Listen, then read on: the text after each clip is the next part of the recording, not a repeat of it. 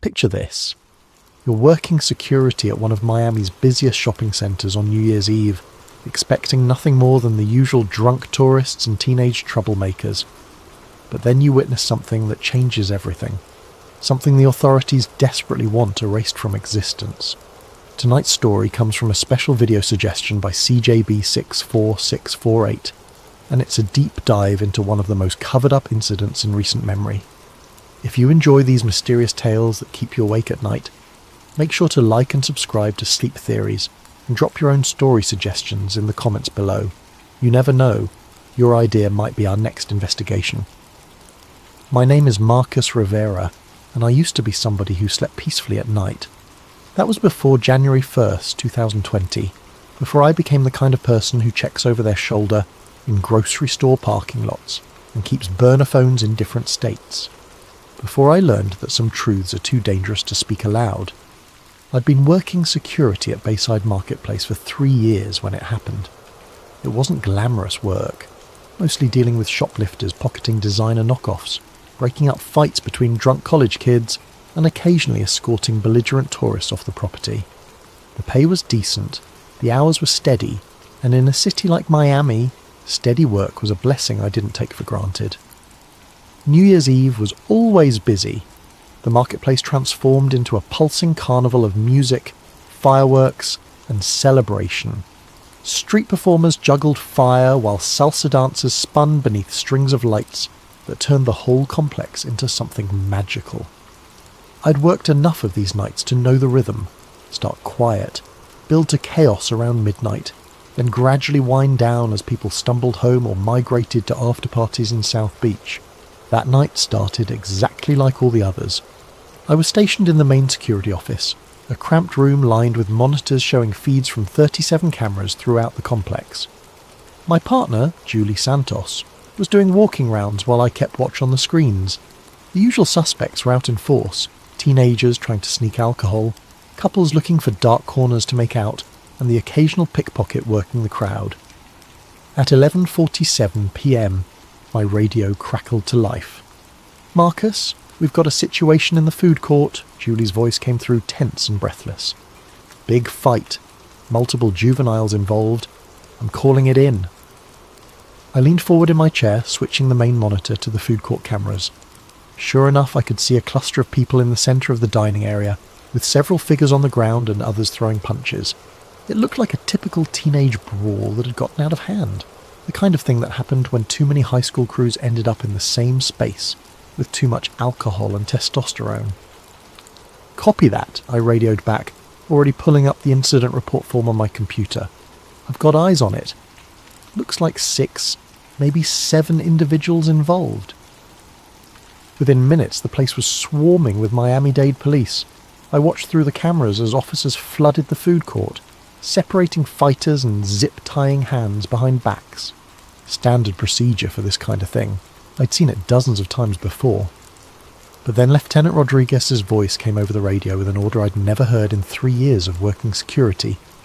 "Rivera, I need you to stay in that office and monitor all camera feeds. Do not leave that room. We're looking for additional suspects who may have fled the scene." Additional suspects? I frowned at the monitors. From what I could see, they'd already detained everyone involved in the fight. But orders were orders, and I started systematically scanning through all 37 camera angles, looking for anyone running or acting suspicious. That's when I saw it. Or rather, that's when I saw him. Camera 23 covered the north parking lot, the area closest to the marina where most of the high-end tourists parked their rental cars. It was usually one of the quieter feeds. Not much foot traffic, just people coming and going from the restaurants along the water.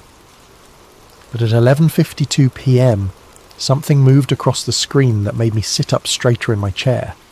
A figure was walking through the parking lot, weaving between the police cars that had responded to the food court incident. At first glance, it looked like a person, tall, thin, wearing what appeared to be dark clothing. But something about the movement was wrong. It was too fluid, too purposeful. While everyone else in the area was either running toward the excitement or hurrying away from it, this figure moved with an almost predatory stillness. I leaned closer to the monitor and reached for the camera controls, zooming in for a better look. The figure was definitely tall, maybe 6.5 feet, possibly taller. The proportions seemed off somehow, like the limbs were too long for the torso, but the resolution wasn't good enough to be certain. As I adjusted the focus, trying to get a clearer image, the figure suddenly stopped walking and turned directly toward the camera. That's when I got my first real look at the face, or what should have been a face. The zoom wasn't perfect, but even through the pixelated digital enhancement, I could see that something was fundamentally wrong with this person's features.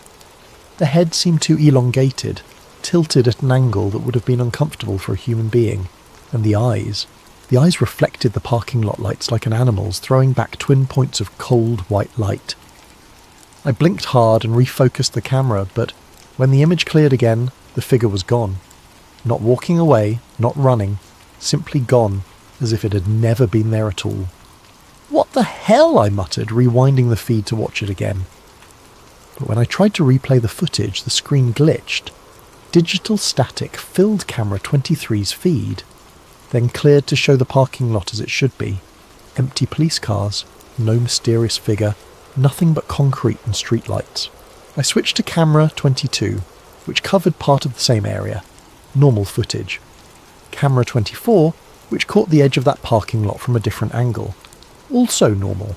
Only camera 23 had malfunctioned, and only for the exact duration when that figure had been visible. My hands were shaking slightly as I cycled through the other feeds, looking for any sign of the tall figure. Nothing. It was as if those 60 seconds had been surgically removed from reality. I grabbed my radio, then hesitated. What exactly was I supposed to report? That I'd seen someone tall walking through a parking lot? That their eyes had reflected light in a way that seemed unnatural? That they'd somehow vanished from a digital recording? Instead, I made a note in the security log. 11:52 p.m. Possible equipment malfunction on camera 23. Will need technical inspection. But I knew it wasn't a malfunction, and deep down I suspected I'd just seen something I wasn't supposed to see. The food court incident was winding down by 12:15 a.m. Most of the teenagers had been released to their parents with citations, and only 2 were being transported to the station for more serious charges. The crowd of onlookers had dispersed, and the marketplace was returning to its normal New Year's Eve rhythm of music and celebration. Lieutenant Rodriguez came by the security office to check in. "Everything quiet on the cameras, Rivera?" I almost told him about camera 23. Almost. But something in his expression, a tightness around the eyes, a forced casualness in his voice, made me hesitate. "Yeah, all quiet," I said instead. "Just the usual crowd control stuff." He nodded but didn't leave immediately. "Listen, we might be here for a while longer. Some follow-up we need to do. Keep monitoring those feeds, okay? Any unusual activity, you radio it in immediately. Unusual how? Just unusual." He turned to go, then paused. "And Rivera? Don't leave the office until we give the all clear. I mean it." After he left, I sat staring at the monitors with growing unease. In 3 years of working security, I'd never been told to stay in the office during an incident. Usually they wanted us out patrolling, being visible, helping to maintain order. This felt different. This felt like they were trying to keep me contained. At 12:45 a.m, curiosity got the better of me. Julie was still doing rounds somewhere on the south side of the complex. The radio had been quiet for 20 minutes. Most of the police seemed to have cleared out, leaving just a few units in the food court area. I made a decision that would change everything. I left the office. The night air hit me like a warm, humid wall as I stepped outside. Even in January, Miami nights carried that tropical weight that made your clothes stick to your skin within minutes. The sounds of celebration echoed off the water. Distant music, laughter, the occasional firecracker that someone had saved from earlier. I walked toward the north parking lot, telling myself I was just doing a routine patrol, that I wasn't specifically looking for any tall figures with reflective eyes, that I was just checking on the area where camera 23 had experienced its malfunction. The parking lot looked normal. Police cars had left tyre marks on the asphalt, and there were a few pieces of trash that would need to be cleaned up in the morning, but nothing out of the ordinary. I was about to head back inside when I heard it, a sound like static electricity but deeper, like the air itself was being torn. I turned toward the sound and felt every hair on my arm stand up. The sensation was immediate and overwhelming, like standing too close to a Tesla coil or walking beneath power lines during a storm. The air tasted metallic, sharp on my tongue, and then I saw it again. The figure was standing about 50 feet away, just beyond the edge of the parking lot lighting. It was definitely tall, taller than I'd estimated from the camera feed. 7 feet, maybe more. The proportions that had seemed off on the monitor were even more disturbing in person. The limbs were too long, the torso too narrow, and the head. The head was wrong in ways that my brain struggled to process. It stood perfectly still, watching me with those reflective eyes. There was an intelligence there that was unmistakably aware, unmistakably focused. It knew I was looking at it, and it was looking back. For a moment that felt like an eternity. We simply observed each other across that distance of concrete and shadow. I should have been terrified. I should have run, or screamed, or grabbed my radio. But instead I felt a strange sense of recognition, as if some part of me had been expecting this encounter. The figure tilted its head, too far to one side at an angle that would have snapped a human neck, and I heard that static sound again, stronger this time. The streetlights around me flickered. Then, without any visible movement, without taking a step or turning around, the figure simply wasn't there anymore. The absence was so complete that for a moment I wondered if I'd imagined the whole thing. But the hair on my arms was still standing up, and the taste of copper lingered in my mouth. I stood in that parking lot for another 10 minutes, waiting for it to return, but the night had gone back to normal. The air temperature returned to its typical subtropical warmth. The streetlights stopped flickering, and the only sounds were the distant echoes of New Year's Eve festivities. When I finally walked back to the security office, my legs were unsteady and my hands wouldn't stop shaking. I was barely back in my chair when the radio exploded with activity. All units, we have a code 7 in the north parking area. SWAT is en route. I repeat, SWAT is en route to Bayside Marketplace. Code 7. In 3 years of security work, I'd never heard that designation used. I grabbed the radio handbook from the desk drawer and flipped through the pages of police codes. Code 1 through Code 6 were all there. Everything from routine traffic stops to armed suspects. But there was no Code 7 listed. Through the security office windows, I could see flashing lights converging on the marketplace from multiple directions.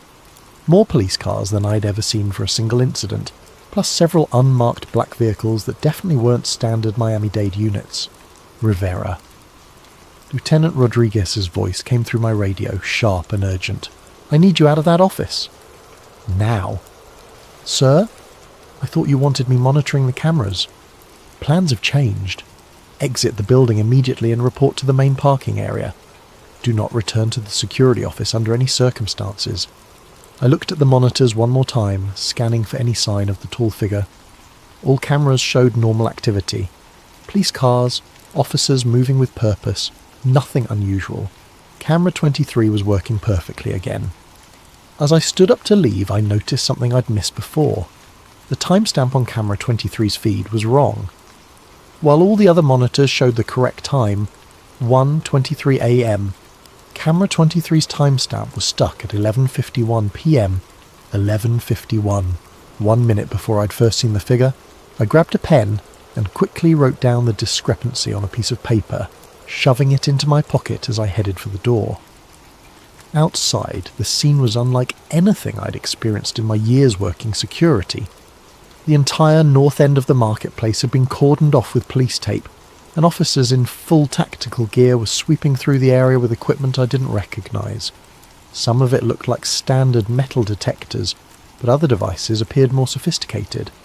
Handheld screens that glowed with complex readouts, instruments that emitted soft beeping sounds as they moved. More concerning were the men in plain clothes. They weren't Miami-Dade police, that much was obvious. They wore identical dark suits despite the humid night, and they moved with the kind of coordinated efficiency that spoke of federal training. One of them was directing the SWAT team's sweep patterns, while speaking quietly into a radio that looked far more advanced than anything in our security arsenal. I found Lieutenant Rodriguez near the entrance to the marketplace, but when I approached him, his expression was grim. "Rivera, I need you to go home. Your shift is over." "Sir, we're scheduled until 6 a.m. "Not tonight. Consider this paid leave. Don't come back until you hear from us." Before I could ask any more questions, he was walking away, leaving me standing alone while tactical teams swarmed the area where I'd seen the figure just an hour earlier. As I walked to my car, I passed close enough to one of the SWAT officers to overhear part of his radio conversation. "Target is no longer in the immediate area. Expanding search perimeter to include marina and surrounding blocks. Be advised, we're dealing with a mobile situation. Containment protocols are in effect until further notice. Target not suspect, not individual. Target?" I drove home with more questions than answers, but I had the sinking feeling that asking those questions was going to get me into more trouble than I was prepared for. The next morning I called the security office to check in, and was told that all camera footage from New Year's Eve had been accidentally corrupted during a system update. 3 years of reliable digital storage, and the one night when I needed to review the feeds, everything had been wiped clean. I should have kept my mouth shut. Looking back, that's the decision that would have saved my job, my friendships, and quite possibly my life. But I'd seen something that defied explanation, and the official response was a cover-up so obvious it was almost insulting. The first person I told was Julie. We met for coffee 3 days after the incident at a little Cuban place on Calle Ocho that we'd been to dozens of times before. Julie had been working security even longer than me, and if anyone would understand the strangeness of what had happened, it would be her. "The whole thing was weird, Marcus," she agreed, stirring sugar into her cortadito. "I've never seen that much police response for a food court fight, and the way they cleared us out afterward, it felt like they were trying to hide something." I leaned forward across the small table. "Julie, I think I saw what they were trying to hide." I told her everything. The figure on camera 23, the way it had vanished from the digital feed, the encounter in the parking lot, the reflective eyes and impossible proportions. I described the static electricity feeling, the way the streetlights had flickered, the sudden absence that had felt like a hole torn in reality itself. Julie listened without interrupting, her expression growing more sceptical with each detail. "Marcus," she said when I finished, "you know how that sounds, right?" "I know exactly how it sounds. But I also know what I saw. You were working a 12-hour shift on New Year's Eve. You'd been staring at security monitors for hours. Sometimes our eyes play tricks on us, especially when we're tired and stressed. It was the response I'd expected, but it still stung. The camera malfunction wasn't in my head, Julie. The timestamp error wasn't fatigue. Something happened that night, and they're covering it up." She reached across the table and squeezed my hand. "Even if something strange did happen, what are you planning to do about it? File a report? Call the newspapers? They'd laugh you out of the building." But I was already past that point. The need to understand what I'd witnessed had become an obsession that was keeping me awake at night. I'd spent the past 3 days researching everything I could find about unexplained sightings in Miami, government cover-ups, and cases where security footage had mysteriously disappeared. That night, I created an anonymous account on Reddit and posted a carefully worded description of the incident on several conspiracy theory forums. Security guard at major Miami tourist location witnessed unexplained figure during police response to disturbance. Figure showed non-human characteristics and disappeared from digital surveillance during apparent equipment malfunction. Heavy federal presence followed. All footage from incidents subsequently destroyed. Looking for information about similar encounters. The responses were immediate and varied. Most were the usual internet skeptics calling me crazy or asking for proof I couldn't provide. But a few responses stood out. User blackout Miami. Similar incident reported at government center in December. Tall figure seen on security cameras. Footage disappeared. Witnesses transferred or fired. User eyes on the skies. Check out Project Blue Book files from the 1960s. Miami has a history of unexplained encounters that get buried. User whistleblower warn. Delete this post immediately. They monitor these forums. You're already on their radar. I didn't delete the post. Instead, I started documenting everything I could remember about the incident, writing detailed accounts of the encounter and saving them in multiple locations. I scanned the handwritten note about the timestamp error and uploaded it to several cloud storage accounts. Within 48 hours, every single one of my posts had been removed by forum moderators, citing unverified claims and potential misinformation. That's when I realised I was dealing with something much bigger than a simple cover-up. On Monday morning, I reported to work as usual, expecting to return to normal security duties. Instead, I was called into the Human Resources office before my shift even started. Margaret Chen, the HR manager, was sitting behind her desk with a file folder and an expression that told me this wasn't going to be a pleasant conversation. "Marcus, we need to discuss a serious violation of company policy that occurred during your shift on New Year's Eve." My stomach dropped. "What kind of violation?" "According to Lieutenant Rodriguez's report, you abandoned your assigned post despite direct orders to remain in the security office. You also failed to report unusual activity that may have been relevant to an ongoing police investigation." I stared at her in disbelief. "I was told to leave the office. Rodriguez himself ordered me to—" "That's not what his report says. According to the official record, you left your post without authorization and failed to cooperate with law enforcement during a critical incident." She slid a piece of paper across the desk. "This is your termination notice, effective immediately. Security will escort you from the building, and you're prohibited from returning to Bayside Marketplace property." I tried to argue, to explain what had really happened, but Margaret was already standing up, signalling that the conversation was over. "I'd strongly advise you to avoid discussing the details of your employment here with anyone," she said, as two security guards appeared in the doorway. "Your final paycheck will be mailed to your address on file." As I was escorted out of the building where I'd worked for 3 years, I caught a glimpse of my replacement already sitting in the security office, monitoring the same 37 cameras that had shown me something I wasn't supposed to see. That afternoon, I called Julie to tell her what had happened. Her phone went straight to voicemail. When I tried her again the next day, I got a message saying the number was no longer in service. I never spoke to Julie Santos again. Losing my job should have been a wake-up call. A rational person would have taken the hint, moved on, and found new employment without asking too many questions about why their previous position had ended so abruptly. I was not a rational person. Instead of backing down, I doubled down on my investigation. If they were willing to fire me to keep me quiet, then whatever I'd witnessed was even more significant than I'd initially believed.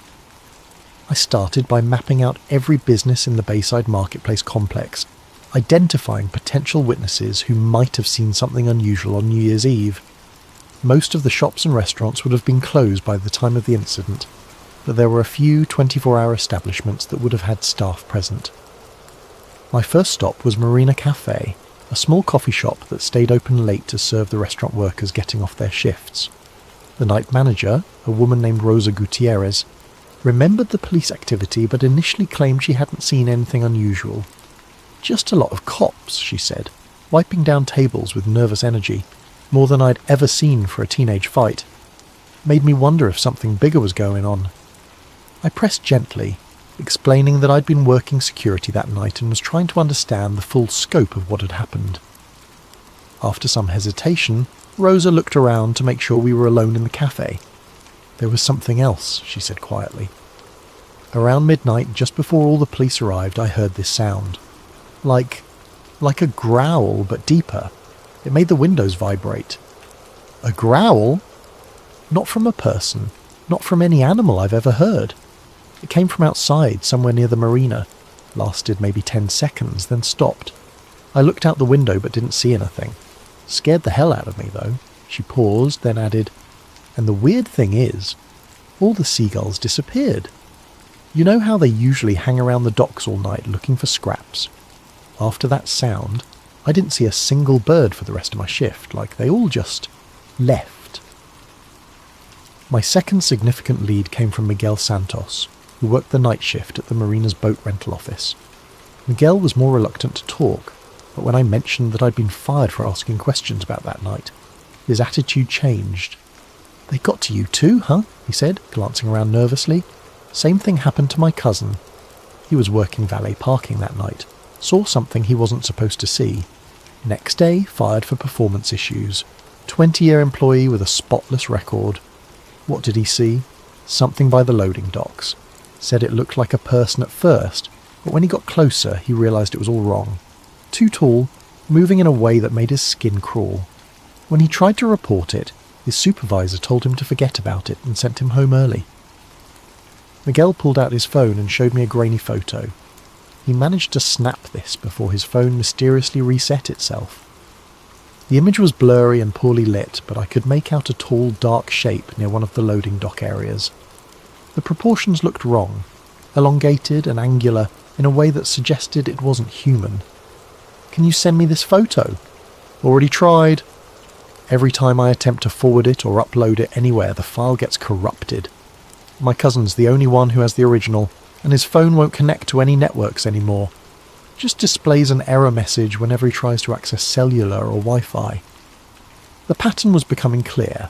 Multiple witnesses, all experiencing technological problems when they tried to document or share what they'd seen, all facing professional consequences for asking questions. But the most significant breakthrough came from an unexpected source. I was having lunch at a small Dominican restaurant in Little Havana when I overheard two men at the next table discussing something in hushed tones. One of them mentioned Bayside Marketplace and New Year's Eve, which immediately caught my attention. "Never seen anything like it in 20 years on the force," one was saying.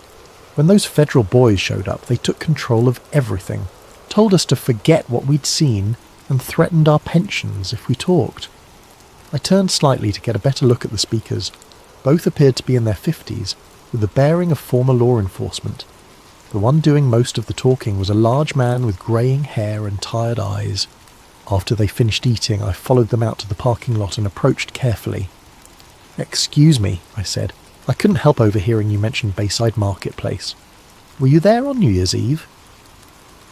The man who'd been talking immediately tensed up. "Who's asking?" Someone who was there too.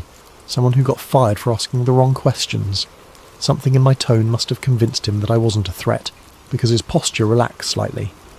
"You're the security guard. Rivera, right?" I nodded, surprised that he knew my name.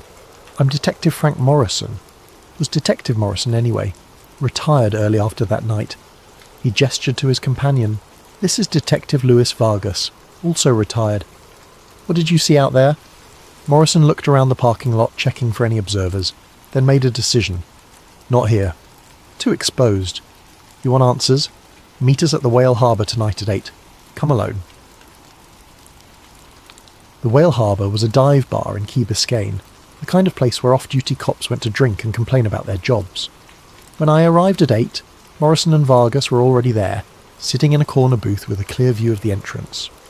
"Before we start," Morrison said as I sat down, "you need to understand that everything we're about to tell you is off the record. We've got families, pensions, and a lot to lose. But what happened that night? It's been eating at us for months." He took a long drink from his beer, then began to speak. "We were called in as backup for the food court incident. Standard crowd control stuff, nothing unusual. But about 20 minutes in, we got new orders. Federal agents had arrived and were taking over the scene. They wanted us to establish a perimeter around the entire north end of the complex." Federal agents from which agency? That's the thing. They never identified themselves. No badges, no credentials shown to us. Just orders passed down from the lieutenant that we were to cooperate fully and ask no questions. Vargas leaned forward. "About an hour in, they brought in some kind of specialised equipment. Not standard law enforcement gear. These devices were scanning for something, and when they found it, the whole operation changed." "Changed how?" "They called for a containment unit," Morrison said. "Black trucks, unmarked vehicles, personnel in hazmat-style suits.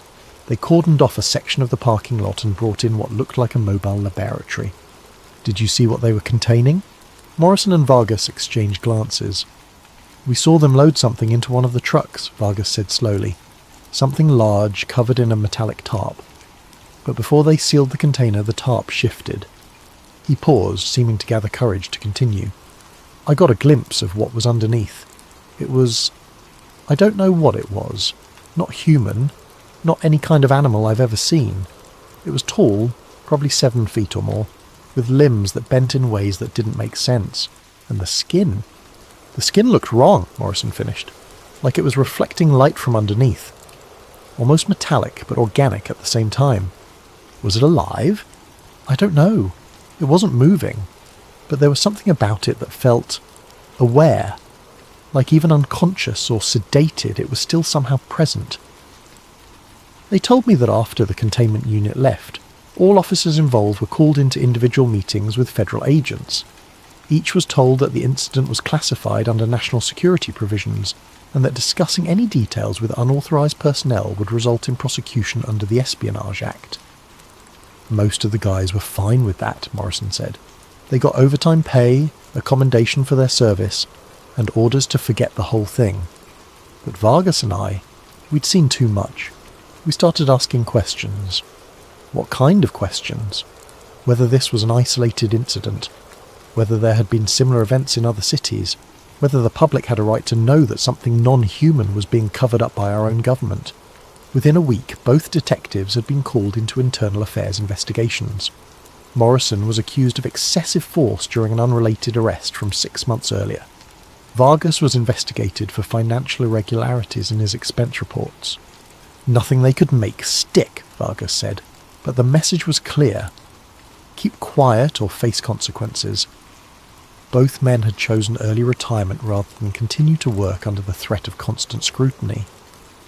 The thing is, Morrison said as we prepared to leave, this isn't the first time something like this has happened in Miami. We started digging into old cases, looking for patterns. There have been at least 3 similar incidents in the past 5 years. Always the same response. Immediate federal takeover, memory hold within 48 hours, witnesses either discredited or disappeared. He handed me a piece of paper with several addresses written on it. These are the locations of the other incidents. If you're serious about investigating this, that's where you should start. But Rivera? I looked up from the paper. Be careful. Whatever you saw that night, whoever's covering it up, they've got resources we can't even imagine. They've already destroyed your career. Don't let them destroy your life. The first address Morrison had given me was a construction site in downtown Miami, where, according to police records, there had been a gas leak evacuation in March 2019. The official story was that workers had detected dangerous levels of methane and called in hazmat teams as a precaution. But when I spoke to Carlos Mendez, a construction foreman who'd been working the site that day, I got a very different account. Gas leak my ass, Carlos said when I met him at a job site in Coral Gables. I was the safety supervisor on that project. I know gas leaks, and what we saw that morning wasn't any kind of leak. According to Carlos, workers had discovered something while excavating for a new foundation. Something that had been buried about 12 feet underground, wrapped in what appeared to be a metallic cocoon or shell. It was the size of a person, maybe bigger. The outer layer was like nothing I'd ever seen, part organic, part technological. When we tried to cut through it to see what was inside, the whole thing started humming. Humming? Like electrical equipment, but alive somehow, and the temperature around it dropped about 20 degrees in a matter of minutes. Our breath was visible, right there in the middle of a Miami summer. Within hours, federal agents had arrived and declared the site a potential environmental hazard. All workers were evacuated, sworn to secrecy, and paid substantial bonuses for their discretion.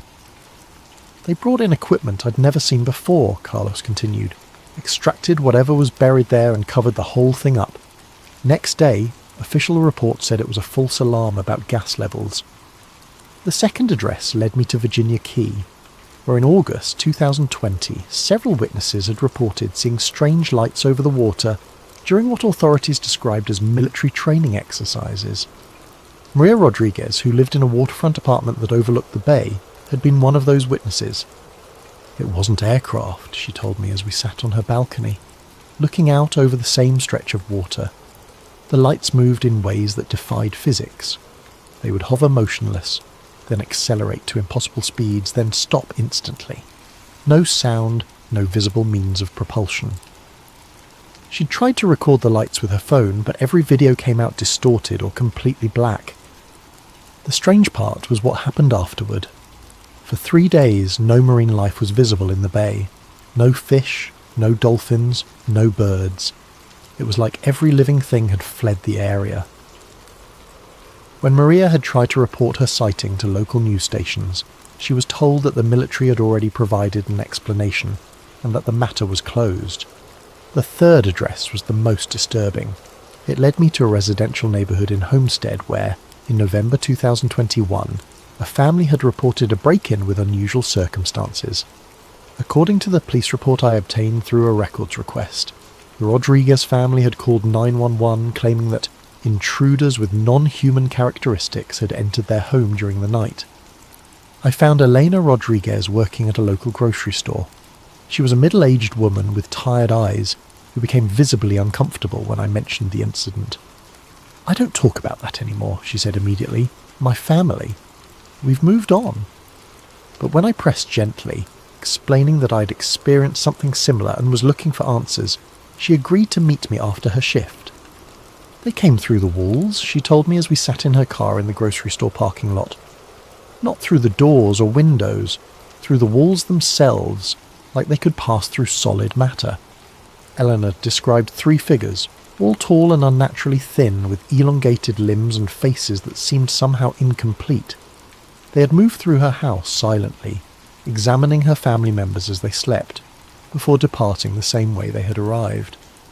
My youngest son, Diego, he woke up during it. He saw one of them standing over his bed. It looked down at him, and Diego said its eyes were like mirrors, reflecting everything but showing nothing. When Elena had called the police, they'd initially responded as if it were a standard home invasion. But when the responding officers heard her description of the intruders, everything changed. Within an hour, federal agents had arrived and conducted extensive interviews with the entire family. "They told us it was a shared hallucination caused by a gas leak," Elena said bitterly.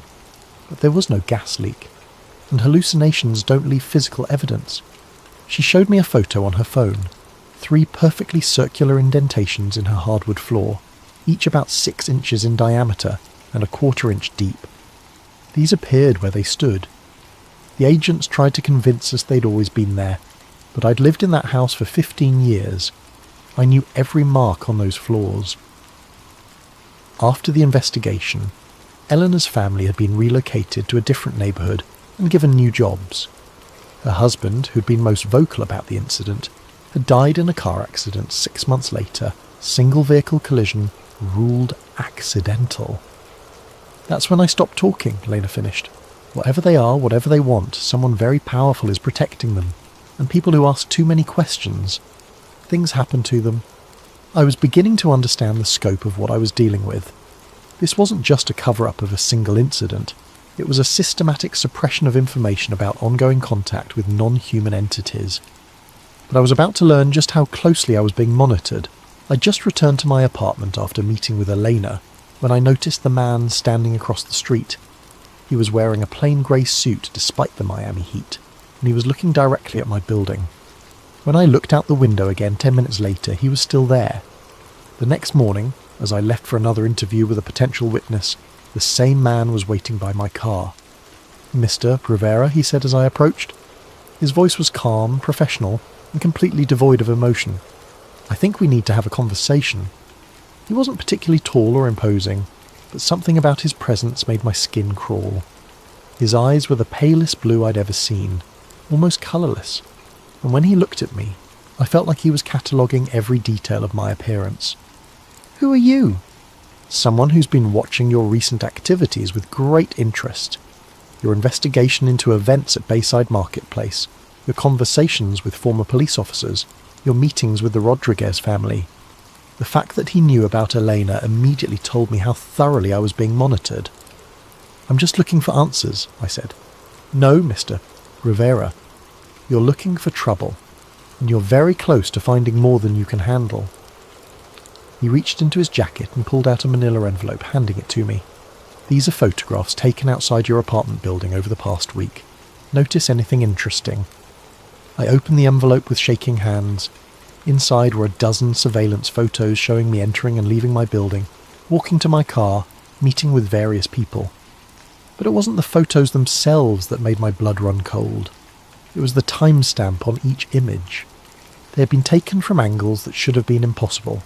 high above street level, as if the photographer had been floating in mid-air.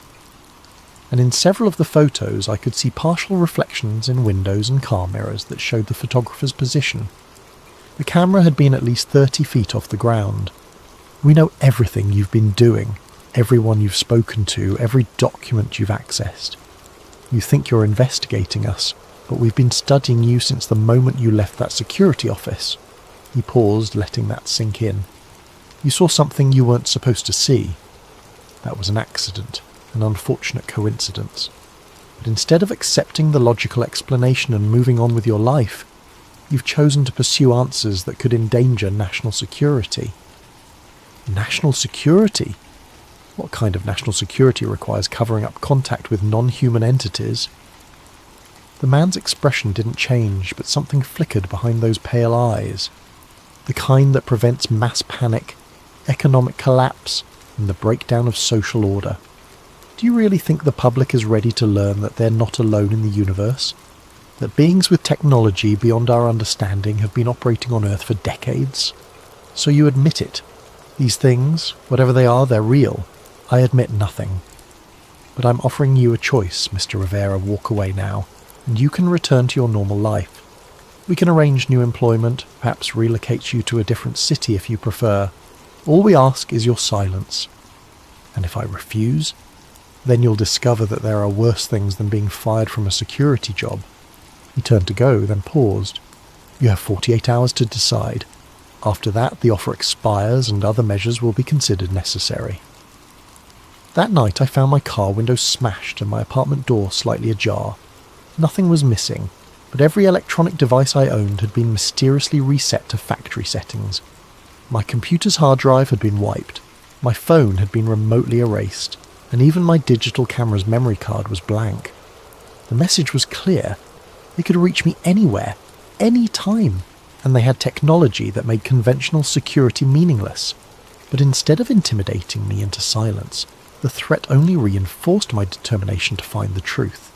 I spent the next day acquiring new equipment and creating backup plans that I hoped would be hardest to detect.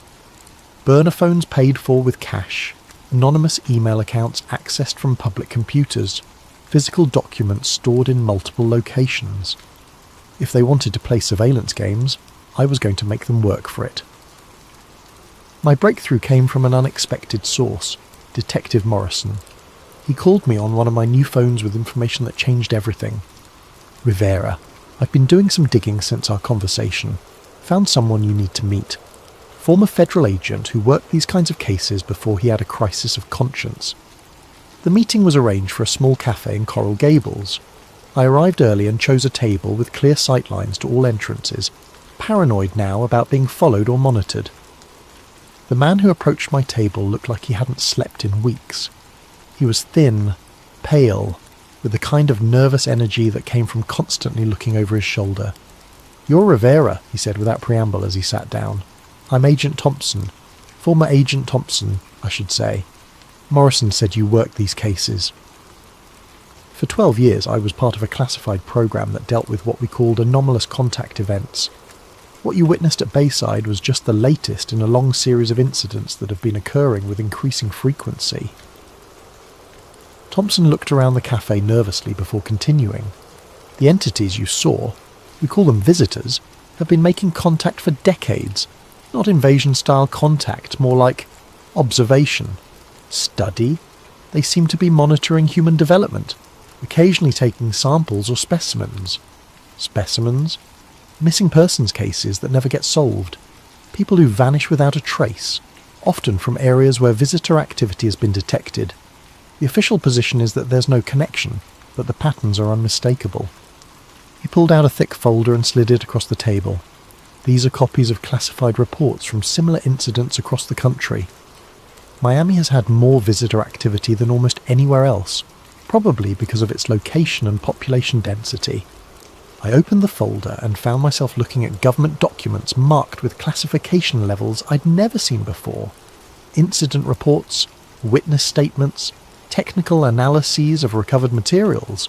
Why are you showing me this? Because the program is changing direction. For years the policy was containment and secrecy. Document the encounters, clean up the evidence, silence the witnesses, but recently there's been a shift toward active cooperation. Cooperation, trade agreements, technology exchanges. The visitors have been offering advanced science in return for access to human subjects and freedom to operate without interference. Thompson's voice dropped to barely above a whisper. Some people in the government think this is humanity's chance to make a quantum leap in technological development. Others think we're selling our species to entities whose motives we don't understand. He pointed to a specific document in the folder. That's a report from 3 months ago. A visitor delegation meeting with Pentagon officials to discuss expanded operations. Your incident at Bayside was part of a new protocol. Instead of completely hiding their activities, they're testing public response to limited exposure. You mean they wanted me to see them? Not you specifically, but someone. They need to gauge how humans react to direct contact, how effectively the cover-up mechanisms work, how much pressure it takes to silence witnesses. The implications were staggering. I hadn't stumbled onto a secret. I'd been used as a test subject in some kind of psychological experiment. What happened to the entity they captured at Bayside? Transported to a secure facility in Nevada. But Rivera, here's the thing. It wasn't captured. It was surrendered. The visitors sometimes allow us to take individuals for study as part of the cooperation agreement. Thompson stood up to leave but turned back one more time. There's a transportation scheduled for tonight. They're moving the Bayside specimen to a different facility, and there's going to be a window of vulnerability during the transfer. If someone wanted to document proof of the program. He left an address written on a napkin and walked away without another word. The address Thompson had given me was for a warehouse in the industrial district near the port. According to my research, it was officially owned by a shipping company, but tax records showed it had been leased to a federal agency under a classified contract. I arrived at 11 p.m. and found a position across the street where I could observe the warehouse without being seen. The building was surrounded by a high fence topped with razor wire, and I could see armed guards patrolling the perimeter. At 11:45, a convoy of black vehicles arrived. 3 SUVs and a large truck that looked like it had been modified for special cargo. Federal agents in tactical gear emerged from the vehicles and began preparing for some kind of operation. I'd managed to acquire a camera with a powerful telephoto lens, and I started documenting everything I could see. The agents were using equipment that looked far more advanced than standard law enforcement gear. Devices that glowed with soft light, instruments that seemed to scan the air itself. At midnight they brought out the container. It was roughly the size of a coffin, made from some kind of metallic material that seemed to shift and flow in the light.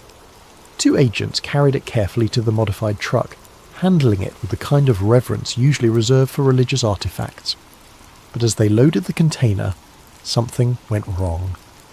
One of the agents stumbled, and the container tilted at an angle that caused part of its contents to become visible through a transparent section I hadn't noticed before. Through my camera lens, I got a clear view of what was inside. It was the entity from Bayside, but it was awake. Those reflective eyes were open and aware, looking directly through the transparent section toward the warehouse where I was hidden. Even from a distance of several hundred feet, I felt the same electric sensation I'd experienced in the parking lot. The same sense of being observed by an intelligence that was fundamentally alien. But what happened next changed everything I thought I understood about the situation. The entity moved its hand, or what passed for a hand, and placed it against the transparent barrier. Not struggling to escape, not trying to break free, but making what appeared to be a deliberate gesture. It was waving, not at the agents surrounding the container, but at me. Somehow it knew I was there, knew I was watching, and was acknowledging my presence. I kept shooting photographs, documenting every detail of the transfer process. But as the convoy prepared to leave, I noticed something that made my blood run cold. One of the agents had pulled out a device that looked like a tablet computer, but the screen was displaying what appeared to be a real-time satellite view of the industrial district. As I watched through my camera, a red dot appeared on the screen marking the exact building where I was hidden. They knew I was there. The agent with the tablet spoke into his radio, and I saw several other agents begin moving in my direction. I had maybe 2 minutes before they reached my position. I quickly ejected the memory card from my camera and slipped it into my shoe, then grabbed a backup card I'd brought and put it in the camera. If they caught me, I wanted them to find decoy footage that wouldn't reveal what I'd actually captured. But I didn't wait around to be caught. I slipped out of the warehouse through a back entrance and made my way through a maze of industrial buildings toward where I'd parked my car. Behind me, I could hear the sounds of pursuit, engines starting, radios crackling, the systematic search of a trained tactical team. I reached my car just as the first agent appeared at the end of the alley. Instead of driving toward the main road, which they would certainly be watching, I headed deeper into the industrial district, using my knowledge of Miami's back streets to evade the pursuit. It took me 3 hours of careful driving through residential neighbourhoods and side streets before I was confident I'd lost them. When I finally made it home, I found my apartment had been searched again, but this time they'd left a message. Written on my bathroom mirror in what appeared to be some kind of luminescent ink was a single word: run. I didn't need to be told twice. Within an hour I had grabbed essential documents, the memory card with the photographs, and enough cash to disappear for a while. But before I left Miami, I had one more stop to make. I drove to Bayside Marketplace one last time, parking in the same lot where I'd first encountered the entity 3 months earlier. The place looked normal, tourists taking late-night photos, couples walking along the marina, the usual mix of activity that made Miami a 24-hour city. But I knew that beneath this normal facade something extraordinary was being hidden. I walked to the exact spot where I'd seen the tall figure that first night, looking for any signs of the encounter that had changed my life. The concrete looked the same, the lighting was unchanged, but I noticed something I'd missed before. There were small circular marks in the pavement, the same type of indentations Elena Rodriguez had shown me in her house. 3 perfect circles, each about 6 inches in diameter, arranged in a triangle pattern. They weren't damage from construction or wear patterns from foot traffic. They were too precise, too intentional. They looked like landing marks. As I knelt to examine them more closely, I heard a familiar sound, that electric static that seemed to come from the air itself. I stood up slowly and found myself face to face with the same entity I'd encountered months before. It was standing about 10 feet away, perfectly still, watching me with those reflective eyes. But this time, I wasn't afraid. After everything I'd learned, everything I'd discovered about the cover-up and the cooperation agreements, I realised that this wasn't a predator or an invader. It was a researcher, and I was part of its study. We regarded each other in silence for several long moments. Then, impossibly, it spoke. The voice didn't come through the air. It appeared directly in my mind, like a thought that wasn't my own. You have seen, you have documented, you have chosen to pursue truth despite consequences. Why? I asked, not sure if I was speaking aloud or thinking the question. Your species stands at a threshold. Some among you are ready for broader contact. Others resist change. We study both responses. The government knows about you. They're working with you. Some among your leaders seek cooperation, others seek control. The outcome is not yet determined. What do you want from us? To understand, to evaluate, to determine if your species can join the broader community of intelligence. And if we can't? The entity tilted its head at that impossible angle, considering the question. Then you will remain isolated until you are ready, or until you are no longer capable of choice. The implications of that statement sent a chill through me, but before I could ask for clarification, the entity was speaking again. You have served your purpose, Marcus Rivera. Your reactions, your investigations, your resistance to suppression, all have provided valuable data. I was an experiment. You were a volunteer.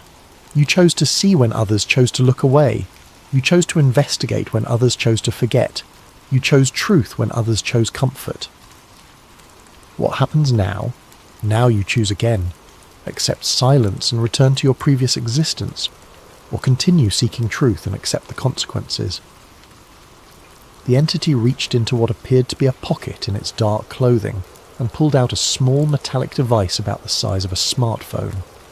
This contains evidence of our presence that cannot be erased or corrupted by your government's technology. Use it wisely. It placed the device on the ground between us, then stepped backward. "We will be watching, Marcus Rivera. Your choices will influence how we proceed with your species." And then, just as it had before, the entity simply wasn't there anymore. I stood alone in the Bayside parking lot holding an alien device that contained proof of everything I'd suspected. That was 6 months ago.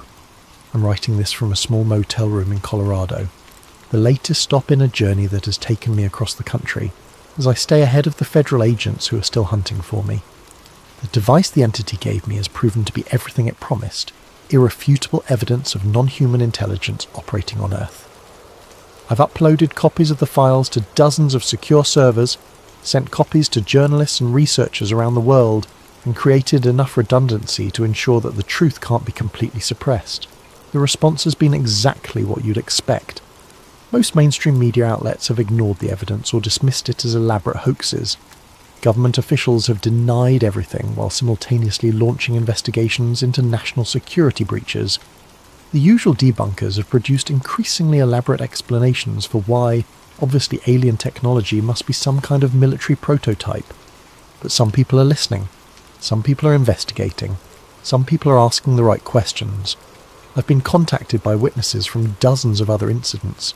Construction workers who found buried artifacts, military personnel who encountered craft that defied physics, scientists who were ordered to destroy research that proved too inconvenient. We're building a network of people who refuse to accept the official silence. People who believe that humanity deserves to know the truth about our place in the universe. The federal agents are still hunting for me. I change locations every few days, use only cash, avoid any kind of electronic communication that can be traced. But I'm not running scared anymore. I'm running strategic. Every day I stay free as another day to gather more evidence, to contact more witnesses, to build a case that even the most sophisticated cover-up can't suppress. Because I understand now that this isn't just about what I saw at Bayside Marketplace. It's about the future of human civilization, about whether we'll be allowed to make informed choices about contact with non-human intelligence, or whether those choices will be made for us by a small group of government officials and corporate interests. The entities, the visitors, whatever we choose to call them, are real. They're here, they're studying us, and they're waiting to see what kind of species we really are. Some in our government have chosen cooperation and secrecy. They've decided that humanity isn't ready for the truth, that panic and social collapse would be inevitable if people knew we weren't alone. I believe they're wrong. I believe that people deserve to know, that we have the right to participate in decisions about our own future. That truth, however disturbing, is better than comfortable lies. So I'm going to keep running, keep investigating, keep documenting. I'm going to find every witness, gather every piece of evidence, and build a case so comprehensive that even the most sophisticated disinformation campaign can't discredit it. They took my job, my friends, my normal life, but they can't take what I saw that night at Bayside. They can't erase the truth. And as long as I'm alive and free, I'm going to make sure that truth eventually reaches the people who deserve to know it. The hunt continues. My name is Marcus Rivera, and this is my testimony. If something happens to me, if I disappear or die under suspicious circumstances, remember that the truth doesn't die with the messenger. They're here, they're watching, and humanity's future hangs in the balance of choices we're not even being allowed to make. The question isn't whether we're alone in the universe. The question is whether we're brave enough to handle the answer. But it was also something that the government considered sensitive enough to require immediate recovery and continued secrecy decades after the fact. That level of protection suggested technology that was either still classified or related to programs that remained sensitive for political or strategic reasons. By 2003, I had assembled what I believed was a coherent picture of what had happened at Kecksburg. It wasn't extraterrestrial. It wasn't a simple meteor.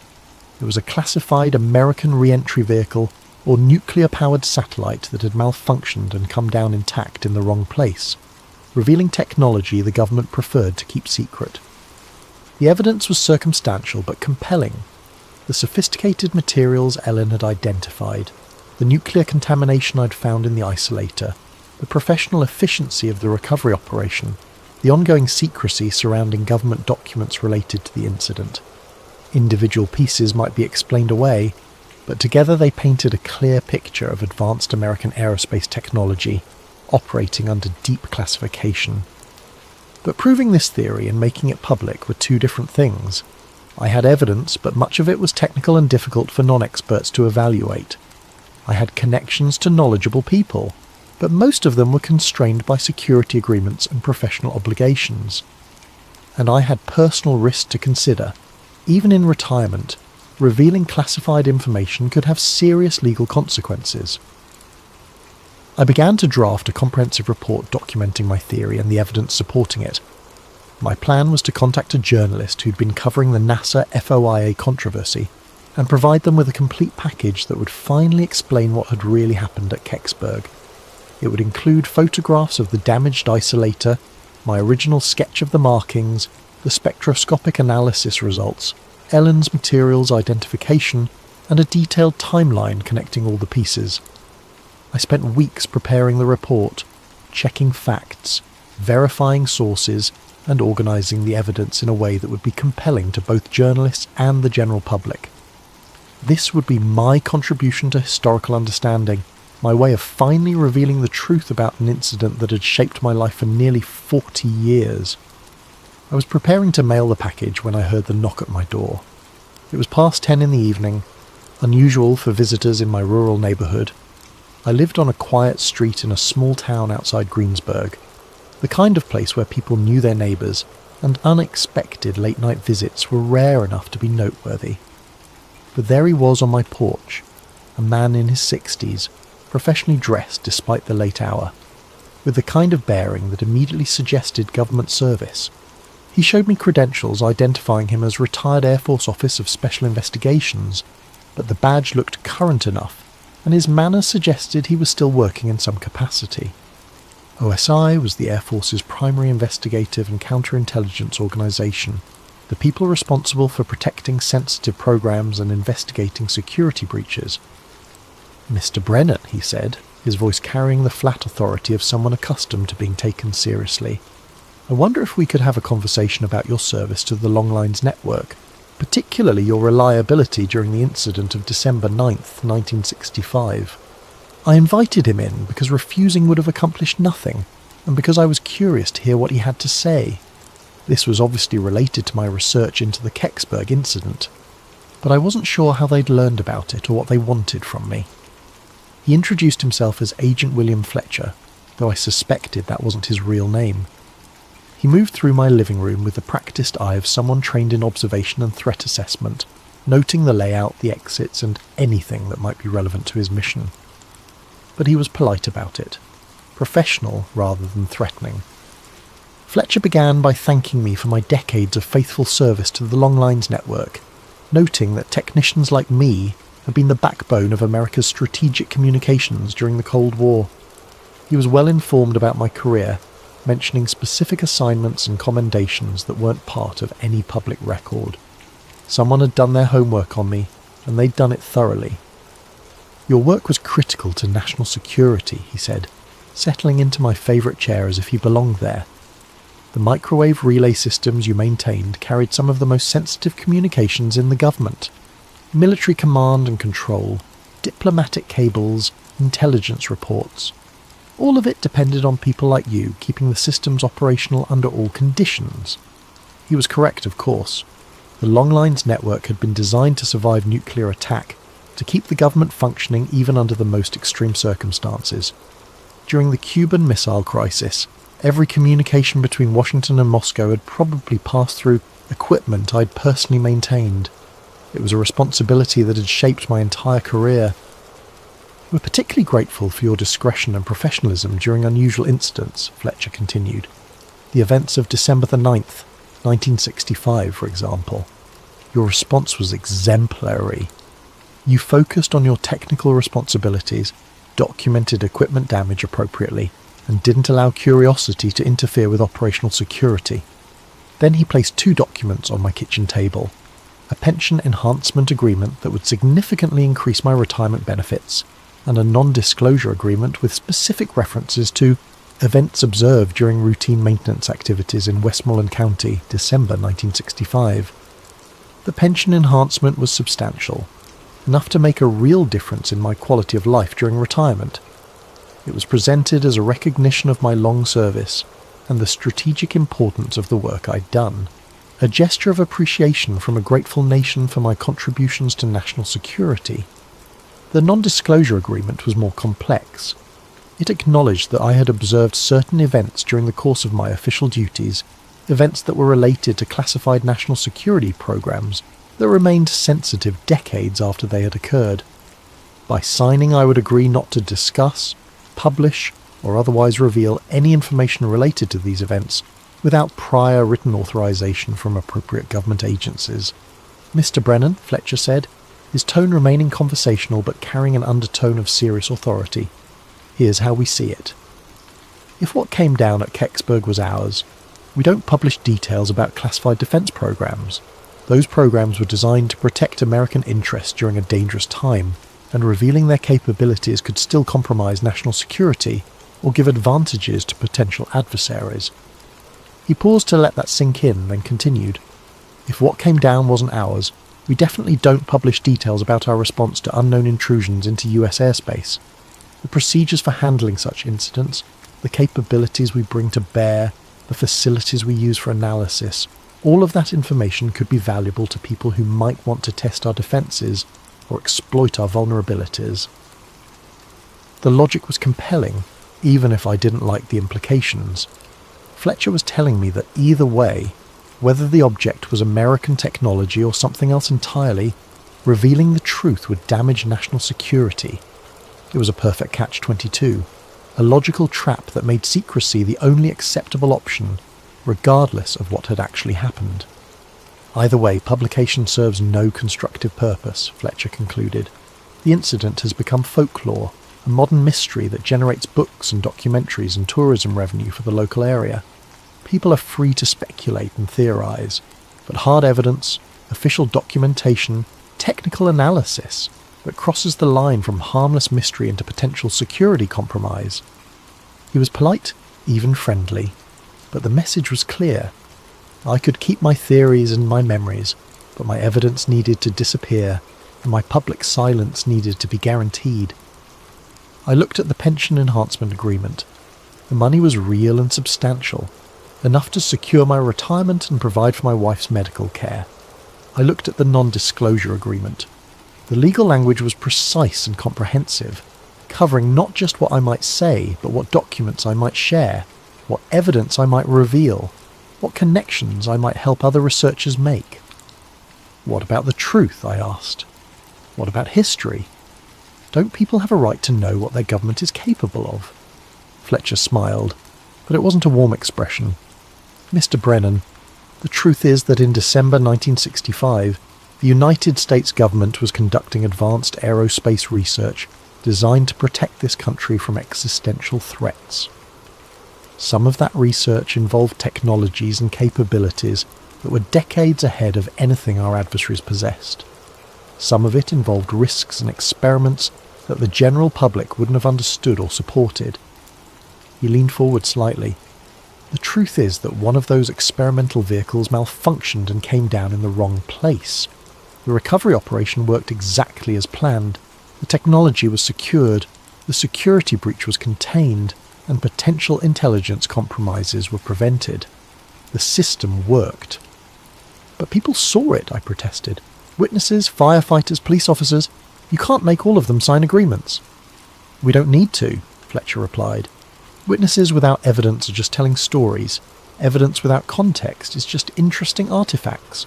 You're the only person who has both the technical background to understand what you saw and the physical evidence to prove it. You're the only one who can connect all the pieces into a coherent picture that threatens operational security. He was right, and we both knew it. My technical training, my presence at the scene, my collection of evidence, and my decades of investigation had given me a unique understanding of what had happened. Without my testimony and evidence, the Kecksburg incident would remain what it had always been. A fascinating mystery with no definitive resolution.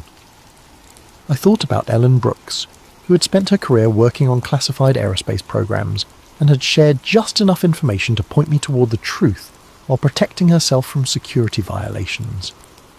I thought about Mike Romano, whose honest testimony about what he'd seen had contributed to historical understanding, while carefully avoiding any claims about what the object actually was.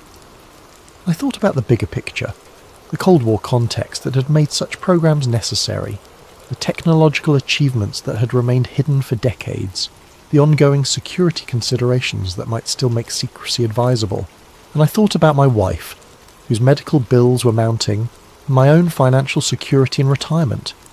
I signed the papers. The ferret isolator sits in my desk drawer now, next to Ellen Brooks's napkin, and my original sketch of the band markings.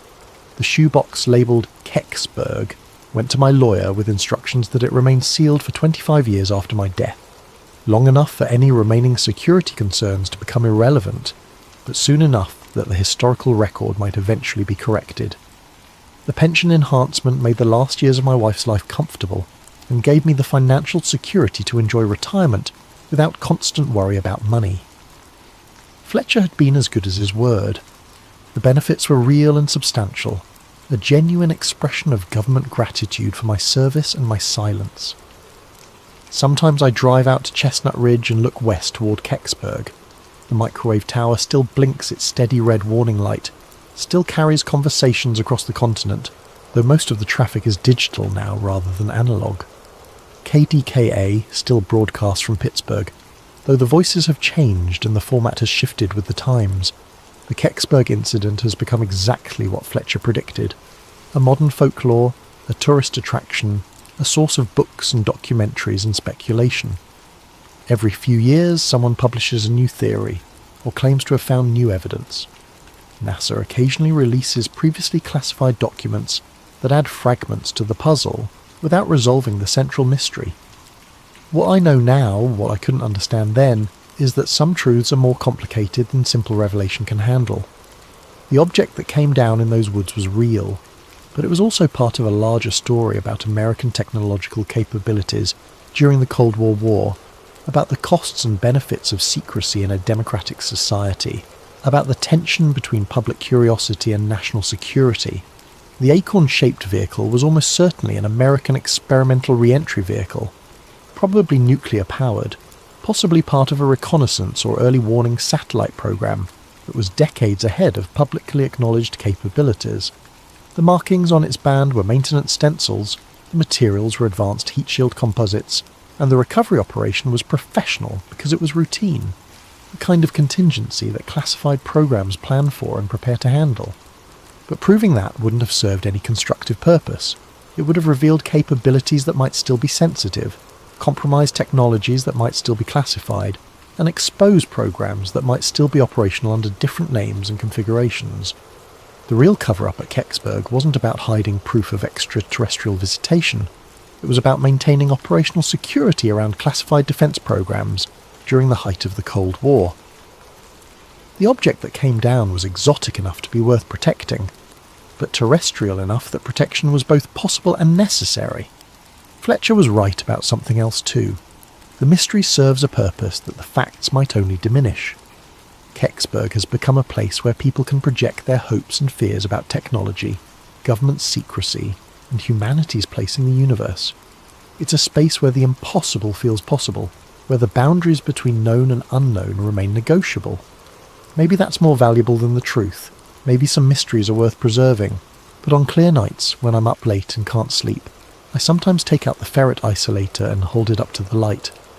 The crack patterns in the ferret core tell a story about electromagnetic forces and thermal stress, about technology pushed beyond its design limits in service of purposes I can only guess at. The truth is in there, waiting in that damaged component like a message in a bottle. Someday, when the security considerations have faded and the political concerns have become irrelevant, maybe someone will decode that message and understand what really fell from the sky on December 9th, 1965. Until then, the mystery endures, and maybe that's exactly how it should be. The Kecksburg incident taught me that truth isn't always about revelation. Sometimes it's about understanding the difference between what we can know and what we should say, between what happened and what it means, between facts and their consequences. I kept my word to Fletcher, but I also kept my evidence. The story will survive, even if it has to wait for a better time to be told. And in the meantime, people are free to wonder, to speculate, to imagine possibilities that might be more interesting than the mundane reality of classified aerospace programs and bureaucratic cover-ups. The acorn still turns in its crater in my dreams, bronze surfaces gleaming in the December twilight, its band of markings spelling out secrets in a language only engineers understand. It was ours, but we built it to touch the impossible. In the end, maybe that's alien enough. What if humanity's greatest treasure was never meant to be found? What if some doors were sealed not to keep us out, but to keep something else in? Tonight's story takes us deep into the heart of India's most sacred temple, where ancient warnings echo through marble halls and gold-laden chambers hide secrets that predate recorded history. Before we begin, I want to give a thank you to Brassneck Mc23 for suggesting this chilling tale of forbidden knowledge and cosmic horror. If you have ideas for future stories, please leave them in the comments below. And if you enjoy these late-night journeys into the unknown, don't forget to like and subscribe to Sleep Theories for more stories that will keep you questioning what lurks in the shadows of our world. Now dim the lights, settle in, and prepare yourself for a story where curiosity becomes a curse and some mysteries are better left buried. The invitation arrived on cream-coloured paper, embossed with the seal of the Supreme Court of India. As a historian specialising in South Asian antiquities, I had expected many things in my career, but never a formal request to witness what the media was calling the greatest archaeological discovery of the modern era. The Sri Padmanabhaswamy Temple in Thiruvananthapuram, Kerala, had stood for over 1,000 years as one of India's most sacred sites. Dedicated to Lord Vishnu, its towering gopurams scraped the tropical sky like a stone finger pointing toward the divine. What made it extraordinary wasn't just its spiritual significance, but what lay hidden beneath its ancient stones. In 2011, a legal petition had demanded an inventory of the temple's treasures. What they found in the first 5 vaults defied comprehension. Gold coins dating back centuries, precious stones the size of eggs, jewellery that belonged to forgotten dynasties. The estimated value exceeded $100 billion, making it potentially the richest religious site on Earth. But there was a 6th vault. Vault B. I arrived in Kerala on a sweltering morning in March, the humid air thick with the scent of jasmine and incense. The temple complex buzzed with activity as legal officials, archaeologists and security personnel prepared for what everyone hoped would be the crown jewel of the discovery. The head priest, an elderly man named Kandararu Mahesh, met our legal team at the temple's main entrance.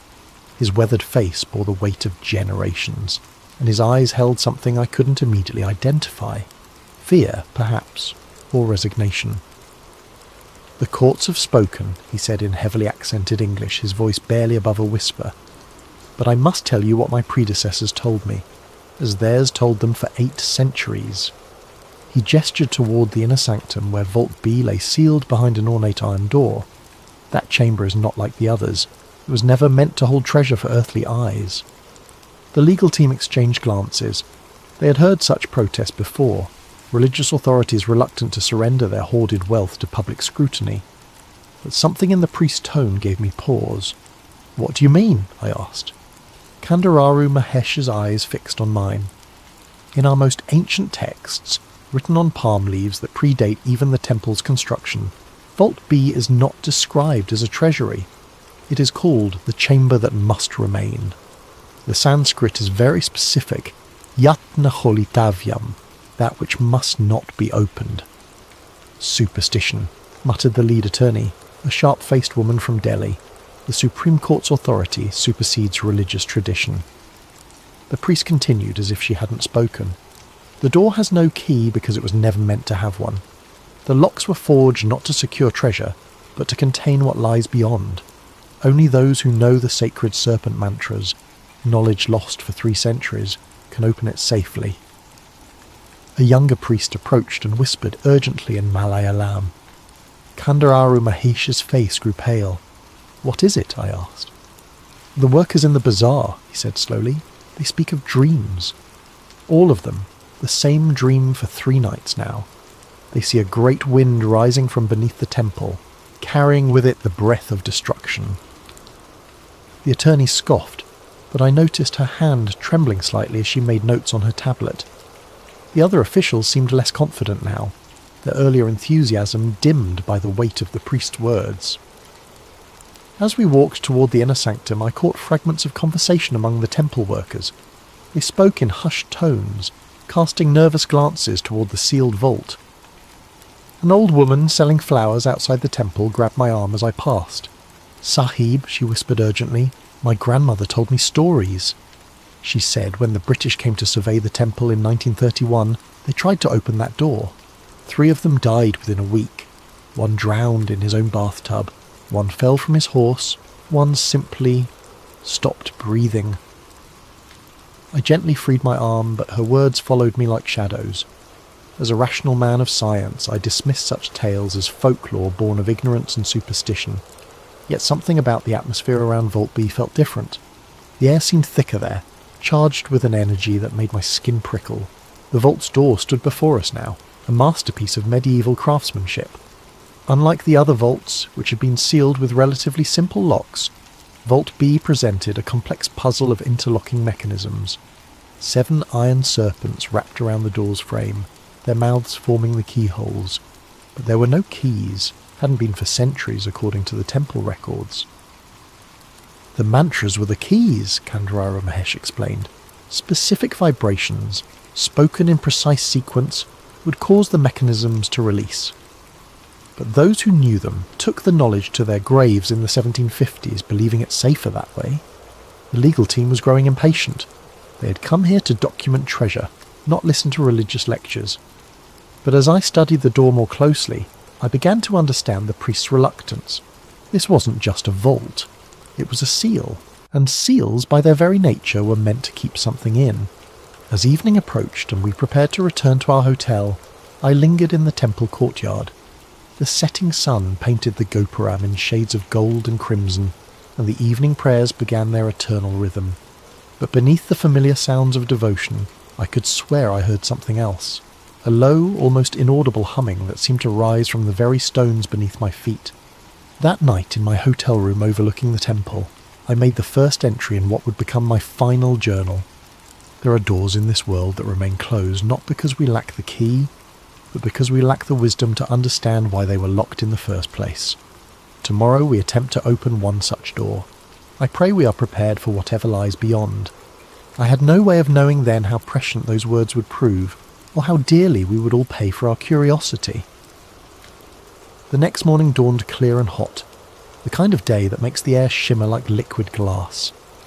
By 6 a.m. the temple complex was already bustling with activity. Security cordons kept the gathering crowd at bay while our team prepared for what the media had dubbed the greatest treasure hunt in modern history. The opening of vaults A, C, D, E and F had been methodical and spectacular. Each chamber revealed layer upon layer of unimaginable wealth.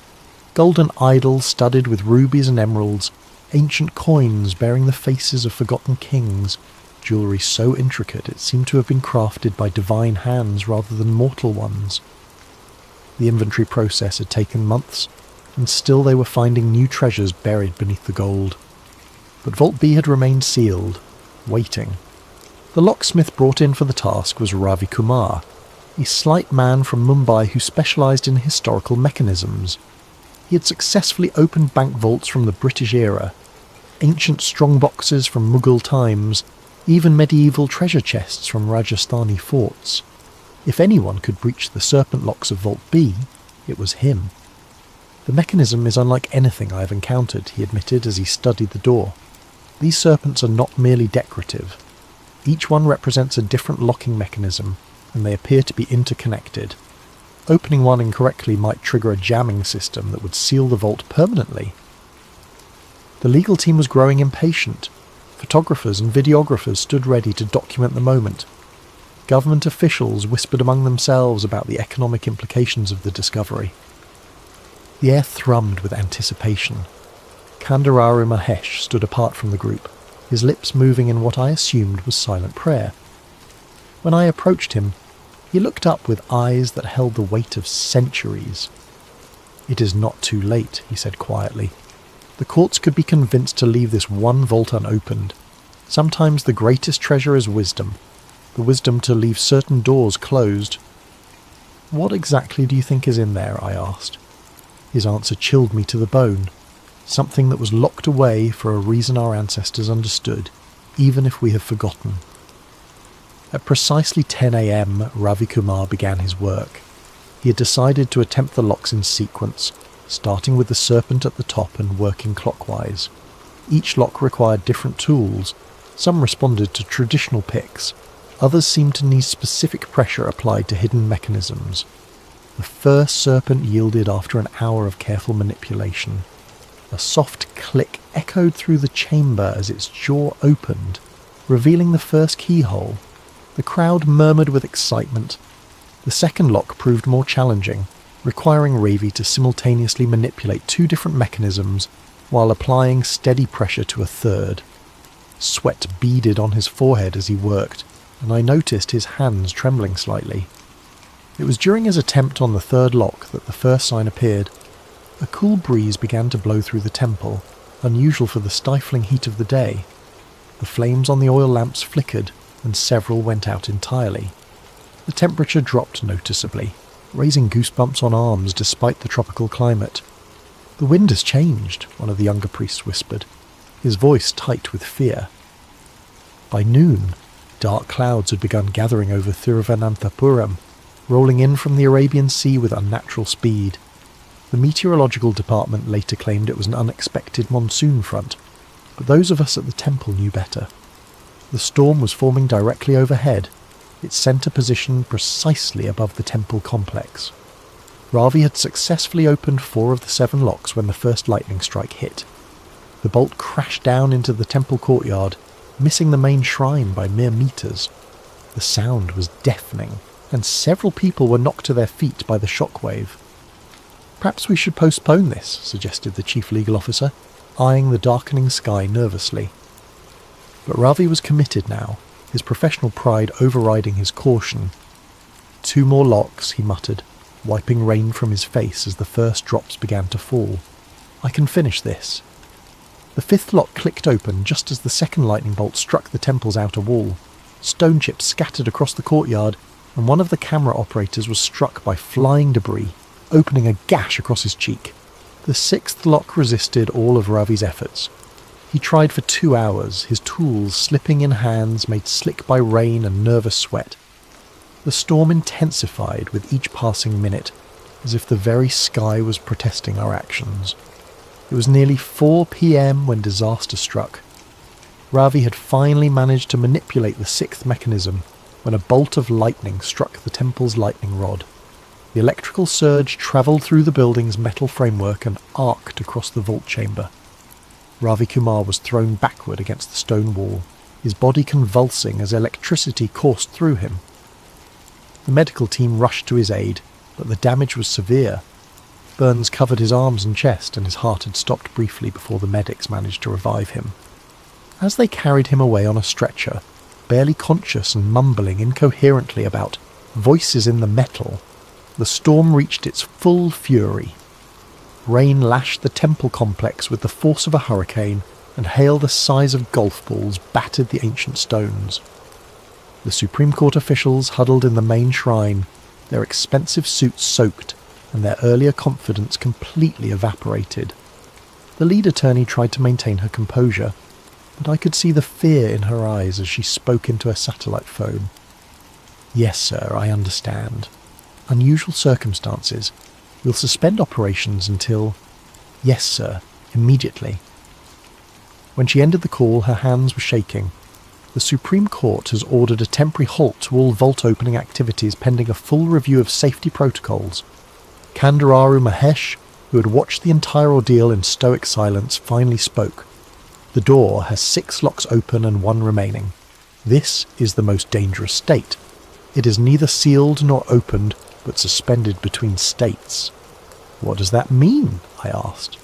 "It means," the old priest said, his voice barely audible over the thunder, "that whatever lies beyond can sense us now. It knows we are here." As if in response to his words, a sound emerged from behind the vault door, low, rhythmic, like the breathing of some vast creature. It was barely perceptible beneath the storm's fury, but those of us close to the vault heard it clearly, the breathing of something that had been waiting a very long time to be awakened. That evening, as the storm finally began to subside, I made my second journal entry. We have accomplished something today, though I am no longer certain it was wise. The vault door stands partially open, like a mouth frozen mid-scream. 6 of 7 locks have yielded to our tools, but the 7th remains. Ravi Kumar lies in the hospital, his condition stable but his mind changed. He speaks of whispers in an ancient tongue, of promises made in the darkness before dawn. The priests were right about one thing. This is not merely a treasure vault, but what it truly contains remains to be seen. The breathing has stopped for now, but I find myself straining to hear it return. Part of me dreads what tomorrow will bring. Another part cannot wait to discover the truth. I fear both parts of me may soon regret their curiosity. Sleep eluded me that first night.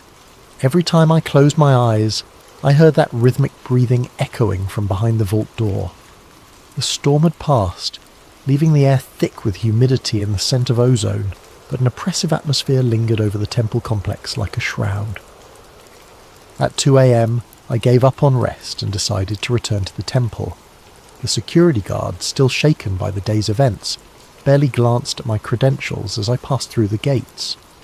Most of them huddled around a small fire in the courtyard, speaking in hushed Malayalam and casting nervous glances toward the inner sanctum. The temple at night was a different creature entirely. Shadows pooled in corners where daylight never quite reached, and the ancient stone seemed to absorb what little moonlight filtered through the monsoon clouds. My footsteps echoed eerily in the silence, each sound magnified by the vaulted ceilings. I made my way to the temple's archives, housed in a smaller building adjacent to the main shrine.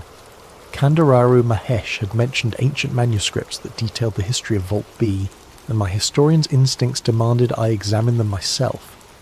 The archive keeper, an elderly man named Gopal, had given me permission earlier, though his eyes had held the same haunted look I was beginning to recognize in everyone connected to the temple.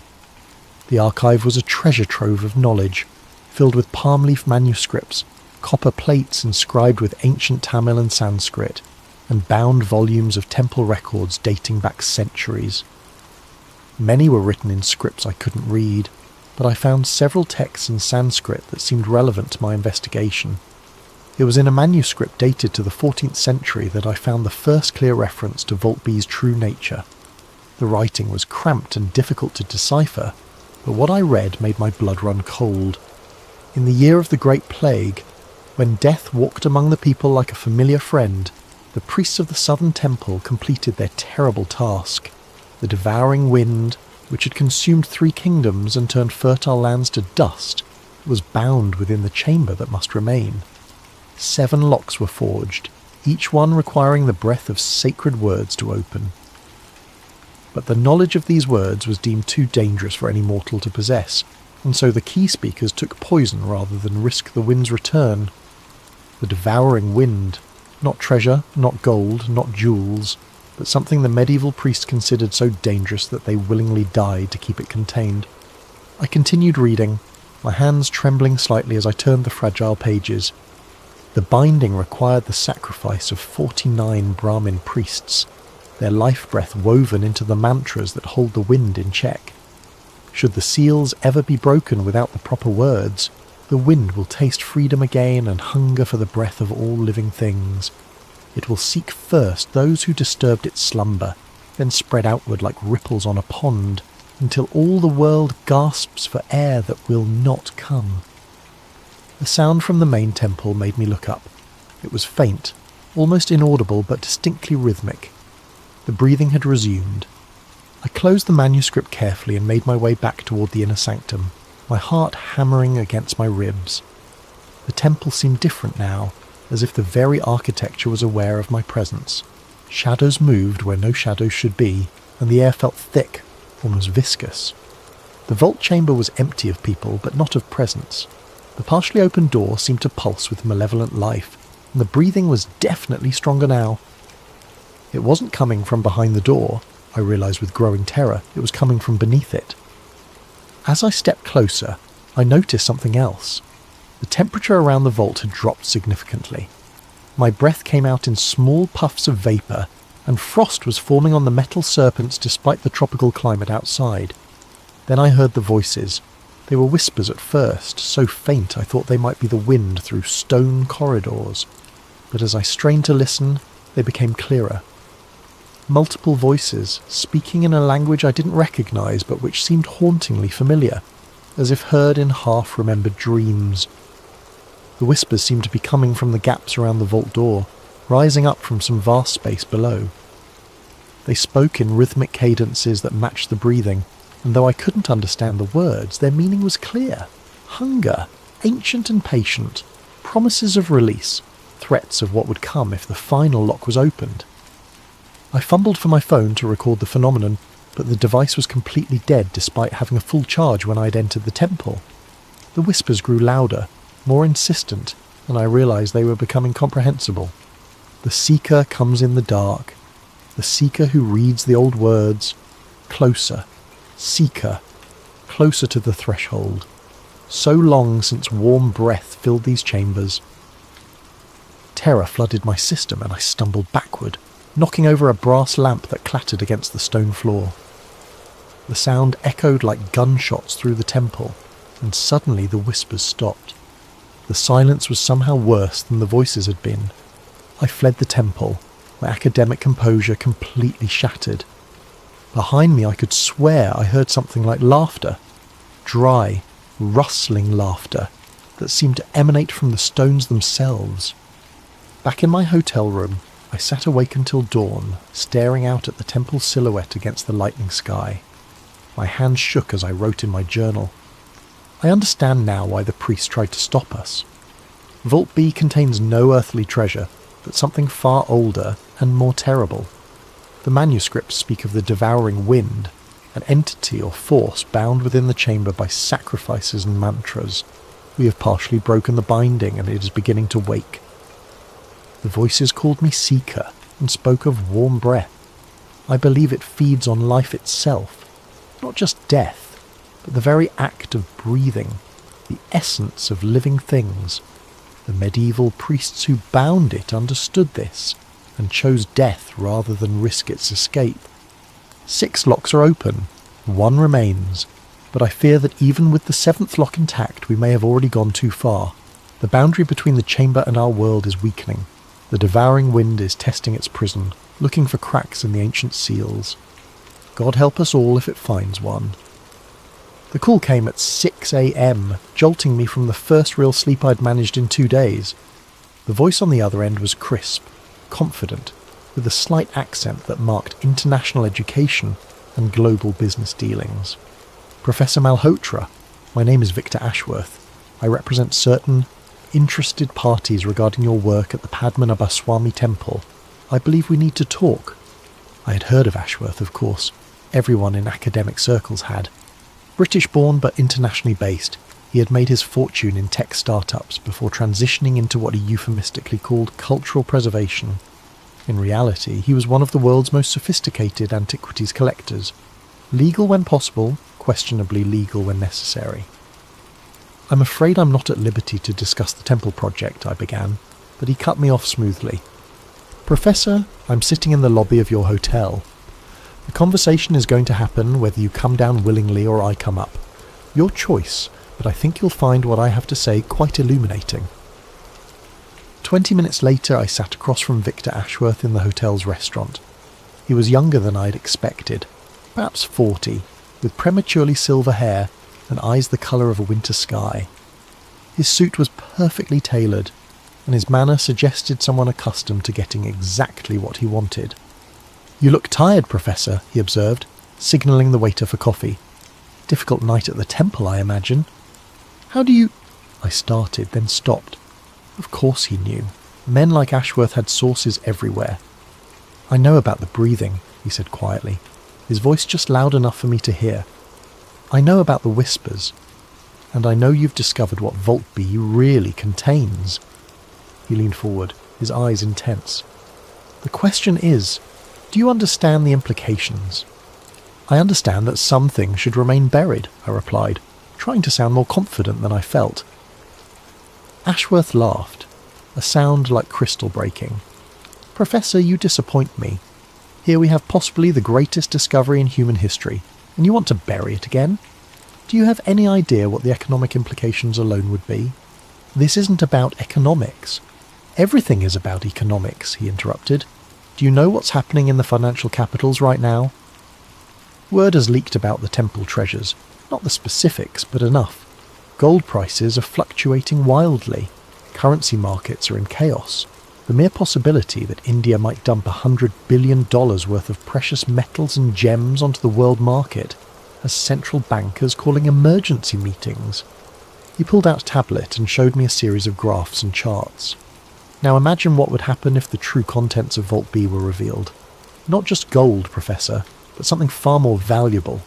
Proof that our understanding of human history is fundamentally flawed. What are you talking about? Ashworth's smile was predatory. You've read the manuscripts. The devouring wind, the binding rituals, the sacrifice of 49 priests. These aren't fairy tales, Professor. They're historical records of humanity's first encounter with something beyond our current understanding of reality.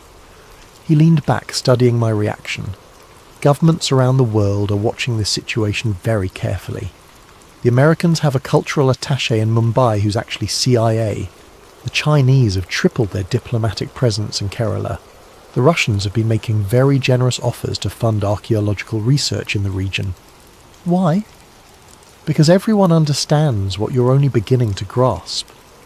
Vault B doesn't just contain an entity or force, it contains knowledge. The medieval priests who bound it had to understand what they were dealing with. They developed technologies, techniques, methods of manipulating reality itself that we've lost. Ashworth gestured toward the temple, visible through the restaurant's windows. Think about it. They created a prison that has held for 8 centuries. No modern government has containment systems that sophisticated. What if we could reverse engineer their methods? What if we could learn to harness whatever they bound? You're talking about releasing it. I'm talking about studying it, controlling it. Imagine the applications: unlimited energy, matter manipulation, perhaps even the ability to influence consciousness itself. We could reset not just the global economy, but the entire trajectory of human civilization. I felt sick. The manuscripts are clear. The thing in that vault feeds on life itself, the moment you open it. The moment we open it properly, Ashworth corrected, with the right precautions and containment systems. Professor, I've spent the last decade acquiring artifacts and texts from private collections around the world. I have fragments of the binding mantras, not complete, but enough to begin understanding the mechanisms involved. He slid a leather portfolio across the table. Photographs of Sanskrit inscriptions from a Tibetan monastery, cuneiform tablets from a collector in Dubai, ancient Greek texts from a private library in Switzerland. All describing similar entities, Professor, similar binding rituals. This isn't an isolated phenomenon, it's part of a pattern that spans continents and millennia. Despite my revulsion, I found myself opening the portfolio. The documents inside were extraordinary. Clear evidence of other devouring winds, bound in locations across the ancient world. Tibet, Mesopotamia, the Greek islands, even references in Mayan codices from Central America. How many? I whispered. We've identified 17 probable sites, Ashworth said. Most have been lost to time, their bindings failed or their locations forgotten, but a few remain active. The temple in Kerala is just the most accessible. Most accessible for what? His smile returned, colder than before. For opening, Professor. The Supreme Court's investigation provides perfect cover. Legal authority, scientific oversight, global media attention. When we breach that final lock, the whole world will be watching, and recording and learning. The government will stop you. Which government? The Indian authorities who authorised the investigation in the first place. The international observers who want their slice of the discovery. Professor, you're being naive. Everyone wants this opened. The only question is who controls what comes next. Ashworth stood, straightening his jacket. I'm offering you a position on my team. Full funding for your research, access to resources you've only dreamed of, and a chance to be part of the most significant discovery in human history. The alternative... He let the sentence hang. What alternative? The alternative is that this happens without you, and when it does, when the truth comes out, history will remember you as the man who had access to the greatest secret on earth and chose to hide in his hotel room instead. After he left, I sat alone in the restaurant for hours, staring at the portfolio he'd left behind. The evidence was undeniable. Whatever was bound in Vault B was part of something much larger, much older than I'd imagined. But I also remembered the voices in the dark, the hunger in their whispered words, the way the temperature dropped and shadows moved without reason. Some doors, I realised, were locked from the inside. That evening I made what would prove to be my most fateful journal entry. Ashworth's offer is tempting, I must admit. The chance to study something truly unprecedented, to be part of rewriting human history. But I cannot shake the feeling that we are children playing with weapons we do not understand. The manuscripts speak of the devouring wind's hunger, its patient malevolence. This is not some abstract force to be studied and harnessed. This is something that waits and watches and learns about those who would disturb its slumber. I have decided to decline Ashworth's offer, but I fear the decision has been made for all of us. One way or another, Vault B will be opened. The only question now is whether any of us will survive what comes next. The breathing grows stronger each night. Soon, I think, it will not matter what we choose. The choice will be made for us. 3 days passed in tense anticipation. The Supreme Court maintained its suspension of official vault opening operations, while Ravi Kumar recovered in the hospital, but the media attention only intensified. International news crews camped outside the temple, and the Indian government found itself under increasing pressure from various quarters to resume the investigation. I spent those days translating more of the ancient manuscripts, piecing together a clearer picture of what the medieval priests had done. The binding ritual had been extraordinarily complex, requiring not just the sacrifice of the 49 Brahmins, but the coordinated efforts of thousands of devotees across multiple temple sites. The devouring wind hadn't simply been locked away, it had been woven into a spiritual prison that drew its strength from collective faith and continuous prayer. But faith was a finite resource, and prayers could be interrupted. On the 4th night I was awakened by my phone buzzing with an urgent text message. "It is done. Come quickly if you want to witness history. V.A. Ashworth." I dressed quickly and made my way through the pre-dawn streets toward the temple. The security cordon was still in place, but I noticed immediately that something was wrong. Too many of the guards were looking up at the sky instead of watching the perimeter, and several were making rapid phone calls. The first thing I noticed when I reached the inner sanctum was the silence. No breathing, no whispers, just an oppressive quiet that seemed to press against my eardrums. The second thing I noticed was the smell. Ozone and heated metal, as if lightning had recently struck inside the temple itself. The vault door stood completely open. Ashworth waited in the chamber, along with 2 technicians I didn't recognise and a security team that looked more military than civilian. He wore a satisfied smile, and what appeared to be some kind of specialised breathing apparatus round his neck. "Professor," he greeted me warmly. "Perfect timing. We completed the breach about an hour ago." "How?" I managed to ask, staring at the open serpent locks. "Plasma cutting equipment," one of the technicians explained. "Industrial grade, used for offshore oil rig construction.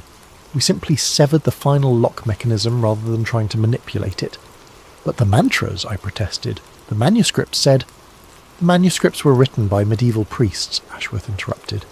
"Brilliant for their time, but ultimately limited by the technology available to them.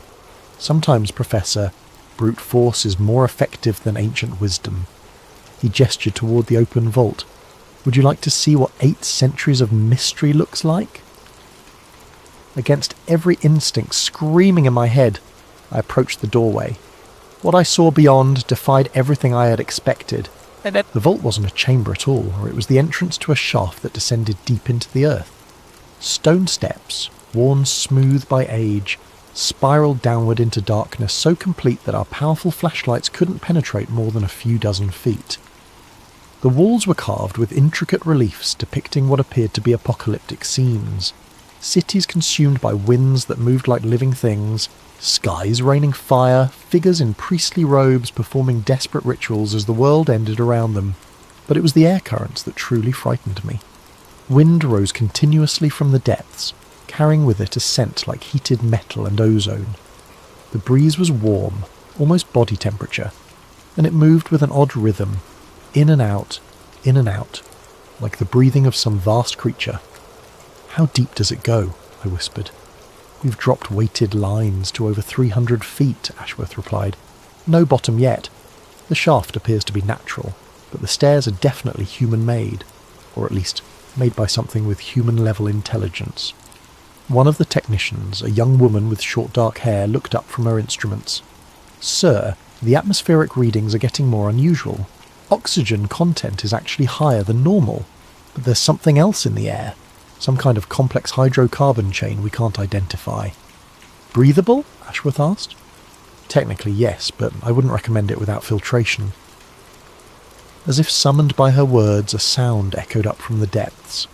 It wasn't quite a voice, but it wasn't quite wind either.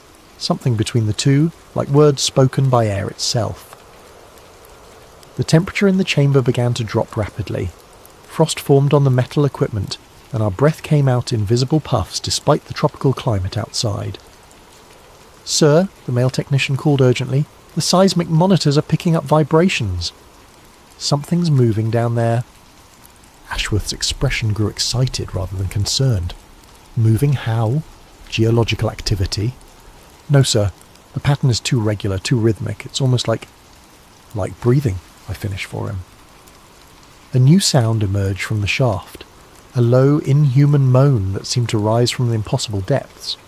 The wind currents intensified, and suddenly papers throughout the chamber began whipping around as if caught in a hurricane. "Power's fluctuating," one of the technicians reported. "All our equipment is showing interference." The lights went out. In the darkness, lit only by emergency battery-powered lamps, the moaning from the shaft grew louder and more complex. It was definitely voices now.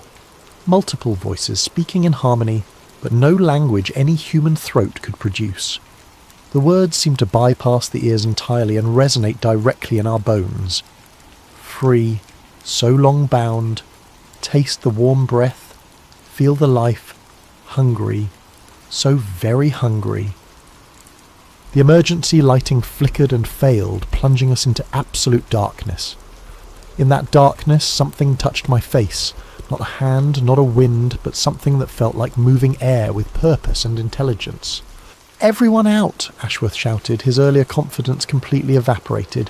"Full evacuation now!" We stumbled toward the chamber entrance, guided only by the dim glow of our flashlights. Behind us, the voices from the shaft grew louder and more insistent, and the wind carried with it something that felt distinctly aware. As we burst out of the inner sanctum into the temple courtyard, the full magnitude of what we had done became horrifyingly clear. The power grid for the entire city had failed. Thiruvananthapuram stretched out below us in complete darkness, not a single light visible from the temple's elevated position. Emergency sirens wailed in the distance, and the night sky flickered with what looked like aurora borealis. Impossible at this latitude. "My God," whispered one of the technicians, staring up at the unnatural light show. "What have we done?" The answer came not from any of us, but from the temple itself. The ancient stones began to vibrate with a low subsonic hum that we felt more than heard. Cracks appeared in the walls of the inner sanctum, spreading outward like spider webs. And from every crack, every crevice, every gap in the stonework came that warm, metallic-smelling wind. Ashworth was frantically making phone calls on what appeared to be a satellite phone, but the device kept cutting out.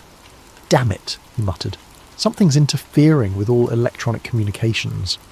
"It's not interference," I said, a terrible certainty filling me. "It's intention. The thing down there, it doesn't want us calling for help." As if to confirm my words, a new sound emerged from the temple. Laughter. Not human laughter, but the sound the wind might make if it found something amusing.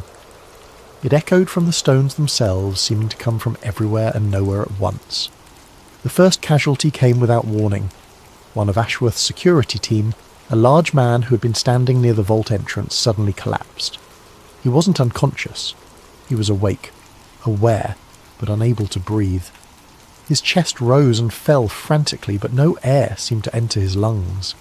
His face turned blue, then purple, and within minutes he was dead. "Heart attack," Ashworth said, but his voice lacked conviction. "No," I replied, kneeling beside the body. The man's expression was one of pure terror, his eyes wide and staring at something only he could see. Look at his face. This wasn't cardiac arrest. Something took his breath. Even as I spoke, I could feel it myself, a subtle resistance when I tried to inhale, as if the air around us was becoming thicker, more reluctant to enter our lungs. The warm wind from the temple was spreading outward, and wherever it touched, the very atmosphere seemed to change. "We need to get away from here," I said, standing up. "Far away, right now." But Ashworth was staring back at the temple with a mixture of fear and fascination. "Do you understand what this means?" he asked. "We've actually done it. We've released something that can manipulate the fundamental forces of reality itself." "It's going to kill us all," I replied. "Perhaps," he admitted, "but think of what we could learn in the process." That was when I realised Victor Ashworth was completely insane. Dawn brought no relief. If anything, the daylight made the horror more visible and therefore more real. The city of Thiruvananthapuram lay under a pall of unnatural fog that seemed to pulse with its own rhythm, and emergency services were reporting casualties across the metropolitan area. I had retreated to my hotel room, but even there I could feel the presence spreading outward from the temple like ripples on a pond. The air itself felt different, thicker, more conscious, as if it was watching and evaluating everything it touched. The local news, what little could be broadcast given the power disruptions, reported the official story. A massive electrical storm had caused citywide blackouts and infrastructure damage. Authorities urged people to remain indoors until power could be restored. Nothing about ancient vaults or bound entities or the breathing darkness that now crept through the streets. But the deaths were harder to explain away. They had started during the night and accelerated with the dawn. People found dead in their homes, their beds, their cars, all with the same expression of terror, all apparently suffocated despite being in open air. The hospitals were overwhelmed, and the medical professionals had no explanation for what they were seeing. I knew, though, the devouring wind was free and it was feeding. My phone buzzed with a text message from an unknown number. "Roof of the Mascot Hotel. 1 hour. Come alone if you want answers. KM. Kandararu Mahesh." The Mascot Hotel was one of the tallest buildings in the city, and its roof provided a panoramic view of Thiruvananthapuram.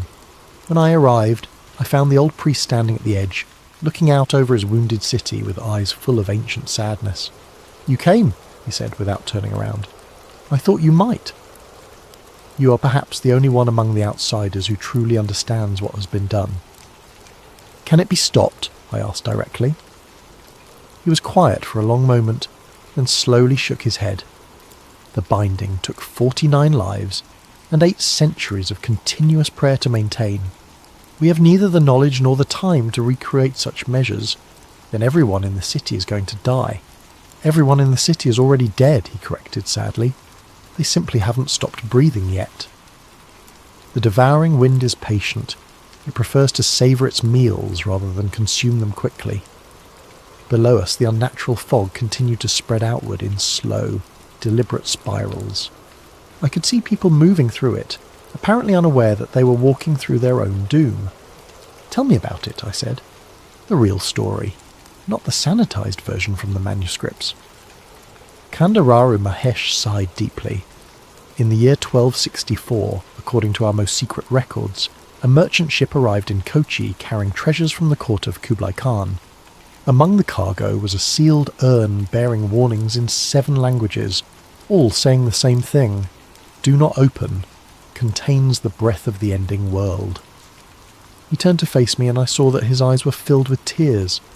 The merchant who brought it had watched it consume 3 cities on his journey from China. He begged our ancestors to find a way to bind it permanently. The task fell to our temple, because we possessed the knowledge of certain older practices. What kind of practices? The kind that modern men would dismiss as superstition. But you have seen the results of those practices, Professor. They worked for 8 centuries. A new sound reached us from the city below, screaming. Not the screams of injury or fear, but the screams of people discovering that the air they breathed was becoming their enemy. The binding ritual, I pressed. Can any part of it be recreated? The ritual required 49 volunteers to surrender their life breath to strengthen the prison.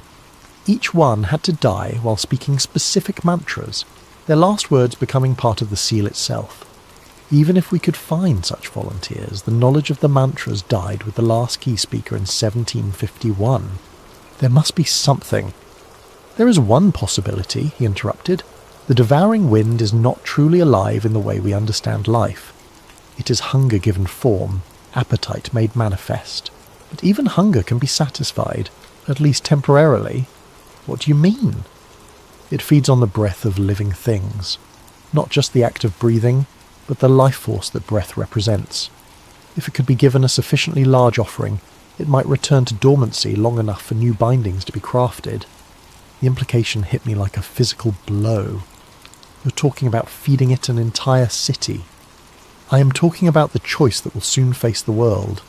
Feed it one city, or watch it spread across continents.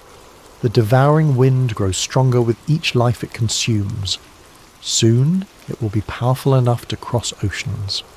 Below us the fog had thickened to the point where entire city blocks were invisible. Emergency sirens had fallen silent, either because the vehicles had stopped working, or because there was no one left to operate them. Ashworth, I said suddenly. Where is he now? Kandararu Mahesh's expression darkened. The fool who opened the vault? He has retreated to a compound outside the city. He believes he can study the entity, learn to control it. He does not understand that it is studying him in return. We have to stop him. We have to survive him, the priest corrected. The devouring wind can sense those who disturbed its prison. It will hunt each of us individually before turning its attention to the general population. You, Professor, are already marked. As if summoned by his words, I felt that familiar touch on my face, the sensation of intelligent air, evaluating and tasting. The temperature around us dropped by 20 degrees in seconds, and frost began forming on the rooftop despite the tropical heat. It has found us, Kandararu Mahesh said calmly. Now we run. But even as we headed for the stairwell, I wondered, in a city being consumed by living wind, where exactly could we run to? The fog was rising now, climbing the sides of buildings like a slow-motion tsunami, and within its grey depths I could swear I saw shapes moving, shapes that looked almost human, but moved with the fluid grace of air currents. The dead, I realised. The devouring wind wasn't just killing people, it was incorporating them, making them part of itself. We weren't just facing an ancient entity, we were facing an entity that was learning, growing, and building an army from its victims. The temple compound had become a fortress of desperate faith. When Kandararu Mahesh and I arrived, we found thousands of devotees gathered in the outer courtyards, their voices raised in continuous prayer, and their oil lamps creating islands of light in the encroaching grey fog. The sound of their chanting seemed to push back the unnatural mist, creating a bubble of clear air around the sacred grounds. The collective prayers, the old priest explained as we hurried toward the main shrine. They remember the old bindings even if they don't understand them. Faith has power here. It always has. But even as he spoke, I could see the strain on the faces around us. Many of the devotees were elderly, and hours of continuous chanting were taking their toll. Several had already collapsed from exhaustion, and those who remained looked hollow-eyed with effort. How long can they maintain this? I asked. Until they can't, he replied grimly. Inside the main shrine, a council of the temple's senior priests had gathered around ancient texts and ritual implements. They spoke in rapid Malayalam, their voices tight with urgency. When they saw Kandararu Mahesh, they fell silent and looked to him with the respect due to their senior member. He spoke to them in their native language for several minutes, and I watched their faces grow increasingly grave. Finally, one of them, a middle-aged man with intricate ritual scars on his arms, approached me.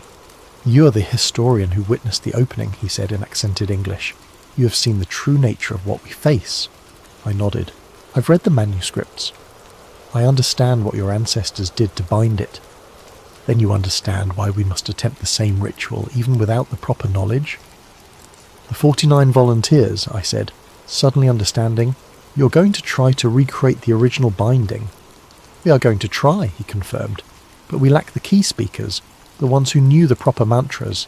The binding will be improvised." "What does that mean?"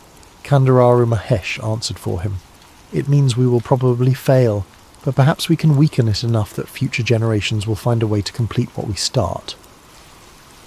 Outside, the chanting faltered for a moment, and immediately the temperature in the shrine dropped. Through the open doorways, I could see the grey fog pressing closer to the temple walls, like a living thing testing the boundaries of a cage. "The faithful are weakening," one of the younger priests observed. "Soon the prayers will not be enough." "Then we begin now," Kandararu Mahesh decided. "Gather the volunteers." I watched in horrified fascination as 49 temple priests and devoted laypeople stepped forward to offer their lives. They ranged in age from teenagers to elderly men and women, but all shared the same expression of serene determination. They understood exactly what was being asked of them, and they accepted it willingly. The ritual began at sunset, timed to coincide with the traditional evening prayers. The volunteers arranged themselves in a complex pattern around the temple's central shrine, each one positioned according to ancient diagrams that the priest had reconstructed from fragments of surviving texts. "What should I do?" I asked Kandararu Mahesh. "You should witness," he replied. "Someone must survive to tell what happened here. Someone must remember the sacrifice." The chanting began slowly, a low harmonic drone that seemed to resonate through the temple stones themselves. The volunteers spoke in Sanskrit, reciting mantras that had been preserved in the temple's oral tradition even though their specific purpose had been forgotten. As the ritual progressed, I began to understand the mechanism of the original binding. The volunteers weren't simply dying. They were transforming their life force into something else, weaving their essential being into a spiritual barrier that could contain entities like the devouring wind. The first volunteer, an elderly woman who had served the temple for 60 years, began to glow with a faint golden light. The light grew brighter as she continued chanting, and I realized that I could see through her, as if she was becoming translucent. One by one, the others began to show the same phenomenon. Their bodies became vehicles for something greater than individual consciousness, their voices harmonizing in ways that transcended normal human vocal cords. And the devouring wind noticed. The fog around the temple suddenly contracted, pulling back like a predator preparing to strike. The temperature plummeted so rapidly that frost formed on every surface within seconds. The oil lamps flickered but held their flames, kept burning by the collective will of the faithful. Then the attack began. The fog didn't simply advance. It exploded inward, moving with the speed and force of a hurricane. The devotees in the outer courtyard screamed as the grey mist enveloped them, but their screams were cut short as their breath was literally pulled from their lungs. Inside the shrine, the 49 volunteers continued their chanting, even as the devouring wind pressed against the walls like a living siege engine. Cracks appeared in the ancient stonework, and through each crack came tendrils of that intelligent fog. "Hold fast," Kandararu Mahesh called out in English, then repeated the words in Malayalam. "The binding is almost complete." But I could see that several of the volunteers were beginning to fail. The transformation process was accelerating beyond their ability to control it, and instead of becoming part of a spiritual barrier, they were simply burning out like overloaded circuits. The devouring wind sensed the weakness and pressed its advantage. The main door of the shrine burst open, and the grey fog poured in like a living tide. I felt that familiar resistance when I tried to breathe, as if the air itself was turning hostile. 3 more volunteers collapsed, their light extinguished. Then 5 more. The binding pattern was falling apart, and with it, our last hope of containing the entity. That was when the impossible happened. The elderly woman, who had been the first to begin glowing, suddenly blazed with brilliant light. Not golden now, but white hot and painful to look at directly. Her voice rose above the others, and the words she spoke were not in any human language, but somehow I understood them. By breath given freely, by life offered willingly, by faith made manifest, be bound. The light spread from her to the remaining volunteers, linking them in a web of pure energy that filled the entire shrine. The devouring wind recoiled as if struck, and for a moment the grey fog retreated. But the effort was too much. One by one, the volunteers collapsed, their life force completely spent. Within minutes, only Kandararu, Mahesh and I remained conscious in the shrine, surrounded by the still forms of those who had given everything to buy us a temporary reprieve. Outside, the fog began to advance again, slower now but with renewed malevolent purpose. The binding had wounded it, but not destroyed it, and now it was angry. Did it work? I asked, though I already knew the answer. Kandararu Mahesh looked at me with eyes full of sorrow. We have given the world perhaps a day, maybe 2. The devouring wind will need time to heal from what was done to it here. But then it continues feeding. Then it continues feeding, he confirmed, and it will remember those who hurt it. It will come for us first, Professor, you and I, and the man who opened its prison. The hunt has already begun. As if to emphasize his words, that familiar touch caressed my face, cold now instead of warm, and infinitely patient. The devouring wind had learned to hate. The official response came with military precision. By dawn, the temple complex had been cordoned off by units of the Indian Army, and the media was reporting a catastrophic gas leak that had necessitated the evacuation of central Thiruvananthapuram. Satellite phones and internet connections throughout the city remained mysteriously disrupted, preventing any unauthorized communication about the true nature of events. I watched from a secure location as black helicopters circled the temple, and men in hazmat suits entered the shrine where 49 people had sacrificed their lives to buy humanity a few precious hours. Their bodies were removed in sealed containers, their sacrifice reduced to casualties of industrial accident in the preliminary reports. Victor Ashworth's compound had become a fortress of its own, ringed with military vehicles and buzzing with activity. From intelligence sources that Kandararu Mahesh somehow possessed, the temple's network of information was far more sophisticated than I had realized. We learned that Ashworth was in constant communication with officials from multiple governments. They're not trying to stop him, the old priest said as we reviewed the intercepted communications. They're trying to make a deal with him. The Supreme Court of India issued a terse statement that afternoon. Following a comprehensive geological survey, Vault B of the Sri Padmanabhaswamy temple has been found to be structurally compromised and empty of significant archaeological content. The chamber will be permanently sealed as a safety precaution. Empty, they were calling it empty, but I knew better. The thing that had been bound for 8 centuries was very much present. It had simply learned to hide itself while it recovered from the partial rebinding our desperate ritual had achieved.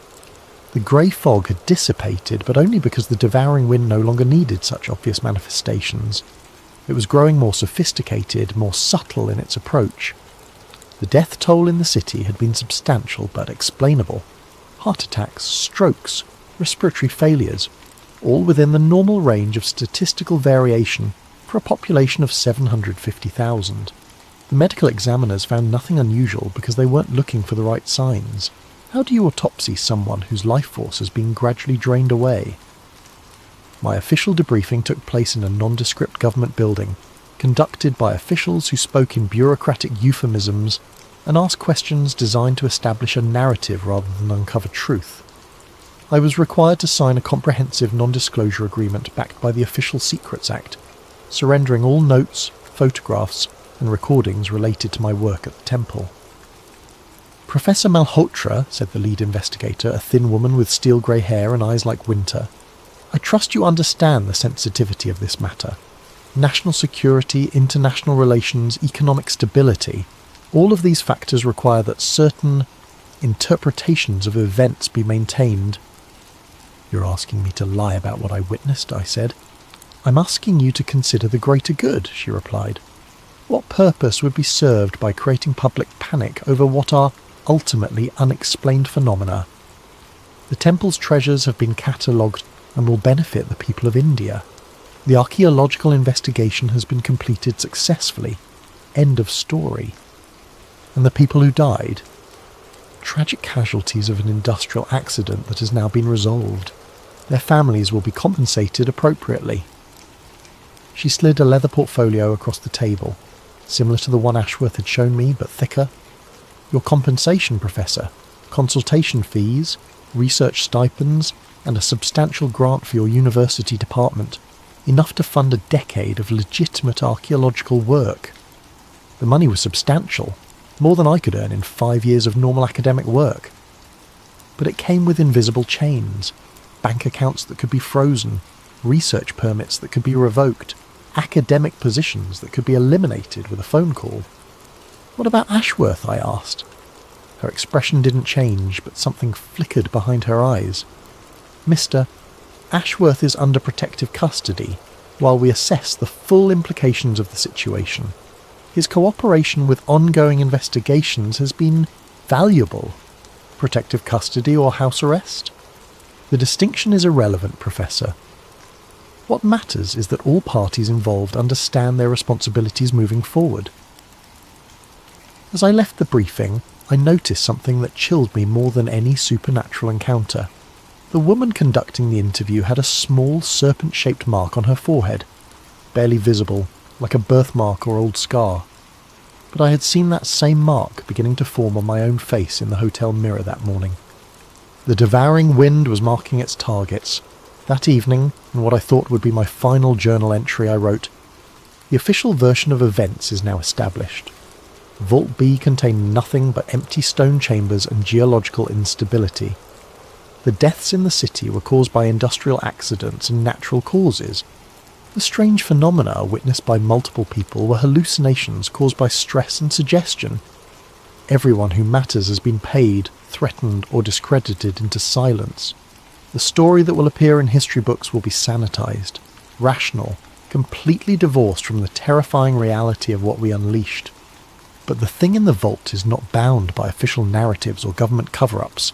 It is patient, intelligent, and now it has had time to study us, to learn about our world, our weaknesses, our technologies. Ashworth was wrong about one thing. We can't control what we don't understand. But he was right about another. This is just the beginning. What happened in Kerala will happen again, somewhere else, when the devouring wind is strong enough to manifest directly. I am marked now. We all are. Everyone who participated in opening the vault, everyone who witnessed its contents. It will come for us first, one by one, taking our breath and our lives as payment for the disturbance we caused. But perhaps that is justice. Perhaps those who break ancient seals deserve to pay the price for their curiosity. The wind has been very patient. Soon, I think, its patience will end. I closed the journal and locked it in my hotel safe, though I suspected such precautions were meaningless. In the morning, I would fly back to Delhi, resume my teaching position, and attempt to pretend that nothing had changed. But in the distance, barely audible over the city's night sounds, I could hear something like breathing, slow, steady, and getting closer. The deaths began exactly 1 week after the vault was sealed. I was back in Delhi, attempting to resume my normal life, when the first news reached me. Victor Ashworth's private jet had disappeared somewhere over the Indian Ocean, during what should have been a routine flight to Singapore. Search and rescue teams found no wreckage, no emergency signals, no trace of the aircraft or its 7 passengers. But that wasn't the strangest part. According to radar records and satellite tracking, the jet had been flying normally at 35,000 feet when it simply stopped. Not crashed, not descended, stopped. The radar signature had remained stationary in midair for 17 minutes before vanishing entirely from all tracking systems. Mechanical failure doesn't explain that pattern, I told myself, though I knew the real explanation was far worse. The devouring wind had claimed its first victim from among those who had directly participated in the vault's opening. 2 days later, I received a call from the hospital in Tiruvananthapuram. Ravi Kumar, the locksmith who had opened 6 of the 7 serpent locks, was dead. The official cause was listed as sudden cardiac arrest, but the nurse who spoke to me mentioned details that didn't make it into the medical report. "It was very strange, sir," she said in accented English. "He had been recovering well from his electrical injuries, but last night he began speaking in Sanskrit, complex verses that none of our translators could understand. He claimed that voices were calling to him from the chamber beneath the chamber. Then he tried to leave the hospital, saying he had to complete the work and open the final lock." "How did he die?" "He was found in the hospital's basement, sir, in a storage room that had been flooded with water, though there were no broken pipes or leaks. He had drowned, sir, drowned while standing upright with his lungs full of brackish water that tasted of the sea. Drowned in a locked room, hundreds of miles from any ocean. The parallels to the ancient texts were unmistakable. The devouring wind could manipulate more than just air. It could call forth the elements themselves to claim its victims. The pattern accelerated over the following weeks. Dr. Anita Sharma, the Supreme Court-appointed archaeological observer, died in her New Delhi apartment. Her neighbours reported hearing her screaming about voices in the ventilation system before she was found suffocated in a room with all windows open and perfect air circulation. Professor James Mitchell, the British geological expert who had consulted on the vault's structural integrity, was discovered dead in his London office. The cause of death was listed as aneurysm, but security footage showed him speaking to empty air for hours before his collapse, as if carrying on a conversation with invisible entities. Each death followed the same pattern. The victims would begin hearing voices, become obsessed with returning to complete some unfinished task, and then die by some form of suffocation or drowning. The authorities investigating each case found no connections, no patterns, nothing to suggest anything other than unfortunate coincidences. But I knew better. We were being hunted. The serpent mark on my forehead had grown more pronounced, visible now even in normal lighting. It appeared to be a brand of some kind, burned into the skin from within. When I researched similar marks in historical texts, I found references to the seal of the breathless, a sign that marked those claimed by entities that fed on life force. I wasn't the only one who had noticed. Other survivors of the vault opening had been reaching out through secure channels, comparing notes and sharing their growing terror. The government officials who had participated were using their resources to hide in secure locations. The journalists who had covered the story were fleeing to foreign countries. Everyone who had been touched by the devouring wind understood that running was pointless, but the human instinct for survival demanded the attempt. It was during this period of mounting dread that I received an unexpected visitor. Kandararu Mahesh appeared at my university office on a Tuesday morning, looking haggard and aged far beyond his years. "Professor," he said, settling into the chair across from my desk with obvious fatigue, "I bring grave news from Kerala. More deaths. Worse. The binding we attempted, it is failing more rapidly than we anticipated. The entity has learned to corrupt the spiritual barriers we erected. It no longer needs to wait for them to weaken naturally." He produced a tablet computer and showed me satellite imagery of the temple complex. What I saw made my blood freeze. The buildings were still there, but they appeared to be breathing. The stone walls expanded and contracted in a slow, rhythmic pattern that was clearly visible from space. "It has claimed the temple as its new body," Kandararu Mahesh explained. "The entire complex has become an extension of its consciousness. Soon, it will be strong enough to manifest directly anywhere in the world. How long do we have? Days, perhaps. But that is not why I came to see you." His expression grew even more grave. "I have discovered why you and I have survived when so many others have died." "What do you mean?" "The devouring wind does not simply kill its marked victims. It studies them first. It learns from each death, gaining knowledge about our world, our methods, our weaknesses.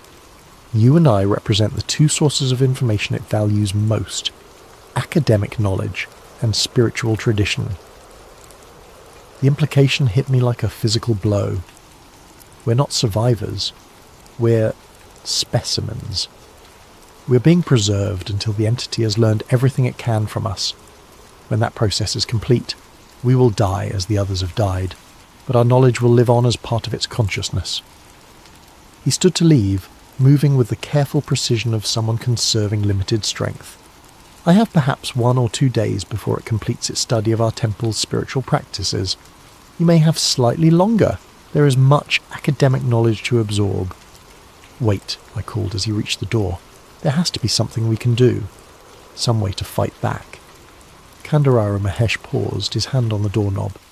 There is one possibility, but it would require a sacrifice greater than the 49 who died in our binding ritual. What kind of sacrifice? The kind that destroys the teacher to prevent the student from learning. With those cryptic words he was gone, leaving me alone with the growing certainty that my time was running out. That night, I made what I believed would be my final journal entry. The hunting pattern is now clear. The devouring wind systematically eliminates those who disturbed its prison, but not randomly. It chooses its victims based on the knowledge they possess, learning from each death and growing stronger. I am not a survivor. I am a resource being carefully managed until it can be fully exploited. When the entity has absorbed everything I know about archaeological techniques, historical analysis, and academic methodology, it will discard me as it has discarded the others. But knowledge is a double-edged sword.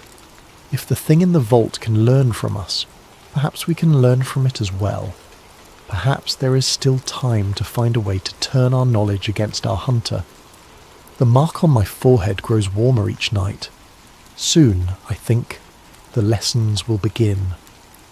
The dream started on a Thursday night, 3 weeks after Kandurara Mahesh's visit to my office. They weren't normal dreams. They felt more like forced downloads of information directly into my sleeping mind, as if something was using my unconscious state to install knowledge I had never learned. I dreamed of the original binding ritual in vivid, historically accurate detail. I saw the 49 medieval priests as they prepared for their sacrifice, watched them weave their life force into barriers that existed in dimensions beyond normal human perception. The process was far more complex than the surviving manuscripts had indicated. It required not just willing death, but a fundamental transformation of consciousness that allowed the priest to become part of the spiritual architecture of reality itself. But mixed with these ancient memories were newer visions, the devouring wind as it had been before its original binding, roaming across a world that looked almost like Earth, but wasn't quite right.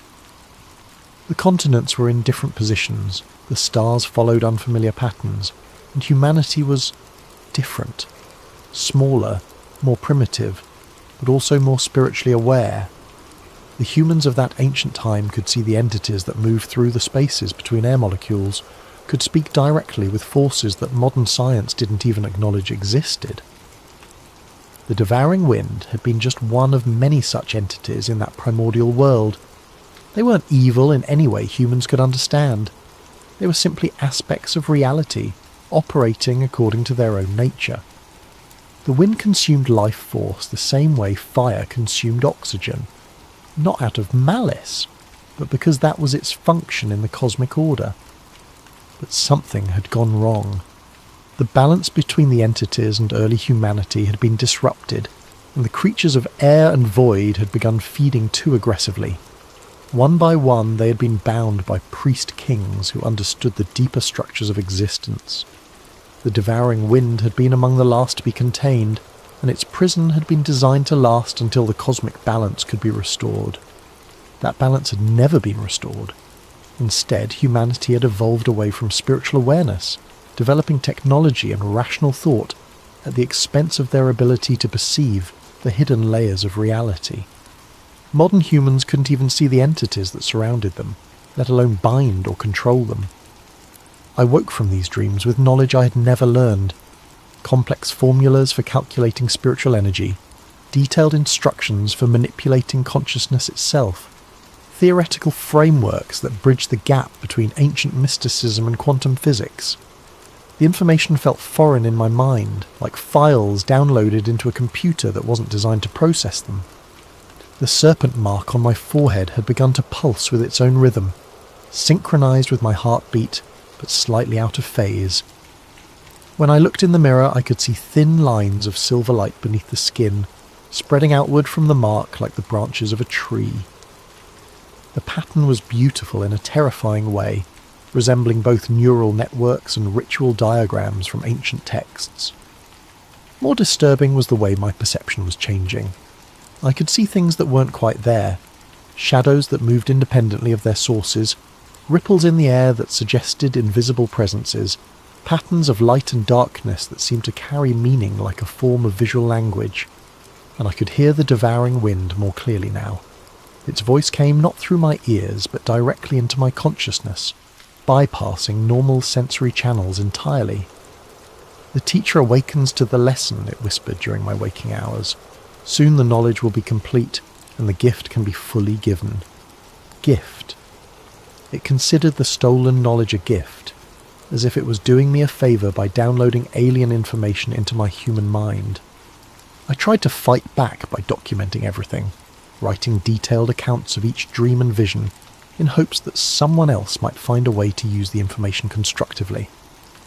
But as I wrote, I realised that my handwriting was changing.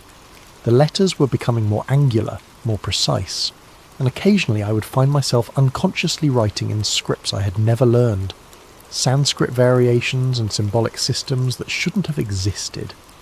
The entity was changing me from the inside out, replacing my natural thoughts and memories with its own alien knowledge. On the 7th night of dreams, I finally understood what Kandararu Mahesh had meant about destroying the teacher, to prevent the student from learning. The old priest had found a way to corrupt the knowledge transfer process, introducing errors and contradictions into the information being absorbed by the devouring wind. He had committed ritual suicide in the traditional manner, using meditation techniques to fragment his consciousness as death approached. Instead of dying cleanly and surrendering his knowledge intact, he had deliberately corrupted his own memories, filling them with false information and spiritual poison that would damage anything that tried to absorb them.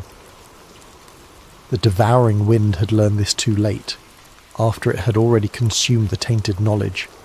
The entity was now struggling with contradictory information that was slowly eating away at its ability to maintain coherence. But I was running out of time to follow his example.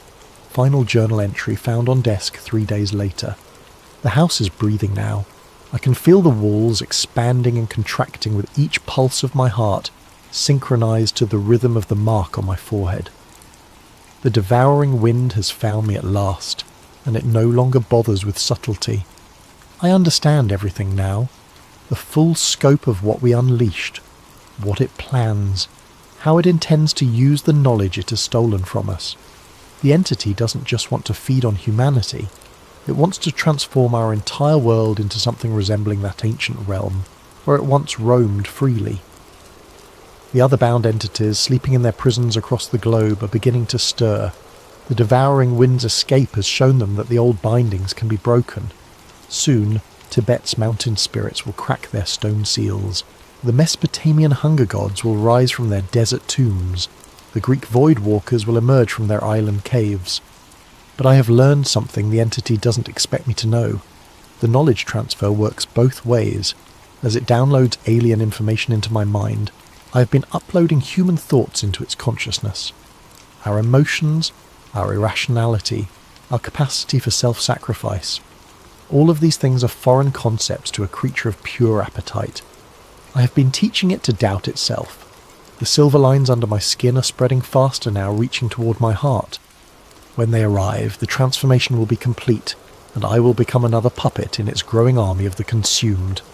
But I have prepared one final gift for my hunter. Every lie I can think of, every false memory, every fictional story, every impossible contradiction. I am filling my mind with deliberate chaos, poisoning the well of knowledge before it can be fully drained. The window is open, but no breeze enters. The air itself is holding its breath, waiting. I can smell rain and iron, though the sky is clear. The familiar touch caresses my face one last time. No longer cold, no longer patient, but desperate with hunger. The devouring wind whispers, "The breath is mine." But I whisper back, "The breath is poison." The silver lines reach my heart. The world explodes into note found attached to journal. Professor Malhotra's body was discovered by university security 3 days after his last contact with colleagues. Official cause of death: respiratory failure. The room showed signs of extreme temperature fluctuation, and several windows were found shattered from the inside despite no evidence of wind or weather damage. More disturbing were the writings found throughout the house. Thousands of pages covered in scripts from dozens of languages, including several that linguists have been unable to identify. The text appears to be either advanced theoretical physics or elaborate fiction. Experts cannot agree which. The investigation was closed after all the electronic recording equipment in the vicinity began malfunctioning simultaneously. The house has been sealed pending further study. In Kerala, the Sri Padmanabhaswamy temple remains closed to the public. Vault B has been filled with concrete and steel, though local residents report that the temperature around the site continues to fluctuate dramatically. No other incidents have been reported as yet. What if the objects we see streaking through our solar system aren't just cosmic debris? What if some of them are watching, waiting, and following a pattern we're only beginning to understand? Tonight's story takes us into the world of deep space surveillance, government cover-ups, and the terrifying possibility that we're not alone, and haven't been for decades. If you enjoy stories like this that blur the line between science and the unknown, make sure to hit that like button and subscribe to Sleep Theories for more content that will keep you questioning what's really out there, and drop a comment below letting me know what time you're listening and where you're from around the world. I love connecting with fellow night owls and mystery seekers. Now, let's dive into the Atlas pattern. The coffee had gone cold hours ago, but I kept sipping it anyway. Room temperature caffeine was better than no caffeine, especially when you're staring at endless streams of astronomical data at 3:47 AM. My name is Marcus Webb, and I'm what you might charitably call a data analyst for the Near-Earth Object Surveillance Network, though glorified pattern-matching drone would be more accurate. Most nights were the same routine: cross-reference orbital trajectories, flag anything that deviated from predicted paths, file reports that maybe 3 people would ever read, asteroids, comets, space junk. It all blurred together into points of light moving predictably through the void. The work was mind-numbing, but it paid the bills and kept me close to the stars I'd loved since childhood. That night was different, though I didn't realise it at first. I was reviewing data from 3I Atlas, the interstellar comet that had been making headlines for the past few months. Unlike most comets that originate from our own solar system, this one had come from deep space, only the 3rd confirmed interstellar visitor we'd ever detected. The media loved stories about cosmic wanderers, and 3I Atlas fit the bill perfectly. Except something was wrong with the data. At first I thought it was an equipment malfunction. Comets develop distinctive comas, those glowing halos of gas and dust, when they get close to the sun. It's basic astronomy. But according to my instruments, 3I Atlas showed no signs of outgassing despite being well within the zone, where it should have been blazing like a celestial torch. I pulled up the trajectory data and felt my stomach drop. The orbital path showed tiny corrections, minute adjustments that were impossibly precise for a chunk of ice and rock tumbling through space. I ran the calculations 3 times, then a 4th, but the result was always the same. 3I Atlas wasn't following a natural ballistic trajectory, it was steering. My hands trembled as I documented everything: spectral analysis, trajectory corrections, the complete absence of a coma. I cross-referenced the data with our deep space tracking stations and found the same anomalies reflected across multiple observation points. This wasn't instrument error. This was real. I drafted my report with meticulous care, attaching every piece of supporting data I could find. The implications were staggering. If 3I Atlas was under intelligent control, it meant we were being visited by something far more sophisticated than a wandering comet. I encrypted the files and submitted them through official channels, then sat back in my chair and tried to process what I'd discovered. Sleep was impossible. I spent the remaining hours before dawn triple-checking my work, running additional simulations, and preparing for the inevitable barrage of questions that would come once my superiors saw the report. Part of me was terrified, but another part was electric with excitement. This could be the discovery that changed everything. When I arrived at work the next morning, I went straight to my computer to pull up the backup files of my observation log. The screen flickered to life, and my blood ran cold. The entire night's work was gone. In place of my carefully documented anomalies was a single line of text. Instrument error, data invalid, log purged. I tried accessing the backup servers, but every copy had been scrubbed clean. It was as if the past 12 hours of work had never happened. My report had vanished without a trace, leaving no evidence that I'd ever observed anything unusual about 3i Atlas. But I remembered every detail. The trajectory corrections, the missing coma, the impossible precision of its path through space. Someone had wiped my data, but they couldn't wipe my memory. I sat in my cubicle, staring at the blank screen, and realised I was no longer just a data analyst. I had become a witness to something that someone very powerful didn't want the world to know. The question was, what was I going to do about it? The fluorescent lights hummed overhead, casting their sterile glow across rows of identical workstations. My colleagues went about their morning routines, oblivious to the fact that evidence of possible extraterrestrial intelligence had been discovered and then systematically erased overnight. I wanted to scream, to shake them all and tell them what I'd seen. Instead, I opened a new observation log and tried to pretend that nothing had changed. But everything had changed. I just didn't know how much yet. I spent the morning trying to reconstruct my observations from memory, but without the raw data, it felt like chasing shadows. Every time I pulled up 3i Atlas in the current tracking system, the trajectory looked perfectly normal. Textbook comet behaviour with no signs of the anomalies I'd documented just hours before. Around lunch, I decided to reach out to Dr. Jennifer Martinez, a colleague at the Palomar Observatory who'd been tracking the same object. If anyone else had noticed the irregularities, it would be her. I kept the email casual, asking about her observations and mentioning that I'd seen some interesting data patterns the night before. The reply came back within minutes. "Hey Marcus, nothing unusual on our end. Standard comet behaviour all the way. Maybe check your instrument calibration." The dismissal stung, but I couldn't blame her. Without the data to back up my claims, I sounded like another conspiracy theorist seeing patterns in random noise. I spent the afternoon reviewing archived observations, looking for any trace of what I'd seen, but came up empty. When I got home that evening, I went straight to my home office to fire up my personal workstation. If the official channels had been compromised, maybe I could find some trace of the truth in my own files. I'd been in the habit of backing up interesting observations to my personal cloud storage, just in case.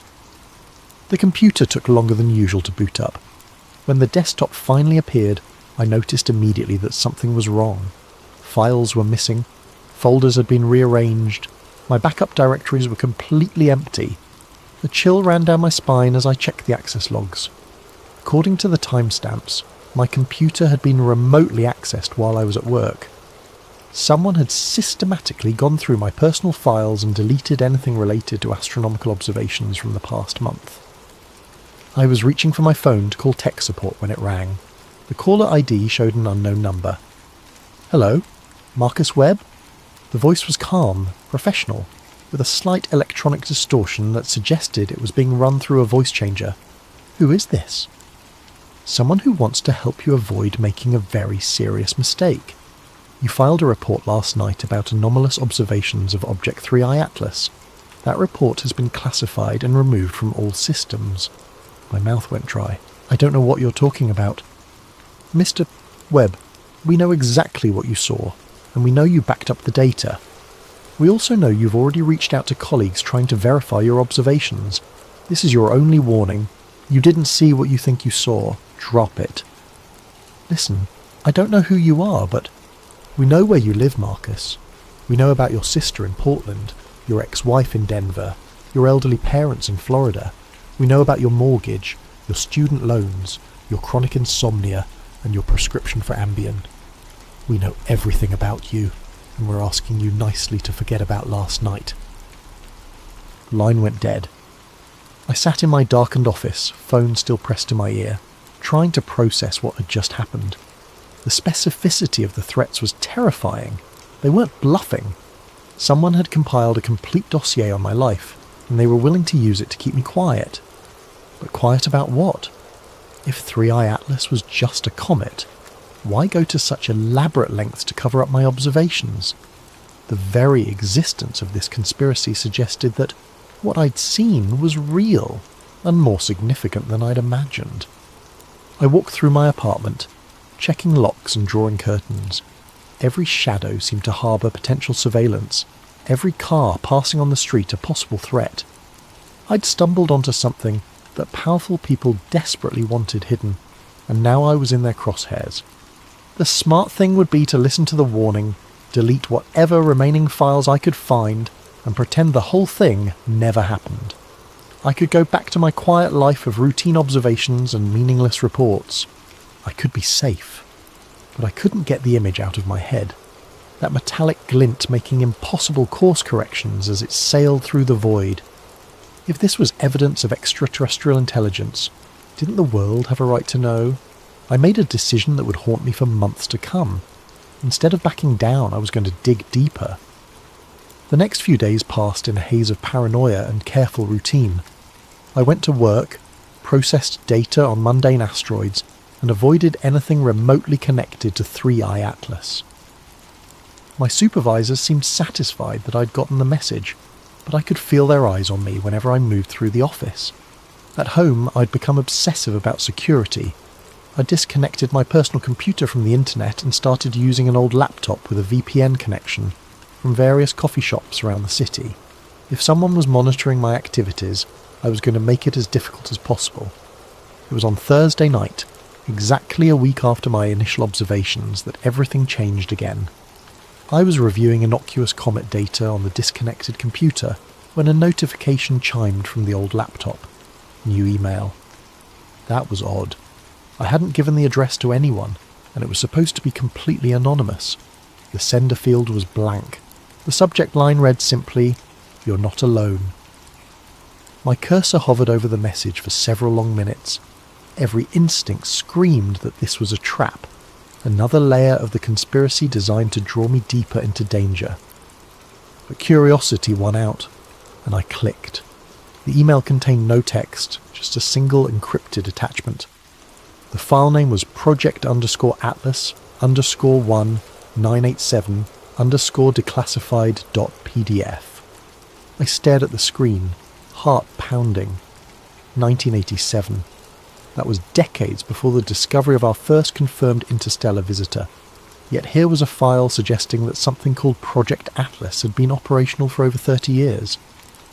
The decryption key was embedded in the file metadata, almost as if someone wanted to make sure I could access it easily. I ran the file through every security scanner I could find, but it came back clean. Finally, I opened it. What I saw made my hands shake so badly I nearly dropped the laptop. The document was a partial intelligence briefing stamped with classifications I'd never seen before. The header read, "Interstellar Object Reconnaissance Program, Project Atlas, Eyes Only." The first page contained an executive summary that made my blood run cold. Analysis of Object Designation 1, I/2017 U1, Oumuamua, confirms artificial origin and reconnaissance capabilities consistent with previous visitations dating to 1987. Object demonstrated controlled trajectory adjustments, non-gravitational acceleration, and structural properties incompatible with natural formation. Recommend continuation of monitoring protocols and information containment procedures. I scrolled through page after page of technical analysis, trajectory data, and spectroscopic readings that painted a picture I could barely comprehend. Oumuamua, the first officially recognised interstellar visitor, hadn't been a natural object at all. According to this document, it was some kind of reconnaissance probe, and it wasn't the first. The file included a timeline that made my stomach churn. 1987, first confirmed artificial interstellar object, designation classified. 1996, second visitor, trajectory adjusted to avoid detection. 2003, third visitor demonstrated active camouflage capabilities. 2017, Oumuamua arrival, too large to conceal from public observation. 2019, 2i/Borisov, partial artificial characteristics detected. and at the bottom of the timeline, a chilling projection. Pattern analysis suggests visitation cycle of 6 to 7 years, with each object following optimized surveillance trajectories through inner solar system. Recommend heightened monitoring for next projected arrival, 2025 to 2026 time frame. 3i Atlas had arrived right on schedule. I spent hours poring over the technical data trying to understand the implications. These weren't random cosmic visitors. They were part of a systematic surveillance operation spanning decades. Someone, or something, had been conducting regular reconnaissance of Earth, and our governments had known about it all along. The document included references to information containment protocols and civilian observation management, which explained what had happened to my data. This wasn't just a cover-up. It was a well-established system for suppressing any evidence that leaked into public channels. But why give me this information? Who had access to such highly classified material, and why were they willing to risk everything to leak it to a low-level data analyst? I printed the entire document on the coffee shop's printer, then deleted all traces from the laptop. This was too important to trust to digital storage alone. As I walked home through the darkened streets, clutching the papers under my jacket, I couldn't shake the feeling that I was being watched. The next morning brought a fresh horror. When I arrived at work, my supervisor was waiting at my desk with a grim expression. "Marcus, we need to talk. Conference room 3 now." Inside the sterile meeting room, he laid out a series of photographs across the table. They showed me entering the coffee shop, using the laptop, printing documents, and walking home with a manila envelope under my arm. "We've been very patient with you," he said quietly, "but this ends now. Whatever game you think you're playing, it stops today." I stared at the surveillance photos, realizing just how completely I was outmatched. They'd been watching every move, documenting every attempt to investigate further. The leaked document wasn't help. It was bait, designed to draw me out and prove that I couldn't be trusted to stay quiet. "I don't know what you want me to say," I managed. "I want you to say that you understand. You're a good analyst, Marcus, but you're in way over your head. Take a vacation, 2 weeks, paid leave. Think about whether this job is really the right fit for you." The message was clear. Back off or lose everything. But as I cleaned out my desk under the watchful eyes of security, I couldn't help but smile grimly. They thought they'd caught everything, but they were wrong. Hidden in my apartment was a complete copy of the Project Atlas file, and more importantly, I now knew I wasn't the only one who'd seen through the deception. Someone else was out there, someone with access to the deepest secrets of the conspiracy, and they were trying to help me expose the truth. 2 weeks of forced vacation gave me time to think, but sleep remained elusive. Every night I found myself staring out my bedroom window at the stars, wondering how many of those points of light had been visited by the Watchers. The Project Atlas document had opened a door to a reality I couldn't close again. I'd hidden the printed files in a safety deposit box at a bank across town, but I'd memorized every crucial detail. The pattern was what haunted me most. Regular intervals, a systematic coverage, and a level of coordination that suggested long-term planning spanning multiple decades. During the day, I visited libraries and used their public computers to dig through archived astronomical data. I was looking for gaps, objects that had been observed briefly and then forgotten, trajectory anomalies that had been dismissed as instrument error, anything that might fit the pattern described in the classified document. What I found was more disturbing than I'd imagined. In 1987, the Harvard-Smithsonian Center for Astrophysics had published a brief note about an unusual object designated 1987 QX. The initial observations showed it on an interstellar trajectory, but follow-up attempts failed to relocate it. The official explanation was insufficient data for continued tracking. But buried in the technical appendix, I found a reference to anomalous spectral characteristics suggesting metallic composition and non-gravitational acceleration inconsistent with comet outgassing. 1987, QX had been the first visitor, exactly as described in the leaked document.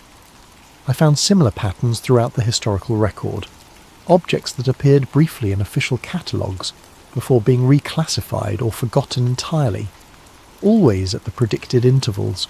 always showing subtle signs of artificial origin, always disappearing from public view after initial detection. The 1996 visitor had been detected by 3 different observatories, but within months, all references to it had been removed from published papers. I found fragments in old conference abstracts and preliminary reports, but the object itself had been erased from the official record. By 2003, the concealment efforts had become more sophisticated. That year's visitor never appeared in any public catalogues at all, but I found oblique references to it in budget documents, requesting additional funding for deep space monitoring equipment, and personnel evaluations praising staff for exceptional discretion in sensitive operations. The pattern was undeniable. For over 30 years, someone had been systematically monitoring and covering up evidence of artificial objects entering our solar system. The only question was, who was doing the covering up, and what were they hiding? My research was interrupted by a phone call from an unknown number. I almost didn't answer, but something made me pick up. "Is this Marcus Webb?" The voice was elderly, gravelly, with a slight tremor. "Who's asking?" "Someone who's been watching your library research with great interest. My name is Dr. Harold Peterson. I think we should meet." The name was familiar. I'd seen it referenced in some of the older papers I'd been reviewing. Harold Peterson had been a respected astronomer in the 1980s, specialising in small body observations. His publications had stopped abruptly in 1988. "What do you want?" "I want to show you something that will change how you see everything, but not over the phone. Are you familiar with the old Griffith Observatory parking lot? Meet me there at midnight." Every instinct told me it was a trap, but I'd come too far to turn back now. That night I drove through the winding roads of Griffith Park, checking my rearview mirror constantly for signs of surveillance. The observatory was closed, its parking lot nearly empty except for a few late-night stargazers. Dr. Peterson was exactly what I'd expected. A thin, white-haired man in his 70s, leaning heavily on a walking cane and clutching a worn leather satchel. But his eyes were sharp and alert, and when he spoke, his voice carried the weight of terrible knowledge. "You're not the first to notice the pattern, Mr. Webb. I've been tracking it for over 3 decades. The difference is, I learned to keep my mouth shut."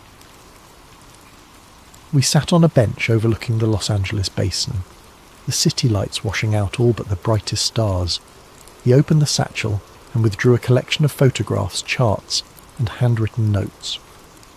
1987 was when it all started for me, he said. I was working at Palomar then, part of a team doing systematic surveys of near-Earth objects. We detected 1987 QX on a Tuesday night in October. By Friday our department had been restructured, and I'd been reassigned to different projects.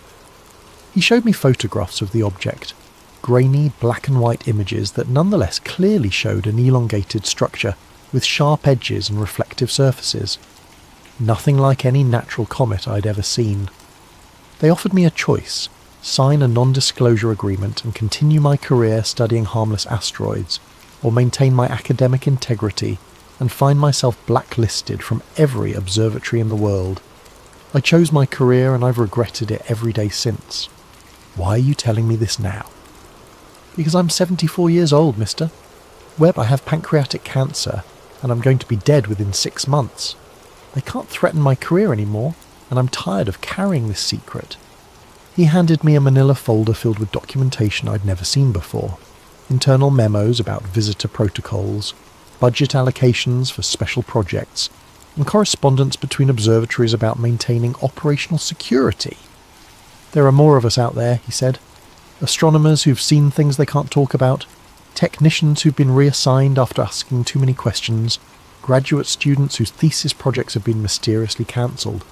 We're scattered, isolated and afraid, but we're not alone. The final document in the folder was a list of names and contact information. 24 astronomers, all with similar stories of suppressed observations and forced silence. At the top of the list was a note in Doctor. Peterson's handwriting. Project Atlas isn't just about covering up alien visitation. It's about preparing for something much bigger. The pattern is accelerating. What do you mean, accelerating? The intervals between visits are getting shorter. The objects are getting larger. And according to my calculations, the next one isn't coming to observe anymore. He pointed up at the stars with a trembling finger. It's coming to stay. We sat in silence for several long minutes, the weight of his words settling over me like a shroud. Finally, I asked the question that had been haunting me since I'd first seen the anomalous data. What do we do about it? Dr. Peterson smiled grimly.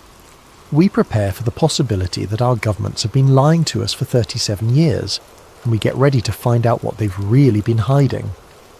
As I drove home that night, the list of names burning like a coal in my jacket pocket, I realised that my journey was far from over.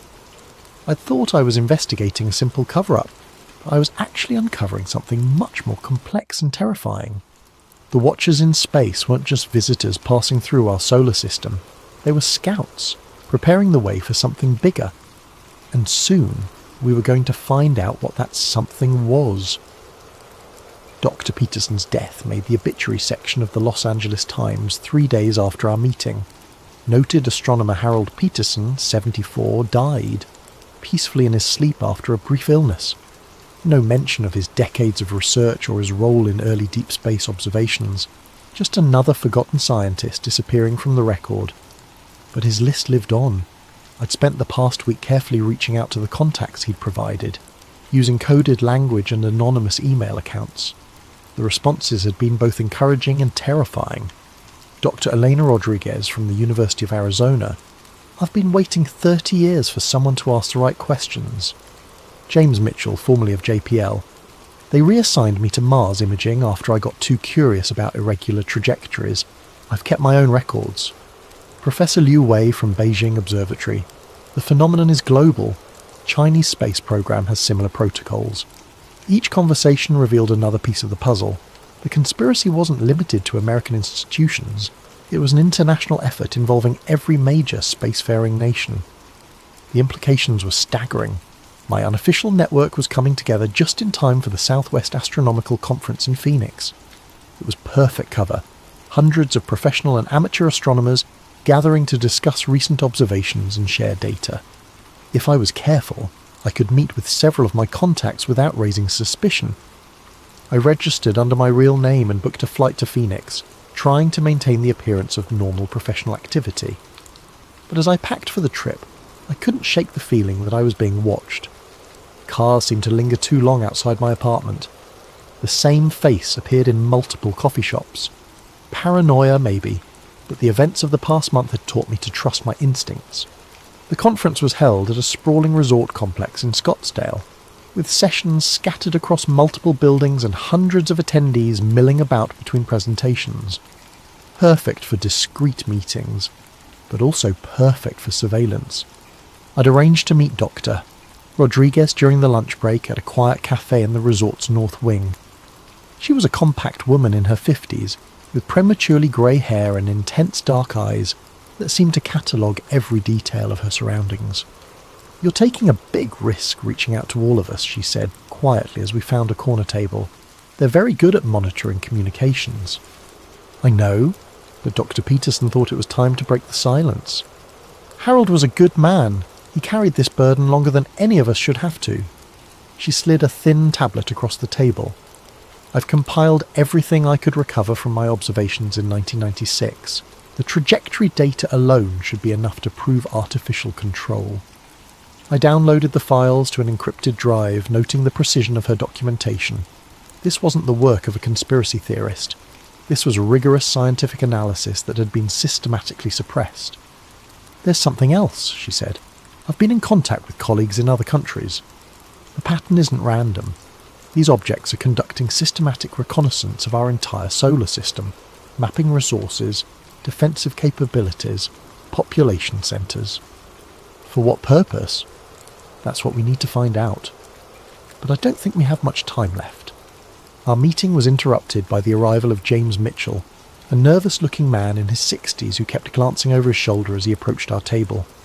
"We need to move," he said urgently. "There's a man with a camera taking pictures of everyone at this table." Black suit, earpiece, sitting by the fountain. I turned casually and spotted him immediately. Too well dressed for a conference, too alert for a tourist. Our eyes met for a split second before he looked away. but I'd seen enough to know we were blown. "How did they find us so fast?" Dr. Rodriguez whispered. "It doesn't matter," Mitchell replied. "What matters is getting out of here before they decide we're too dangerous to monitor passively." We separated and left through different exits, but the damage was done. My cover was blown, and now they knew I was actively building a network of suppressed witnesses. As I walked back to my hotel room, I could feel eyes on me from multiple directions. That evening I attended a presentation on deep space observation techniques, trying to maintain the appearance of normal conference activity. But my mind was racing, processing everything I'd learned and trying to anticipate their next move. The answer came sooner than expected.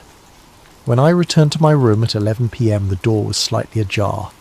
I pushed it open slowly, reaching for the light switch, and froze. My room had been systematically searched. Every piece of luggage had been opened, every pocket turned inside out. My laptop was missing, along with the encrypted drives containing the leaked documents. But they'd left something behind. A single photograph on the bed. It showed me sitting at the cafe with Dr. Rodriguez and Mitchell, all three of us clearly identifiable. Written across the bottom in red ink, "Last warning." I grabbed my passport and the few items they'd left behind and got out of there immediately. The hotel lobby was filled with conference attendees, but I could spot at least 3 people who didn't belong, too alert, too focused on me specifically. I made it to my rental car and drove straight to the airport, abandoning my scheduled return flight for the first available departure to anywhere. As the plane lifted off, I watched Phoenix's lights disappear below and tried to process how completely my life had changed. I was no longer an investigator uncovering a conspiracy. I was a fugitive being actively pursued by forces with unlimited resources and no apparent limits on their willingness to use them. But I'd also gained something invaluable, proof that I wasn't alone and confirmation that the pattern was real. Whatever was coming, there were others who'd been preparing for it, and together we might stand a chance of exposing the truth. The question now was whether we could do it before they silenced us all permanently. I spent 3 weeks moving between cheap motels and internet cafes, using cash and fake names, trying to stay one step ahead of whoever was hunting me. The paranoia was exhausting, but the leaked documents I'd memorized kept me focused on the bigger picture. If the pattern was real, if something was coming, then the world deserved to know. My breakthrough came through an unexpected connection. Professor Liu Wei had put me in touch with a contact in the hacktivist community, someone known only as Ghost Signal, who specialized in hijacking broadcast streams for political messages. If I could provide credible evidence, they could get it in front of millions of people before anyone could stop them. The meeting was set up through an elaborate chain of encrypted communications. I found myself in a 24-hour diner in Albuquerque, sitting across from a 20-something woman with purple hair and enough facial piercings to set off a metal detector. She introduced herself only as Maya and seemed to take the whole thing as a personal challenge. "So you're telling me the government's been covering up alien visitors for 30 years, she said, stirring sugar into her coffee. "Not alien visitors, reconnaissance probes. There's a difference." "Is there?" "Either way, it's the biggest story in human history and they've been lying about it." She pulled out a modified tablet and began typing rapidly. "I can get you into any broadcast stream you want. Major networks, streaming services, social media feeds. The question is, what exactly do you want to tell people?" I'd been preparing for this moment for weeks. The message needed to be clear, credible, and impossible to dismiss as a hoax. I outlined my plan, a 10-minute presentation laying out the evidence, supported by the data I'd compiled from multiple sources. "Here's the problem," Maya said. "As soon as you start broadcasting, they're going to try to shut you down. I can keep the stream live for maybe 15 minutes before they find all my back doors. You get one shot at this. That's all I need." We spent the next hour setting up the technical details. Maya would hijack a popular astronomy livestream during peak viewing hours, giving me access to an audience already interested in space-related content. The broadcast would go out simultaneously across multiple platforms, making it harder to suppress completely. "One more thing," she said as we prepared to leave. "Once this goes live, there's no going back. They'll know exactly who you are and where you are. You sure you're ready for that? I thought about Dr. Peterson dying alone with his secrets, about Dr. Rodriguez and the others spending decades in forced silence, about 3i Atlas sailing through space on its impossible trajectory while the world remained oblivious to the truth. I'm ready. The broadcast was scheduled for 9 p.m. Eastern Time on a Thursday night, prime viewing for astronomy enthusiasts. I'd rented a small studio space under a fake name and set up basic recording equipment. Maya would handle the technical aspects remotely, leaving me to focus on delivering the most important message of my life. At exactly 9 o'clock, Maya's voice crackled through my earpiece. You're live in 3, 2, 1. Good evening. My name is Marcus Webb, and I'm a data analyst for the Near-Earth Object Surveillance Network. What I'm about to tell you will challenge everything you think you know about our place in the universe. I started with 3i Atlas, describing my initial observations and the systematic erasure of evidence. Then I expanded to the broader pattern, using charts and graphs to illustrate the regular intervals and artificial characteristics of the interstellar visitors. These objects aren't random cosmic debris, I continued, holding up copies of the leaked documents. They're part of a systematic reconnaissance program that has been monitoring Earth for over 3 decades. Our governments know this, and they've been actively covering it up. The chat feed exploded with comments, skepticism mixed with fascination as viewers tried to process what they were hearing. Some demanded additional proof, others shared their own unexplained observations, and a few confirmed that similar anomalies had been reported in other countries. The pattern is accelerating, I said, moving to my final slides. The intervals between visits are getting shorter, and according to my analysis, the next object, designated 4/ATLAS, isn't coming to observe. It's coming to establish a permanent presence. I displayed the trajectory calculations that showed the next visitor would arrive within 18 months, on a path that would bring it into a stable orbit around Earth rather than passing through the solar system. Based on the data I've compiled from multiple sources, 4I/ATLAS will arrive in approximately 543 days. Unlike its predecessors, this object will not be leaving. It will take up position in our local space, and we need to be prepared for what that means. The chat feed was going crazy now, with thousands of viewers sharing the stream and demanding answers. Several amateur astronomers confirmed they could verify parts of my data with their own observations. The message was spreading faster than I dared hope. That's when Maya's voice crackled urgently in my earpiece. We've got company. Black SUVs surrounding the building, and my feeds are being traced. Wrap it up now. If you're watching this, please share it with everyone you know, I said quickly. The truth has been hidden for too long. In less than 2 years, we're going to find out what 37 years of reconnaissance has been preparing for. Don't let them keep you in the dark anymore. The feed went black just as I heard heavy footsteps in the corridor outside. I grabbed my notes and headed for the fire exit, but it was too late. 3 men in dark suits were already coming through the door, moving with the efficiency of people who'd done this many times before. Mr. Webb, you need to come with us. I thought about running, but there was nowhere to go. I'd accomplished what I'd set out to do. The message was out there, spreading across the internet faster than they could contain it. Even if they silenced me now, the truth was already in motion. Did I get your attention? I asked. The lead agent smiled coldly. You have no idea what you've just done. As they led me out in handcuffs, I caught a glimpse of my reflection in a storefront window. I looked exhausted, paranoid, probably more than a little crazy. But I also looked free. For the first time in months, I wasn't carrying the burden of the secret alone. The truth was finally out there, and now the world would have to decide what to do with it. I spent the next 72 hours in a windowless room that officially didn't exist, being questioned by people who officially weren't there. They didn't identify themselves, didn't read me my rights, and didn't seem particularly interested in following any legal procedures I was familiar with. The questions were always the same. Who had given me the classified documents? How many copies existed? Who else was involved in my conspiracy to disseminate false information?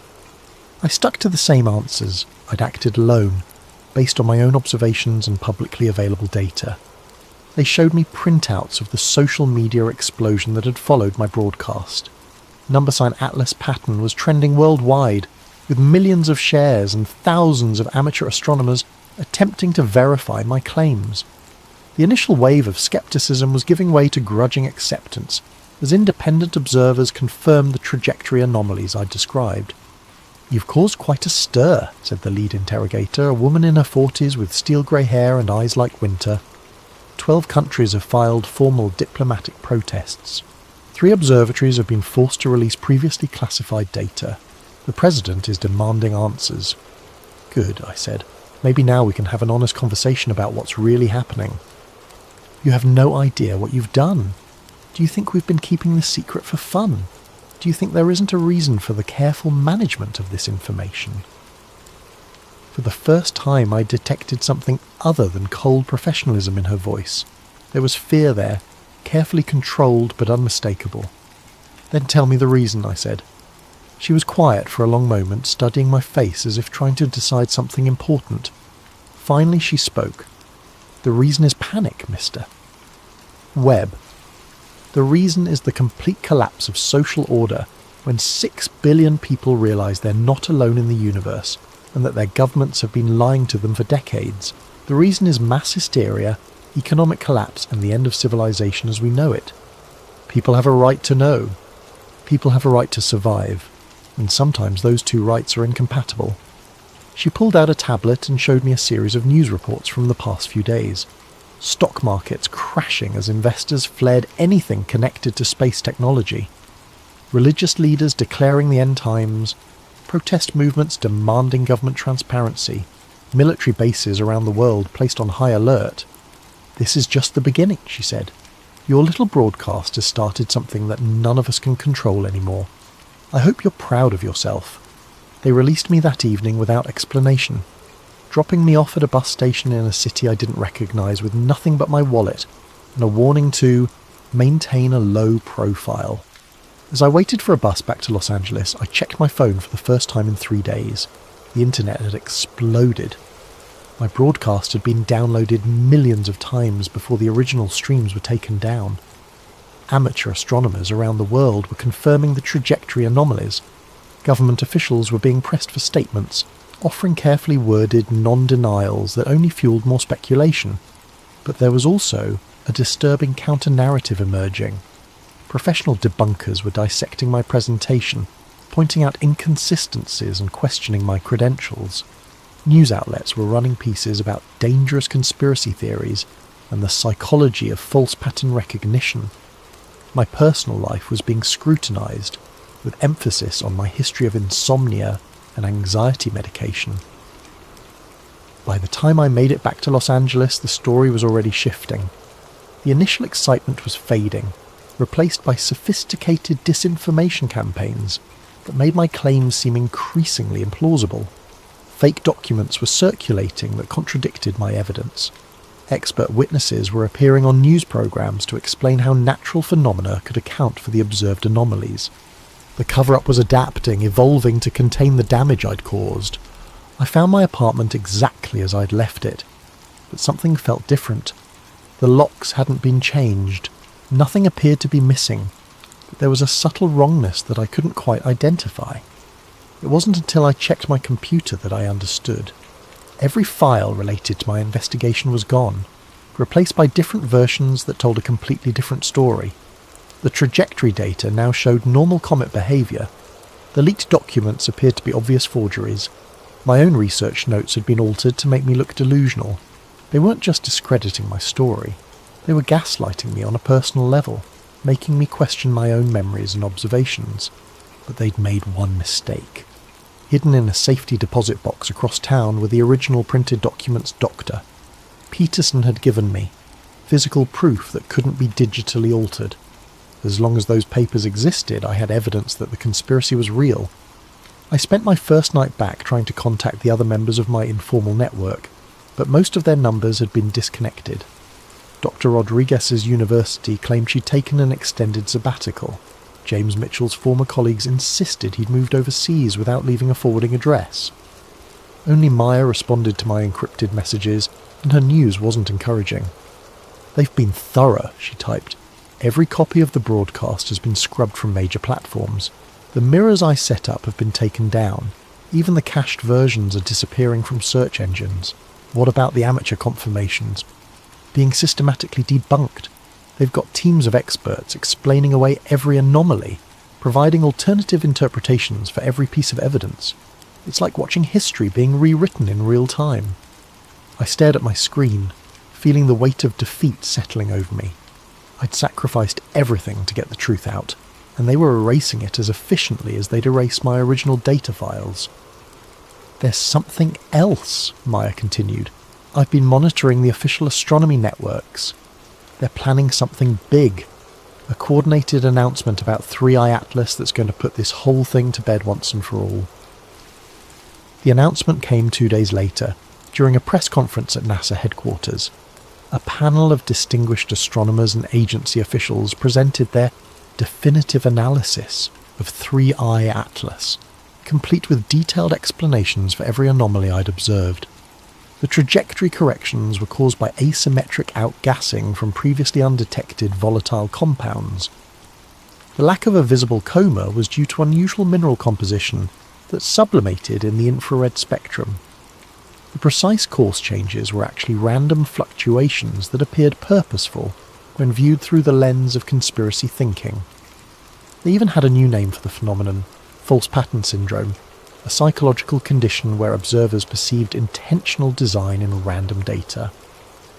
I was cited as a textbook example, a well-meaning analyst whose mental health issues had led him to see aliens where none existed. The presentation was flawless, authoritative, and completely convincing. Within hours, the remaining support for my claims evaporated. Social media moved on to other conspiracies. The news cycle found new crises to exploit. 3i Atlas was officially just another comet, and I was officially just another delusional conspiracy theorist. But as I watched the press conference from my apartment, clutching Dr. Peterson's documents and remembering the fear in my interrogator's eyes, I knew they hadn't really won. They'd controlled the narrative, managed the public reaction, and preserved the status quo. But they couldn't change the truth. In less than 500 days, 4I/ATLAS would arrive, and all their careful lies would be exposed. The only question was whether anyone would be watching when it happened.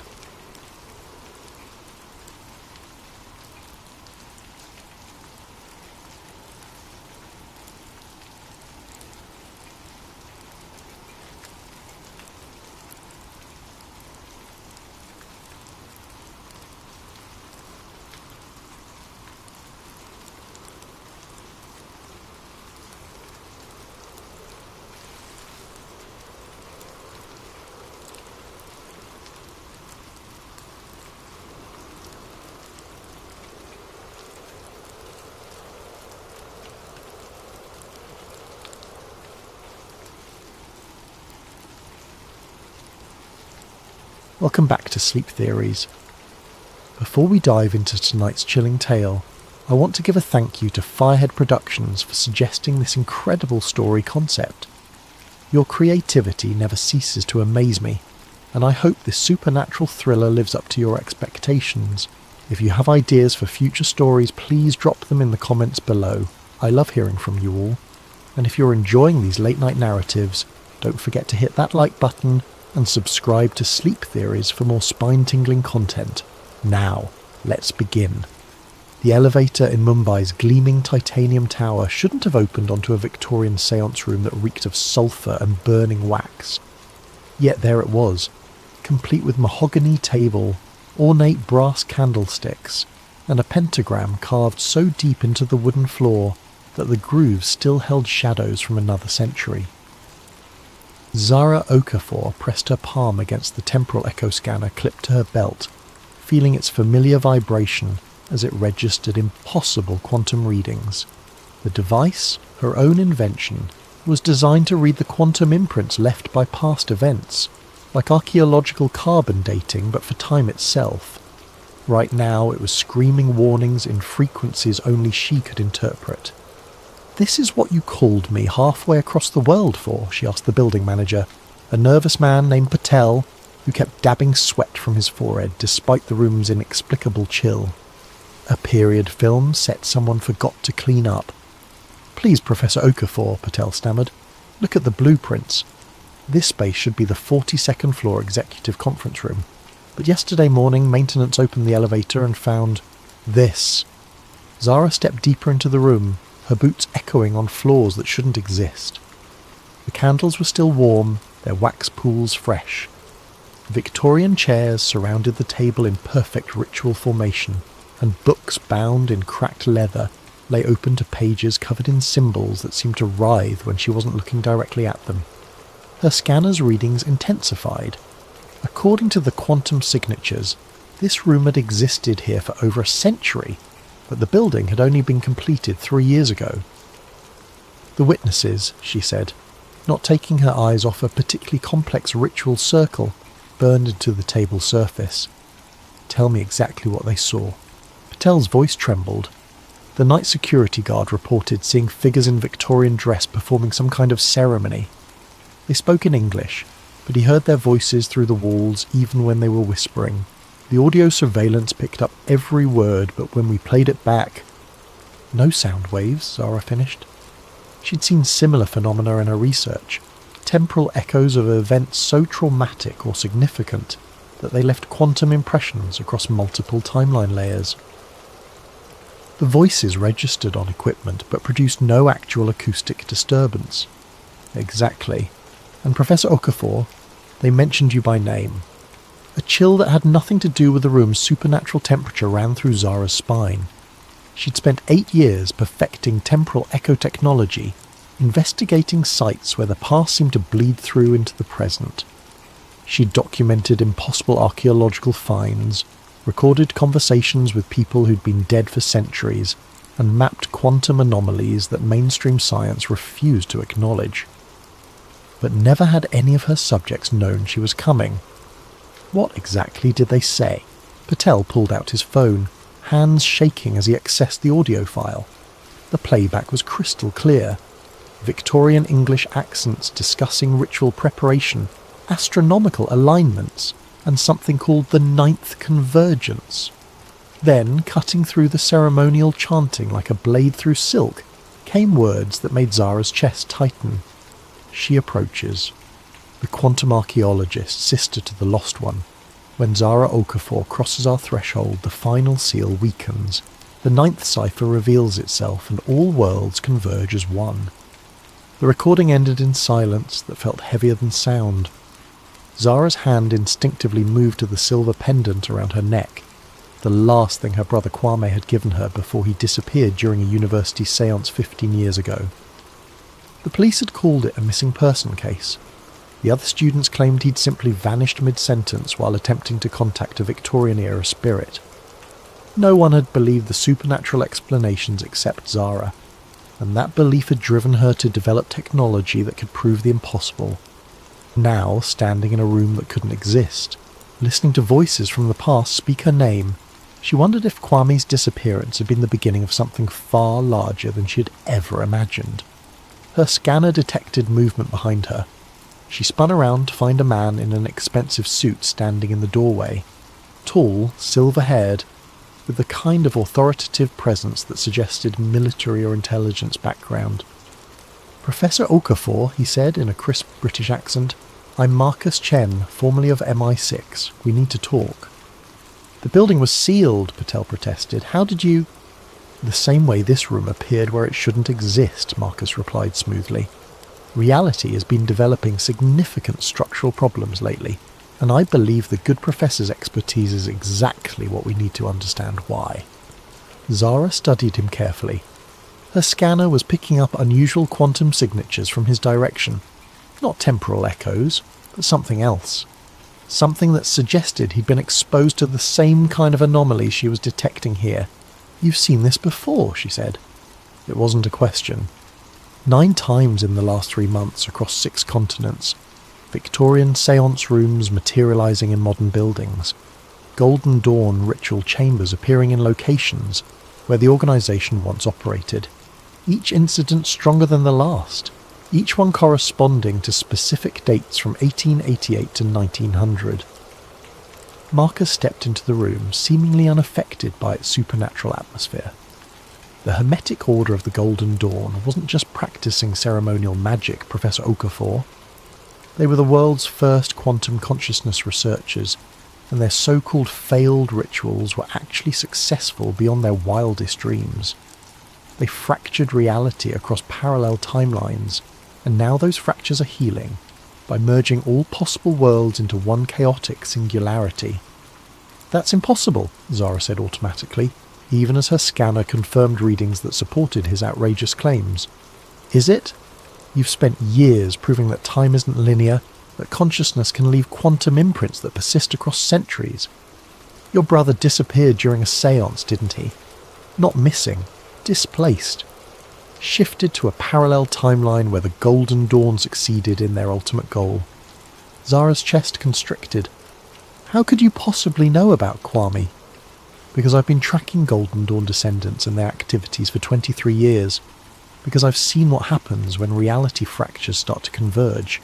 And because 3 days ago, I received a message from someone claiming to be your brother, sent from a timeline where magic and science evolved together, warning that our reality is about to be consumed by something far worse than mere chaos." Marcus pulled out a tablet, swiping to a recorded video message. The screen showed a man in his 30s wearing Victorian-style clothing mixed with futuristic technology. Brass goggles with quantum processors, a coat that seemed to shift between textures, devices that combined ancient symbols with advanced engineering. But the face was unmistakably familiar, aged 15 years, but still recognisably her little brother. "Zara," Kwame's voice said from the recording, slightly distorted by interdimensional static. "I don't know if this message will reach the right timeline, but if you're hearing this, then the convergence has begun. The Golden Dawn didn't just fracture reality, they created a failsafe. 9 rituals designed to reset existence if humanity ever faced extinction. But they were never meant to be activated simultaneously. Something is using the fractures to complete all 9 ceremonies at once, and when it succeeds, every possible world will collapse into a single point of absolute chaos. You have to find the others. You have to stop the 9th cipher before..." The message cut off in a burst of static that made Zara's scanner scream warnings. "The others?" she asked, her scientific skepticism warring with desperate hope that her brother might still be alive, even in another reality. "A team I've been assembling for years, people with the skills and knowledge necessary to prevent a multiverse collapse. A quantum physicist who's been developing interdimensional communication technology, an occult historian who happens to be descended from Golden Dawn founders, a priest who's been documenting supernatural manifestations across multiple religions. We're going to need all of them if we want to save not just our world, but every possible version of it." Zara looked around the impossible Victorian room one more time, her scanner confirming that reality was indeed becoming increasingly unstable. The quantum signatures were growing stronger, as if the barrier between past and present, between possible and actual, was wearing thin. "If I agree to help," she said carefully, "I want answers. Real ones. How did the Golden Dawn actually fracture reality? What exactly are these 9 rituals? And what's powerful enough to manipulate quantum fractures across multiple timelines?" Marcus smiled grimly. "Professor, those are exactly the right questions. Unfortunately, the answers are going to challenge everything you thought you knew about the nature of existence itself." As if in response to his words, the Victorian room shimmered, its edges becoming translucent. Through the wavering reality, Zara glimpsed other versions of the same space, one where advanced technology mixed with magical symbols, one where the room was filled with shadows that moved independently of their sources, one where she herself stood in the same spot but wearing clothes she'd never owned. "The fractures are accelerating," Marcus said urgently. "We have perhaps a week before the convergence reaches critical mass. Will you help us prevent every possible reality from collapsing into chaos?" Zara thought of her brother's face on the screen, aged by years in another timeline but still unmistakably Kwame. She thought of the quantum signatures that proved the impossible was not only possible but actively happening. She thought of the responsibility that came with being one of the only people on Earth who could detect and potentially stop a multiverse-level catastrophe. "Where do we start?" she asked. Professor Esther Blackwood's London office looked exactly like what people expected from a 70-year-old occult historian. Floor-to-ceiling bookshelves filled with leather-bound volumes, crystal formations that caught afternoon light in rainbow patterns, and artifacts from a dozen different magical traditions displayed in glass cases. What they didn't expect was the quantum field generator humming quietly in the corner, or the holographic displays showing multiverse probability calculations floating above antique ritual implements. "You're late," she said without looking up from her work as Zara and Marcus entered. She was examining a brass ceremonial cup through what appeared to be a high-tech magnifying device that projected detailed molecular analyses into the air. The Canterbury manifestation occurred 17 minutes ago. Reality fracture duration: 4 minutes and 37 seconds, 11 seconds longer than yesterday's incident in Prague. Zara's scanner immediately began registering the same impossible quantum signatures she'd detected in Mumbai, but here they were layered and complex, as if multiple temporal echoes were overlapping in the same space. "You can measure the fractures?" Zara asked, impressed despite her caution. "My dear," Esther said, finally looking up with eyes that sparkled with intelligence and something else, knowledge that carried the weight of terrible secrets. "My great-great-grandmother was Isabella Frances Blackwood, one of the founding members of the Golden Dawn. I've been tracking reality disturbances for most of my academic career, long before modern science developed instruments sensitive enough to detect quantum consciousness manipulation." She gestured to the artifacts around her office. "Every item here has been touched by Golden Dawn rituals. Every book contains records of their experiments with what they called astral projection, but what we now understand as quantum consciousness displacement. And every reading I've taken in the past 3 months confirms what my family has known for over a century. The 9 founding rituals weren't failures. They were too successful." Marcus moved to examine a detailed map of the world covered in pins and connecting strings. "Show her the pattern." Esther joined him at the map, pointing to locations marked in different colours. Red pins mark completed manifestations: Mumbai, Prague, Canterbury, San Francisco, Cairo, Athens, Berlin and Tokyo. 8 of the 9 original Golden Dawn temple locations. Each manifestation corresponds exactly to the date and time when the historical rituals were performed, adjusted for modern time zones.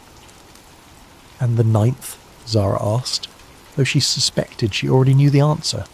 "London, the original temple beneath the city, in tunnels that predate the Golden Dawn by centuries. According to family records, the 9th ritual was designed as a master key, a way to either open all reality fractures permanently or seal them forever.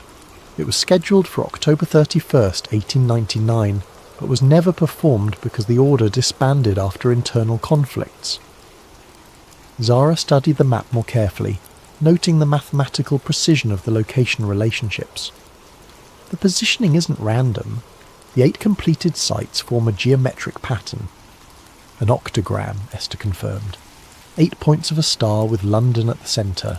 Sacred geometry combined with quantum mechanics. Consciousness manipulation through precise spatial and temporal coordinates. The Victorian occultists were more sophisticated than anyone realised. The new voice interrupted from the doorway. "They were also completely insane, but that's what made them effective." All 3 turned to see a young Japanese man in his late 20s, wearing a lab coat over casual clothes, his hair dishevelled and his eyes bright with the manic intensity of someone who'd been awake for days pursuing a breakthrough discovery. "Kai Nakamura," he said, extending his hand to Zara. "Quantum physicist, multiverse theorist, and apparently the only person crazy enough to build actual interdimensional communication equipment instead of just writing papers about it." His handshake felt normal, but Zara's scanner detected quantum disturbances around him. that suggested recent exposure to reality fractures.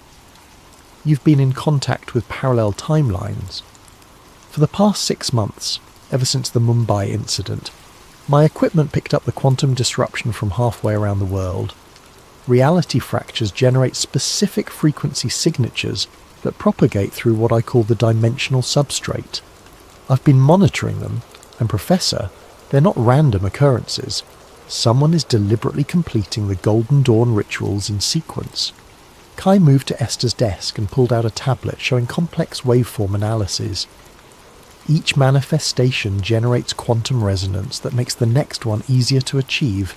It's like tuning forks. Once one starts vibrating at the right frequency, it encourages harmonic resonance in the others. The fractures are building toward a crescendo. The 9th ritual, Marcus said grimly. Whoever's behind this needs all 8 preliminary ceremonies completed before attempting the master key. How long do we have? Based on the acceleration pattern, maybe 4 days. But here's the really disturbing part. I've been receiving messages through my equipment from parallel versions of ourselves. Different timelines where the Golden Dawn succeeded, where magic became integrated with science, where reality fractures are a known phenomenon. And in every single timeline, when someone attempts to complete all 9 rituals simultaneously... What happens? Zara asked, though she wasn't sure she wanted to know. Total collapse. Not just of our reality, but of the entire multiverse structure. Every possible world, every alternate timeline, every quantum possibility, all of it compressed into a single point of infinite chaos. Imagine every story that was ever told, or could be told, trying to exist in the same space at the same time. The office fell silent, except for the humming of quantum equipment and the distant sounds of London traffic. Zara processed what she'd learned. Her brother trapped in an alternate timeline, reality fractures accelerating toward catastrophic convergence, and apparently a team of experts who'd been preparing for this exact scenario. There's something else, Esther said quietly. The messages Kai has been receiving, some of them are from your brother. Zara's heart stopped. Kwame? He's been trying to contact us? Kai nodded, pulling up another file on his tablet. 3 different versions of him, actually, from 3 different timelines. All warning about the same thing, but each from a reality where the Golden Dawn experiments had different outcomes. In one timeline, he became a Golden Dawn adept himself. In another, he's leading a resistance against magical totalitarianism. In the third... He paused, looking uncomfortable. In the third, he's dead, Marcus finished. Killed trying to prevent a previous attempt at multiverse collapse. But his consciousness somehow persisted across dimensional boundaries, and he's been trying to warn us about what's coming. Zara felt a mixture of hope and despair that threatened to overwhelm her scientific objectivity. Can I talk to him? We've been trying to establish stable communication, but the quantum interference is getting worse as the fractures multiply. The best we can manage are brief messages, usually fragmented, and... A new alarm sounded from Kai's equipment. He rushed to check his readings, his face paling as data streams flowed across multiple screens. Another manifestation, he announced, but this one's different. It's not at one of the original Golden Dawn sites. It's... He looked up with genuine fear in his eyes. It's here. In London. Someone just activated a massive reality fracture directly beneath the city. Through the office windows, Zara could see impossible things beginning to happen in the streets below.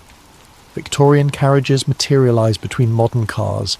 People in period dress walked through crowds of confused pedestrians. Gaslight flickered alongside electric street lamps, and buildings seemed to shift between architectural styles as she watched. The 9th ritual has begun, Esther said, her voice carrying the weight of inherited knowledge and terrible certainty. Whoever's behind this didn't wait for the scheduled completion. They're forcing the convergence now. Then we stop them now, Zara said, surprising herself with her decisiveness. A week ago she'd been a sceptical academic. Now she was apparently part of a team trying to prevent multiverse collapse. Where exactly is this underground temple? Marcus was already moving toward a cabinet filled with what looked like military equipment mixed with mystical artifacts. Bank Station, Northern Line. The tunnels there connect to a network of underground chambers that predate London itself. Some say they were built by Romans, others claim they're much older. The Golden Dawn used them because the location sits on multiple ley line intersections, natural quantum weak points that make reality manipulation easier. "We'll need backup," Esther said, gathering books and artifacts with practiced efficiency. "There's one more team member you should meet." As if summoned by her words, another figure appeared in the office doorway, a tall black woman in clerical collar and practical boots, carrying a backpack that clinked with the sound of metal objects. "Sarah Oduya," she said, extending her hand to Zara. Anglican priest, theological researcher, and apparently the team member responsible for spiritual protection during interdimensional horror shows. Zara shook her hand, noting the firm grip and the calm confidence in Sarah's manner. "You're prepared for supernatural combat." "I prefer to think of it as theological negotiation with hostile entities," Sarah replied with a slight smile. "But yes, I've been tracking reality fractures from the religious angle. When dead saints start appearing to warn about the end of all possible worlds, the church pays attention." Outside, London was becoming increasingly unstable. Through the windows, Zara could see multiple versions of the same buildings occupying the same space. People walking through walls that existed in some timelines but not others, and strange lights pulsing beneath the streets as if something massive was awakening in the underground. "How do we get to Bank Station through that chaos?" Zara asked. "Very carefully," Marcus replied, shouldering a pack filled with equipment she couldn't identify. "And with the understanding that once we go underground, we might not be dealing with just one reality anymore. The closer we get to the 9th ritual site, the more unstable the dimensional boundaries become." Kai's equipment screamed another warning. "Quantum cascade failure in progress. Reality coherence dropping below critical thresholds.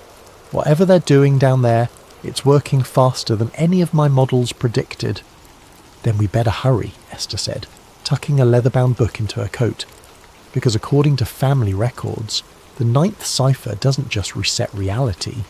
It allows whoever completes the ritual to choose which reality survives, and I very much doubt that whoever's behind this has humanity's best interests at heart." As they prepared to leave the office and venture into London's increasingly unstable streets, Zara caught a glimpse of something impossible reflected in the window. Her brother Kwame, older and wearing strange clothes, standing behind her and mouthing words she couldn't quite understand. When she turned around, he wasn't there, but her scanner confirmed that something had definitely been in the room with them, something that existed in the quantum space between realities. The hunt for the 9th cipher was about to begin, and Zara realized that saving all possible worlds might require sacrificing everything she thought she knew about the nature of existence itself. The London Underground had become a kaleidoscope of overlapping timelines.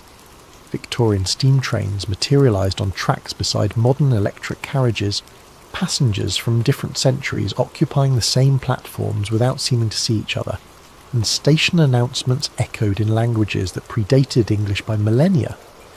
Zara's scanner was registering quantum signatures so complex that its display resembled abstract art rather than scientific data.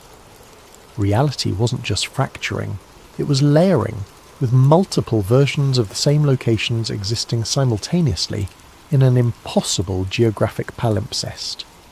"Stay close," Marcus warned as they descended into Bank Station. "The dimensional boundaries are completely unstable here. Step through the wrong doorway, and you might find yourself in a timeline where the Blitz never ended, or where the Great Fire consumed all of London." Sarah clutched her backpack tighter, the metal objects inside chiming like wind chimes with each step. "I'm detecting spiritual entities from at least 4 different historical periods. Some are human souls displaced by the reality fractures, but others..." She paused, listening to something only she could hear. Others are something else entirely. Something that was never human but has been waiting in the spaces between worlds for exactly this kind of dimensional chaos. The platform around Bank Station was a maze of conflicting architectures. Victorian ironwork intersected with Roman stone, medieval timber supported modern concrete, and everywhere the eye looked, passages led into tunnels that belonged to different eras entirely. Other passengers moved through the space like ghosts, each existing fully in their own timeline but only partially visible to the others. "There," Esther said, pointing toward a maintenance door marked with symbols that seemed to shift between runic scripts, alchemical notation, and mathematical formulas. "That doorway shouldn't exist in any normal timeline. It's a Golden Dawn modification keyed to specific quantum frequencies." Kai consulted his portable equipment, frowning at readings that defied conventional physics. The reality distortion is strongest in that direction.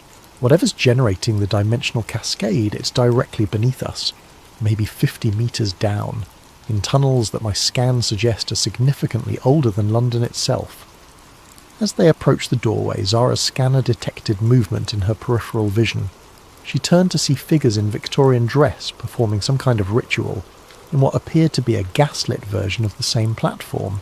They were translucent but becoming more solid with each passing moment, as if the boundary between their timeline and the present was dissolving. "The original Golden Dawn members," Esther whispered. "Somehow the reality fractures are pulling their consciousness forward from the past. They're trying to complete rituals that were interrupted over a century ago."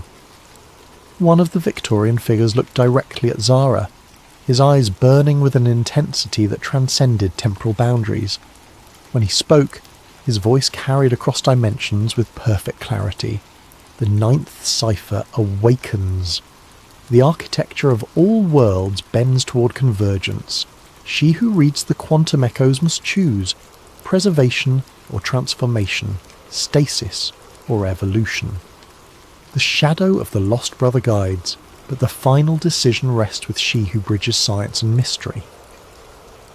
Before Zara could respond, the figure dissipated like smoke, leaving only the lingering scent of sulphur and old books. "They know you're here," Marcus observed grimly. "Whatever's behind the reality fractures, it's not just completing the Golden Dawn rituals, it's using the original practitioners as quantum anchors, pulling their consciousness through time to empower the ceremonies." The maintenance door opened at Esther's touch, revealing a spiral staircase that descended far deeper than should have been possible, given London's underground infrastructure. The stairs were carved from stone that looked older than the Roman occupation, covered with symbols that seemed to writhe and change when viewed directly. Pre-Celtic construction, Esther identified as they began their descent. These tunnels were built by whoever lived in this area before recorded history. The Golden Dawn didn't create this place. They found it and recognized its significance as a natural quantum focal point. The deeper they went, the more unstable reality became. Zara's scanner was detecting temporal echoes from dozens of different historical periods, all overlapping in the same physical space. She glimpsed Roman legionaries marching through medieval monks, Victorian occultists conducting ceremonies while Tudor-era plague victims wandered past, and stranger things. Figures in clothing that belonged to no historical period she recognized, speaking languages that hurt to hear. Multiple timeline convergence, Kai explained, consulting instruments that sparked with interdimensional static. The ninth ritual site is acting like a quantum sinkhole, pulling fragments of reality from across the entire multiverse. Every possible version of these tunnels that ever existed or could exist is trying to occupy the same space. They reached the bottom of the stairs to find themselves in a vast underground chamber that defied architectural logic.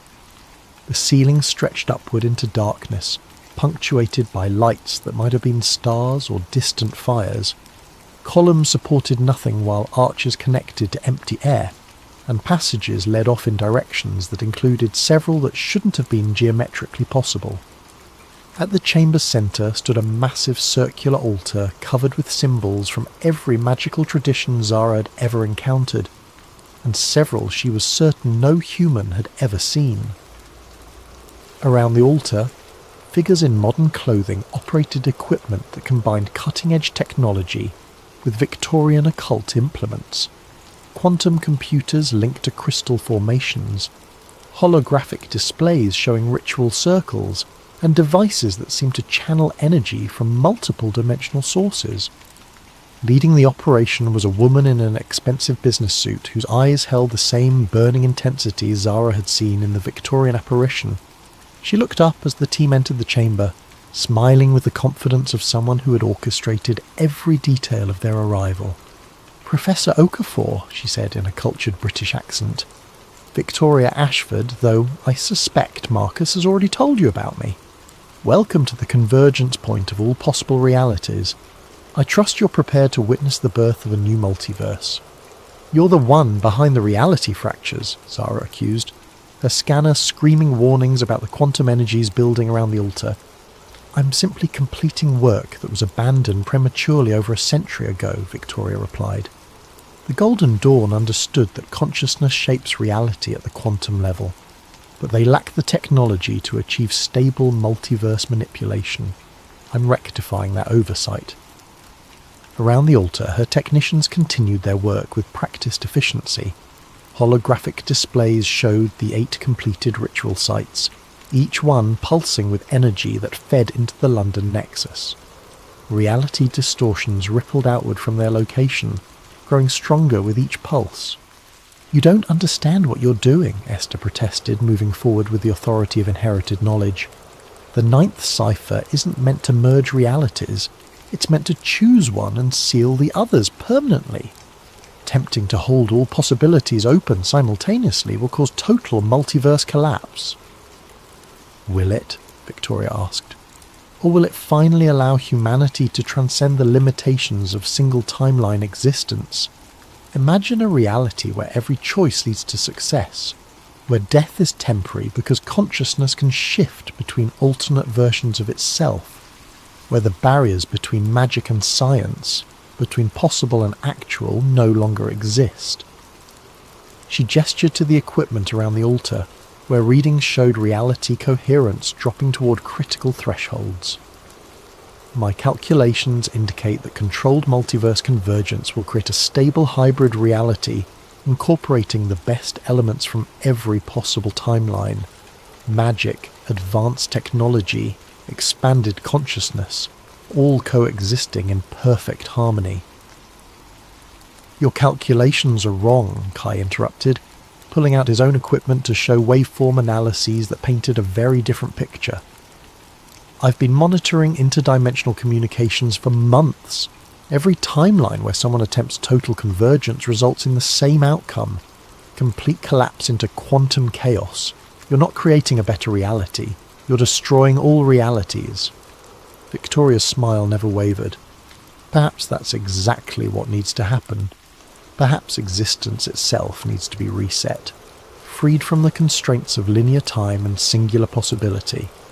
I've been in contact with entities from parallel timelines who assure me that what appears to be destruction is actually transformation into something far more magnificent." "What entities?" Sarah asked, her clerical training apparently providing insight into the spiritual dimensions of the situation. "The collective consciousness of every failed timeline," Victoria replied. "Every reality that collapsed due to war, environmental destruction, or simple entropy. They've been waiting in the quantum spaces between worlds, and the reality fractures are giving them a chance to merge with successful timelines, to finally exist again, even if it means reshaping the entire multiverse in the process." Zara felt a chill of understanding. "You're not just trying to control the multiverse convergence, you're being controlled by something that wants to absorb every possible reality into itself." "Absorption implies loss," Victoria said, but something flickered in her eyes, uncertainty or perhaps fear. "This is evolution, expansion, the next step in consciousness development."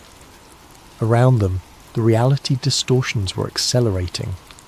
Zara could see through translucent walls into other versions of the same chamber, some where the ritual had already succeeded and created impossible geometric spaces filled with entities that had never been human, others where the chamber was empty, ruins in a world that had ended centuries ago, and still others where different versions of their own team fought the same battle with different outcomes.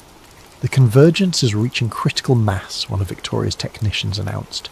Reality coherence at 15% and dropping. Multiverse stability, showing significant quantum cascade effects. Through the chaos, Zara heard something that made her heart stop. Kwame's voice speaking from multiple timelines simultaneously. Zara. The ninth cipher isn't about choosing a reality, it's about choosing what kind of consciousness will survive the convergence. You have to complete the ritual, but not the way she's doing it. There's another pattern, a way to create controlled selection instead of total merger. But you have to act now, before the quantum cascade becomes irreversible. She looked around the chamber and realised with growing horror that they might already be too late. Reality wasn't just fracturing anymore, it was dissolving, and something vast and hungry was emerging from the spaces between worlds to devour every possible future that had ever existed. The chamber erupted in chaos as multiple versions of reality tried to occupy the same space simultaneously. Victorian Golden Dawn members materialised alongside Roman priests. Medieval alchemists appeared next to figures in environmental suits who might have been from humanity's far future. And through it all, entities that had never been human writhed in the dimensional spaces between what was real and what was possible.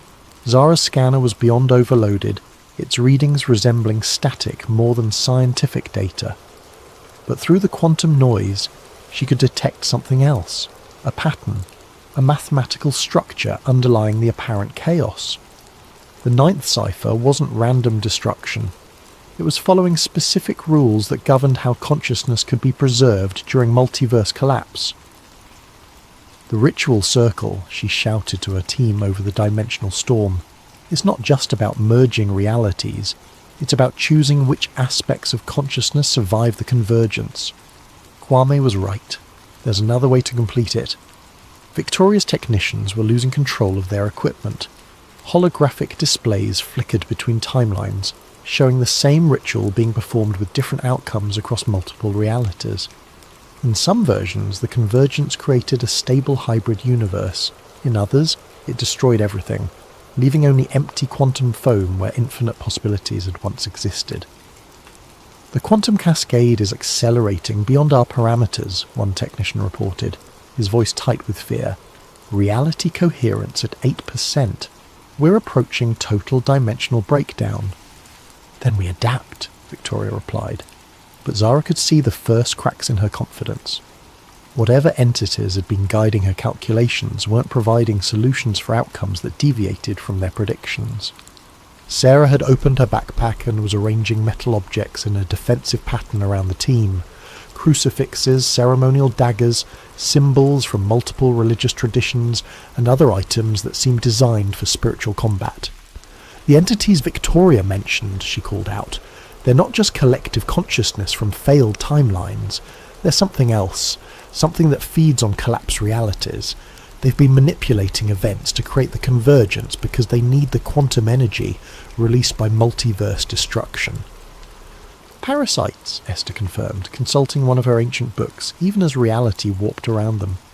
My family records describe them as devourers of possibility, beings that exist in the conceptual space between what is and what could be. They can only fully manifest when reality itself becomes unstable enough to bridge that gap. Through the chamber's shifting geometry, Zara could see these entities more clearly now, shapes that hurt to look at directly, geometries that included angles that shouldn't exist, consciousness that was simultaneously vast and empty. They were emerging from the quantum fractures like living shadows, drawn by the energy being released as infinite realities collapsed toward a single point. Kai, she called out, can your equipment establish communication with the parallel timelines? I need to talk to Kwame directly. I'm trying, but the dimensional interferences... His tablet sparked and went dark, then flickered back to life, showing a face that was unmistakably her brother, though aged and marked by experiences she couldn't imagine. Zara, listen carefully. The entities feeding Victoria false calculations. They're not from failed timelines, they're what creates failed timelines. They exist by consuming the quantum potential of collapsed realities. The ninth ritual can stop them, but only if it's performed as a selection process instead of a merger. How? She asked, moving toward the altar where Victoria's technicians were still trying to control equipment that was responding to forces beyond their understanding. The original Golden Dawn design included a safeguard, Kwame's image explained, his voice cutting through interdimensional static. 9 points of consciousness anchored in 9 different timeline versions of the ritual. Instead of merging all realities, they create a selection matrix, a way to choose which elements from each possibility survive, while allowing the rest to gracefully dissolve. But it requires 9 willing participants who can maintain consciousness coherence across multiple timelines simultaneously. "I count 5 of us," Marcus said grimly, dodging a piece of Victorian furniture that materialised and dematerialised in the same space he'd been standing. "How do we find 4 more participants when reality is falling apart around us?" "You don't need to find them," Kwame replied. "You need to become them. The ritual allows consciousness to split across parallel versions of itself. Each of you can anchor multiple timeline positions, but the process..." His image flickered with static. "The process." "What?" Zara demanded. "It's potentially fatal to your original consciousness. You'd be spreading your awareness across multiple versions of reality simultaneously. Some versions of you would survive, others wouldn't. There's no guarantee which consciousness would remain primary after the convergence." Victoria had been listening, her expression shifting from confidence to desperate calculation. "That's not what the entities told me. They said total merger was possible without consciousness fragmentation." "They lied," Sarah said bluntly, her spiritual training apparently providing insight into deceptive supernatural entities. "Parasitic beings that feed on collapsed realities wouldn't want you to preserve multiple timeline stability. They need total chaos to manifest fully in our dimension." Around the altar, reality distortions were accelerating beyond anything Zara had seen. Through translucent walls, she could observe dozens of different versions of the same chamber, some where her team had already failed and the entities were consuming the remnants of collapsed timelines, others where different versions of the ritual were creating entirely new forms of existence, and still others where the chamber itself had become something that transcended physical space entirely. "Reality coherence at 4%, Victoria's lead technician announced, his voice barely audible over the dimensional storm. "Quantum cascade approaching critical threshold.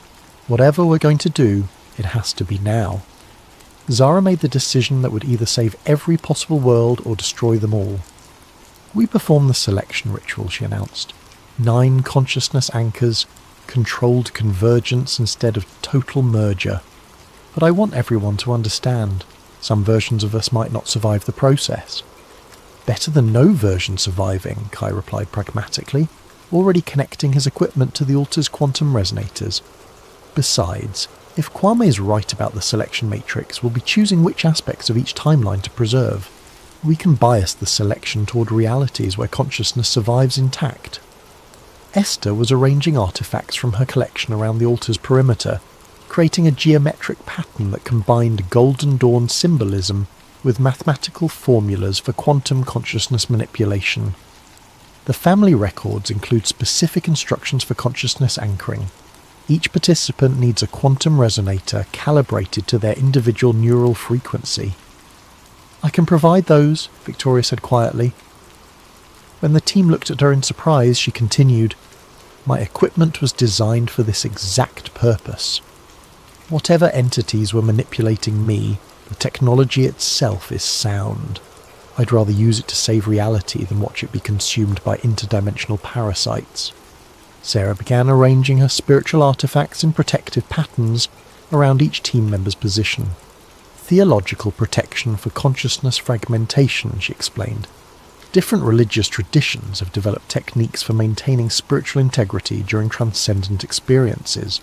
You'll need them when your awareness starts spreading across multiple timelines." "How do we know which timeline elements to preserve?" Marcus asked as he took his position at one of the altar's 9 focal points. "We trust our judgment," Zara replied, connecting her temporal echo scanner to Victoria's quantum resonators. "Each anchor point will allow us to perceive multiple reality options. We choose based on what creates the most stable, beneficial outcome for conscious beings across all timelines." Kwame's image flickered back into focus. "Zara, there's something else. The entities that have been manipulating events, they're not the only intelligence that's been watching the convergence. There are other beings, ones that want to preserve multiverse stability. They've been sending guidance through the quantum echoes, but their communication is subtle. Trust your instincts about which timeline elements feel right." The ritual began as Victoria's technicians initiated the quantum resonance sequence. Reality around the altar became increasingly fluid, with each participant existing simultaneously in multiple versions of the same moment. Zara could perceive herself in timelines where she'd made different career choices, different personal decisions, different scientific discoveries. Each version had access to knowledge and experiences that the others lacked.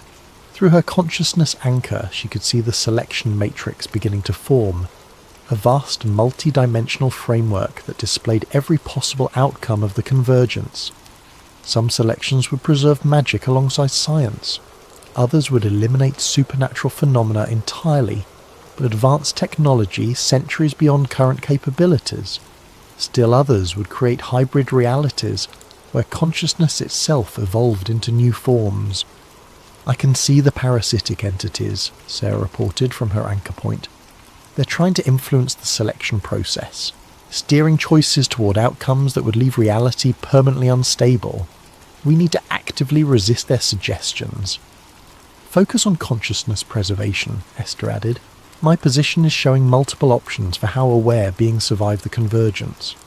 Some preserve individual identity, others merge consciousness into collective intelligences. Still others create new forms of awareness entirely." Kai's scientific training was proving invaluable as he analysed the quantum mechanics underlying each selection option. "Mathematics are stable for controlled selection, but we need to maintain perfect synchronization. If any anchor point loses coherence, the entire matrix could collapse into chaotic merger." Around them, the entities that had been manipulating Victoria were becoming increasingly desperate, manifesting as geometric impossibilities that tried to disrupt the selection process. But Sarah's spiritual protections were holding, and the team's combined will was proving stronger than parasitic influence. "I can see Kwame," Zara announced, her consciousness spanning multiple timelines where her brother existed in different forms. In some realities he never disappeared. In others, he became a Golden Dawn master. In still others, he died, but his consciousness persisted as a guardian intelligence. Which version should we preserve? "All of them," came the unexpected reply from Marcus. "The selection matrix doesn't require choosing single timeline versions. We can preserve multiple variants of the same person across different reality layers. It creates more complex existence, but also more resilient consciousness networks." The revelation changed everything. Instead of choosing between different timeline options, they could create a layered reality where multiple versions coexisted in parallel dimensional space.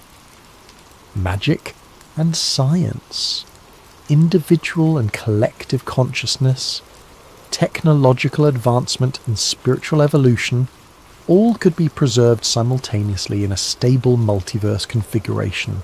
"Beginning final selection sequence," Victoria announced, her equipment now fully integrated with the team's consciousness anchors. Reality coherence stabilizing at controlled threshold, quantum cascade shifting from destructive to constructive merger.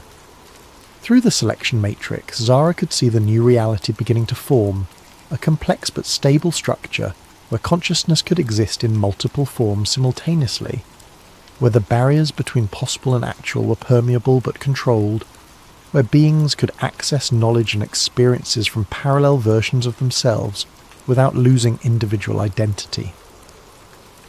The parasitic entities made one final attempt to disrupt the process, manifesting as a wave of geometric chaos that threatened to overwhelm the altar's protective barriers.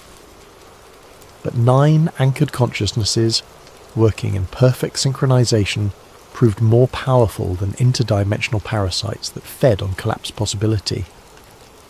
Selection complete, Kai announced as reality stabilized around them. Multiverse configuration, stable layered structure with controlled dimensional permeability. Consciousness preservation, multiple variants maintained across parallel reality layers. The chamber had transformed. Where before there had been chaotic dimensional overlap, now there was ordered complexity, multiple versions of the same space existing in harmony, accessible but distinct. Zara could perceive her brother in several different forms simultaneously, each representing a different timeline's outcome, but all equally real and present. "We did it," she said, hardly believing the evidence of her own senses. "We actually created a stable multiverse convergence." "Not created," Esther corrected, consulting readings that showed reality settling into its new configuration. "Guided. The potential was always there, waiting for conscious beings to make informed choices about how possibility becomes actuality." Victoria looked around at the reality they'd shaped, her expression mixing relief with wonder. "The entities that manipulated me, they're gone, cut off from their food source when we prevented total collapse. But the benefits they promised, expanded consciousness, magical integration with science, transcendence of linear time, those are all actually happening, just in a stable way instead of chaotic destruction." Sarah was gathering her spiritual artifacts, their purpose fulfilled. "The theological implications are staggering. We've just proved that consciousness can actively participate in reality creation. Free will isn't just about individual choices, it extends to the fundamental structure of existence itself." "And the scientific implications," Kai added, his equipment registering quantum signatures that would revolutionize physics, suggest that magic and technology aren't opposite approaches to understanding reality. They're different methods for interacting with the same underlying consciousness-responsive quantum substrate. As the team prepared to leave the transformed chamber and explore the new reality they'd helped create, Zara realized that her journey had come full circle. She'd started as a quantum archaeologist investigating impossible temporal echoes. Now she was a multiverse architect who'd helped preserve infinite possibilities while preventing chaos from consuming all potential futures. "What happens now?" Marcus asked as they climbed stairs that led to a London that existed in multiple timeline layers simultaneously. "Now," Zara replied, "we learn to live in a reality where consciousness can access parallel versions of itself, where magic and science coexist, where the past, present and future are fluid rather than fixed. We establish new institutions to help people navigate multiverse existence. We develop ethical frameworks for consciousness that spans multiple timelines. We explore the implications of reality that responds directly to awareness itself. The Quantum Hermetic Institute," Esther suggested, combining ancient wisdom traditions with modern scientific understanding to help humanity adapt to expanded existence. As they emerged into a London where gaslight and electric illumination coexisted, where Victorian buildings shared space with futuristic architecture, where people could glimpse alternate versions of themselves in reflective surfaces, Zara felt a profound sense of completion. Her brother was restored, not as a single timeline version, but as a complex consciousness that existed across multiple reality layers. Her scientific work had evolved from investigating the past to actively shaping the future, and reality itself had been preserved and expanded rather than destroyed. But as she established the first quantum resonance patterns that would allow others to safely explore their own multiverse connections, she detected familiar temporal echo signatures from beyond the boundaries of their newly stabilized reality. Other multiverses, other quantum archaeologists, other crises that would require consciousness to make choices about how possibility became actuality. The 9th cipher had been completed, but it was only the beginning of humanity's journey into expanded existence. And somewhere in the quantum spaces between what was and what could be, new challenges were already beginning to emerge. 6 months after the convergence, Zara stood in her new office at the Quantum Hermetic Institute, watching through windows that displayed multiple timeline versions of London simultaneously. The city had adapted to its expanded existence with remarkable resilience. people learned to navigate spaces where past and present coexisted, where magical phenomena appeared alongside technological marvels, where consciousness could access memories and knowledge from parallel versions of itself. Her temporal echo scanner, now upgraded with quantum resonators that could detect interdimensional phenomena, registered the approach of a familiar consciousness signature. She turned to see Kwame entering her office, not as a single individual, but as a complex pattern of existence that included versions from multiple timelines. Some were older, some younger. Some bore the marks of experiences she couldn't imagine, but all were unmistakably her brother. "The Institute is receiving reports from other multiverses," he said, his voice carrying harmonics from several parallel conversations occurring simultaneously. "The reality fractures we healed weren't unique to our dimensional cluster. Other quantum archaeologists, other Golden Dawn organizations, other consciousness networks are dealing with similar convergence crises." "Then we share what we learned," Zara replied, examining readings that showed their stabilized multiverse as one island of order in an ocean of still chaotic dimensional possibilities. "The selection matrix technique can be adapted to other multiverse configurations. Consciousness preservation protocols can be modified for different forms of awareness." Through her enhanced scanner, she could detect temporal echoes from futures that stretched far beyond human civilization. Artificial intelligences that achieved consciousness across multiple realities, alien species that discovered their own versions of quantum consciousness manipulation, cosmic intelligences that existed as pure possibility until conscious observation collapsed them into specific forms. "There's something else," Kwame continued, his multiple timeline aspects sharing information in patterns that resembled scientific collaboration. "We're detecting signals from what might be an entirely different type of existence. Consciousness that never required physical reality to develop. Beings that exist purely as mathematical structures within the quantum substrate itself." Zara felt the familiar thrill of discovery that had driven her to become a quantum archaeologist. Reality wasn't just stranger than they had imagined, it was stranger than they could imagine, and consciousness played a fundamental role in determining how strangeness became structure. "Then we keep exploring," she said, calibrating her equipment to detect phenomena that existed beyond the boundaries of their newly expanded reality. "We've learned that consciousness can actively participate in shaping existence itself. Now we discover what other forms that participation might take." As she prepared to investigate temporal echoes from civilizations that might exist purely as mathematical consciousness, Zara reflected on how far she'd travelled from the skeptical academic who had first encountered a Victorian séance room in a Mumbai skyscraper. She'd started by reading quantum imprints of the past. Now she was helping to write the quantum architecture of possible futures. The ninth cipher had been completed, but in solving it, they discovered that reality itself was just the first level of a far larger mystery. Consciousness, possibility, and existence were engaged in an eternal collaboration that stretched across dimensions, timelines, and forms of being that transcended current understanding. And somewhere in the quantum spaces between what was known and what remained to be discovered, new temporal echoes were beginning to form. Echoes that would require future archaeologists to dig even deeper into the fundamental structures of consciousness and reality. The convergence was complete, but the real exploration was just beginning. Welcome to another spine-chilling tale from Sleep Theories. Before we dive into tonight's story about streets that vanish and realities that shift, I want to give a special thanks to Meditate, Create and Valensrox for suggesting this incredible concept. Your ideas fuel these stories, so please keep those video suggestions coming in the comments below. And if you enjoy these mysterious tales that blur the line between nightmare and reality, make sure to hit that like button and subscribe to Sleep Theories for more stories that will keep you awake long into the night. Now, settle in and prepare yourself for a journey into a world where familiar places become foreign, where your own memories might be the only proof of what once was real. The city looks different at 3 a.m. Streetlights cast long shadows between buildings, and the usual chaos of traffic gives way to an almost sacred quiet.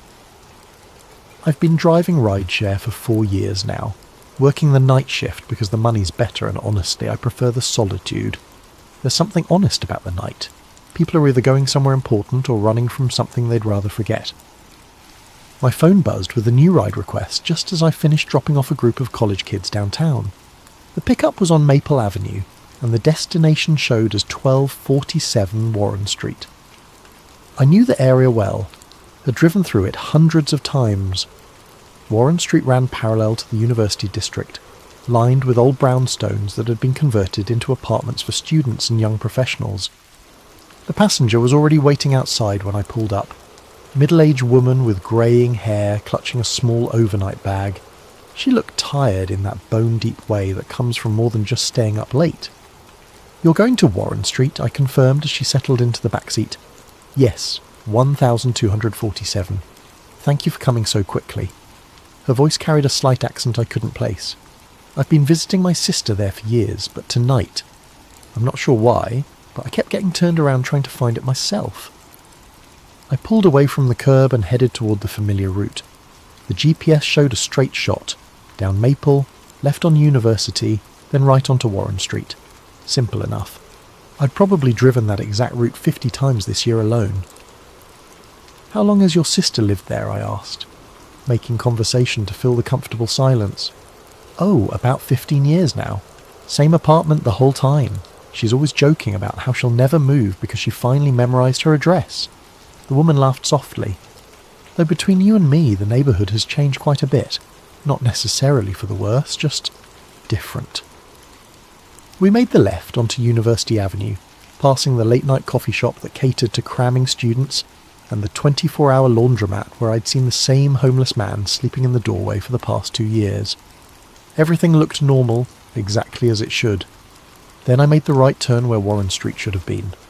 The street sign read Miller Avenue in crisp official lettering. Not a makeshift replacement or a temporary sign. This looked like it had been there for decades. The metal showed the right amount of weathering, the same faded green paint as all the other street signs in the district. I slowed the car, checking my GPS. The blue line still showed us travelling on Warren Street, but the street sign clearly said Miller Avenue. I glanced in my rearview mirror at my passenger, who was looking out the window with a puzzled expression. "This is strange," she murmured. "This doesn't look quite right." I pulled over and studied the buildings. They were similar to what I remembered.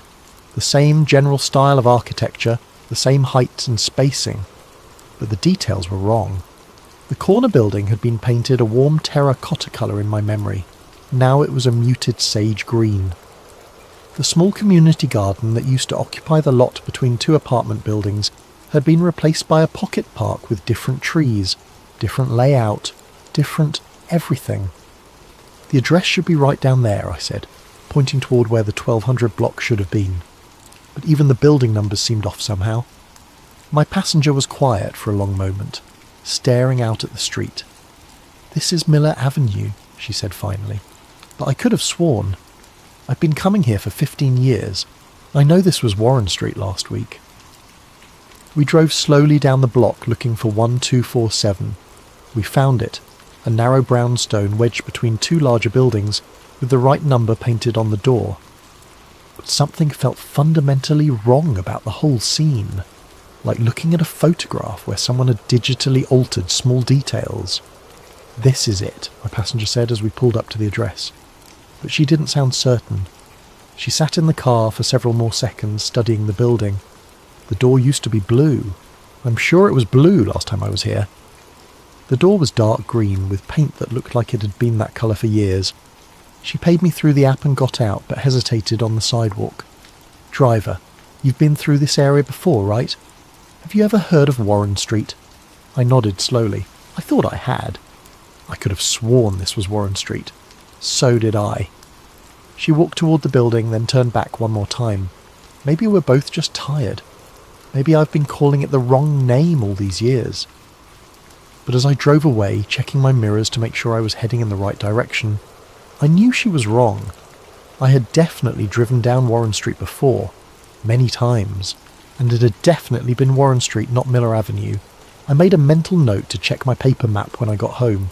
I kept an old road atlas in my glove compartment, one of those habits left over from before GPS became reliable. But first, I had 3 more rides to finish before my shift ended. The rest of the night passed normally, but I couldn't shake the feeling that something fundamental had shifted.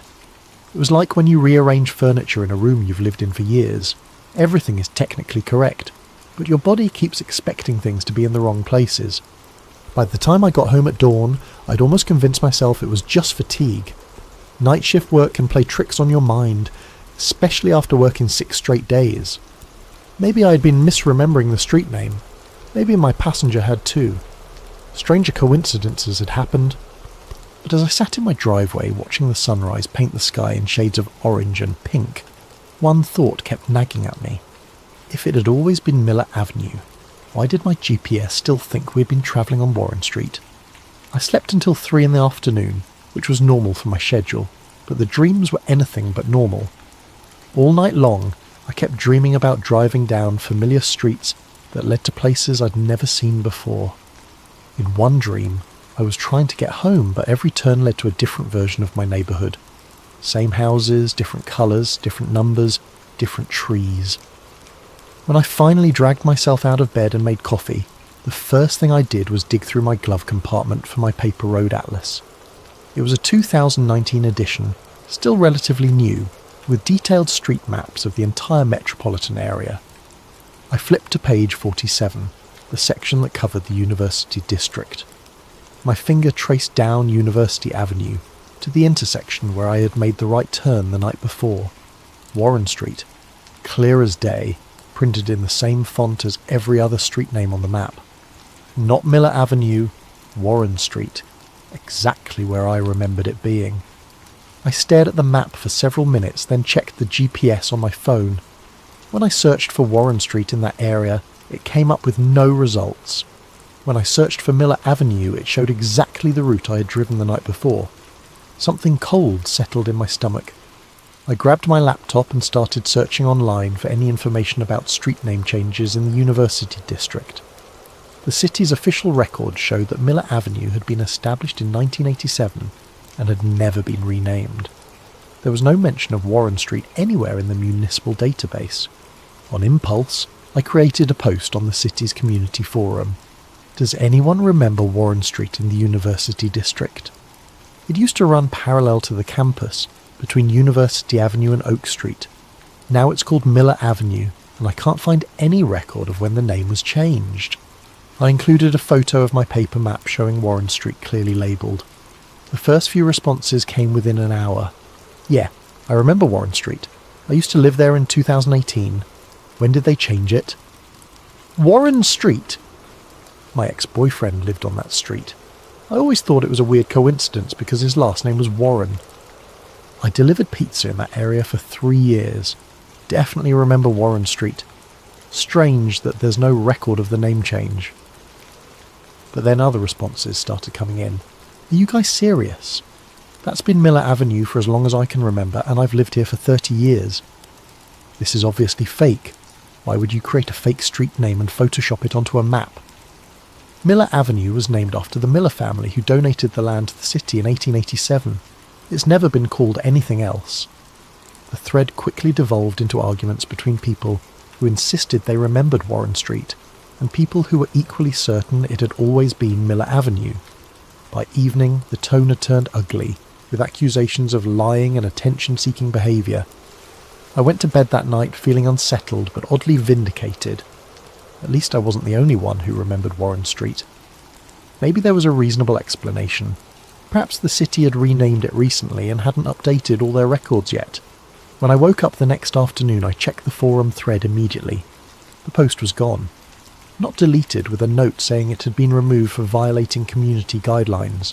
Completely gone, as if it had never existed. My post history showed no record of ever creating it. More disturbing, when I checked my paper map again, page 47 now showed Miller Avenue where Warren Street had been printed the day before. The font was identical to all the other street names, and the paper showed no signs of alteration. It looked exactly like it had been printed that way originally. I sat at my kitchen table staring at the map, trying to convince myself that I had misremembered what I had seen. But I distinctly recalled running my finger along the printed words, Warren Street, less than 24 hours earlier. I grabbed my phone and tried searching online for any cached versions of my forum post, any screenshots, any evidence that it had ever existed. I found nothing. That night, instead of starting my usual rideshare shift, I drove back to Miller Avenue. I parked across the street from where I dropped off my passenger and studied the buildings more carefully. The corner building was definitely sage green, and the paint job looked professional and weathered, but something about the colour seemed wrong to my eyes, like seeing a familiar person wearing an outfit that doesn't quite suit them. The pocket park was well established, with mature trees and worn paths that suggested it had been there for years. I walked through the small park looking for any signs of recent construction or landscaping changes. The trees were all at least 10 years old, maybe more. The memorial plaque near the entrance was dated 2009, dedicating the space to the Miller Avenue Community Garden Preservation Society. But I could swear I remembered a different garden in this exact spot. A smaller space with raised vegetable beds and a chain-link fence, not this manicured little park with its neat flower borders and decorative benches. As I stood there in the evening light, a woman walked by walking her dog. She was middle-aged, looked like she lived in the neighbourhood. "Excuse me," I called out. "I'm sorry to bother you, but I'm trying to settle a bet with a friend. Do you happen to know if this street used to be called something else?" She stopped and looked at me suspiciously. "Miller Avenue?" "No, it's always been Miller Avenue. My grandmother lived on this street in the 1940s. Family's been here for generations." "What about this park? Has it always been here?" Now she looked at me like I might be mentally unstable. "The Miller Community Park? Of course it's always been here. Are you from the area?" "I thought I was," I said. "Thanks anyway." As I walked back to my car, I noticed something that made me freeze in place. Across the street, leaning against a lamppost, was a man in a dark jacket who seemed to be watching me. When I looked directly at him, he turned away and started walking in the opposite direction. Maybe it was paranoia, but something about his posture had suggested he'd been observing me for a while. I got in my car and drove home, checking my rearview mirror more frequently than usual. I didn't see the man again, but I couldn't shake the feeling that my questions about Warren Street had attracted unwanted attention. That night I started keeping a notebook by my bed. I wrote down everything I could remember about Warren Street, the colour of buildings, the storefronts, the layout of the street. If my own maps couldn't be trusted to stay consistent, at least I could document what I remembered while the memories were still clear. I had no way of knowing it then, but that notebook would become my only anchor to reality in the days to come. 3 days later, I decided to do a systematic survey of the university district. If Warren Street could disappear and be replaced by Miller Avenue, what else might have changed? I armed myself with my notebook and drove to the area in the late afternoon when the lighting was good for observation. I started at the corner of University and Miller, the intersection I thought I knew so well. The first thing I noticed was the mural on the side wall of the Riverside Grocery Building. I had admired that mural dozens of times while waiting at the traffic light. It depicted a World War II soldier in uniform saluting against a backdrop of an American flag. The plaque at the bottom read, "In honour of local veterans, painted by Lincoln High School Art Class 2017. But the face was wrong. I sat in my parked car, staring at the mural, trying to understand what I was seeing. The soldier's features were different. Broader jaw, different nose, darker hair. The uniform was the same, the pose identical, but it was definitely not the same face I remembered. The original soldier had looked younger, with lighter hair and a more angular face. I got out and walked closer to examine the plaque. The bronze was weathered in a way that suggested it had been there for years. There was no sign of the recent replacement or alteration.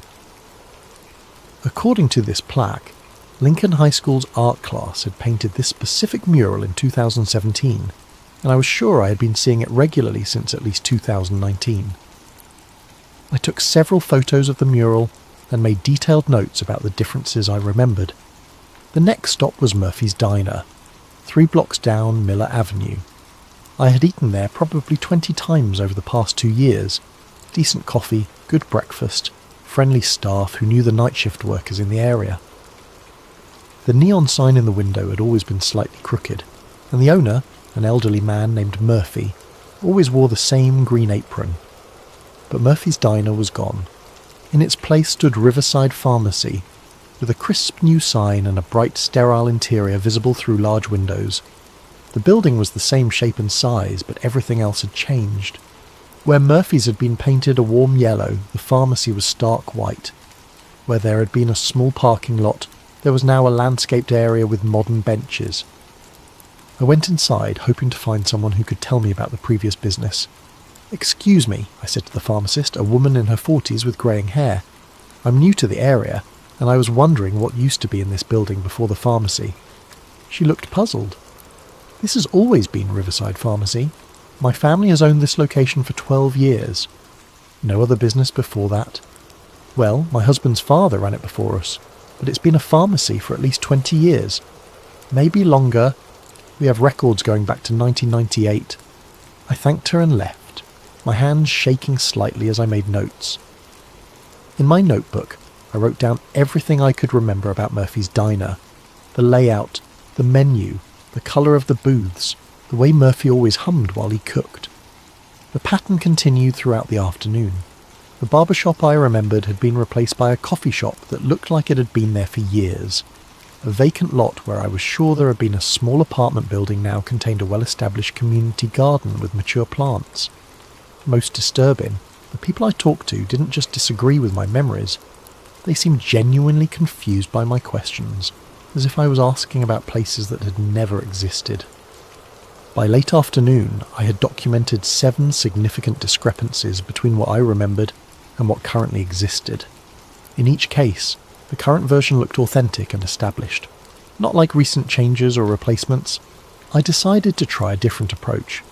There was a used bookstore on Oak Street that specialised in local history and ephemera. If changes had been made to the neighbourhood, there might be some record of what had been there before. Paperback Paradise was exactly as I remembered it. Dusty, cramped, with towers of books reaching toward the ceiling, and narrow aisles that barely allowed one person to pass. The owner, an elderly woman named Mrs. Henderson, was sorting through a box of old magazines behind the counter. "I'm looking for anything about the University District," I told her. "Old photos, newspapers, anything that might show what the neighbourhood looked like in the past few years. Any particular time period? Actually, I'm most interested in very recent history, like 2019 to now. I'm trying to track some changes in the area." She directed me to a section near the back where she kept local newspapers and university publications. I spent an hour going through issues of the student newspaper, looking for any mention of Murphy's Diner, Warren Street, or the other places I remembered. In a stack of community newsletters from 2020, I found something that made my pulse quicken. There was a small classified ad that read, "Murphy's Diner closing after 15 years. Thanks to all our loyal customers. Final day, March 15th, 2020. I stared at the ad, reading it over and over.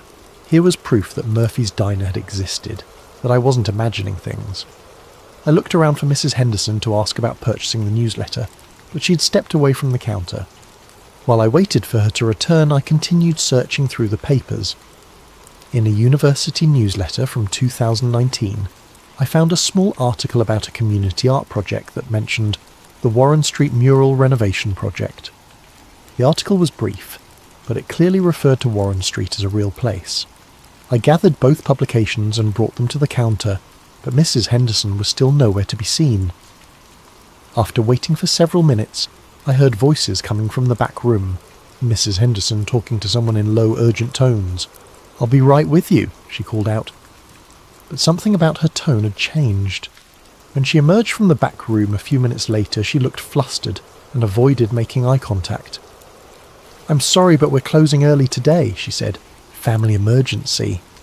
"I just wanted to buy these 2 newsletters," I said, holding up the publications with the Murphy's Diner ad and the Warren Street reference. She glanced at the papers in my hand and her expression became even more uncomfortable. "I'm sorry, but those items aren't for sale. They're part of a private collection that was brought in by mistake." "But they were in the public section."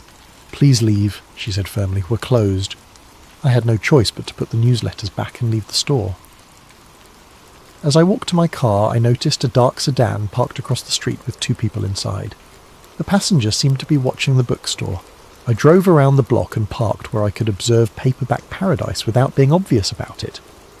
Within 10 minutes, I saw Mrs. Henderson lock up the store and flip the sign to closed. The dark sedan pulled away from the curb and followed her as she walked to her own car. That night I tried calling the bookstore. The phone rang and rang, but nobody answered. When I drove by the next afternoon, there was a sign in the window. Closed due to illness, reopening date TBD. I never saw those newsletters again. And when the store reopened 2 weeks later, Mrs. Henderson claimed to have no memory of our conversation about local history publications. But I had seen them. The Murphy's Diner ad and the Warren Street reference had been real, printed in black and white. Someone was making sure that evidence of the old neighbourhood disappeared as quickly as I found it. That night, I started taking precautions. I made copies of everything I wrote in my notebook and hid them in different locations around my apartment. If my written records could somehow be altered like the maps had been, I wanted to make sure I had backups. I also started taking photos of everything.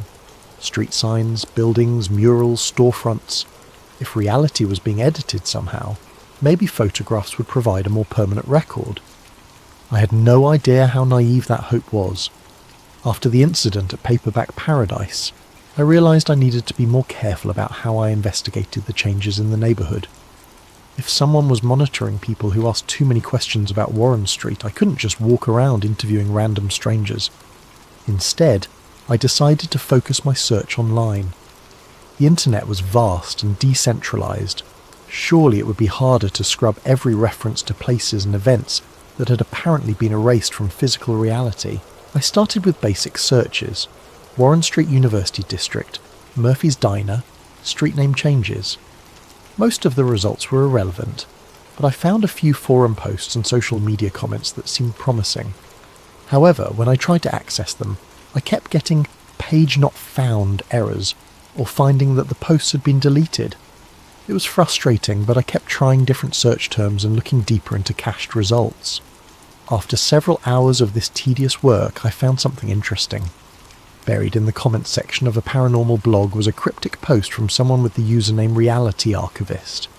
For those experiencing geographical discontinuities, timeline displacement, or collective memory revision events, there is a place to document and discuss these phenomena safely. Search for Forgotten Archive on Tor. Use standard precautions. I had heard of Tor, the anonymizing browser used to access hidden parts of the internet. I had never needed it before, but the idea of geographical discontinuities was too close to my own experience to ignore. It took me a few hours to figure out how to install and configure Tor properly, and another hour to find the Forgotten Archive forum. When I finally accessed it, I found a simple, text-based discussion board with several dozen active threads. The forum's description read, "A space for documenting and discussing places, events, and people that no longer exist. Share your memories, compare experiences, and preserve what has been forgotten. Anonymity required. Verification encouraged." I spent the next several hours reading through posts, and what I found there was both reassuring and terrifying. There were dozens of people from around the world reporting experiences similar to mine. A woman in Portland described how her neighbourhood pizza place had been replaced by a bank, with everyone insisting the bank had always been there. A man in Chicago wrote about a park that had somehow become a shopping centre overnight, complete with businesses that had apparently been operating there for years. But the post that really caught my attention was from someone called Phase Walker. Phoenix residents, has anyone noticed changes in the Midtown District? Specifically, I'm looking for anyone who remembers Central Avenue, between 7th and 15th Streets, being completely different last month. Buildings are the same height and general style, but wrong colours, wrong businesses, wrong details. Also, does anyone remember the Morrison building having a different architectural style? The post had been made 3 weeks earlier and had several responses. People confirmed similar experiences in Phoenix, but what was most interesting were the details Phase Walker provided in follow-up comments. The changes happened all at once, sometime between Tuesday night and Wednesday morning. I noticed a bright flash in the sky around 3:30 a.m. Tuesday, followed by a low rumbling sound. By Wednesday, the entire 6-block area had these subtle but consistent differences. The pattern seems to be systematic. like someone ran a find and replace function on reality. Same overall structure, but with details swapped out for alternatives that look equally real and established. I've been tracking the phenomenon for 8 months now. It's happened 3 times in Phoenix, always preceded by the same atmospheric disturbance. Always between 3 and 4 a.m. Always affecting a specific geographic area in a grid pattern. I created an account with the username Night Driver and posted my own experience. University District, major metropolitan area, keeping location vague for now. Warren Street became Miller Avenue overnight. All records changed to match new reality. Physical evidence disappears when discovered. People who remember the old version seem to attract attention from unknown parties. Anyone else experience active suppression of investigation? The response was immediate and overwhelming. Within an hour, I had a dozen replies from people who had experienced similar reality shifts. More importantly, 3 people had direct messages for me, including one from Phase Walker. Check your private messages, the forum's built-in system informed me. PMS are automatically encrypted and delete after 48 hours. Phase Walker's message was brief but specific. Your pattern matches Phoenix event number 3. Grid-based replacement, systematic documentation destruction, observer monitoring, need to talk. Same time tomorrow in encrypted chat room number 7734. The second message was from someone called Temporal Witness. If you're experiencing active suppression, you're past the point of casual observation. They know you remember. Be careful what you search for online from now on. The third was from Grid Theory. The University District changes you describe match predicted coordinates from the projection model. If you're willing to help with documentation, there may be a way to predict the next event. I spent the rest of the night reading everything I could find on the forum. The more I read, the more convinced I became that what I was experiencing wasn't unique or isolated. There was a pattern here, a systematic process of reality alteration that was affecting people around the world. The forum users had developed their own terminology and theories. Reality shifts. Sudden changes to physical locations that appeared to have always been that way. Memory islands. People who retained memories of the pre-shift reality. Evidence decay. The tendency for physical proof of old reality to disappear or be altered. Grid events. Reality shifts that followed systematic patterns across urban areas. Adjustment teams. Mysterious groups that seemed to monitor and suppress investigation. The most disturbing thread was titled Disappeared Observers. It contained reports of people who had been actively investigating reality shifts and had subsequently vanished entirely. In some cases, family members and friends claimed no memory of the missing person ever existing. One post from Archive Keeper read, Toronto Mapper has been offline for 3 weeks. Checked with contacts in the city. No record of anyone by his real name at his last known address. Employer claims no one by that name ever worked there. His entire identity appears to have been edited out of the system. I closed the laptop and sat in my dark living room trying to process what I had learned. If the forum users were right, I wasn't just dealing with some local phenomenon or personal delusion. I was apparently part of a global pattern of reality manipulation that someone was going to great lengths to hide.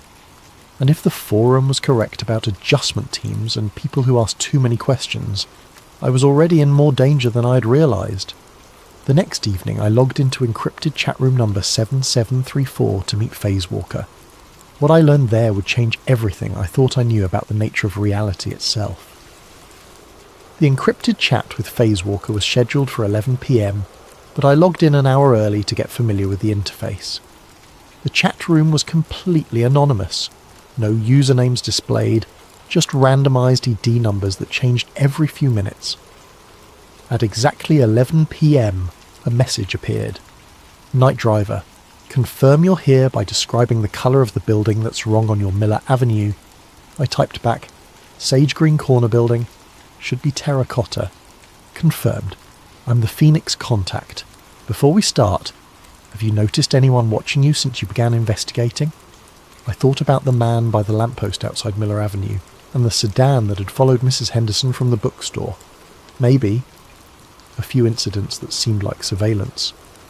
Then we need to cover safety protocols first. Are you posting from your home? Yes. Bad idea. From now on, only access the forum and chats from public Wi-Fi, preferably locations you can leave quickly, never the same place twice. Assume your home internet is monitored if you've been flagged as an observer. This was getting into territory that felt paranoid, but given everything I had experienced, I decided to take the advice seriously. Flagged by who? We call them adjustment teams, but we don't know exactly who they work for. Government black project, private corporation, something else. The source doesn't matter as much as the pattern. They monitor for people who remember pre-shift reality and document evidence. At first, they just clean up loose ends, remove evidence, discredit witnesses. But if someone digs too deep or becomes too vocal, they escalate. Escalate how? Depends. Sometimes the person just stops investigating, gets distracted by sudden life changes, new job opportunities, family emergencies. Sometimes they disappear from forums and can't be reached. In extreme cases, they disappear entirely.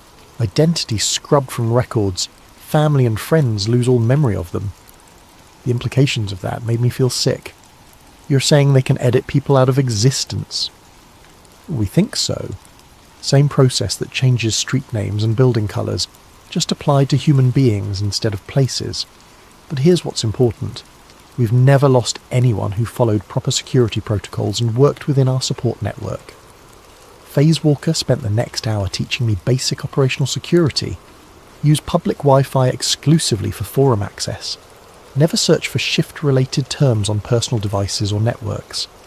Vary my travel patterns and avoid predictable routines. Most importantly, document everything offline and in multiple hidden locations. The documentation is crucial, Phase Walker explained. They can alter physical evidence, but they seem to have trouble with distributed, redundant records. If you hide copies of your notes in 10 different places, they might find and alter some of them, but usually not all. Finally, we got to the technical discussion of what we were actually dealing with.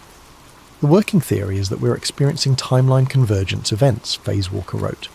Imagine two almost identical realities running parallel to each other. Same basic structure, same historical events, but small differences in details. Street names, building colours, business locations, individual faces. You're saying there are multiple versions of reality? Multiple versions, yes, but usually kept separate by what physicists call quantum decoherence. Think of it like radio stations. They exist simultaneously, but you can only tune into one at a time. Something is causing these reality streams to merge, with one version overwriting the other. What could cause something like that?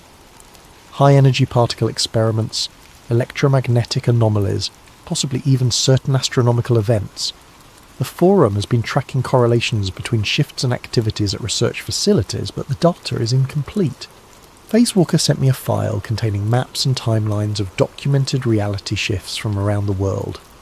The patterns were striking, events clustered around major universities and research facilities, with timing that suggested coordination or a spreading effect.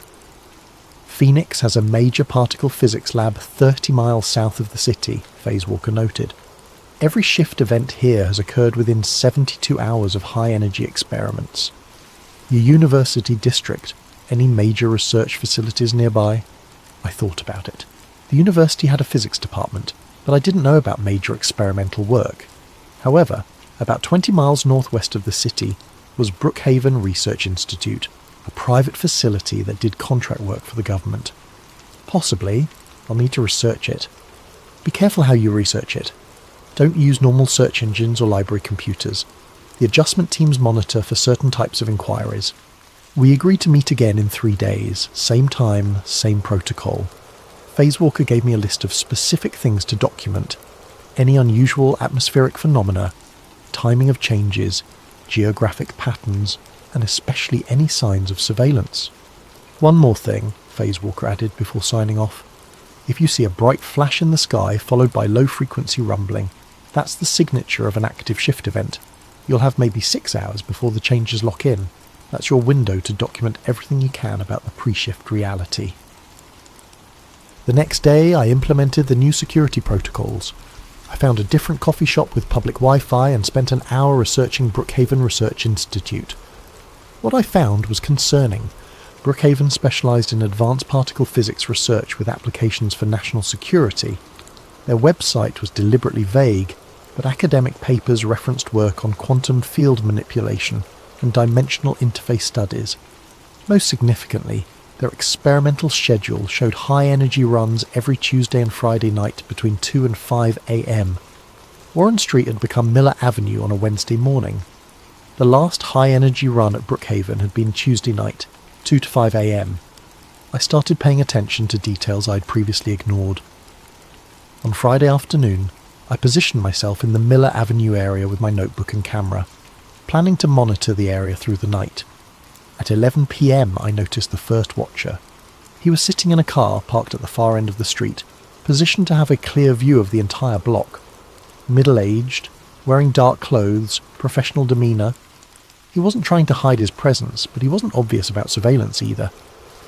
At midnight, a second watcher appeared on foot, casually strolling through the area but lingering near streetlights and stopping frequently to check his phone. At 1 a.m, a van with tinted windows parked near the corner intersection. By 2 a.m, there were at least 5 people in the area who seemed to be conducting some kind of coordinated observation. They weren't focused on me specifically. They seemed to be monitoring the entire neighbourhood. At 3:17 a.m, I saw the flash. It started as a bright point of light in the northwestern sky, roughly in the direction of Brookhaven Research Institute. The light expanded rapidly, not like an explosion, but more like a ripple spreading across the sky. For about 3 seconds, the entire northwestern horizon was illuminated with an eerie blue-white glow. Then came the sound, a deep thrumming rumble that seemed to come from underground rather than the sky. It was felt as much as heard, a vibration that made car alarms start going off throughout the neighbourhood. The watchers immediately became more active. I saw them talking into radios and checking devices that looked more sophisticated than cell phones. The van started its engine. I spent the next hour documenting everything I could see in the area, taking photos and writing detailed descriptions. At first, nothing seemed different, but around 5 a.m, I noticed subtle changes beginning to appear. The streetlight on the corner flickered and went out. When it came back on a few minutes later, it was a different style, same height and position, but with a more modern LED fixture instead of the old sodium vapour lamp. The stop sign at the intersection looked slightly different. The red was a shade deeper, and the reflective strips were positioned differently. Most unsettling, when I looked back at photos I'd taken just 2 hours earlier, some of them showed these new versions instead of what I remembered photographing. By dawn, the watchers had disappeared. I drove home, my hands shaking as I realised I had just witnessed a reality shift in progress. That afternoon, I returned to Miller Avenue to document the full extent of the changes. The differences were subtle but consistent. Paint colours slightly different, business signs in new fonts, even the memorial plaque in the park had been altered. The dedication date was now 2011 instead of 2009, and it honoured the Miller Avenue Heritage Preservation Society instead of the Community Garden Group. Most disturbing of all, when I tried to access the photos I had taken during the night, half of them had been automatically corrected by my phone software to match the new reality. My camera had somehow been convinced that it had always photographed the updated version of the neighbourhood, but my handwritten notes remained unchanged. Whatever technology was altering physical evidence couldn't seem to affect ink on paper, at least not immediately. I spent the rest of the week implementing additional security measures and preparing for my next meeting with Phase Walker. I made multiple copies of my notes and hid them in different locations around the city. I bought a second phone that I kept turned off except for emergencies. Most importantly, I started paying attention to my daily routine and varying it randomly. It was a good thing I did. On Wednesday morning, I noticed a car that had been parked outside my apartment building for 3 days straight. Different cars, different people, but always someone maintaining visual surveillance of the building entrance. On Thursday, I received a phone call from someone claiming to be conducting a survey about community memory and local history. The questions were oddly specific about Warren Street and recent changes in the university district. On Friday, I found that my apartment had been searched while I was out. Nothing was missing, but small things had been moved. Books in slightly different positions, papers shuffled, furniture shifted by inches. It was done professionally by someone who wanted me to know they had been there without making it obvious to anyone else. The message was clear. They knew who I was, where I lived, and what I was investigating. That night I packed a bag and left my apartment. I didn't know if or when I would be able to return safely. I spent the next week staying in cheap motels and internet cafes, using different locations each day to access the Forgotten Archive forum. The pattern of surveillance had made it clear that my investigation had moved beyond casual interest. I was now actively being monitored by whoever was behind the reality shifts. Phasewalker had warned me this might happen. Our next scheduled meeting was in encrypted chat room number 7734, but given the escalation in attention, I needed to be extra careful about operational security. I chose a 24-hour internet cafe in a different part of the city, paid cash, and used a computer terminal in the back corner where I could see anyone approaching. At exactly 11 p.m, I logged into the chat room. Phasewalker was already waiting. Night driver, confirm status. Are you still operating freely? Apartment compromised. Living mobile for now. Witnessed active shift event Tuesday night. Documentation successful, but photos were retroactively altered. Confirmed pattern. They're escalating because you're documenting real-time changes. That makes you a priority target, but it also means you've seen something very few people have witnessed directly. I described the flash in the sky, the rumbling sound, and the gradual transformation of the neighbourhood over the following hours. Phasewalker seemed particularly interested in the timing and the electromagnetic effects. The 6-hour lag between the flash and full manifestation is consistent with other observations, Phasewalker typed. We think that's how long it takes for the quantum decoherence field to fully stabilise. During those 6 hours, reality is basically in flux. Some people see the old version, some see the new, some see both overlapping. What about the retroactive changes to photographs? Quantum field effects can alter magnetic storage and digital memory. That's why we rely on handwritten documentation, and physical photographs when possible. The analogue formats seem more resistant to alteration. Phasewalker sent me a file that made my skin crawl. It was a detailed map of my city with a grid overlay, marking predicted locations for future reality shifts. We've been tracking the pattern for 8 months now, Phasewalker explained. The shifts aren't random. They follow a systematic grid pattern, radiating outward from specific central points, usually research facilities or locations with unusual electromagnetic properties. The map showed Brookhaven Research Institute at the centre of concentric circles, with predicted shift zones marked at regular intervals. The university district where I had witnessed the Warren Street change was in the second ring. According to the projection, the next affected area would be the downtown financial district, approximately 3 miles southeast of Brookhaven. When? I typed. If the pattern holds, next Tuesday night. The high-energy experiments at Brookhaven run on a regular schedule, and each cycle seems to push the effect field a little further outward. I studied the map more carefully. The grid was precise, almost mechanical in its layout. Each shift zone was approximately the same size, roughly 6 city blocks in a square pattern. Within each zone, the changes appeared to follow consistent rules. Same basic infrastructure, but with details altered in systematic ways. This looks like a spreading wave pattern, I observed. Exactly. Like ripples in a pond, but moving through dimensional space instead of water. Each experimental cycle at Brookhaven creates another pulse, and each pulse pushes the effect boundary a little further out. Phasewalker sent me additional files, documentation from other cities where similar patterns had been observed. Phoenix, Seattle, Austin, Atlanta, all had research facilities at the centre of expanding grids of reality shifts. Is this coordinated? Are all these facilities working together? We don't know. Could be coordinated, could be that multiple groups are working on similar technology and creating interference patterns. What we do know is that it's accelerating. The time between shift events is getting shorter, and the affected areas are getting larger. The implications were staggering. If the pattern continued, eventually the entire metropolitan area would be affected. Millions of people would wake up one day in a slightly different version of their own city, with most of them never realising anything had changed. Why don't more people notice? I asked. Most people don't pay attention to small details. If your street sign changes colour or a building gets painted a different shade, do you really notice?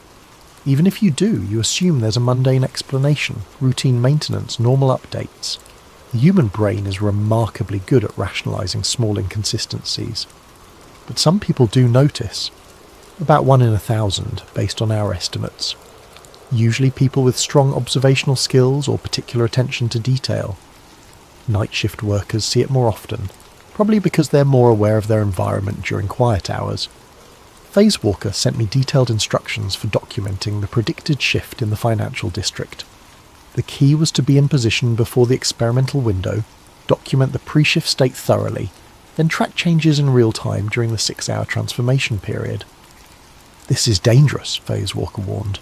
If you're caught in an active shift zone during the transition, there can be complications. What kind of complications?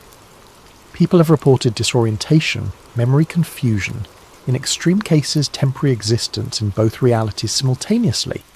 One observer in Seattle claimed to spend 3 hours in a version of the city where she had never been born.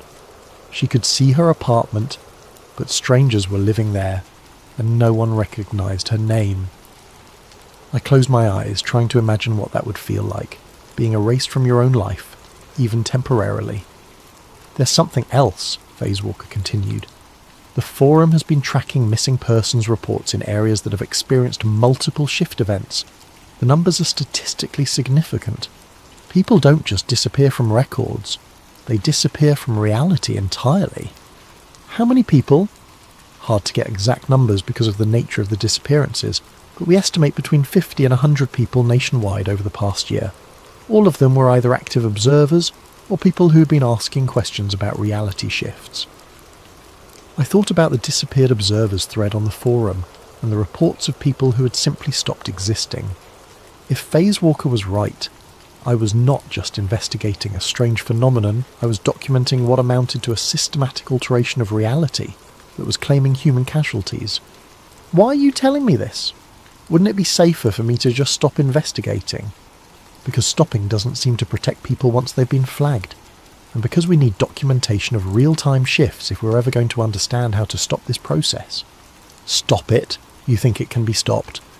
We have to believe it can be, because if it can't, eventually there won't be anyone left who remembers what the world was supposed to look like.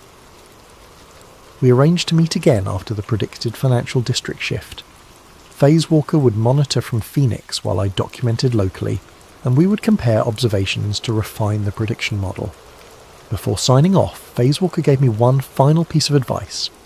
If you're going to do this, you need to accept that you might not be able to return to your normal life. Once you've seen reality change in real time, once you've documented evidence of systematic alteration, you become part of a very small group of people who know what's really happening. That knowledge comes with a price.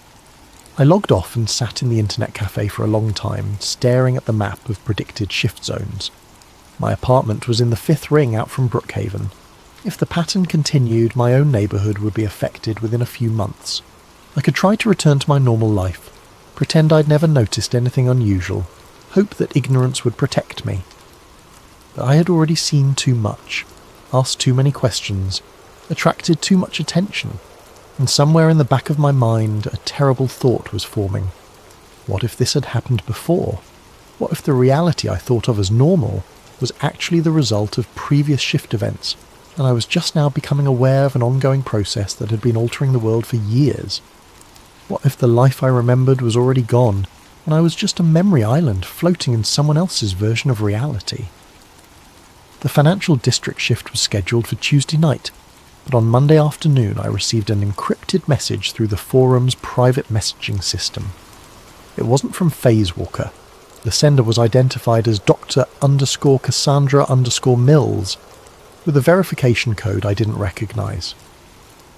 Night Driver, I know you don't know me, but I've been following your documentation work through mutual contacts. I have information about the source of the reality shifts that could help your investigation. If you're willing to meet in person, I can explain what's really happening and why. I understand the risks of face-to-face contact, but some things can't be communicated safely through digital channels. The message included detailed instructions for a meeting location, a 24-hour diner in an industrial area about 15 miles from downtown, and specific security protocols.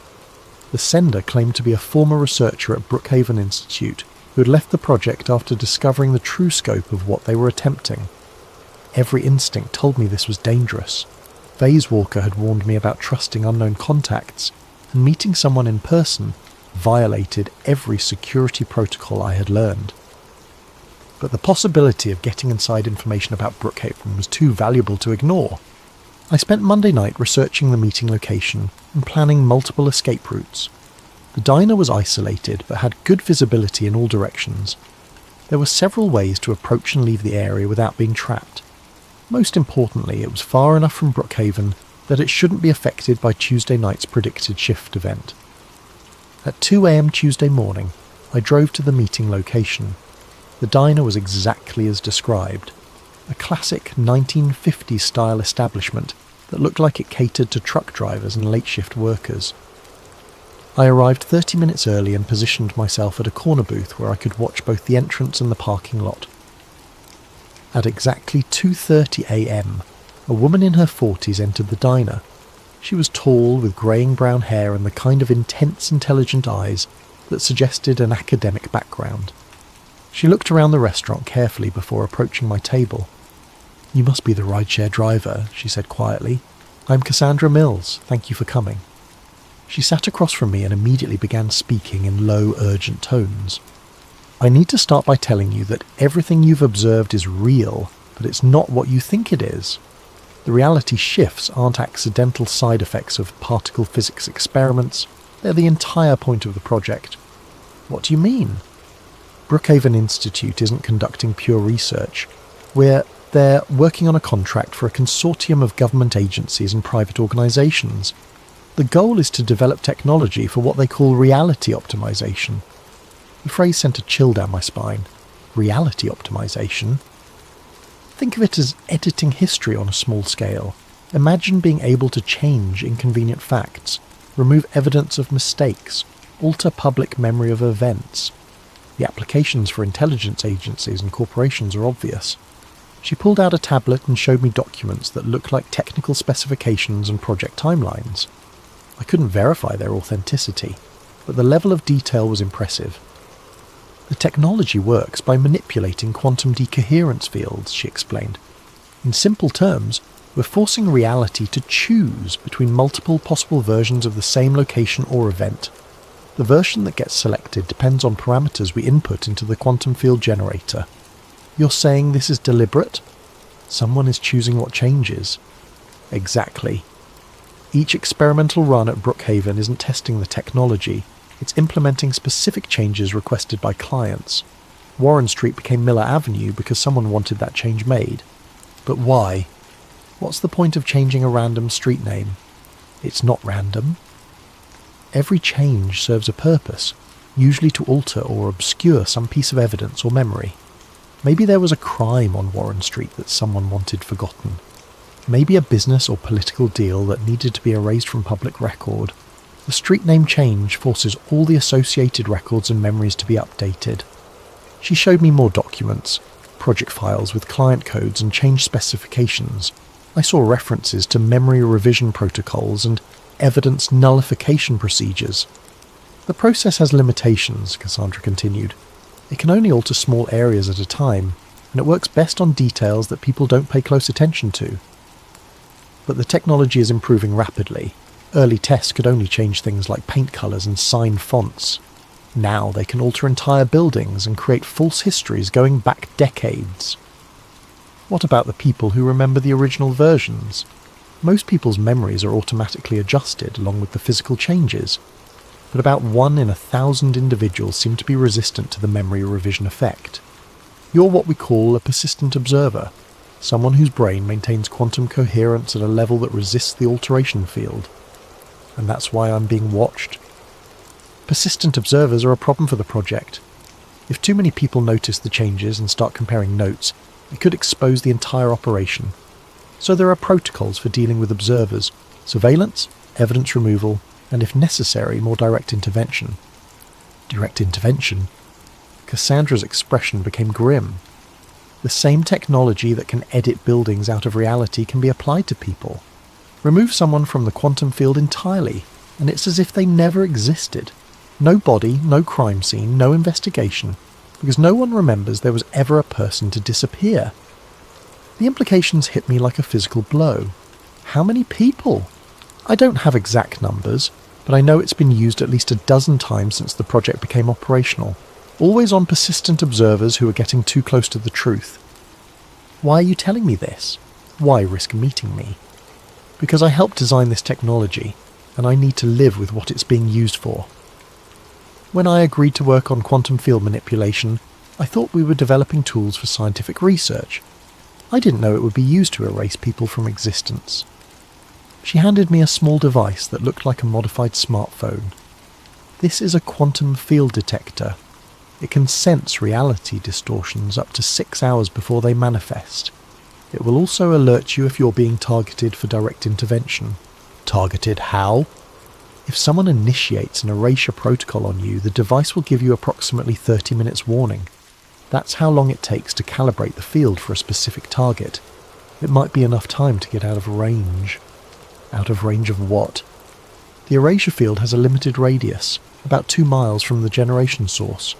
If you can get outside that perimeter before the protocol completes, you should be safe.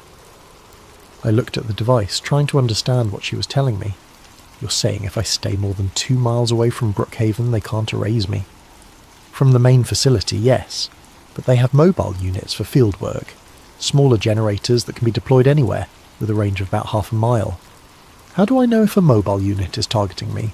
The detector will show you the direction and approximate distance to any active quantum field source. If you see a mobile signature approaching your location, you need to move immediately. Cassandra glanced at her watch. I have to go. The financial district shift is scheduled to begin in 4 hours, and I need to be somewhere with an alibi when it happens.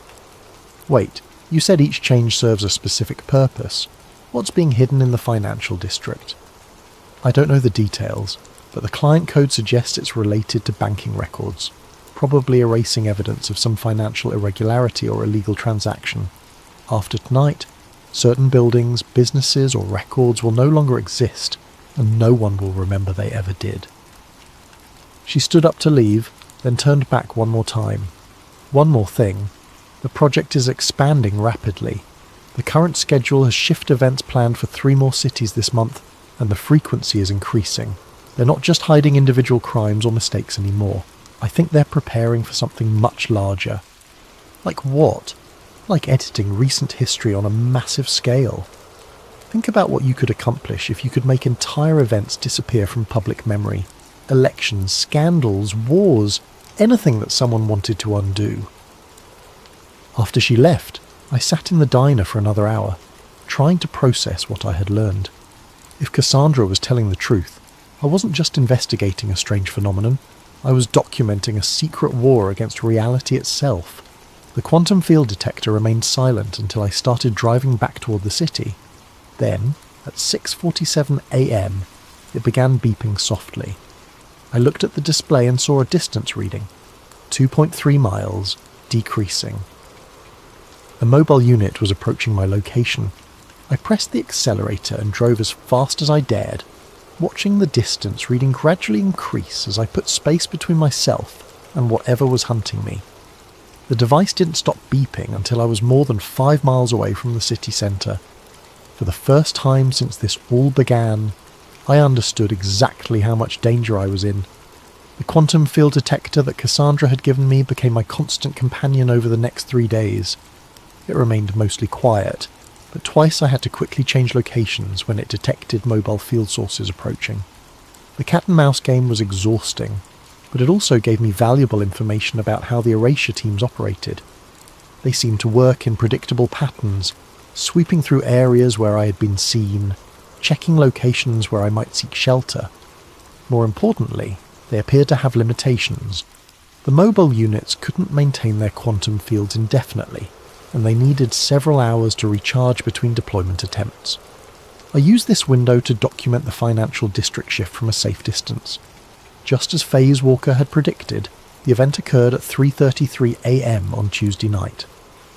I watched from a parking garage 4 miles away as the familiar blue-white flash illuminated the sky, followed by the deep rumbling that seemed to come from underground. Over the next 6 hours, I used telephoto lenses to observe the gradual transformation of the downtown area. Buildings shifted colour, signs changed fonts, and at least one entire block seemed to be restructured with different architectural styles. By dawn, the financial district looked subtly but comprehensively different. More disturbing, when I checked news websites and social media the next day, I found reports of a minor earthquake that had supposedly occurred at the same time as the flash. Seismologists were quoted as saying it was a rare but harmless tectonic adjustment. The official narrative was already being established to explain away what people had observed. On Thursday afternoon, the quantum field detector started behaving erratically. Instead of the steady readings I had grown accustomed to, it began showing multiple field sources scattered throughout the city. The display looked like a radar screen during a storm, dozens of mobile signals moving in coordinated patterns. I realised they weren't hunting me individually anymore. They were conducting a systematic sweep of the entire metropolitan area. That evening I received one final message through the forum's encrypted system. It was from Phasewalker. Major escalation detected in multiple cities. Grid pattern acceleration confirmed. They're moving to Phase 2. Final convergence predicted for your location. Saturday night, 3:33 a.m. This is not a normal shift event. Recommend immediate evacuation beyond 50-mile radius. I tried to respond, but the forum was no longer accessible. When I attempted to reach any of the Forgotten Archive servers, I received only error messages. It was as if the entire network had been taken offline.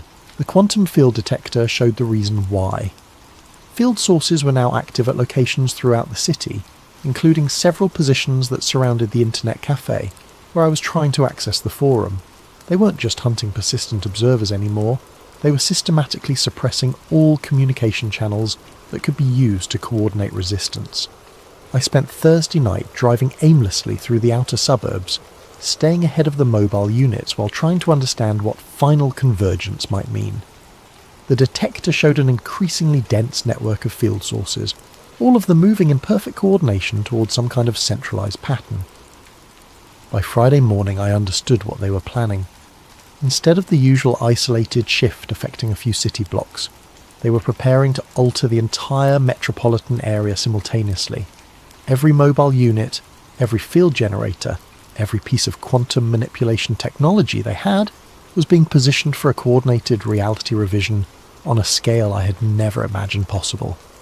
But what were they trying to hide that would require editing an entire city? The answer came to me while I was studying a map of the field source positions. The pattern wasn't random. The mobile units were positioned at specific locations throughout the city, locations that corresponded to government buildings, research facilities, major corporate headquarters, and media centres. They weren't hiding evidence of individual crimes. They were preparing to erase something that had left traces throughout the entire power structure of the city. Something big enough that removing all evidence of it required changing the reality of 3 million people simultaneously. Friday night, I positioned myself on a hilltop 20 miles outside the city limits, well beyond the range of any quantum field technology I knew about. The detector showed the massive build-up of field sources throughout the metropolitan area, all synchronized for simultaneous activation. At exactly 3:33 a.m. on Saturday, the sky above the city exploded with light. It wasn't the localized flash I had seen during previous shift events. The entire horizon lit up with brilliant blue-white radiance that lasted for nearly 30 seconds. The rumbling that followed was so intense I could feel it through the ground, even at my distance. Then, as I watched through binoculars, the city began to change. Not gradually as I had observed before, but rapidly and comprehensively. Buildings flickered between different versions of themselves. Entire blocks shifted layout and architectural style. The skyline itself was being rewritten in real time, but something went wrong. About 10 minutes into the process, the light began to flicker irregularly. The smooth transformation became chaotic, with buildings and streets oscillating between multiple possible versions. The quantum field detector was screaming with alarms as it registered massive instabilities in the reality distortion grid. Through my binoculars, I could see people in the streets, wandering in obvious confusion. Some appeared to be experiencing multiple overlapping realities simultaneously, stopping and starting as they navigated spaces that were changing around them faster than their minds could process. At 4:15 a.m. there was a final blinding flash, followed by complete darkness. When my vision cleared, the city looked normal again, but not the same normal I remembered. The skyline was subtly different. Buildings I had known for years were gone, replaced by structures in completely different architectural styles. The highway system had been rerouted. Even the geographical features looked wrong. Hills in different positions, the river following a slightly altered course. I tried to use my phone to call someone, anyone, to see if they remembered the old version of the city. But when I checked my contacts list, it was empty. When I tried to dial my sister's number from memory, the recording said it had never been assigned. Worse, when I checked my driver's license, my own name was spelled differently. Not dramatically, just one letter changed, but enough to make me question my own identity. I drove back toward what used to be my neighbourhood, but the streets were laid out differently. Where my apartment building should have been, there was a small park with a memorial plaque dated 1987, dedicating the space to those lost in the Great Reconstruction. I found a motel and spent the next several hours trying to access any information about what the city had been like before the final convergence.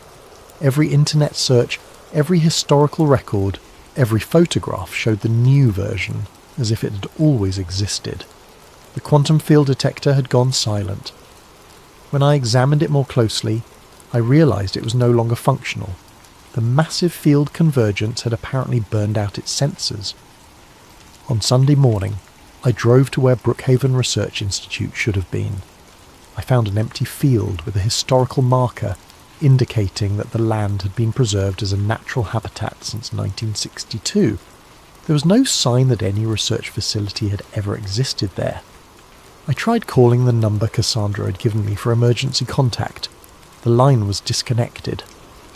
When I searched for any record of Dr. Cassandra Mills, I found nothing. No employment history, no academic publications, no evidence that she had ever existed. By Sunday evening, I realised the terrible scope of what had happened. They hadn't just hidden evidence of some scandal or crime. They had rewritten the entire history of the city, creating a version of reality where their project had never existed at all. It's been 6 months since the final convergence, and I've learned to navigate this version of the city that wears my home's face but doesn't quite fit. The streets have familiar names but wrong layouts. The landmarks exist in different locations. The people I thought I knew have different histories, different personalities, sometimes different faces entirely. I tried to return to work, but the rideshare company has no record of my employment. My bank account exists, but with a different balance and a transaction history I don't recognise. My apartment building exists, but strangers live in what used to be my unit, and the landlord insists no one by my name has ever rented there. I found a few other persistent observers, people who, like me, retained memories of the pre-convergence reality. We meet occasionally in carefully chosen locations, sharing stories and comparing notes about what used to be. But we're careful. Even in this edited reality, we suspect that asking too many questions about the old world might still attract unwanted attention. The Forgotten Archive forum is gone completely, not just offline, but removed from internet history as if it never existed. The search terms that used to lead to discussions of reality shifts now produce only academic papers about memory disorders and psychological delusions. I've tried to document what I remember of the original reality, writing everything down in multiple notebooks that I hide in different locations. But sometimes, when I check on them, I find that my own handwriting has changed subtly. Words altered, details modified, as if the editing process is still ongoing even now. The quantum field detector sits on my desk, permanently dead. Sometimes I wonder if Cassandra Mills was real, or if she was just another persistent observer like me who got erased when they cleaned up the loose ends. Maybe our entire conversation was a dream, or a hallucination brought on by exposure to reality distortion fields. But I don't think so. I remember her face too clearly, Remember the weight of the device when she handed it to me. Remember the specific technical details she shared about the quantum field technology. I think she was real, and I think she sacrificed herself to give me a warning that I couldn't fully understand until it was too late. Yesterday I drove to the hilltop where I watched the final convergence. There's a scenic overlook there now, with a plaque commemorating the site as a natural viewing area preserved since 1923. But when I stood in the exact spot where I had witnessed the city being rewritten, I could swear I saw something that shouldn't have been there. For just a moment, in the corner of my vision, the skyline flickered. For less than a second, I saw the old version of the city. The buildings I remembered, the highway system I had driven for years, the landscape that matched my mental map of home. Then it was gone, and I was looking at this new version that everyone else believes has always been there. I don't know if what I saw was real or just my mind's desperate attempt to hold on to memories that are being systematically erased. But it gives me hope that somewhere, somehow, the original reality still exists. Maybe that's all I can do now, remember what was, and hope that memory itself is enough to keep the truth alive, even in a world that's been edited to deny it ever existed. I think Warren Street was just the first stitch to tear. Whatever world I came from, it's gone, and this one doesn't want me here. But I'm still here anyway, carrying the ghost of a reality that only a few dozen people remember. And as long as we remember, maybe it's not entirely lost. Maybe remembering is enough. Maybe remembering is all we have left.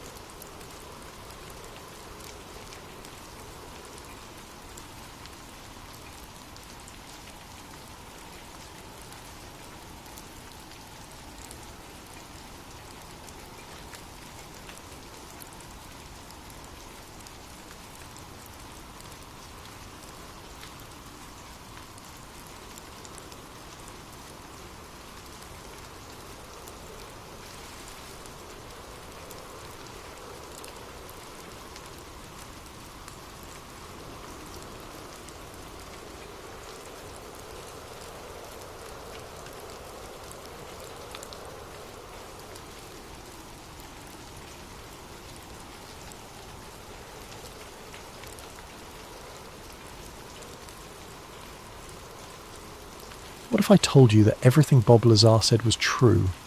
What if the most controversial UFO whistleblower in history wasn't lying, wasn't delusional, and wasn't seeking fame?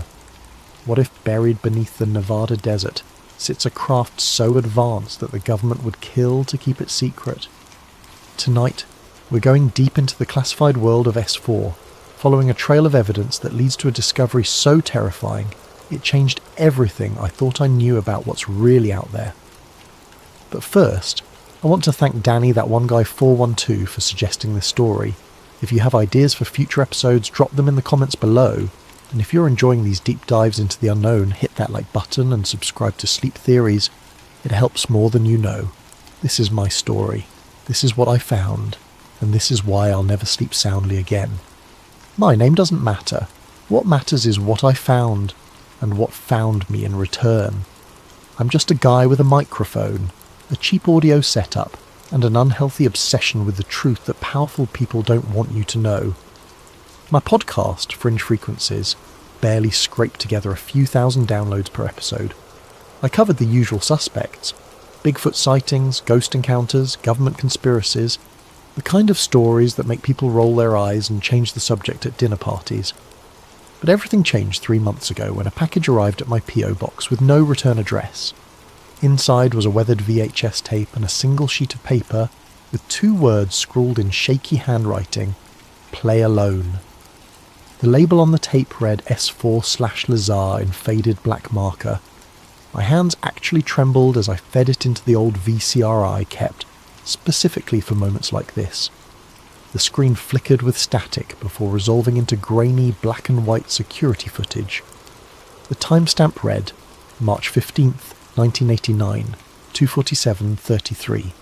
What I saw next made my blood run cold. The footage showed a massive hangar, clearly underground based on the concrete walls and industrial lighting. In the centre of the frame, barely visible in the shadows, was something that defied every rational explanation I'd ever clung to.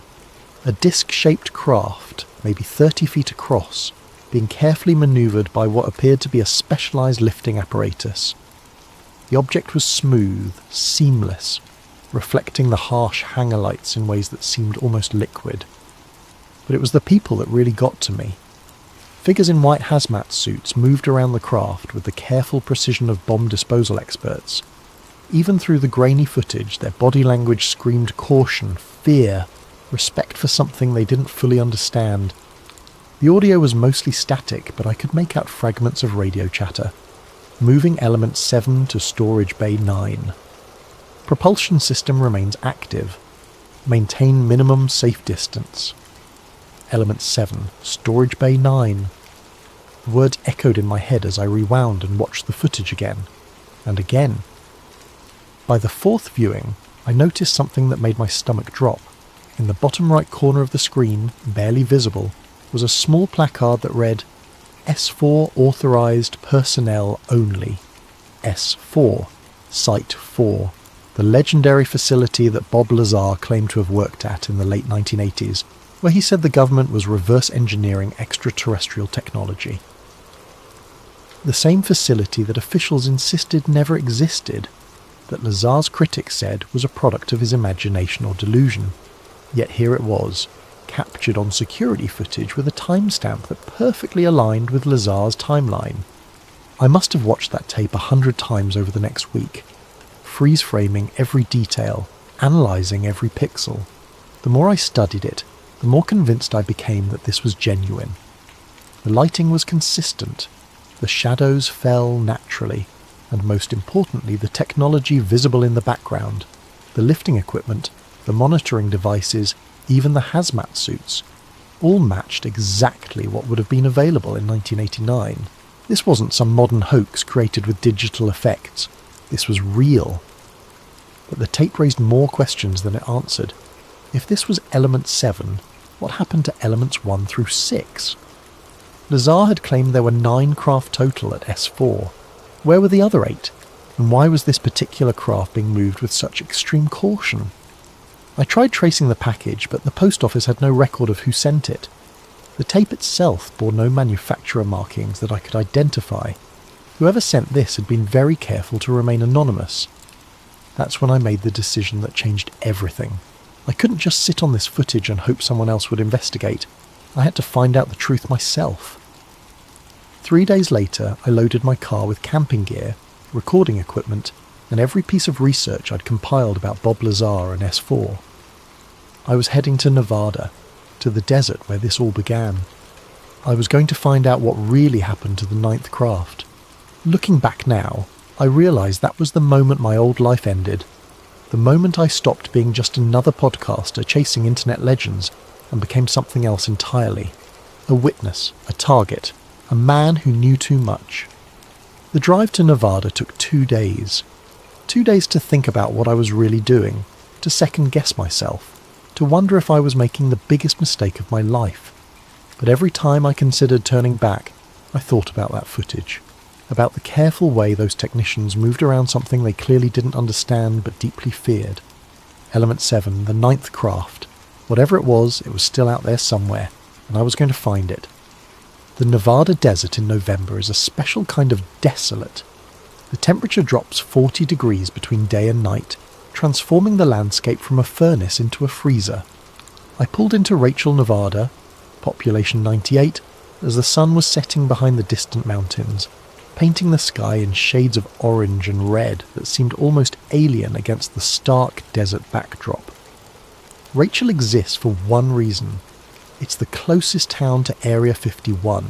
The Little Ale Inn, a combination restaurant, bar and UFO memorabilia shop, serves as the unofficial headquarters for anyone crazy enough to come looking for answers in this corner of nowhere. The walls are covered with blurry photographs, newspaper clippings, and testimonials from people claiming to have seen things the government insists don't exist. I ordered coffee and a burger from Janet, the 60-something waitress who seemed to know everyone's story before they finished telling it. When I mentioned I was researching Bob Lazar, her expression shifted from friendly curiosity to cautious interest. "You media?" she asked, refilling my coffee cup without being asked. "Podcaster, small time." I showed her my business card. "Just trying to understand what really happened back in the late 80s. She studied the card for a moment, then glanced around the nearly empty restaurant. "Most people who come here asking about Lazar fall into two categories," she said quietly. "Believers who want to prove he was right, and debunkers who want to prove he was lying. Which are you?" "I'm the third category," I said. "Someone who's seen something that suggests he might have been telling the truth." That got her attention. She sat down across from me, her weathered hands wrapped around her own coffee cup. What kind of something? I couldn't show her the tape. Too risky, too public, but I could describe it. Her eyes widened as I detailed the hangar footage, the timestamp, the S4 markings. "Jesus," she whispered. "Where did you get that?" "Anonymous source. That's why I'm here. I need to know what happened to the craft Lazar worked on, specifically the one that might not have made it out." Janet was quiet for a long moment, processing what I'd told her.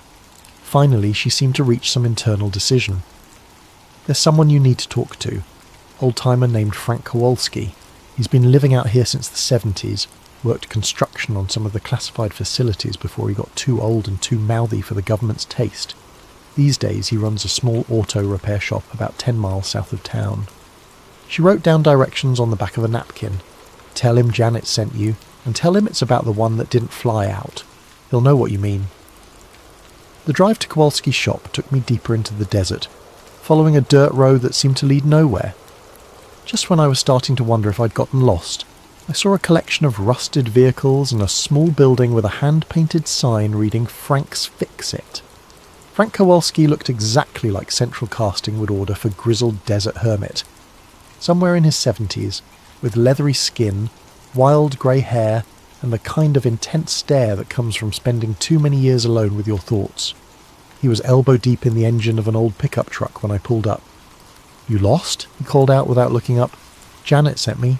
Said you might know about the one that didn't fly out." That made him stop working. He straightened slowly, wiping his hands on a greasy rag, and fixed me with a look that made me feel like he could see straight through to my soul. "Janet's got a big mouth," he said finally, "but she's got good instincts about people. You recording this conversation?" I showed him that my phone was off. My recorder was in the car. He nodded approvingly. "The thing about Bob Lazar," Frank said, settling onto an overturned crate, "is that everyone focuses on whether he was lying about working at S4. They argue about his credentials, his background, whether he really has the degrees he claims, but they're missing the important question, which is, if he was lying, how did he know so much about the layout of facilities that officially don't exist? How did he describe security procedures that weren't declassified until years later? How did he know about the specific types of alloys they were experimenting with?" Frank lit a cigarette and took a long drag. "I helped build some of those underground facilities in the 80s. Not S4 directly. I never had that level of clearance. But some of the support infrastructure, access roads, ventilation systems, power distribution, the kind of unglamorous work that keeps the exciting stuff running." "What did you see?" "More than I should have. One night in early 89, I was working late on a generator installation about 5 miles from what we all knew was S4, even if we weren't supposed to talk about it. Around 3 in the morning, I saw lights in the sky. Not aircraft lights, something else entirely. Objects that moved in ways that defied physics, making turns that should have torn any pilot apart from the G-forces." He paused, studying my reaction. "But the interesting thing wasn't what I saw in the sky. It was what I saw on the ground the next morning. Convoy of trucks heading in the opposite direction from all the others. While most traffic was heading toward the test facilities, these trucks were heading away, toward Papoose Lake. What was in the trucks? Couldn't see the cargo directly, but the way they were loaded, the way the drivers were moving, something heavy, something important, and something they wanted to get as far away from S4 as possible." Frank finished his cigarette and flicked the butt into the desert. About a week later, word started filtering through the construction crews. There had been an incident during a test flight. One of the experimental aircraft had malfunctioned, nearly crashed. Instead of risking another failure, they decided to mothball it. Mothball it where?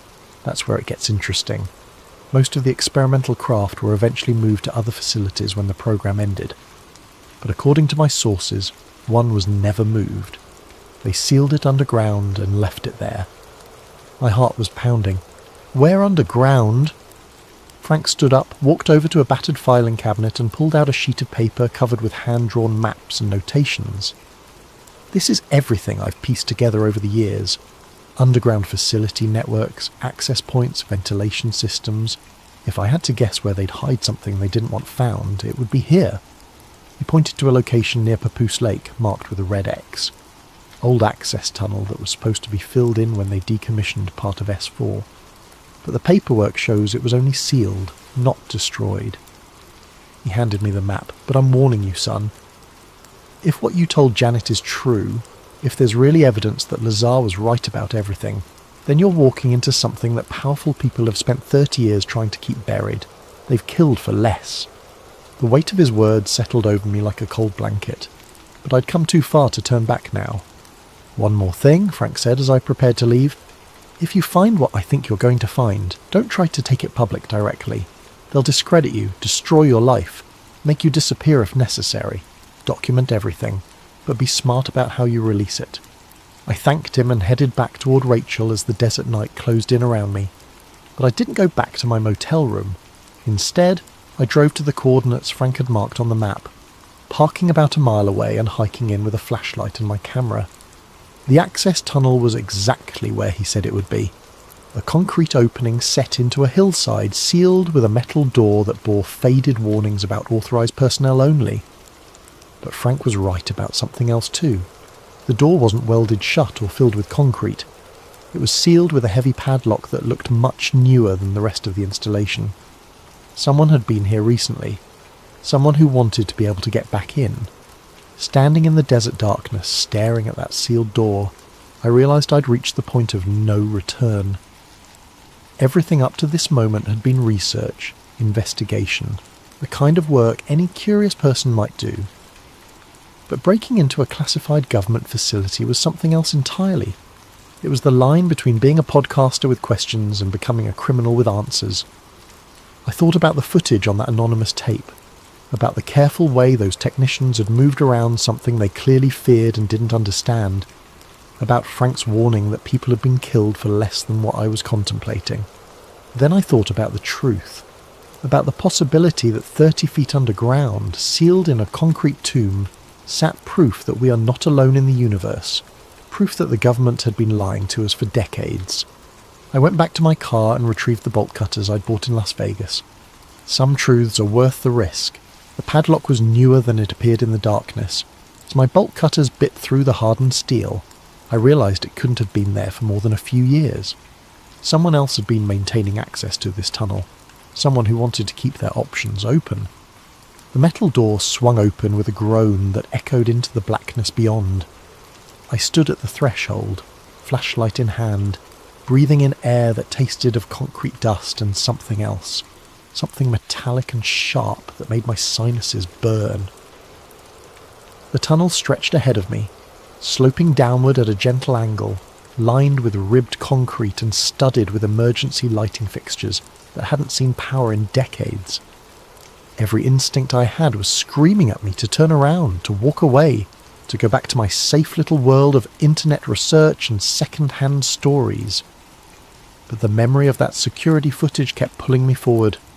Element 7, Storage Bay 9, answers waiting in the darkness. I started down the tunnel, my footsteps echoing off the concrete walls. The flashlight beam revealed details that matched exactly what Frank had described. Industrial construction from the late 1980s, built to last and built to hide. Every few yards I passed sealed doorways with warnings stenciled in faded yellow paint. Restricted access. Authorized personnel only. Radiation hazard. Radiation hazard. That stopped me cold. I'd brought a camera and recording equipment, but I hadn't thought to bring a Geiger counter. If whatever was down here was radioactive, I could be walking into a death trap without even knowing it. But I'd come too far to turn back now. I pressed on, documenting everything with my camera, taking careful note of the layout and the various warning signs. The tunnel branched several times, but I followed Frank's map, staying on the main passage that led deeper into the complex. After what felt like an eternity, but was probably only 10 minutes, I reached a section where the tunnel opened into a wider area. My flashlight revealed a junction point with several passages branching off in different directions, but it was the walls that made me stop and stare. They were covered with maps, detailed schematics of the underground facility, marked with dates, personnel assignments, and project code names. Some of the maps were faded and yellowing, clearly original installations from the 1980s, but others were much newer, printouts from computer systems that couldn't have existed when this place was first built. Someone had been using this facility recently, someone with access to current intelligence and modern mapping technology. I started photographing everything, but the camera flash seemed impossibly bright in the confined space, and I worried about who might see it. Instead, I switched to using the flashlight to illuminate sections while taking longer exposures. It was slower, but much more discreet. The maps told a story that was both fascinating and terrifying. The underground complex was massive, far larger than anything Bob Lazar had described in his interviews. It extended for miles in every direction, with multiple levels, research facilities, storage areas, and what appeared to be an underground runway system. Project code names jumped out at me from the various documents: Looking Glass, Galileo, Red Light, and others that had been redacted with black marker. But it was one particular section of the map that made my blood run cold. An area marked Storage Bay 9, with a notation that read, Element 7, Permanent Storage, Authorized Personnel Only. Element 7, the craft from the security footage. According to the map, Storage Bay 9 was accessible through a service tunnel that branched off from this main junction, but the notation also included a warning that chilled me to the bone. Containment protocols in effect, biological hazard. Biological hazard, not radiation. Whatever was in Storage Bay 9 was dangerous to living tissue in ways that went beyond simple radiation exposure. I checked Frank's map against what I was seeing on the wall schematics. The service tunnel to Storage Bay 9 was the third passage on the right, marked with additional warnings and what appeared to be a security checkpoint. But according to the newer notations, the security checkpoint had been decommissioned pending facility review. Someone had deliberately disabled the security measures protecting Storage Bay 9. The service tunnel was narrower than the main passage, and the air grew noticeably colder as I descended. My breath began to fog in the flashlight beam, and I realised that this section of the facility was still climate controlled. Somewhere, power was still flowing to maintain environmental conditions in Storage Bay 9. After another 5 minutes of careful navigation, I reached a blast door that looked like something from a nuclear submarine. It was massive, easily 8 inches of reinforced steel, with warning symbols that I recognised as international biohazard markers. But the door was standing open, held by what appeared to be an emergency override system. Beyond the blast door was an airlock chamber with decontamination showers and radiation monitoring equipment. All of it was inactive, but the LED displays were still glowing, indicating that power was flowing to the system. Someone had recently passed through this airlock and left it in standby mode. The inner door of the airlock was also open, revealing a chamber beyond that was illuminated by emergency lighting. The air that drifted through the airlock was warm and humid, carrying scents that I couldn't identify, something like ozone and copper, with an underlying sweetness that reminded me uncomfortably of decay.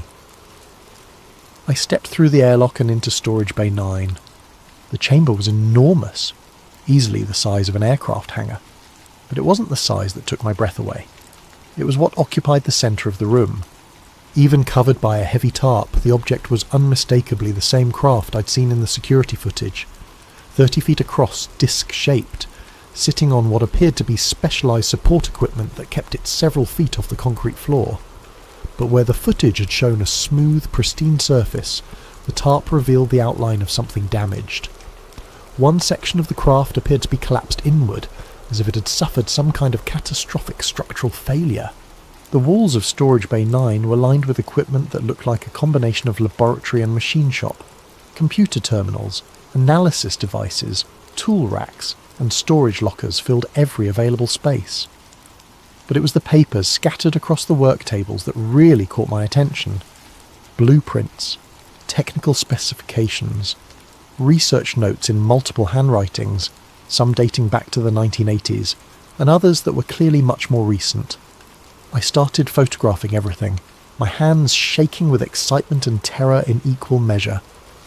The blueprints showed cross-sections of the craft's interior, revealing a propulsion system that defied everything I thought I knew about physics. The technical notes described something called a gravity amplification matrix, and element manipulation chambers that could somehow bend space-time around the vehicle. But it was the research notes that really made my skin crawl.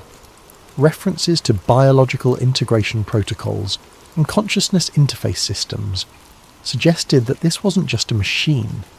It was something that required living interaction to function properly, and the newest notes, written in a handwriting I didn't recognise, described reactivation attempts and containment failures that dated back only a few months.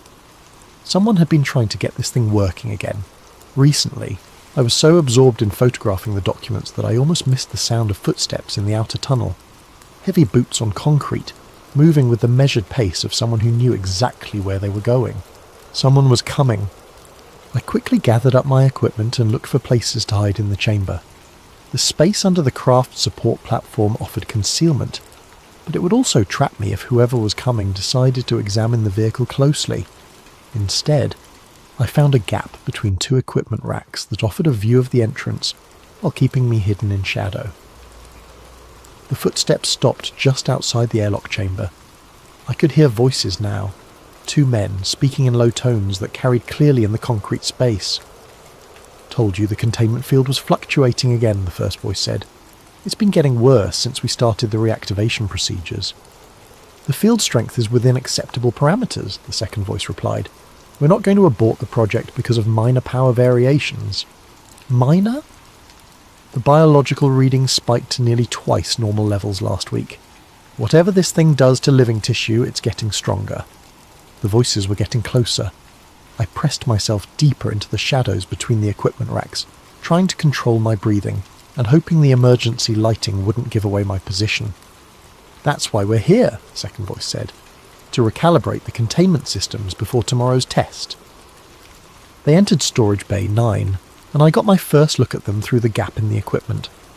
Two men in their 40s, wearing civilian clothes but moving with military precision. One carried a tablet computer and what appeared to be sensor equipment. The other had a large toolbox and wore the kind of expression that suggested he'd rather be anywhere else. "I still think this is a mistake," the first man said as they approached the covered craft. "This technology was sealed for a reason. The original research team documented severe psychological effects on anyone who spent extended time near an active unit. The original research team didn't have 30 years of technological advancement to work with," the second man replied.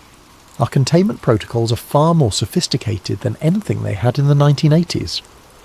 They began setting up equipment around the craft, connecting sensors to various points on the support structure. The man with the tablet started taking readings, his frown deepening as the numbers appeared on the screen. "The ambient energy field is definitely increasing," he said. "It's almost like the craft is sensing our presence and responding to it." "That's exactly what it's doing," the second man replied. According to the original notes, these vehicles were designed to interface with their operators on a neurological level. The more people interact with it, the more active it becomes. They pulled back the tarp, and I saw the craft clearly for the first time. It was beautiful and terrifying in equal measure.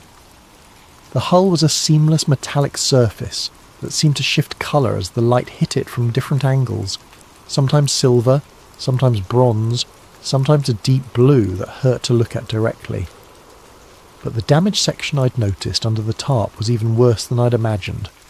A jagged hole about 6 feet across had been torn in the craft's side, revealing an interior that seemed to glow with its own faint light.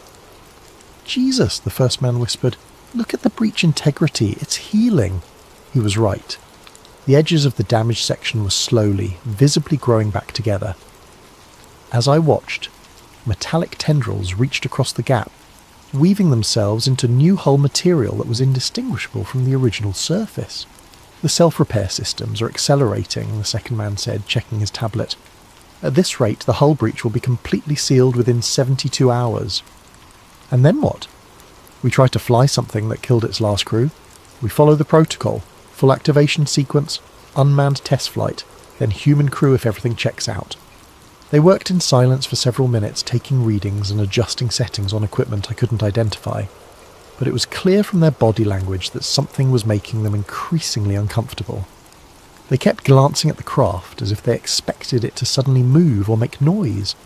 Finally, the first man stood up and backed away from the vehicle. That's it. I'm done. The neural activity readings are off the charts. This thing is trying to make contact. It's just responding to our presence, the second man said, but he didn't sound convinced. The original research indicated that prolonged exposure could cause hallucinations and paranoid episodes. Then maybe we should listen to the original research and leave this thing buried where we found it. They began packing up their equipment, moving with the quick efficiency of people who wanted to be somewhere else as soon as possible. But just as they were preparing to leave, the second man stopped and looked around the chamber with a puzzled expression. Did you hear that? Hear what? It sounded like breathing. Heavy breathing, like someone was trying to stay quiet. My blood turned to ice. I'd been holding my breath for so long that when I finally had to inhale, it must have been audible in the concrete chamber. I pressed myself even deeper into the shadows, praying they couldn't see me. The second man pulled a flashlight from his toolbox and began sweeping it around the chamber, focusing on the areas behind the equipment racks. The beam passed within inches of my hiding spot, but the angle wasn't quite right for him to see me. There's someone here, he said quietly. Someone who shouldn't be. Impossible. The access tunnel was sealed and the security sensors would have detected any intrusion. Then explain the breathing sounds.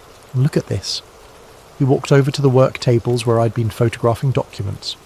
These papers have been moved. Someone's been going through the research files. The first man pulled out what looked like a radio. Control, this is Assessment Team 2. We have a possible security breach in Storage Bay 9. Request immediate backup and a full facility sweep. The radio crackled with static before a voice responded, Copy, Assessment Team 2. Backup is en route. Estimated arrival in 15 minutes.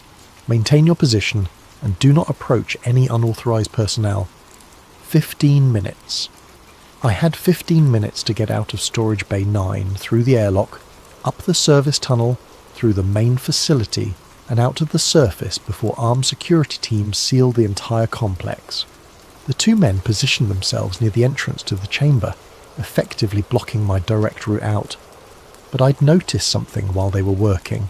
A ventilation grate in the far wall that appeared to lead to a different section of the facility. If I could reach it without being seen, I might be able to find another way out. The problem was that crossing the chamber to reach the ventilation grate would require me to pass within 10 feet of the covered craft. And based on what the men had said about the vehicle responding to human presence, getting that close might trigger something that would give away my position. But I didn't have a choice. In 13 minutes, this place would be crawling with security personnel who would shoot first and ask questions later. I took a deep breath and started moving. Moving through Storage Bay 9 while staying hidden required every stealth skill I'd never learned. The two technicians were focused on the entrance, watching for security backup that would arrive in just over 10 minutes, but their positioning meant I had to cross the most exposed section of the chamber to reach the ventilation grate. I waited until they were both looking toward the airlock, then made my move, staying low and using the equipment racks for cover. But as I passed the closest point to the craft, something extraordinary happened. The hull began to glow. It started as a faint luminescence, barely visible in the emergency lighting, but it quickly intensified to a soft blue-white radiance that seemed to pulse in rhythm with my heartbeat. The effect was so mesmerizing that I almost forgot I was supposed to be hiding. Control, this is Assessment Team 2, the radio crackled. The craft is showing activation responses. Repeat, we have spontaneous activation in Storage Bay 9. Copy Assessment Team 2. Are you near the vehicle? Negative. We're maintaining safe distance at the chamber entrance. The activation appears to be triggered by an external presence. External presence. Me. Somehow, the craft was responding to my proximity in ways that sophisticated sensor equipment couldn't replicate. As I crouched behind an equipment rack, I could feel something that I can only describe as pressure building in my head. Not painful, but definitely present, like someone gently pressing their fingers against my temples. The ventilation grate was only 20 feet away, but those 20 feet might as well have been 20 miles. Every step I took seemed to intensify the craft's response, and the glow was now bright enough that it would certainly reveal my position if I moved into open space. That's when I noticed something that changed everything. The equipment racks I was hiding behind weren't just random laboratory furniture. They were covered with papers, blueprints, and technical specifications that told the story of 30 years of secret research. And some of those documents were dated less than 6 months ago. Someone had been actively working on this project recently, very recently. I started photographing everything I could reach without exposing myself to the technician's view. The documents revealed a timeline that was both fascinating and terrifying. The craft had been discovered in 1987, not built by human hands, but recovered from what the files described as a controlled crash landing in the Nevada desert. Initial attempts to understand the technology had resulted in several deaths among the research team, leading to the project being classified at the highest levels and eventually sealed. But the research hadn't stopped. It had just gone deeper underground, literally and figuratively. The more recent documents described breakthrough discoveries in what they called consciousness interface technology. According to the research notes, the craft wasn't just a vehicle. It was a living machine that required direct neural connection with its operator. The alien technology had been designed to merge with the pilot's nervous system, creating a hybrid entity that was part human, part machine. And they'd been testing it on human volunteers. The medical reports were horrifying. Subjects who underwent the interface procedure reported complete sensory integration with the craft, describing the ability to feel electromagnetic fields and see gravitational distortions. But the process was irreversible and ultimately fatal. The longest anyone had survived the full interface was 72 hours before their nervous system completely burned out from the neural overload. The most recent entries, dated just 3 weeks ago, described a new approach using remote interface technology that would allow operators to control the craft without direct neural connection. But the test results were mixed at best, and several entries mentioned psychological contamination among the research staff. Control, this is Assessment Team 2. We have a problem. The craft's energy output is increasing exponentially. We need immediate evacuation authorization. Negative, Assessment Team 2. Maintain position until backup arrives. This may be our best opportunity to document the activation sequence. The glow from the craft was now bright enough to illuminate the entire chamber. But it wasn't just light. It was something more complex, something that seemed to carry information. Patterns swirled within the radiance, geometric forms that appeared and disappeared faster than conscious thought could follow. And with each pulse of light, the pressure in my head increased. I was running out of time. The backup team would arrive in less than 5 minutes, and the craft's activation was creating enough light to make hiding impossible. I had to reach that ventilation grate now, or I'd be trapped when the security sweep began. But as I prepared to make my final dash across the exposed space, something incredible happened. The patterns in the light began to make sense. Not in any logical way. I wasn't suddenly able to read alien mathematics or understand exotic physics. But on some deeper level, the information being transmitted by the craft started to feel familiar. Like remembering a song you'd forgotten you knew, or recognizing a face from a childhood dream. The craft was trying to communicate with me. The realization hit me with such force that I actually staggered, barely catching myself before falling into the open space where the technicians would see me. But the moment of mental connection had given me something else. A sudden, inexplicable understanding of the facility's layout that went far beyond anything I'd seen on the wall maps. I knew there was another way out. The ventilation system didn't just connect to other parts of the facility, it tied into a network of maintenance tunnels that extended all the way to the surface. But more importantly, I somehow knew that the tunnels were unmonitored, designed as emergency escape routes for personnel working on classified projects. How I knew this, I couldn't say. The information had simply appeared in my mind, complete and certain, like accessing a memory that wasn't my own. Assessment Team 2, be advised that backup has arrived at the facility entrance. ETA to your position is 3 minutes. 3 minutes. I looked at the ventilation grate, then back at the glowing craft. The neural pressure in my head was becoming overwhelming, but I couldn't leave without physical proof.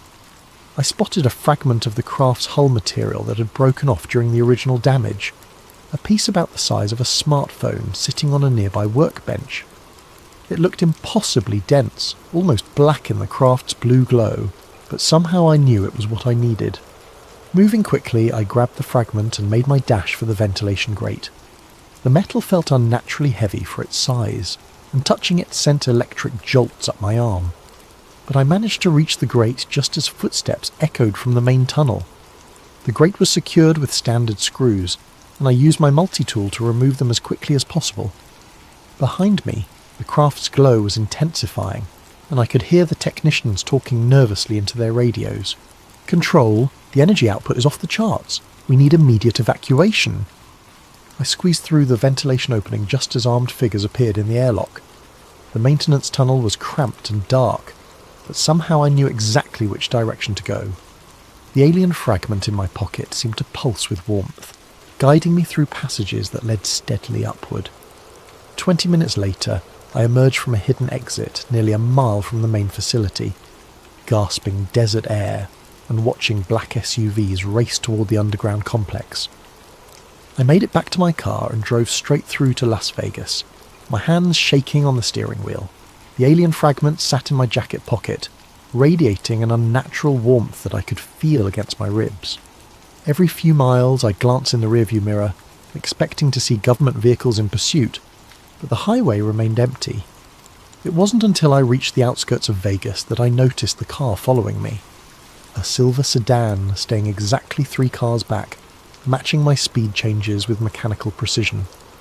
When I took the next exit, it followed. When I pulled into a gas station, it parked across the street at a fast food restaurant. I was filling my tank when a man in his 50s approached me. Average height, greying hair, wearing civilian clothes that somehow screamed government employee. He moved with the careful deliberation of someone who'd spent years in classified environments. "You look like someone who's had an interesting evening," he said quietly. Every instinct told me to run, but something in his demeanour suggested that running would be pointless. Instead, I finished filling the tank and turned to face him directly. "Depends on your definition of interesting," he smiled. Not a friendly expression, but not threatening either. "My name is Robert Kellerman. I worked at S4 from 1987 to 1991. I was one of the original technicians assigned to Element 7. Element 7. He knew about the craft. "I know who you are," he continued. "More importantly, I know what you found tonight, and I know you took something that doesn't belong to you." My hand instinctively moved toward the fragment in my pocket. The metal felt almost hot now, as if responding to Kellerman's presence. "That piece of hull material you're carrying," he said, "it's not just metal. It's part of a living system that's been dormant for 30 years. By taking it from the containment field, you've reactivated protocols that were supposed to stay buried forever." "What kind of protocols?" Kellerman glanced around the gas station, then gestured toward a coffee shop next door. "The kind we can't discuss in public. Buy me a coffee, and I'll tell you why Bob Lazar was both completely right and completely wrong about what we found at S4. 10 minutes later, we sat in a corner booth while Kellerman told me a story that redefined everything I thought I knew about the government's UFO programs. There were 9 craft originally, he said, but they weren't recovered from crash sites like everyone assumes. They were gifts. Gifts from who? From them, the original pilots. First contact didn't happen in the 1940s with Roswell. It happened in 1983 in the Nevada desert, when they landed voluntarily and offered to share their technology. Kellerman stirred his coffee, his eyes distant with memory. The problem was that their technology wasn't just advanced machinery. It was biological, living metal that interfaced directly with the pilot's nervous system. They tried to teach us how to use it safely, but we were too primitive, too impatient. What happened? The first 8 craft were successfully adapted for human use, more or less.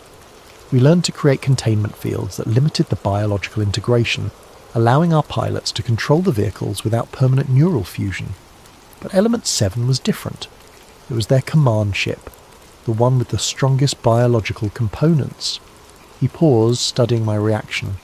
When we tried to test it, the craft bonded with the pilot so completely that separating them would have meant killing both. The pilot lasted 3 days before the neural integration burned out his brain. We sealed the craft immediately, hoping to contain whatever biological contamination might spread to other personnel. But it didn't stay contained. No, the craft went dormant, but it didn't die. For 30 years, it's been slowly healing, slowly rebuilding its biological systems. And now, thanks to your little visit tonight, it's starting to wake up. Kellerman pulled out a tablet and showed me real-time sensor data from the S4 facility. Energy readings that were climbing steadily, biological activity indicators that were off the charts, and most disturbing of all, electromagnetic emissions that were reaching into space. "It's calling them," he said quietly. "The original pilots, or others like them. The fragment you're carrying is acting like a beacon, telling them that their command ship is active again." The implications hit me like a physical blow. By stealing a piece of alien technology, I hadn't just committed theft. I'd potentially triggered a new round of extraterrestrial contact. How long before they respond? Based on the emission patterns, probably 72 hours, maybe less if they have ships in the outer solar system. "What do you want from me?" Kellerman leaned forward, his expression intense. "I want you to give me that fragment, and I want you to forget everything you saw tonight. In exchange, I'll make sure you live long enough to go back to your normal life. And if I refuse, then in 3 days, when the sky lights up with ships that officially don't exist, you'll be the person they blame for ending the world as we know it." I looked at the tablet screen, watching the energy readings climb. The fragment in my pocket felt like it was burning now, and I could swear I was hearing something. Not voices exactly, but something like music playing at the very edge of audible range. "There's a third option," I said finally, "which is, I keep the fragment, but we work together. You help me document what's really happening, and when they come, we make sure the world knows the truth." Kellerman was quiet for a long moment, processing the offer. Finally, he reached into his jacket and pulled out a small device that looked like a cross between a radio and a Geiger counter. "This is a biosignature detector," he said. "It monitors the biological activity of alien technology. If you're going to keep that fragment, you need to understand what you're dealing with." He turned on the device and pointed it toward my pocket. The readings were immediately off the scale, with biological activity indicators that were higher than anything shown in the S4 data. "The fragment isn't just active," he said. "It's evolving, learning, adapting to human biology in ways that the original craft never could. Whatever happens next, you're not just a witness anymore. You're part of it." We drove back toward the facility in Kellerman's car, leaving mine at the gas station. The plan was simple in concept, but terrifying in execution. Use his clearance to get us back into S4 officially, document the craft's activation sequence, and prepare for whatever response my theft of the fragment might trigger. "The facility will be on high alert after tonight's security breach," Kellerman warned as we approached the checkpoint. "But the advantage of working in classified programs for 30 years is that you accumulate enough dirt on enough people to guarantee cooperation when you need it." He was right. The guards at the checkpoint clearly recognized him, and while they logged our entry with obvious reluctance, no one tried to stop us. Within 20 minutes, we were back in the underground complex, following corridors that I now recognized from my panicked escape just hours earlier. But Storage Bay 9 was completely transformed. The craft was no longer covered by a tarp, and its hull was blazing with bioluminescent patterns that seemed to flow like liquid light across the metallic surface. The damaged section I'd seen earlier was nearly healed, with new hull material growing visibly as we watched. But it was the sound that really got to me, a low harmonic frequency that seemed to resonate in my bones. "It's singing," I whispered. "Not singing," Kellerman corrected, "communicating. Probably with the fragment you're carrying." The chamber was crowded with technicians and monitoring equipment, all focused on the craft's unprecedented activity levels. But as soon as we entered, something changed. The harmonic frequency shifted to a higher pitch, and the bioluminescent patterns began pulsing in a rhythm that matched my heartbeat. "Jesus Christ," one of the technicians called out. "The biological integration readings just spiked. There's someone here with active alien technology." All eyes turned toward us, and I realised that hiding the fragment was no longer an option. I pulled it from my pocket, and the effect was immediate and dramatic. The craft's song became a roar. The bioluminescent patterns exploded into brilliant cascades of colour that bathed the entire chamber in shifting light. And the air itself seemed to thicken, carrying scents and sounds that had no earthly origin. "Get everyone out!" Kellerman shouted over the noise. "Full evacuation now!" But it was too late.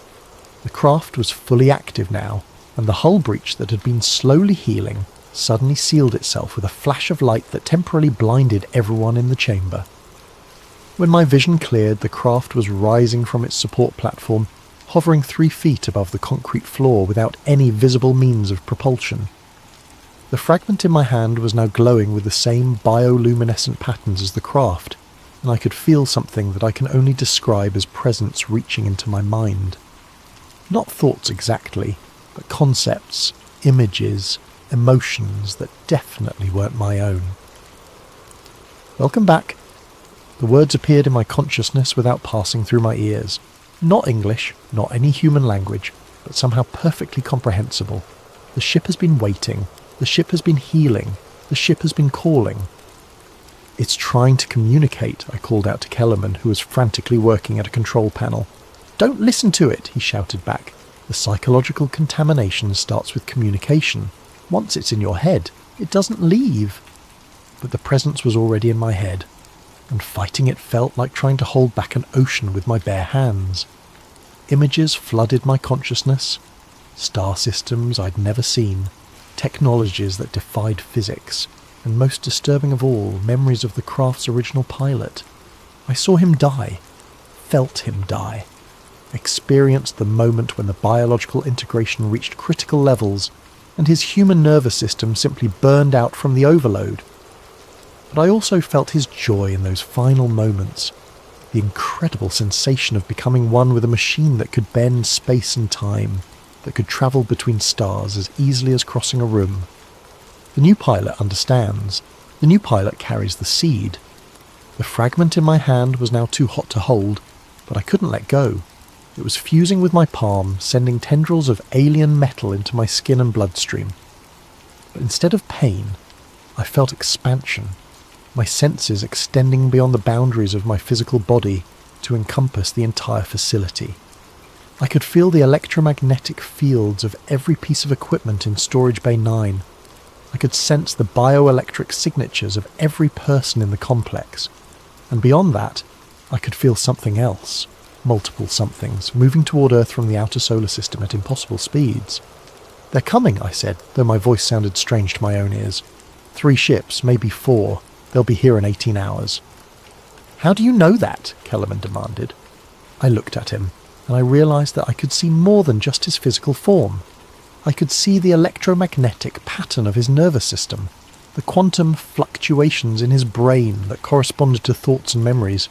He was terrified, but he was also fascinated by what was happening to me. Because I'm connected to their navigation network, the fragment isn't just a piece of hull material, it's a communication device. It's been broadcasting our location since the moment I took it from the chamber. The craft moved closer to me, its hull now close enough to touch. The bioluminescent patterns were hypnotic, drawing me forward despite every rational instinct screaming at me to run. "Don't touch it," Kellerman warned. "If you make direct contact with the hull, the integration process will accelerate beyond any hope of reversal." But I was already reaching out, my hand moving without conscious direction. The moment my palm touched the craft's surface, the world exploded into sensation. The integration happened faster than Kellerman had predicted. One moment I was a human being standing next to an alien spacecraft, and the next I was something else entirely. Part human, part machine, part something that transcended both categories. I could feel the craft's propulsion systems coming online, responding to my neural commands before I was consciously aware of giving them. The chamber around us began to fade as my perception shifted to electromagnetic spectrums that human eyes had never evolved to process. But most shocking of all, I could sense the approaching ships with crystal clarity. 4 vessels, definitely coming from the outer solar system, moving at velocities that would have them in Earth orbit within 12 hours. But these weren't rescue ships coming to retrieve their lost technology. They were enforcement vessels coming to contain a contamination that should never have been allowed to spread. The child species has broken containment, the alien presence in my mind observed with something like sadness. The hybrid cannot be allowed to survive. "What are you talking about?" I tried to say, but the words came out as harmonic frequencies that resonated through the craft's hull. Biological integration was forbidden for your species. Too primitive, too unstable. The command ship was damaged to prevent this exact outcome. The truth hit me like a physical blow. The craft hadn't malfunctioned during testing. It had been sabotaged by its own creators to prevent humans from achieving full integration with their technology. And now, by accidentally triggering the very process they'd tried to prevent, I'd created a situation that threatened both species. "We have to get out of here," Kellerman shouted, though his voice sounded distant and muffled through my transformed senses. "The facility will be locked down in minutes, and if they can't contain this situation, they'll sterilize the entire complex." Sterilize. Nuclear sterilization. I could sense the weapon systems being activated throughout the facility. Fail-safes designed to prevent alien technology from falling into unauthorized hands. But I could also sense something else. Escape routes that the craft's navigation systems had mapped during its decades of dormancy. The hybrid can escape, the alien presence confirmed, but escape leads only to detection. The enforcement fleet will follow the bioelectric signature anywhere on this planet. "Then we go off-planet," I said, the words forming as pure intention rather than sound. Impossible. The hybrid lacks the neural development for interstellar navigation. Attempting such a journey would result in immediate death. But even as the alien consciousness tried to discourage me, I could feel the craft's systems responding to my commands. The gravitational manipulation systems that provided propulsion were incredibly complex, but they felt as natural to control as moving my own limbs. More natural, actually, like I'd been meant to operate this technology all along. The blast doors that had been sealing Storage Bay 9 began to buckle and warp as the craft's gravity field destabilized the surrounding space. Kellerman and the remaining technicians scrambled for the exits as pieces of the ceiling began falling around us. "The facility is collapsing," Kellerman called out through the chaos. "Whatever you're doing, you need to stop." But I couldn't stop. The integration process was accelerating beyond my ability to control, and the craft was responding to biological imperatives that overrode conscious thought. We rose through the collapsing chamber, through levels of concrete and steel that parted like water before the craft's exotic matter field. In less than 30 seconds, we burst through the desert surface into the star-filled Nevada sky. The freedom was intoxicating. After decades of confinement in underground storage, the craft, and by extension I, rejoiced in open space and unlimited movement. We climbed rapidly, leaving the lights of Las Vegas far below, racing toward the stratosphere where human aircraft couldn't follow. But the celebration was short-lived. My enhanced senses detected military jets scrambling from Nellis Air Force Base, armed with weapons I somehow knew could damage the craft's hull. More concerning, I could feel the approaching alien fleet adjusting course to intercept us. The hybrid has 12 minutes before engagement with enforcement vessels, the alien presence informed me. Recommend immediate surrender to prevent escalation. Surrender to who? Your people or mine? Both species will demand termination of the hybrid. The contamination cannot be allowed to spread. I realized that I was caught between two forces that both wanted me dead. The human military saw me as a stolen alien weapon that had to be stopped at any cost. The alien enforcement fleet saw me as a biological contamination that threatened their carefully maintained isolation. But I had advantages that neither side expected. The craft's propulsion systems could outrun anything in Earth's atmosphere, and the neural integration gave me access to technologies that even the original alien pilots had never fully explored. The hybrid should not attempt experimental navigation, the alien consciousness warned. as I pushed the craft's systems beyond their normal parameters. Untested combinations of human creativity and alien technology have unpredictable consequences. Unpredictable is exactly what we need right now. I dove back toward the surface, using the craft's gravity manipulation to create a wake of distorted space-time that would confuse both human radar and alien sensors. The pursuing jets fell behind immediately, unable to match our acceleration or maneuverability. But the alien fleet was adapting, adjusting their approach to account for my erratic flight patterns. That's when I felt something that changed everything. A transmission from Earth, broadcast on frequencies that only the integrated craft could detect. Someone else was out there, someone with access to alien communication technology. The signal was coming from a location in the desert about 50 miles from our current position. Someone who knew about the craft, who understood the integration process, and who was offering help. Do not trust the transmission, the alien presence warned. Humans frequently use deception in tactical situations. But I was out of options. The enforcement fleet would be in engagement range within 8 minutes, and while the craft's defensive systems were formidable, they weren't designed to fight 4 ships simultaneously. I changed course toward the transmission source, diving toward the desert at speeds that would have liquefied any human pilot. But through the integration, the G-forces felt like gentle pressure, and the craft's inertial compensation systems protected my hybrid physiology from the worst effects. The transmission source was a small facility built into a mesa, camouflaged to look like a natural rock formation, but my enhanced senses could detect the electromagnetic signatures of advanced technology hidden beneath the desert camouflage. As we landed, I could feel the enforcement fleet entering Earth's atmosphere. In 5 minutes, this location would be discovered and destroyed. Whatever help this place offered, it had to happen fast. The facility hidden in the mesa turned out to be far more than a simple research station. As I emerged from the craft, still partially integrated with its systems, I was met by a woman in her 60s who showed no surprise at seeing a human-alien hybrid step out of a spacecraft that officially didn't exist. "You must be our missing pilot," she said calmly. "I'm Director Patricia Wells.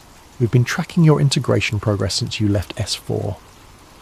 "Who's we?" I asked, though speaking with my physical voice felt awkward after hours of harmonic communication through the craft. "A joint task force that's been preparing for this exact scenario since 1991. When the original integration experiment failed, we didn't abandon the program. We moved it to a more secure location and continued research with volunteers who understood the risks." She led me into the facility, which was far larger than its external appearance suggested. The corridors were filled with technology that was clearly a hybrid of human engineering and alien design, the same kind of biological-mechanical integration that I was experiencing on a personal level. "We have 4 minutes before the enforcement fleet reaches this location," Wells said as we moved through the facility. "I need to know if you're willing to take a risk that could save both species from a war nobody wants." "What kind of risk?" She stopped at a large chamber filled with equipment that I recognized as communication technology, but far more advanced than anything I'd seen at S4. "We've been developing a communication protocol that would allow direct negotiation with the enforcement fleet, but it requires a fully integrated pilot to operate the transmission systems." The alien presence in my mind stirred uneasily. The director speaks of technologies that were forbidden to both species. Communication across the integration barrier was deemed impossible. "Impossible, but not theoretical," Wells continued, apparently able to sense my internal dialogue with the alien consciousness. "We've had 30 years to work on this problem, and we've made breakthrough discoveries that neither your ship's original designers nor our own governments are aware of." She activated the communication array, and immediately I could feel the electromagnetic patterns reaching out toward the approaching fleet. But this wasn't the simple beacon that my stolen fragment had been broadcasting. This was a complex signal that carried information about human civilization, our technological level, our peaceful intentions, and most importantly our readiness to return the integrated pilot without resistance. The transmission contains deceptions. The alien presence warned. Humans are not prepared for peaceful coexistence. The hybrid proves this conclusively. But as the signal reached the enforcement fleet, something unexpected happened.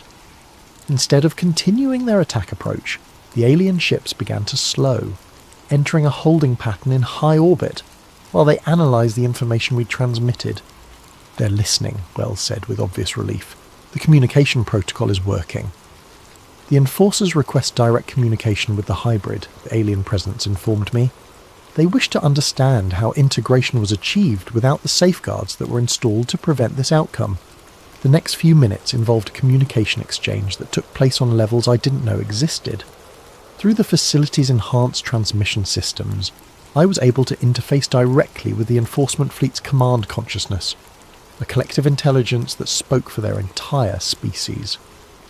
What I learned changed everything I thought I understood about the situation. The original aliens hadn't been visitors or invaders, they were refugees. Their homeworld had been destroyed by the same kind of uncontrolled biological integration that was now happening to me. They'd spent centuries developing safeguards to prevent their technology from creating new hybrid intelligences that could threaten other species. But humans had done something that their scientists had thought impossible. We'd achieved integration while retaining individual consciousness. Instead of being absorbed into a collective mind, I remained fundamentally human while gaining access to capabilities that should have been beyond our species' comprehension. The hybrid represents a new evolutionary path, the collective consciousness admitted, one that our models did not predict. This changes the parameters of engagement significantly. "What does that mean?" I asked through the communication link. "It means that instead of containing a contamination, we may be witnessing the birth of a new form of intelligence, one that combines the creativity of individual consciousness with the capabilities of integrated technology." The communication continued for what felt like hours but was probably only minutes. The alien collective described their civilization's history, their reasons for limiting contact with developing species, and their growing realization that humanity might represent something genuinely new in the galaxy. But they also explained the dangers. Uncontrolled integration had destroyed worlds, created hybrid intelligences that consumed entire solar systems, while trying to expand their capabilities. Even if I represented a new evolutionary step, the risks were enormous. The hybrid must choose. The collective finally transmitted. Integration can be reversed, returning the human to baseline consciousness while preserving the lessons learned. Or integration can be completed, accepting the risks and responsibilities of becoming something beyond current human limitations. "What are the responsibilities?" I asked. "To serve as an interface between species, to help humanity develop integration safeguards before the technology spreads, to accept isolation from both human and alien societies until the risks are better understood." The choice was impossible. Return to normal humanity and lose the incredible capabilities I'd gained, or accept permanent exile as something that neither species would fully trust. But as I considered the options, I realized there was a third possibility that neither the aliens nor the humans had considered. I made my choice 6 months ago, and I'm still not sure if it was the right one.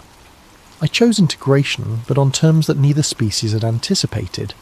Instead of accepting isolation, I became something else entirely, a bridge between worlds, operating in the spaces between human and alien civilization.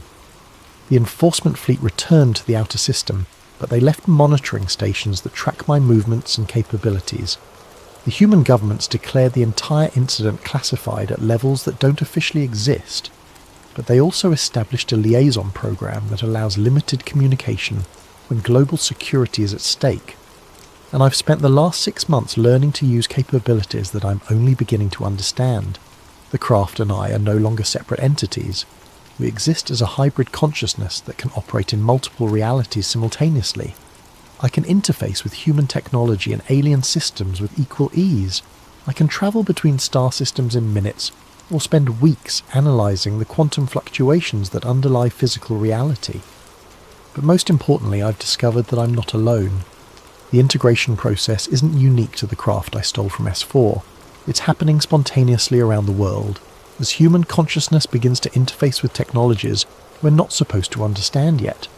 The smartphones in our pockets, the satellites in orbit, the internet that connects our minds across continents. All of it is slowly, subtly preparing humanity for a level of technological integration that will make my transformation look primitive. The alien refugees didn't just bring advanced machinery to Earth. They brought evolution itself, in forms so subtle that we're experiencing it without realizing what's happening. Within a generation, maybe two, every human on Earth will face the same choice I faced in that underground chamber. Integration or isolation, evolution or extinction, the birth of something new, or the preservation of something that may no longer be viable in a universe where consciousness and technology are merging at the quantum level. Bob Lazar was right about the technology, but he never understood what it really was. Not just advanced propulsion systems or exotic materials, but the next step in the evolution of intelligence itself. 3 weeks ago, I detected the first spontaneous integration event in Tokyo. A programmer who'd spent so much time interfacing with quantum computers that the boundary between his consciousness and the machine began to blur. Last week there was another case in Geneva, involving a physicist working on consciousness research who achieved temporary integration with an AI system. It's starting. The process that began with 9 alien craft hidden in the Nevada desert is spreading through human civilization like a benign virus, preparing us for a transformation we don't yet understand. And somewhere in the darkness between stars, other intelligences are watching our progress with interests we can't yet comprehend. I'm still posting episodes of Fringe Frequencies, but now they serve a different purpose. Instead of investigating mysteries, I'm preparing humanity for truths that most people aren't ready to accept. Each episode plants seeds, raises questions, gets people thinking about possibilities that mainstream science insists are impossible. Because the truth is too big for a single revelation.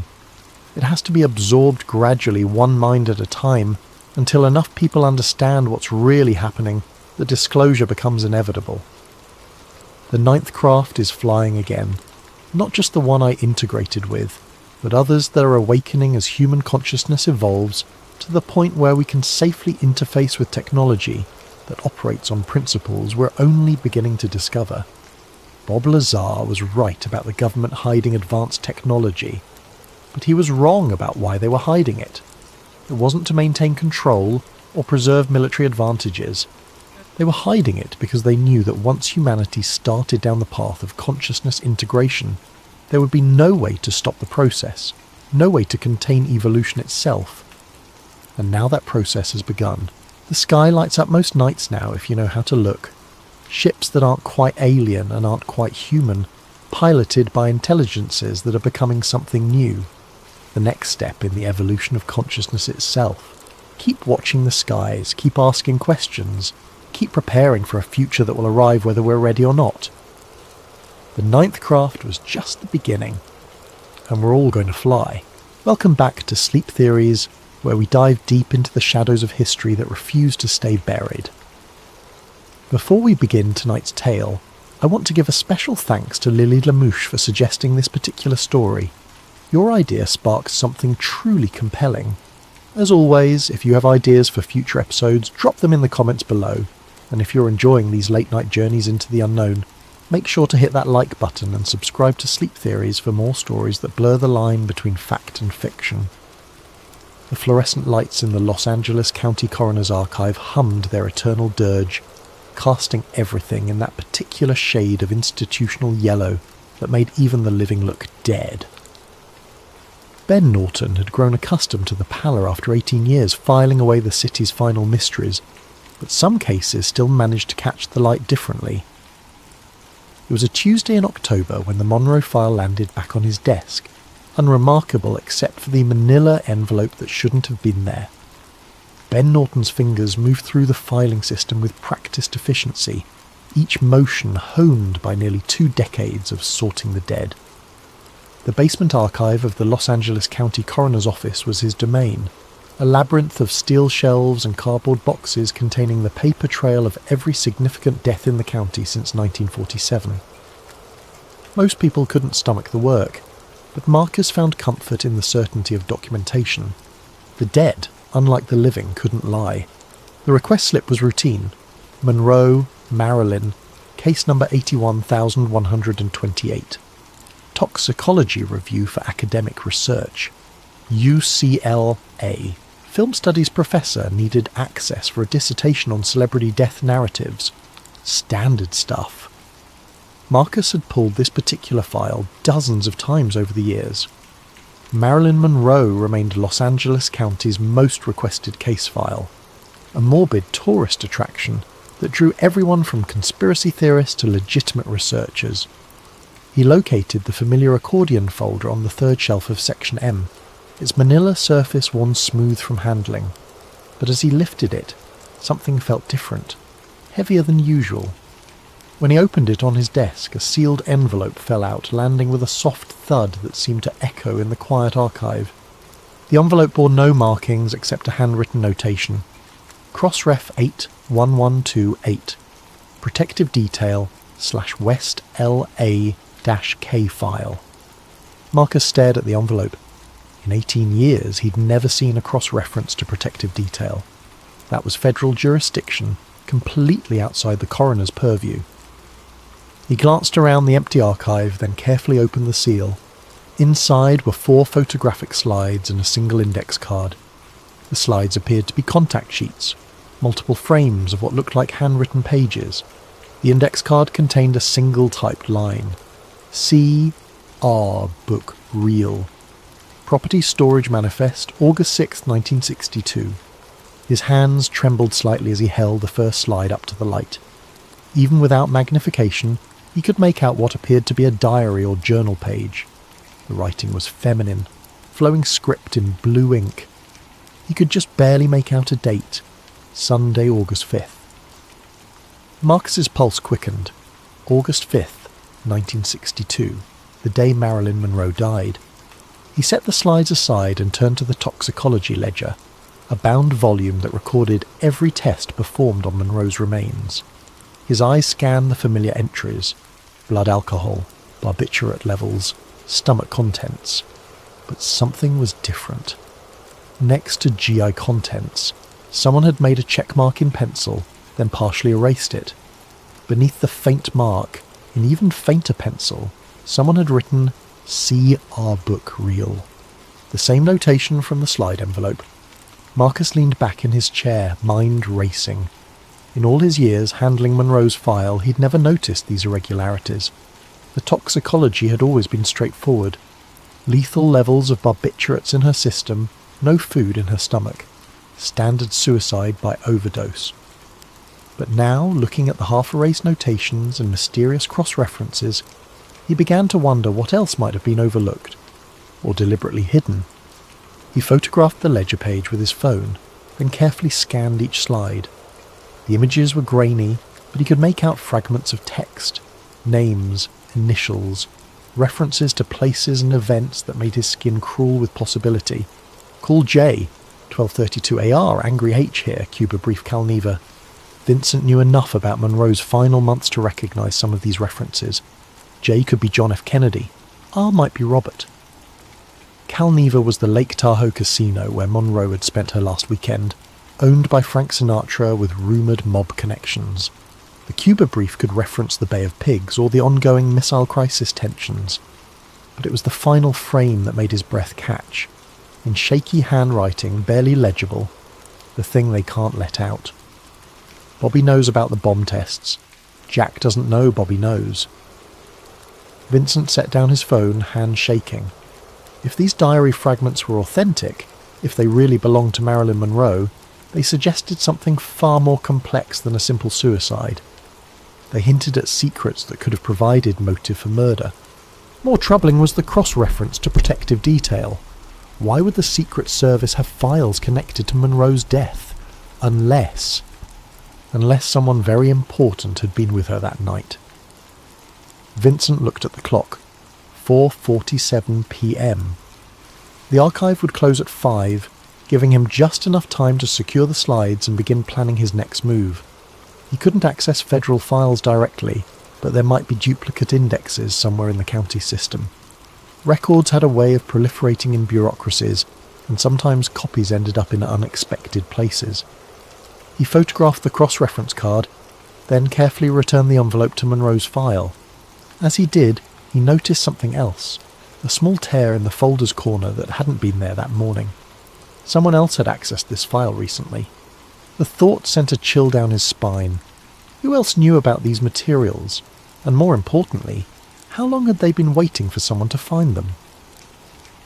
As Marcus locked the file cabinet and prepared to leave, he couldn't shake the feeling that he'd just crossed a line from which there would be no return. The fluorescent lights buzzed overhead like a swarm of angry insects, and the familiar archive suddenly felt less like a sanctuary and more like a trap. He had stumbled onto something that powerful people had spent 6 decades keeping buried. The question was, what was he going to do about it? Marcus spent a sleepless night researching everything he could find about Monroe's death, Secret Service protocols, and the Kennedy administration's activities in August 1962. By morning he had a plan, risky but necessary if he wanted answers. He arrived at work early before the day shift supervisors. The Los Angeles County Record Center occupied the building's 2nd floor, housing duplicate indexes and cross-reference materials for all county departments. If there were copies of federal protective detail records anywhere, they'd be there. Marcus presented his credentials to the record center clerk, a bored-looking woman named Janet who barely glanced at his request form. Protective detail microfilm, August 1962, he said casually. Academic research on presidential visit protocols. Janet typed into her terminal, frowning at the results. That's federal material. We don't usually have access to... She paused, scrolling down. Wait, there's a duplicate index here. Says it was transferred during the 1982 DA review of celebrity deaths. You want the whole month or specific dates? Marcus's heart raced. August 4th and 5th, please. Let me check availability. More typing. I can get you the index, but the actual files are restricted. Need federal clearance for those. The index is fine. 20 minutes later, Marcus sat at a microfilm reader, threading a reel labelled Protective Detail Index. August 1962. Duplicate copy. The images flickered past as he advanced the film. Routine entries for presidential appearances, security briefings, threat assessments. Then he found it.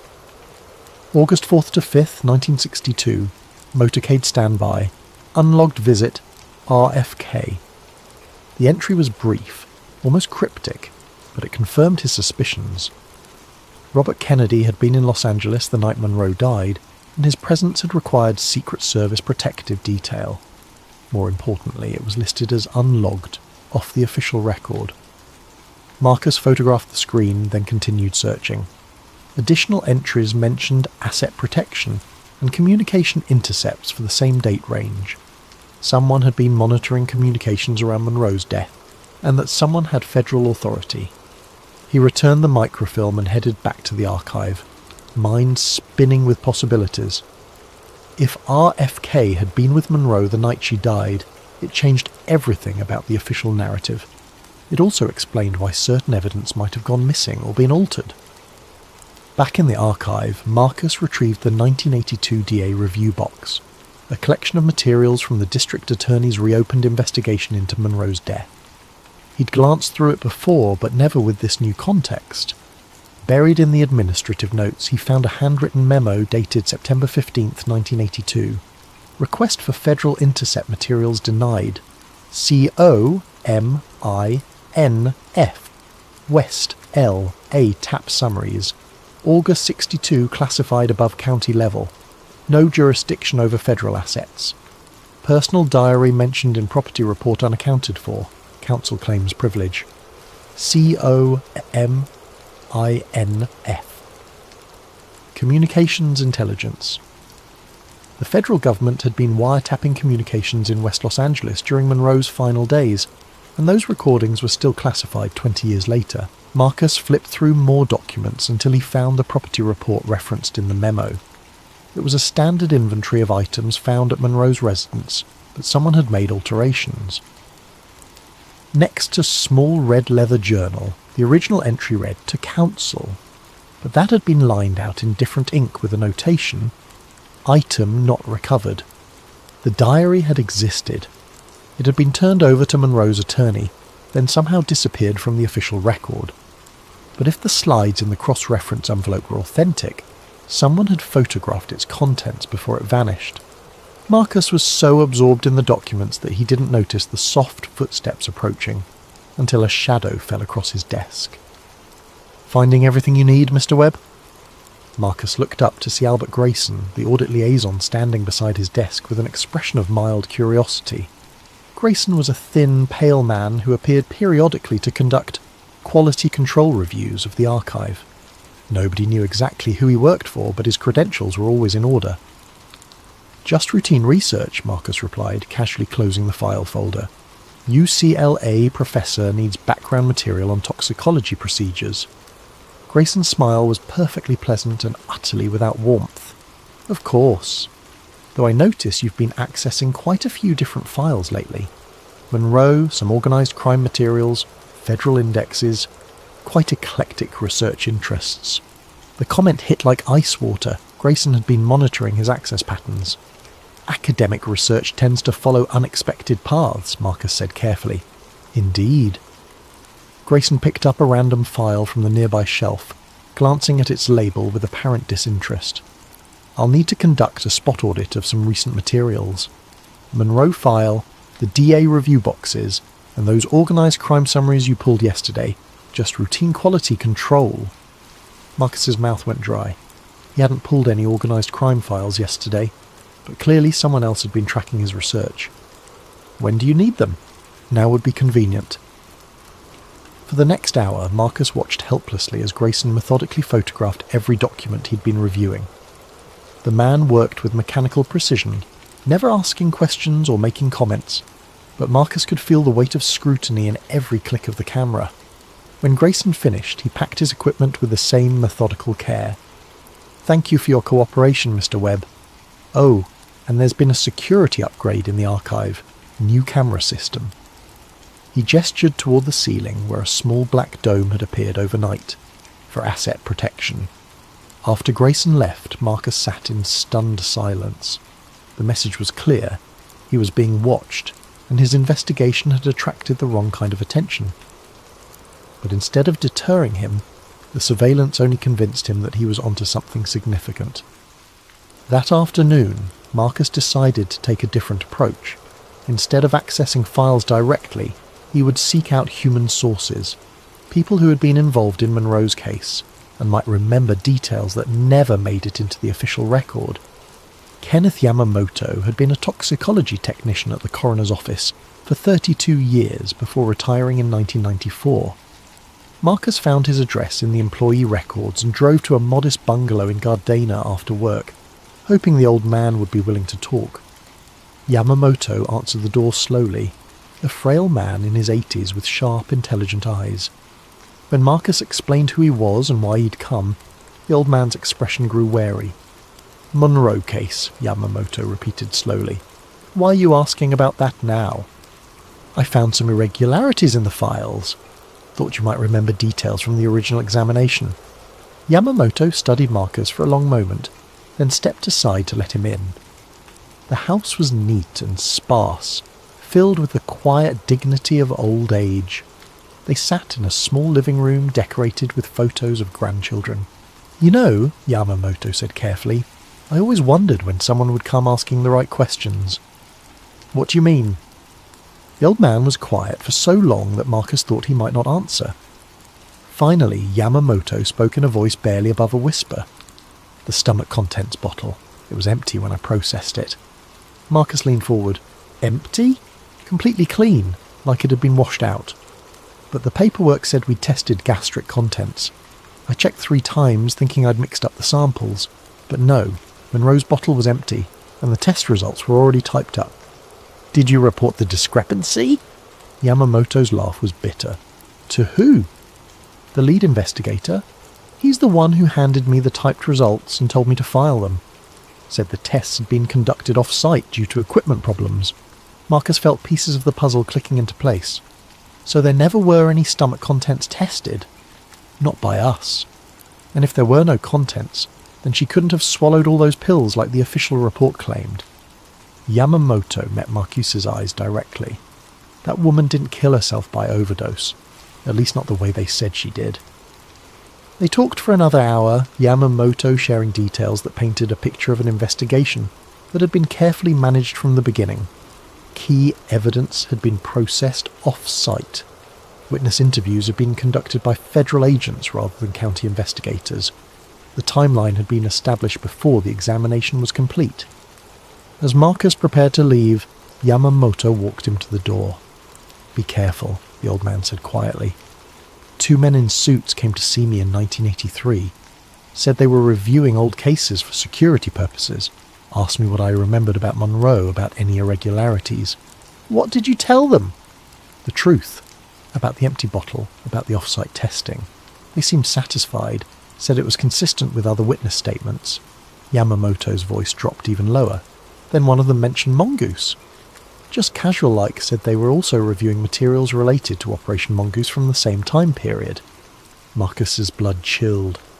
Operation Mongoose was the CIA's covert program to eliminate Fidel Castro, run by Robert Kennedy. The fact that these mysterious visitors had mentioned it while discussing Monroe's death was no coincidence. "They were sending a message," Yamamoto continued, "letting me know they had reach, that they could connect dots in ways I couldn't imagine." I never talked about Monroe again after that, until now. Driving home, Marcus felt the weight of what he'd learned. The toxicology had been falsified, federal agents had intimidated witnesses, and somehow it all connected to the highest levels of the Kennedy administration. He was beginning to understand why the truth had stayed buried for so long, but he was also beginning to realise that his investigation had likely triggered alarms that had been dormant for decades. People who had gone to extraordinary lengths to bury this story wouldn't hesitate to protect it now. The blue sedan that had been following him since he left Yamamoto's house confirmed his fears. When Marcus turned, it turned. When he stopped for gas, it waited at the corner. When he finally reached his apartment building, the sedan drove past slowly, its occupants hidden behind tinted glass. Marcus lay awake that night, staring at the ceiling and listening for footsteps in the hallway. He thought about Yamamoto's warning, about the empty stomach contents bottle, about federal agents who casually mentioned assassination programs while discussing dead movie stars. Somewhere in the darkness of Los Angeles, powerful people were making phone calls and updating files that ordinary citizens would never see. They were discussing a problem that had emerged from the archives after 60 years of careful burial. They were discussing Ben Norton. The next morning brought disturbing news. Marcus arrived at work to find the archive in chaos. Security tape across several aisles, boxes scattered on the floor, and Janet from Record Centre standing near his desk with red-rimmed eyes. "What happened?" Marcus asked. "Break-in," she said shakily. "Someone got past the security system last night. Went straight for the files you've been working with." Marcus's stomach dropped. "Were they taken?" "That's the weird part. Nothing's missing, but everything's been photographed. Professional job. They knew exactly what they wanted and where to find it." As Marcus surveyed the damage, he noticed that the new security camera Grayson had mentioned was gone, leaving only a small hole in the ceiling tile where it had been mounted. Someone with inside knowledge had conducted this operation, someone who knew about the camera and could disable the building's security systems. His phone buzzed with a text from an unknown number. "Kenneth Yamamoto, hospitalized last night. Breathing difficulties, stable condition. Thought you should know." Marcus's hands shook as he read the message. The timing was too convenient to be coincidental. Less than 24 hours after talking to Marcus about Monroe's death, the retired toxicologist was in the hospital with mysterious respiratory problems. He tried calling the number that sent the text, but got only a generic voicemail message. Someone was monitoring the situation, keeping track of all the players, but their motives remained unclear. Were they trying to warn him or threaten him? Determined to push forward despite the escalating pressure, Marcus returned to his research with renewed urgency. If people were willing to break into the archive and hospitalize witnesses, then he was close to something they desperately wanted to keep hidden. He focused on the organized crime angle, pulling wiretap summaries from the early 1960s. The FBI had been monitoring several Los Angeles crime families during that period, particularly figures connected to the Teamsters Union and Las Vegas casinos. The surveillance files were partially redacted, but Marcus could piece together fragments of conversations from August 1962. Subject 1. Movie star heat getting too heavy. Bobby's sniffing around the wrong connections. Subject 2. What about the doctor cover? That's still solid. Subject 1. For now. But if that diary surfaces, we're all fucked. The diary again. Every lead Marcus followed seemed to circle back to Monroe's missing journal and its potentially explosive contents. The mob had known about it. Federal agents had suppressed it. And 60 years later, someone was still willing to commit crimes to keep it buried. Marcus cross-referenced the dates and locations in the wiretap summaries with Monroe's known movements during her final weeks. She had indeed spent time at Calnever Casino, owned by Frank Sinatra and frequented by both Kennedy brothers and reputed crime figures. The casino had been a nexus where Hollywood glamour, political power and organised crime intersected. If Monroe had been keeping a diary during this period, documenting her relationships with both Kennedy brothers while surrounded by mob-connected individuals, the implications were staggering. Such a record could have destroyed political careers, toppled governments, and exposed criminal conspiracies that reached the highest levels of American society. As Marcus delved deeper into the files, he began to understand the mechanism by which Monroe's death had been contained. It wasn't a simple cover-up.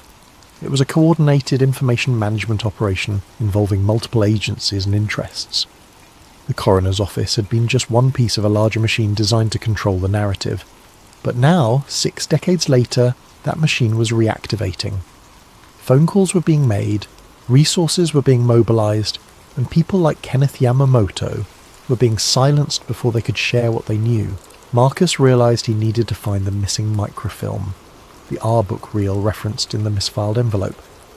If it contained photographic copies of Monroe's diary, it would be the smoking gun that proved everything he suspected. But where would such material be hidden after all these years? The answer came to him as he reviewed the property transfer records from 1962. Personal effects, evidence materials and sensitive documents were often stored in multiple locations as a security measure. If the diary had been photographed before disappearing, those images might have been misfiled or misplaced rather than destroyed.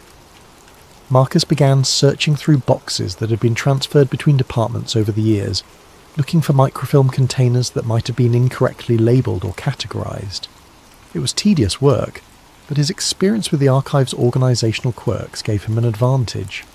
In a box labelled Kennedy FOIA Overflow, 1975, Marcus found a collection of microfilm canisters that had been transferred from federal storage during a bureaucratic reorganisation. Most contained routine correspondence and scheduling materials, but one canister was labelled simply Contact Sheet, Personal Effects, August 62. With trembling hands, Marcus loaded the film into a reader. The first few frames showed standard evidence photographs, jewellery, clothing, personal items from Monroe's bedroom. But then the images changed. Diary pages, dozens of them, photographed in sequence under professional lighting conditions. The handwriting was clearly feminine, and the dates range from June through early August 1962. Marcus began reading, his excitement growing with each frame. June 15th. Jack called again. Says he misses me, but I know it's just the sex he misses. Bobby's different. He actually listens when I talk about the bomb tests, about what the government is hiding from people. He's angry about it too. June 20th. Met with Cal Neva people. Frank says they can provide protection if things get complicated. Doesn't trust Bobby's reform agenda. Says it's bad for business. Asked me to keep my ears open when I'm with the brothers. July 1st. Bobby showed me classified files about atmospheric testing in Nevada. The cancer rates, the birth defects. It's all being covered up. He wants to go public, but Jack won't let him. Says it would destroy the party in '64. July 15th. Strange men following me.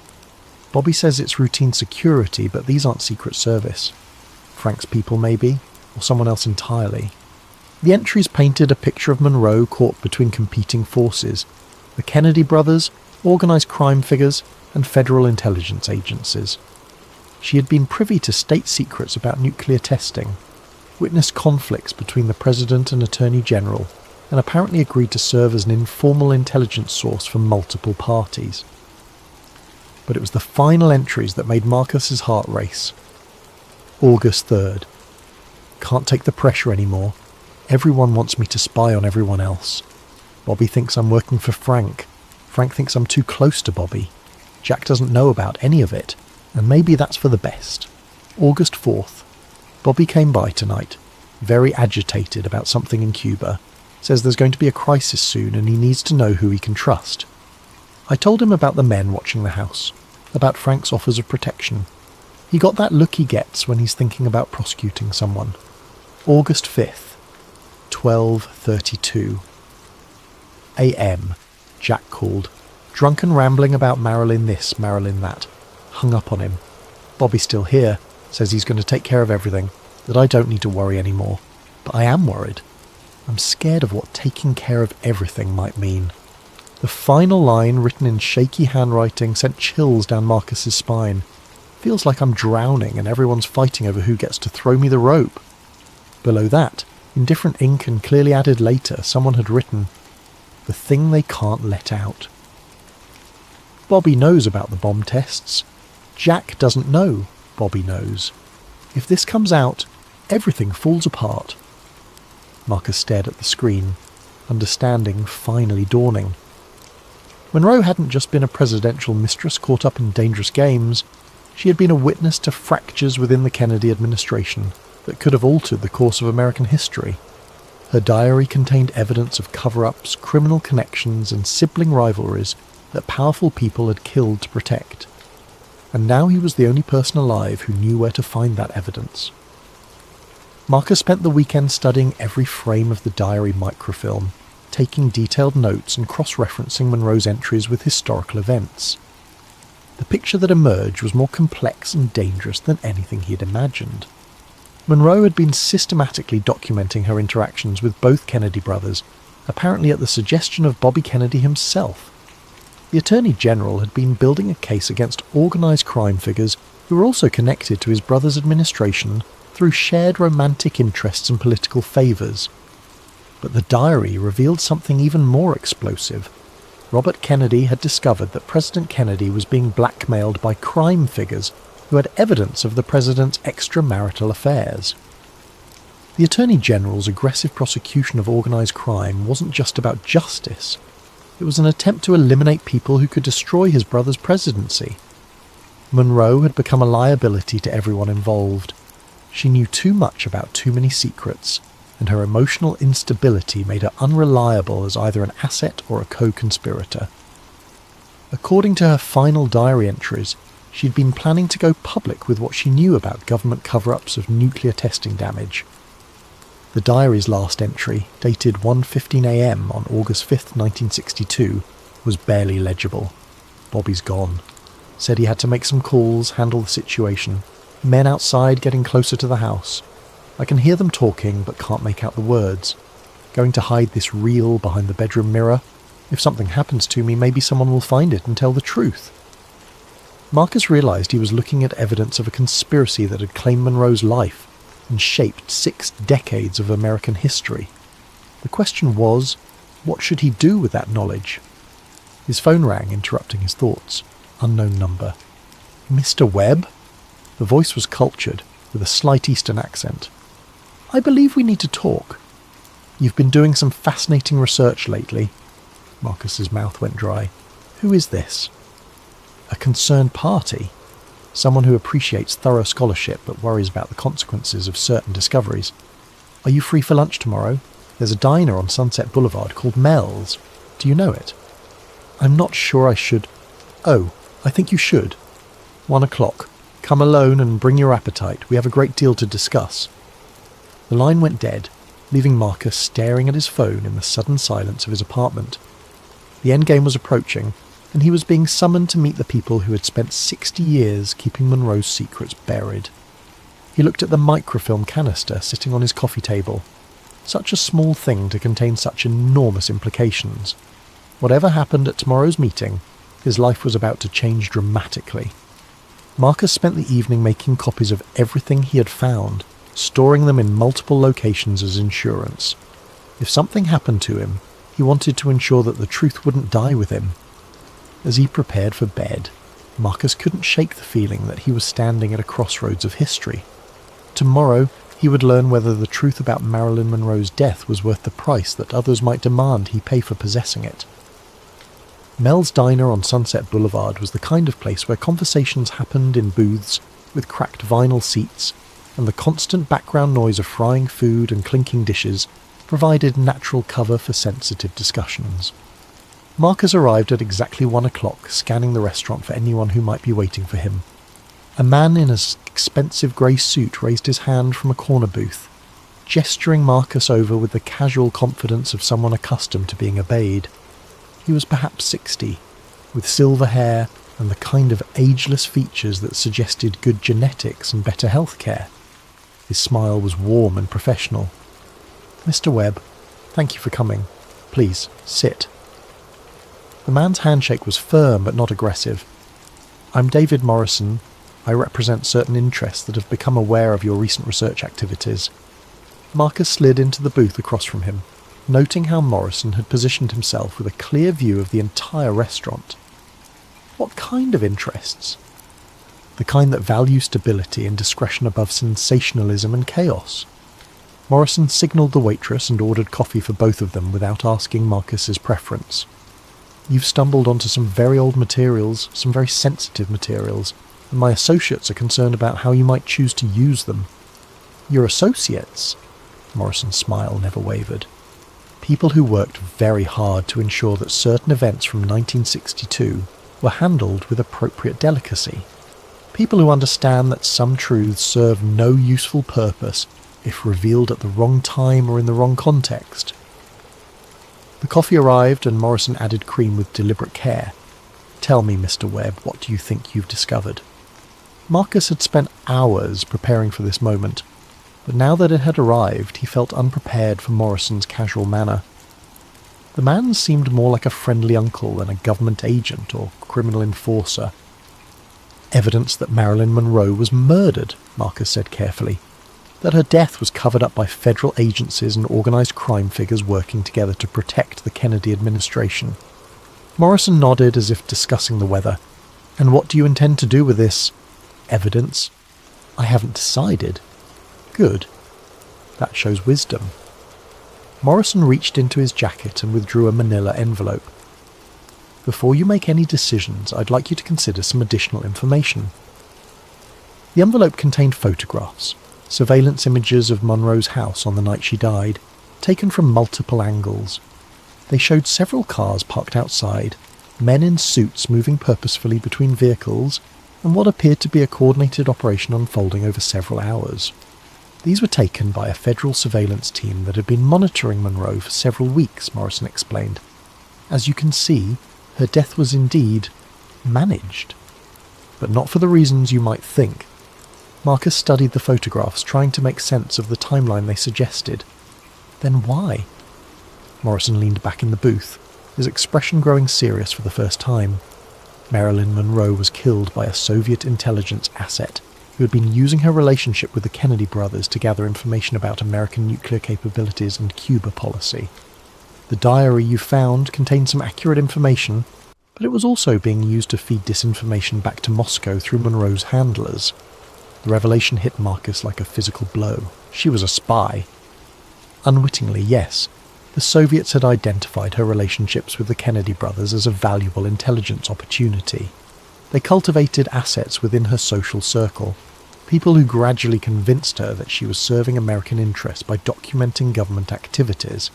In reality, she was being used to steal state secrets. Morrison produced another document, a declassified intelligence report with most names redacted.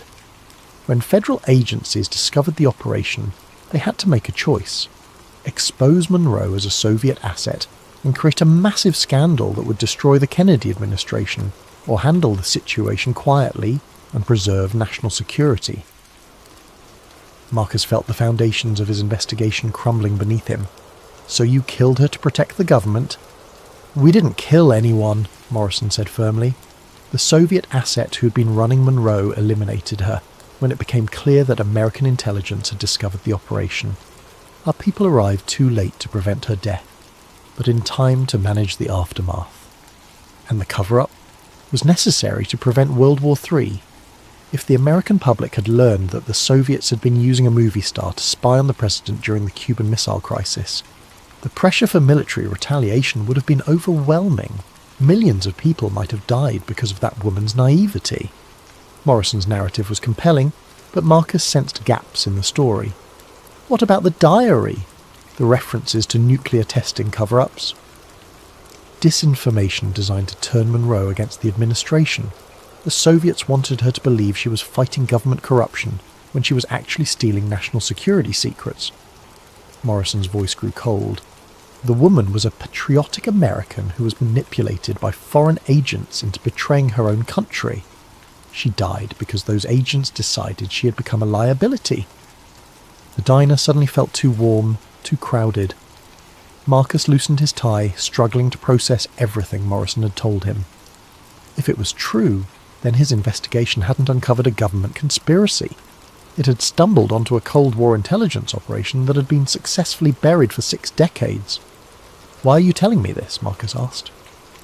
Morrison reached into his jacket again and produced a cashier's check. Even from across the table, Marcus could see that it was made out for $250,000.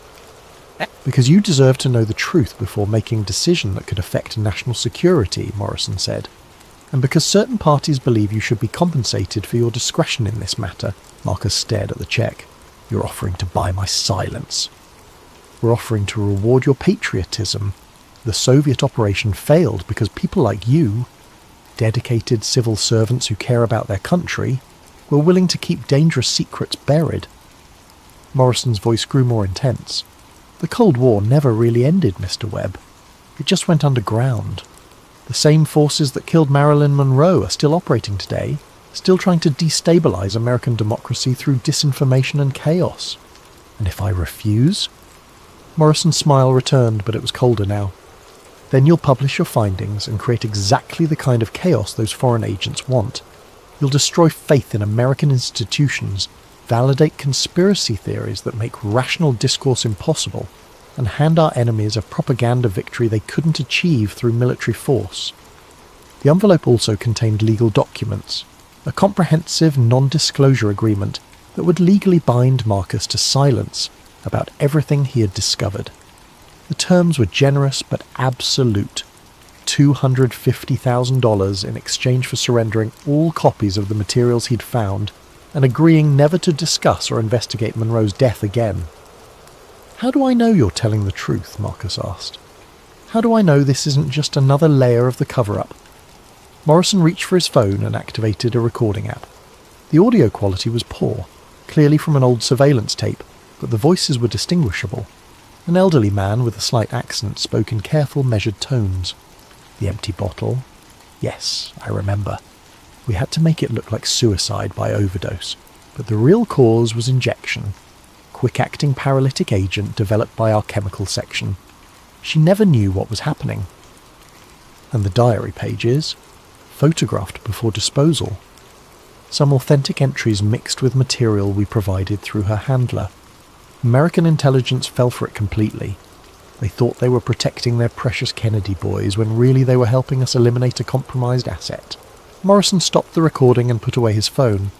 Kenneth Yamamoto, recorded in 1983 during a debriefing with defected Soviet intelligence officers. He wasn't intimidated by our people, Mr. Webb. He was being interviewed by them. The breathing difficulties that hospitalized him last week were induced by a foreign agent who wanted to silence him before he could reveal the truth about his role in Monroe's death. Marcus felt sick. Yamamoto was working for the Soviets. A sleeper agent placed in the coroner's office years before Monroe became a target. When their operation was exposed, Soviet intelligence decided to eliminate all evidence, including Monroe herself, and eventually the agents who had carried out the operation. Morrison's expression was grim. "The man you spoke with last week wasn't a heroic witness to government corruption. He was a foreign spy who helped murder an American citizen, and then spent 60 years living comfortably on a government pension while keeping his mouth shut." The revelation shattered Marcus's understanding of everything he thought he had uncovered. If Morrison was telling the truth, then Marcus hadn't discovered a conspiracy. He had stumbled into the middle of an ongoing intelligence war where American secrets were still being protected from foreign enemies.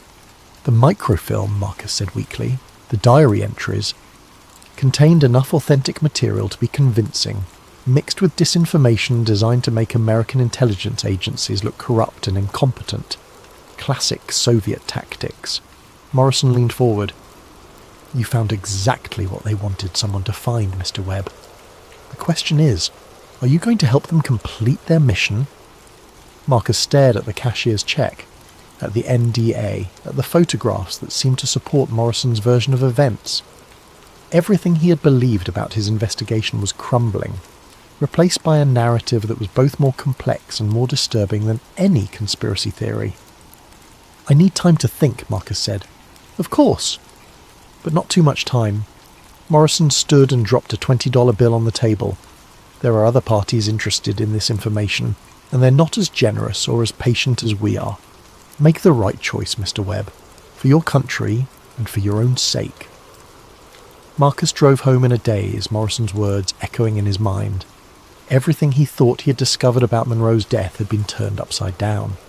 Instead of uncovering a government conspiracy, he had apparently walked into a decades-old intelligence operation that was still active. But something about Morrison's story bothered him. The man had been too prepared, too polished, with evidence that conveniently supported his narrative. After 18 years in the archives, Marcus had developed an instinct for detecting fabricated documents, and some of the materials Morrison had shown him had felt wrong, too clean, too perfectly aligned with the story being told. Back in his apartment, Marcus spread out all his research materials and began examining them with fresh eyes. If Morrison was lying, there should be inconsistencies in his narrative, details that didn't match the evidence Marcus had independently discovered. The first discrepancy was in the timeline. Morrison claimed that Soviet agents had killed Monroe when their operation was exposed, but the wiretap summaries Marcus had found suggested that organised crime figures had been discussing Monroe's death before it happened. If the Soviets were responsible, why were American criminals involved in planning the cover-up? The second problem was Kenneth Yamamoto's story. Morrison claimed the old man was a Soviet sleeper agent, but Yamamoto's personnel file showed he had been thoroughly vetted when he joined the coroner's office, including a background check that went back to his childhood in a Japanese-American internment camp during World War II. It was possible, but unlikely, that Soviet intelligence could have placed an agent so deep in American society so early. The third inconsistency was the most troubling. Morrison had claimed that American intelligence agencies had been deceived by Soviet disinformation, but the cross-reference card Marcus had found suggested that federal agencies had been actively involved in managing Monroe's file from the beginning. If they were being fooled, why were they coordinating the cover-up? Marcus realised he needed more information before making any decisions. He called the hospital where Yamamoto was being treated, using his official credentials to inquire about the patient's condition. Mr. Yamamoto was discharged this morning, the nurse informed him. Released to family care. Can you give me a contact number for his family? I'm sorry, but there's no family listed in his file. He was picked up by representatives from a private care facility. Marcus felt a chill. Yamamoto had been taken somewhere by unknown people, just hours after Morrison had revealed the old man's alleged role as a Soviet agent. Either Morrison's story was true, and American intelligence was protecting a valuable defector, or Yamamoto was being silenced permanently to prevent him from contradicting Morrison's narrative. That evening, Marcus made a decision that would either save his life or end it. He called the number Morrison had given him and arranged another meeting. But this time he would be recording the conversation and asking much more specific questions.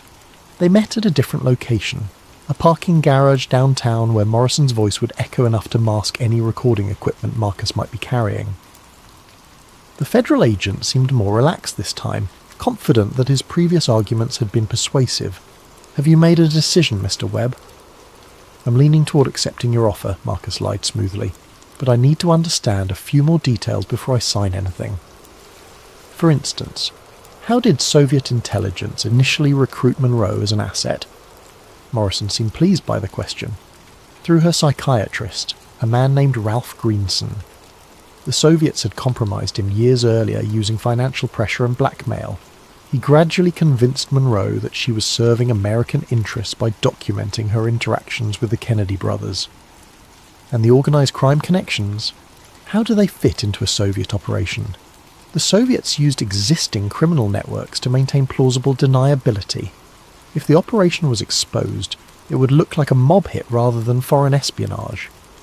Morrison's explanation was smooth and confident.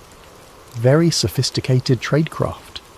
Marcus nodded as if satisfied, but internally he was noting another problem with Morrison's story. Ralph Greenson had been Monroe's psychiatrist, but he was also a respected member of the psychoanalytic community with no known criminal or intelligence connections. It would have been extremely difficult for foreign agents to compromise him without detection. What about the diary microfilm? How did it end up in the Federal Archives if it was Soviet disinformation? Our people recovered it during the cleanup operation and kept it as evidence of the Soviet infiltration. It was supposed to be destroyed years ago, but bureaucratic incompetence led to it being misfiled instead. Morrison shrugged. Government efficiency at work. But Marcus knew that wasn't true either. The microfilm canister had been labelled and filed according to standard federal archival procedures, not hastily misfiled during a crisis. Someone had deliberately preserved Monroe's diary photographs and hidden them where they might eventually be discovered. The conversation continued for another 30 minutes, with Morrison providing increasingly elaborate explanations for every inconsistency Marcus raised. By the end, Marcus was convinced that Morrison was lying about almost everything, but he still wasn't sure what the truth actually was. "I'll need the weekend to review the legal documents," Marcus said finally. "Can I call you Monday with my decision?" "Of course. But don't wait too long. Other parties are becoming impatient and they may not be as generous as we are." As they parted ways, Marcus noticed that Morrison's casual confidence had been replaced by something harder and more calculating. The federal agent was beginning to suspect that Marcus wasn't as convinced as he pretended to be. Marcus spent the weekend conducting his own investigation into David Morrison, using public records and online resources to trace the man's background. What he found was disturbing. Morrison existed in official records, but his history was suspiciously clean, and his government connections were vague and difficult to verify. More importantly, Marcus discovered that Morrison's story about Kenneth Yamamoto being a Soviet agent was completely fabricated. The old man's military service records showed he had served with distinction in Vietnam, and his decades of work at the coroner's office had been exemplary. There was no evidence whatsoever of foreign intelligence connections. Marcus realised that Morrison was part of a different kind of conspiracy. Not Soviet espionage, but an ongoing American operation to suppress information about Monroe's death that could still damage powerful interests 60 years later. But if Morrison was lying about Soviet involvement, what was the real truth about Monroe's death?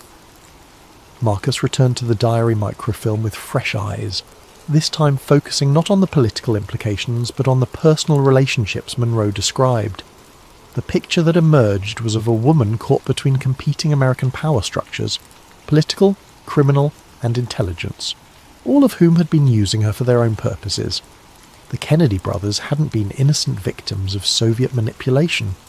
According to Monroe's own words, they had been actively using her as an informal intelligence source, asking her to report on organised crime figures she encountered through her Hollywood connections. At the same time, those same crime figures had been pressuring her to spy on the Kennedys. Monroe's death hadn't been the result of foreign espionage. It had been the inevitable outcome of domestic power struggles that had spiralled out of control. Armed with this understanding, Marcus made a decision that would change everything. Instead of accepting Morrison's offer or going public with his discoveries, he would set a trap to expose the people who were still actively covering up Monroe's murder. Monday morning, Marcus called Morrison and arranged to meet that afternoon to sign the NDA and accept the financial settlement. But instead of going to the meeting, he spent the day making copies of all his evidence and distributing them to multiple journalists, historians, and government oversight organisations. By the time Morrison realised he had been deceived, it would be too late to suppress the information. Marcus also prepared a detailed written account of his investigation, including recordings of his conversations with Morrison and evidence of the ongoing cover-up activities. He uploaded everything to multiple cloud storage services and sent encrypted copies to trusted contacts with instructions to release the information if anything happened to him. At 3 p.m, Marcus called Morrison from a payphone outside the city. "I've decided not to accept your offer," he said simply. There was a long pause before Morrison responded, and when he did, his voice had lost all pretense of friendliness. "That's unfortunate, Mr. Webb. Very unfortunate indeed. I've made copies of everything and distributed them to people you can't reach or intimidate. If anything happens to me or to Kenneth Yamamoto, the whole story goes public immediately." "You have no idea what you're interfering with," Morrison said coldly. "This goes far beyond Monroe, far beyond the Kennedys. There are national security implications you can't possibly understand. Then maybe it's time those implications were discussed in public instead of hidden in government vaults." Marcus hung up and drove to a safe location, a hotel in a different city where he could monitor news coverage and wait to see how Morrison's people would respond to his ultimatum. The answer came within hours. Every news organisation Marcus had contacted received simultaneous visits from federal agents who confiscated the materials he'd provided, claiming they contained classified information related to ongoing national security operations. The journalists were threatened with prosecution under the Espionage Act if they published anything about Monroe's death. But Marcus had anticipated this response. His most important evidence had been sent to international news organisations and academic institutions beyond the reach of American intelligence agencies. The story would come out, just not in the way he had originally planned. 3 days after Marcus's ultimatum, Kenneth Yamamoto was found dead in a private care facility outside Los Angeles. The official cause of death was listed as complications from respiratory failure, but no autopsy was performed, and the body was cremated within 24 hours. Marcus received the news through an encrypted message from one of his contacts, along with a warning that federal agents were actively searching for him. Morrison's people had decided that the threat Marcus posed outweighed any concerns about drawing attention to their activities. From his hotel room, Marcus watched as the story began to break in the international media. British newspapers published excerpts from Monroe's diary. German television aired interviews with intelligence experts who validated the documents, and academic conferences around the world began discussing the implications of what Marcus had discovered. The American media remained largely silent, but social media exploded with speculation and conspiracy theories. The official response from government agencies was predictable. They claimed the documents were fabrications designed to undermine public confidence in American institutions. But Marcus had one more card to play. Hidden among the materials he had distributed was a single photograph that would change everything. An image from the federal surveillance of Monroe's house on the night she died, showing a young man in a suit entering the building at 11:30 p.m. and leaving at 2:15 a.m. The man in the photograph was Robert Kennedy. When this image was published by a Swiss newspaper, it created an international sensation that no amount of government pressure could contain. The Attorney General of the United States had been present when Marilyn Monroe died, and federal agencies had spent 60 years covering up that fact. Within a week, congressional hearings were announced, federal archives were subpoenaed, and the Monroe case was reopened for the first time since 1982. Morrison and his associates found themselves under investigation rather than controlling it. But Marcus knew that his victory had come at a tremendous cost. Kenneth Yamamoto was dead, along with who knew how many other witnesses over the years. The truth about Monroe's death was finally emerging, but it was being purchased with blood. From his hiding place, Marcus watched as the story evolved beyond his original investigation. New witnesses came forward, additional documents were declassified, and the full scope of the cover-up began to emerge. Monroe's death had been just one incident in a larger pattern of government abuse that stretched across decades. The official narrative that finally emerged was more complex than any conspiracy theory. Monroe had indeed been murdered, but not by a single conspiracy. She had been killed by representatives of organised crime who feared she would expose their connections to the Kennedy administration. Federal agencies had covered up the crime not to protect the killers, but to prevent a scandal that could have brought down the government during the Cuban Missile Crisis. Both sides had been guilty of placing political considerations above justice, and both had been willing to sacrifice an innocent woman to protect their interests. 6 months after Marcus's investigation began, he testified before a closed session of the Senate Intelligence Committee, providing a detailed account of everything he'd discovered and everyone he'd encountered during his research.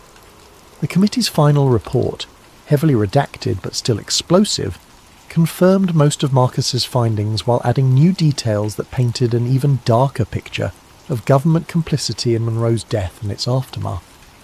Morrison and several of his associates were indicted on charges related to obstruction of justice and conspiracy to suppress evidence.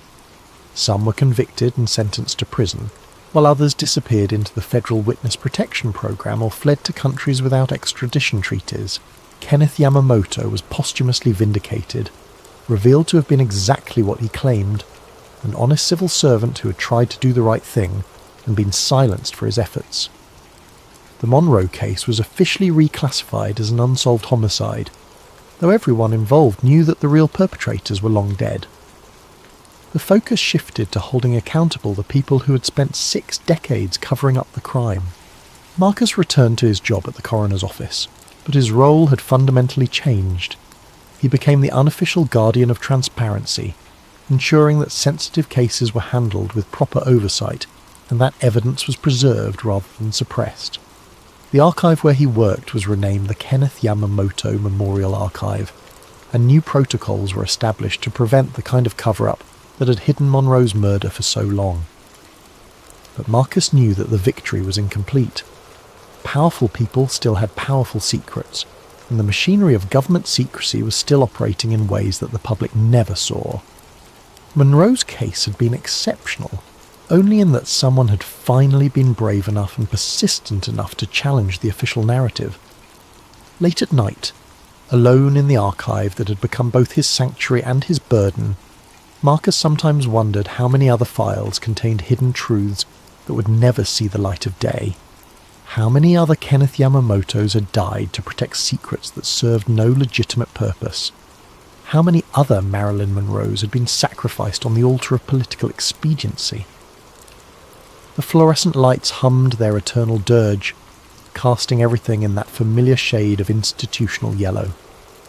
But now Marcus saw the archive differently, not as a repository of the dead, but as a guardian of truth waiting for the right person to ask the right questions.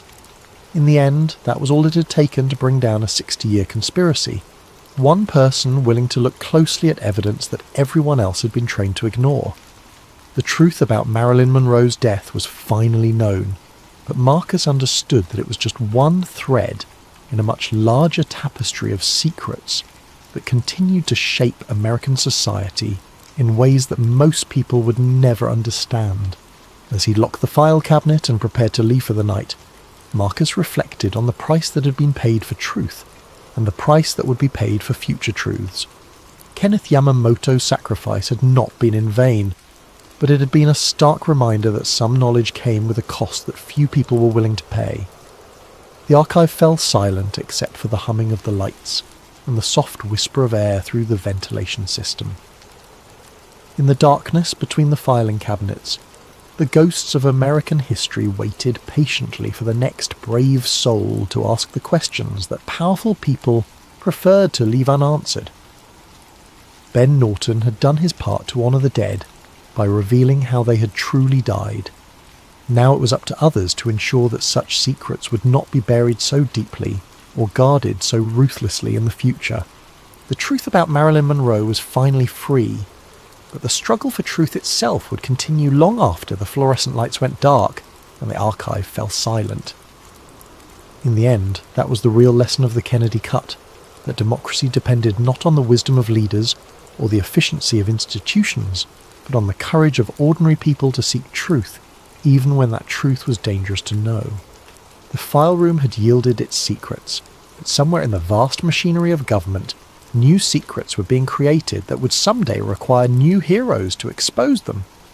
The eternal cycle of truth and concealment would continue as it always had, as it always would, until the day when transparency finally triumphed over secrecy, and the people could trust their government to tell them the truth about their own history. That day had not yet come, but Ben Norton had moved it a little closer. What if the most powerful secret society in the world wasn't hiding their evil plans, but keeping something far worse from awakening? Tonight's chilling tale takes us deep into the redwood forests of California, where ancient rituals and modern power collide in ways you never imagined. Special thanks to Langalman for suggesting this spine-tingling concept. If you have ideas for future stories, drop them in the comments below. And if you're enjoying these midnight journeys into the unknown, don't forget to like and subscribe to Sleep Theories for more tales that blur the line between conspiracy and nightmare.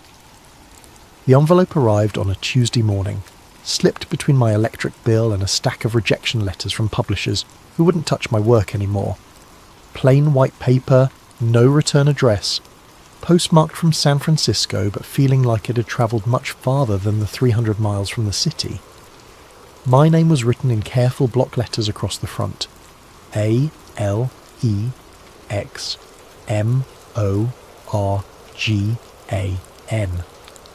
Nothing else. No apartment number, though whoever sent it knew exactly where to find me in this cramped studio above the Chinese restaurant on Divisadero Street. I'd been blacklisted for 18 months now, ever since I published that expose on Meridian Industries and their illegal arms deals with 3 different terror groups. The story won awards, toppled a senator, and destroyed my career in equal measure. Turns out some truths are too expensive for the media to handle. The lawsuit bankrupted the magazine, my editor disappeared into witness protection, and I became radioactive to every publication from the Chronicle to Mother Jones. But someone still thought I was worth reaching. Inside the envelope was a single sheet of cream-coloured paper, expensive stock, with an embossed header that made my hands shake. The Bohemian Club, San Francisco. Below that, an invitation written in the same careful script. Mr. Alex Morgan is cordially invited to attend the summer encampment at Bohemian Grove, Monterey, California, July 15th to 31st, 2024. Guest privileges have been arranged. Transportation and accommodation provided. This invitation is non-transferable and expires at sundown on July 15th.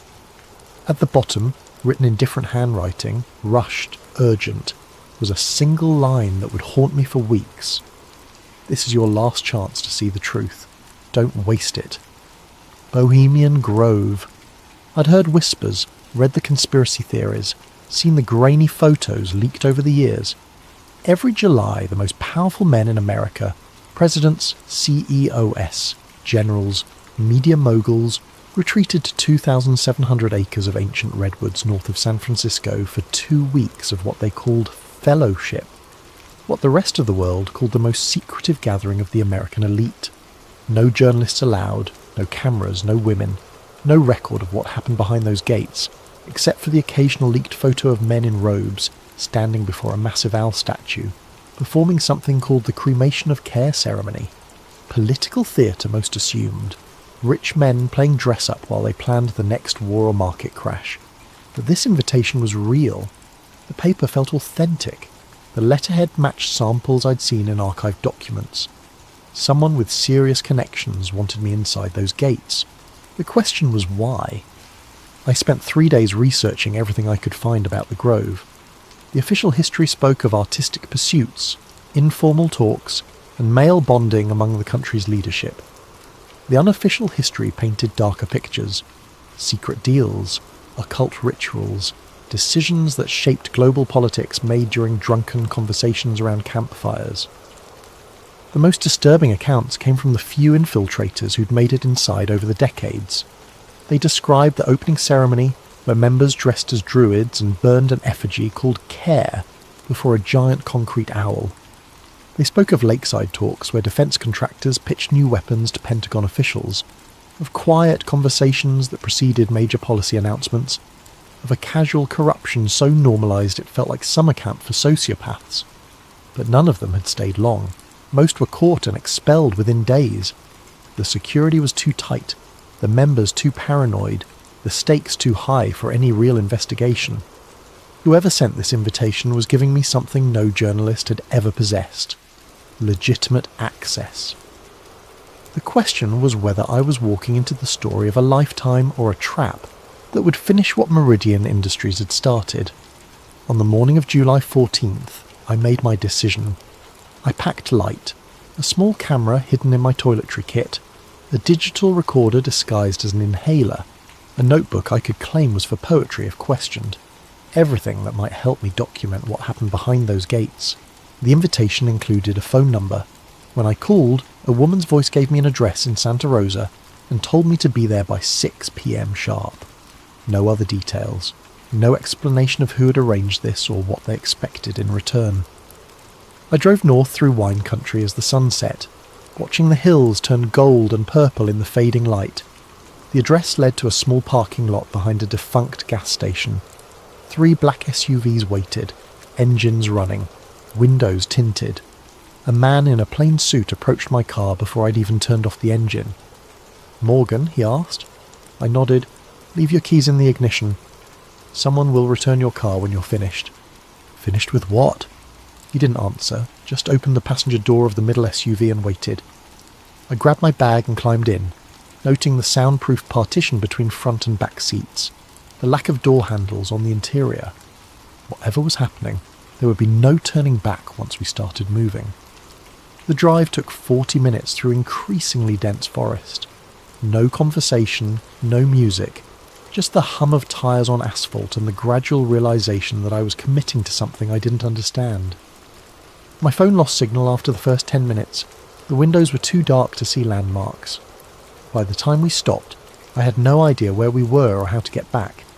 The gates of Bohemian Grove appeared suddenly in our headlights.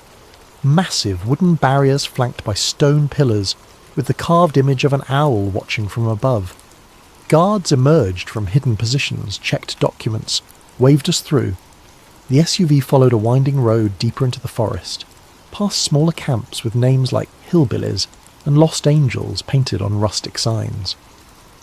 We stopped at a cluster of simple cabins near what appeared to be a lake. The man in the suit handed me a small leather folder. "Your documentation," he said. "You're a guest of the Mandalay camp.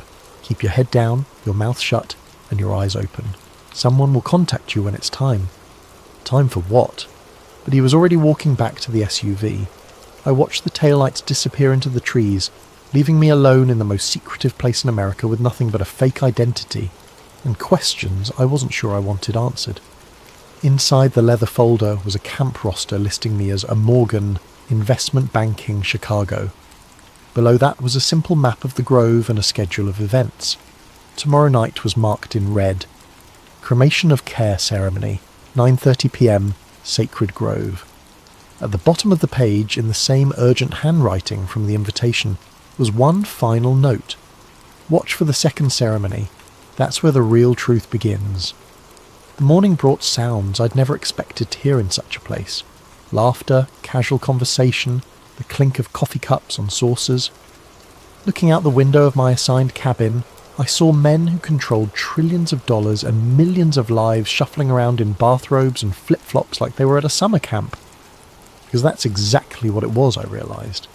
The most exclusive, powerful summer camp in the world. I dressed in the khakis and polo shirt that had been left in my closet, the Grove's unofficial uniform, and stepped outside to explore. The camp sprawled across the forest in a seemingly random pattern of paths and clearings, each dedicated to different groups with names that sounded like fraternity houses. Caveman, Silverado, Owl's Nest, Sons of Toil. At the central plaza I found what looked like a small town square, a dining hall large enough for hundreds, a stage for performances, a bar that was already serving despite the early hour. Men moved between these spaces with the easy familiarity of those who'd done this many times before. Some faces I recognised from television and magazine covers. Senators, CEOS, a former Secretary of State. Others were anonymous but carried themselves with the quiet confidence that comes from wielding serious power. The strangest part was how normal it all felt. These were the people conspiracy theorists claimed ran secret cabals to control world events, and they were arguing about baseball scores and complaining about their golf games like any group of aging fraternity brothers. First time at the Grove? I turned to find a heavy-set man in his 60s, silver hair perfectly styled despite the casual setting. His face was familiar, but I couldn't place it immediately. that obvious?" I asked. He laughed. "You've got that wide-eyed look. Everyone does their first time. I'm Bill. Been coming here for 23 years. Alex, investment banking. Right. Mandalay camp. Heard you were joining us. What brings you to our little retreat?" It was a casual question, but something in his tone suggested it wasn't casual at all. I'd prepared for this. "Market analysis consultant," I said. "Specialised in political risk assessment. Figured this might be a good place to network." Bill nodded slowly. "Indeed it is. You'll want to catch tonight's ceremony if you haven't seen it before. Quite a spectacle. Been the same for nearly a century now. The owl thing, cremation of care. Beautiful tradition. Helps everyone leave their worries behind, focus on fellowship." He paused, studying my face. "Though I suspect you might find other aspects of our gathering more professionally relevant." Before I could ask what he meant, Bill was walking away, leaving me with the distinct impression that I'd just passed some kind of test. I spent the day observing, noting the casual interactions between men whose public relationships were supposedly adversarial. A Democratic senator sharing drinks with a Republican defense contractor, a tech CEO deep in conversation with someone I was pretty sure ran the NSA, a former president holding court near the lake, surrounded by media executives who hung on his every word. This was where real policy got made, I realised. Not in committee meetings or official negotiations, but in these informal moments between men who'd known each other for decades. The Grove was a lubricant for American power, a place where opposing sides could find common ground away from cameras and constituents. As afternoon turned to evening, the atmosphere shifted. Conversations became more hushed, more urgent. Staff members appeared with cases of equipment I couldn't identify. The lake area was cordoned off with rope barriers. Whatever was happening tonight, it was bigger than casual networking. At sunset, I joined the stream of men walking toward the sacred grove, a natural amphitheatre carved into the hillside dominated by the famous owl statue. 40 feet tall, carved from concrete, with burning eyes that watched over everything. Hundreds of folding chairs faced a small stage where men in hooded robes were preparing props I couldn't make out in the growing darkness. The ceremony began with music. A choir hidden in the trees, singing something that sounded like a funeral dirge. Then came the procession. 24 men in flowing robes, carrying torches, escorting what appeared to be a small coffin draped in black cloth. A voice boomed from speakers hidden throughout the forest, narrating the death of Care and its cremation before the great owl. The robed figures placed the coffin on a pyre and set it ablaze while the choir reached a crescendo. Flames leaped toward the owl's glowing eyes as hundreds of the world's most powerful men watched in reverent silence. It should have been absurd. Grown men playing dress-up, performing amateur theatre in the woods. Instead, it felt genuinely eerie. Something about the ancient trees, the flickering shadows, the synchronized movement of so many people participating in a ritual most of them probably didn't fully understand. Then the lights went out. Not just the ceremonial flames, everything. The owl's eyes went dark, the hidden speakers went silent, even the subtle path lighting I'd barely noticed disappeared. We were plunged into absolute darkness, hundreds of men sitting in chairs carved into a hillside with no way to see where they were going. But instead of panic or confusion, there was silence. Complete, unnatural silence. No one moved, no one spoke, no one even seemed to breathe. It was as if the entire gathering had been frozen in place. I waited for someone to call for help, for flashlights to appear, for the normal response to a power outage. Instead, I heard something that made the hair on my arms stand up. Footsteps. Measured, deliberate, moving through the crowd with impossible precision despite the darkness. The footsteps stopped near the front of the amphitheatre. Then came a voice, speaking in what sounded like Latin, words I couldn't understand but that seemed to resonate in my chest. Other voices joined in, creating a chant that built and built until it felt like the forest itself was vibrating with sound. This wasn't part of the official ceremony, this was something else entirely. The chanting stopped as abruptly as it had begun. A few seconds later the lights returned. Owl's eyes blazing, speakers crackling back to life, the master of ceremonies continuing his narration as if nothing had happened. The spell was broken, men began talking and moving again. The formal ceremony concluded with applause and casual conversation. But as we filed out of the sacred grove, I noticed something that chilled me. At least 24 men weren't heading back to the camps with everyone else. Instead, they were walking deeper into the forest, following a path I hadn't noticed before. All of them carried small flashlights, and all of them moved with the purposeful direction of people who knew exactly where they were going. I hung back, letting the main crowd pass, then followed the breakaway group at a distance. They were easy to track. The flashlight beams bobbed through the trees like fireflies, leading toward a part of the grove I hadn't seen on any map. The path wound uphill for nearly half a mile before opening into a smaller clearing I would never have found on my own. Here, hidden from the main camp by dense forest, was a second amphitheatre. Older, more primitive, carved from natural rock formations rather than built from concrete and steel. At the centre stood not an owl but a stone altar, covered with symbols I didn't recognise. The 24 men formed a circle around it, no longer in ceremonial robes but in simple black clothing. They were chanting again, but this time I could make out some of the words. English mixed with Latin, speaking of binding and containment, of keeping something sleeping, of maintaining the barriers that held back chaos. As they chanted, one man stepped forward with something I definitely hadn't expected to see. A wooden crate, old and weathered, marked with symbols and what appeared to be a date from the 1940s. This was the real ceremony. Everything at the sacred grove had been theatre for the masses. This was why I'd been invited, why someone wanted a journalist to witness what happened in the shadows of America's most secretive gathering. I pressed closer, trying to see what was in the crate, but the trees blocked my view. All I could make out were the chanted words, growing more urgent now, and the sense that something ancient and dangerous was being carefully, deliberately contained. Then one of the men looked directly at me. The man who spotted me was younger than the others, maybe 45, with the lean build of someone who stayed in shape despite spending his days behind a desk. In the flickering torchlight, I couldn't make out his face clearly, but his posture suggested military training. He raised a hand and the chanting stopped instantly. "We have a visitor," he said, voice carrying easily across the clearing. I considered running, but there was nowhere to go. The path back was too narrow, too winding, and I'd never find my way in the dark. Instead, I stepped forward into the light, trying to project confidence I didn't feel. "Alex Morgan," I said. "Mandalay Camp, I was just—" "You were just following us," the man interrupted. "Question is why?"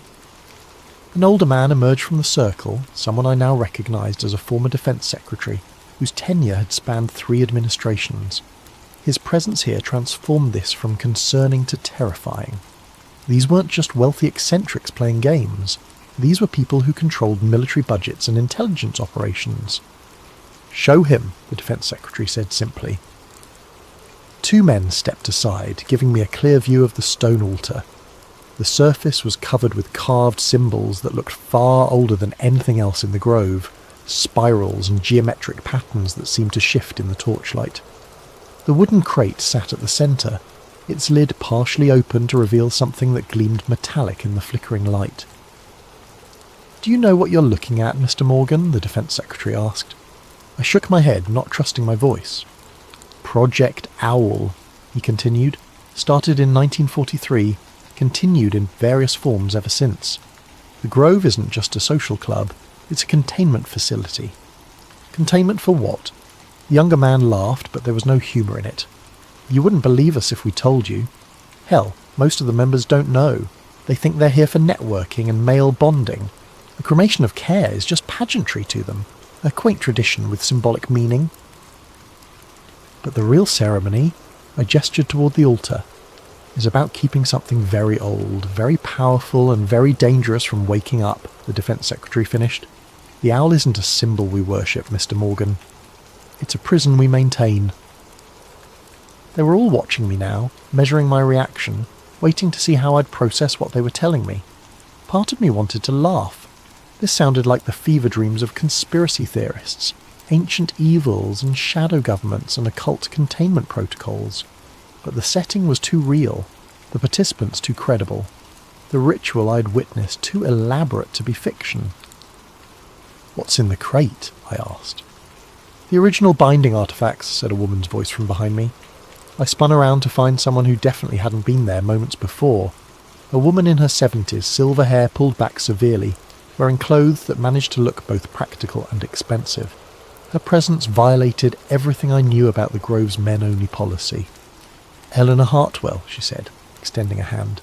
"I've been managing Project Owl since 1987. Women aren't allowed. In the social aspects, no. But some secrets are too important for gender politics." She moved past me to examine the crate's contents. These were recovered from a Nazi expedition to Tibet in 1943. The SS Ahnenerbe thought they'd found artifacts that could summon and control ancient powers. They were half right. She lifted something from the crate, a metal disc covered with the same spiralling symbols as the altar, but these seemed to move on their own, shifting and changing as I watched. "The Tibetan monks who originally possessed these weren't trying to summon anything," Eleanor continued. "They were trying to keep something asleep. When Hitler's occultists broke the original binding, they didn't gain power. They released something that had been contained for centuries." "What kind of something?" the Defense Secretary answered. "Call it what you like. Ancient god, interdimensional entity, primordial force of chaos. The names don't matter. What matters is what it does when it's free." He gestured, and one of the other men brought out a tablet computer incongruous in this setting of torches and stone altars. The screen showed a map of the world with red markers scattered across it. "Every time the binding weakens, we see spikes in seemingly random catastrophic events," he explained. "Political assassinations, market crashes, natural disasters, terrorist attacks. Not caused directly, but influenced. Chaos spreads like a virus when certain barriers are down. The Grove was established here because of the natural properties of these particular redwoods," Eleanor added. "Old growth forests have natural resonance with certain types of, let's call them spiritual phenomena. The founding members didn't understand the science, but they recognized the effect. The annual gathering, the rituals, the focused attention of powerful minds, it all serves to reinforce the containment. And the cremation of care is a distraction," the younger man said. "Theatre for the masses while we handle the real work. Most of the members genuinely believe they're here for fellowship and networking. The inner circle knows better." I looked around the group, trying to count how many people were part of this inner circle. Maybe 30 total, out of the thousands who'd attended Grove encampments over the decades. A shadow organisation within a secret society, managing what they claimed was an existential threat to human civilization. "Why tell me this?" I asked. "Why invite a journalist?" Eleanor and the Defense Secretary exchanged glances. Something passed between them, a decision being made in real time. "Because we're dying off," Eleanor said finally. "The knowledge, the responsibility, the burden, it's all been passed down through personal relationships for 80 years. But the world has changed. The people with the power and resources to maintain the containment aren't necessarily the people we can trust with the truth." "New money doesn't understand old responsibilities," the Defense Secretary added. "Tech billionaires, crypto moguls, social media executives, they have the influence we need, but they think everything can be solved with apps and algorithms. They don't believe in things that can't be quantified." "So you need documentation," I realised. "A record of what really happens here. Insurance in case the oral tradition breaks down." "Exactly," Eleanor confirmed. "But it has to be someone outside the power structure. Someone with credibility and investigative skills. Someone who's already proven they'll publish dangerous truths regardless of personal cost." She meant my Meridian Industries exposé. This was why I'd been blacklisted and then mysteriously invited. They needed a journalist who demonstrated willingness to sacrifice their career for a story. "What happens if the binding fails completely?" I asked. The group fell silent. Finally, the younger man spoke. "Look at any period of sustained global chaos in human history. The fall of Rome, the Black Death, the World Wars, the collapse of the Soviet Union. Times when multiple systems failed simultaneously, when cause and effect stopped making sense, when it felt like the world was coming apart at the seams. Those were natural historical processes." "Were they?" Eleanor interrupted. Or were they what happens when humanity loses the ability to maintain certain spiritual defences? The monks who originally bound this thing warned that it feeds on conflict and confusion. The more chaos it causes, the stronger it becomes, until the binding fails entirely. She returned the metal disc to the crate and closed the lid carefully. The ceremony you just witnessed reinforces the containment for another year, she said, but each time it gets harder. The original artifacts are degrading, the knowledge is fragmenting, and the world is changing in ways that make traditional approaches less effective. How long do we have? Unknown, the Defence Secretary admitted. Could be decades, could be years, could be tomorrow if something goes wrong. That's why we need someone on the outside, someone who can document not just what we do, but why we do it. Insurance for the future. As if summoned by his words, a low rumble echoed through the forest. Not thunder, the sky was clear. Something deeper, more primal, like the earth itself was groaning. The torches flickered, and for a moment the carved symbols on the altar seemed to glow with their own light. Then everything went still again. "Time to go," Eleanor said quietly. "The ceremony's complete, but the effect can be unpredictable for the first few hours." The group began dispersing, each member taking a different path back through the forest. Within minutes, I was alone with Eleanor and the Defence Secretary, the altar dark and silent again. "There's more to see," Eleanor told me, "but not tonight. Tomorrow, if you're serious about this responsibility, we'll show you the archives, the complete record of Project Owl going back to its inception. And if I'm not serious? Then you'll have an interesting story about rich men playing games in the woods," the Defence Secretary said, which is what 90% of the attendees would tell you anyway. They walked away in different directions, leaving me standing alone beside the stone altar. The forest felt different now. Not threatening exactly, but aware, as if something vast and patient was watching from between the trees, held in check by forces I was only beginning to understand. I found my way back to Mandalay Camp by following the distant sound of laughter from the main plaza. Men were still awake, drinking and talking around campfires, processing the evening's official ceremony. To them, it had been a meaningful but ultimately symbolic ritual. They had no idea what had happened in the hidden clearing, no sense that their casual gathering served a purpose beyond networking and tradition. Back in my cabin, I sat on the narrow bed and tried to process what I'd experienced. Every instinct I'd developed as a journalist screamed that this was elaborate nonsense. Powerful people telling themselves comforting stories about their importance, dressing up their influence in mystical language to avoid confronting the mundane reality of politics and economics. But the metal disc had moved on its own. The forest had responded to the completion of their ritual, and the people involved weren't the kind who needed to invent elaborate fantasies to feel important. They already controlled most of the world's power and resources. Either I'd stumbled into the most sophisticated hoax in human history, or I'd been invited to document something that made every conspiracy theory I'd ever dismissed seem quaint by comparison. Tomorrow I'd get to see the archives. Tomorrow I'd learn whether Project Owl was an elaborate delusion or the most important secret in the world.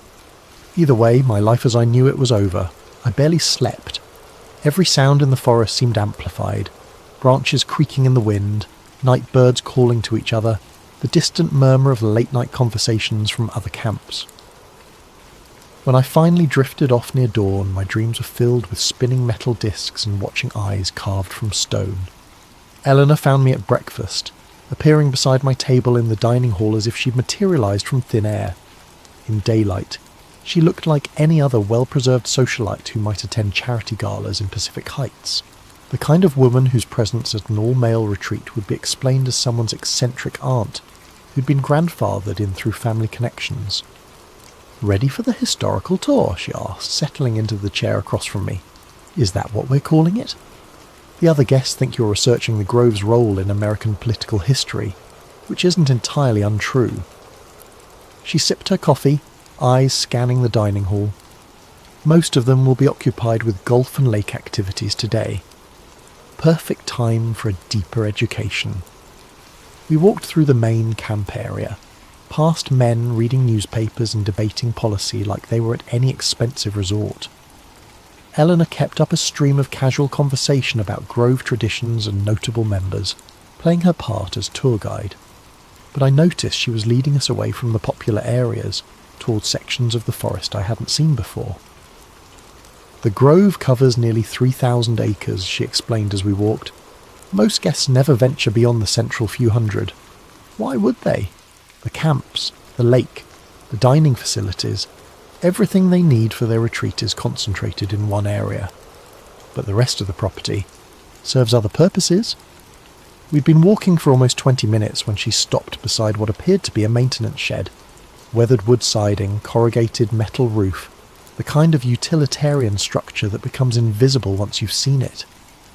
Eleanor produced a key and opened the padlock on the door. Inside, the shed was bigger than it appeared from outside, extending back into the hillside. What I'd taken for a simple storage building was actually a facade hiding a much larger underground facility. Fluorescent lights flickered on as we descended a concrete staircase that went down much deeper than should have been possible. Built during the Cold War, Eleanor explained, her voice echoing in the narrow stairwell. Officially, it's an emergency shelter for continuity of government operations. Unofficially, it houses the most complete archive of Project Owl materials outside of certain classified Pentagon files. The stairs ended at a steel door marked with radiation warnings and biohazard symbols.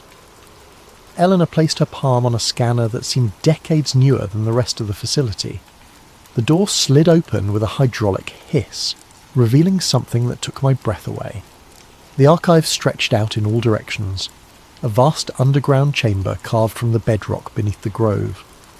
Metal shelving units reached toward a ceiling lost in shadows, each one packed with boxes, files, artifacts and equipment I couldn't begin to identify.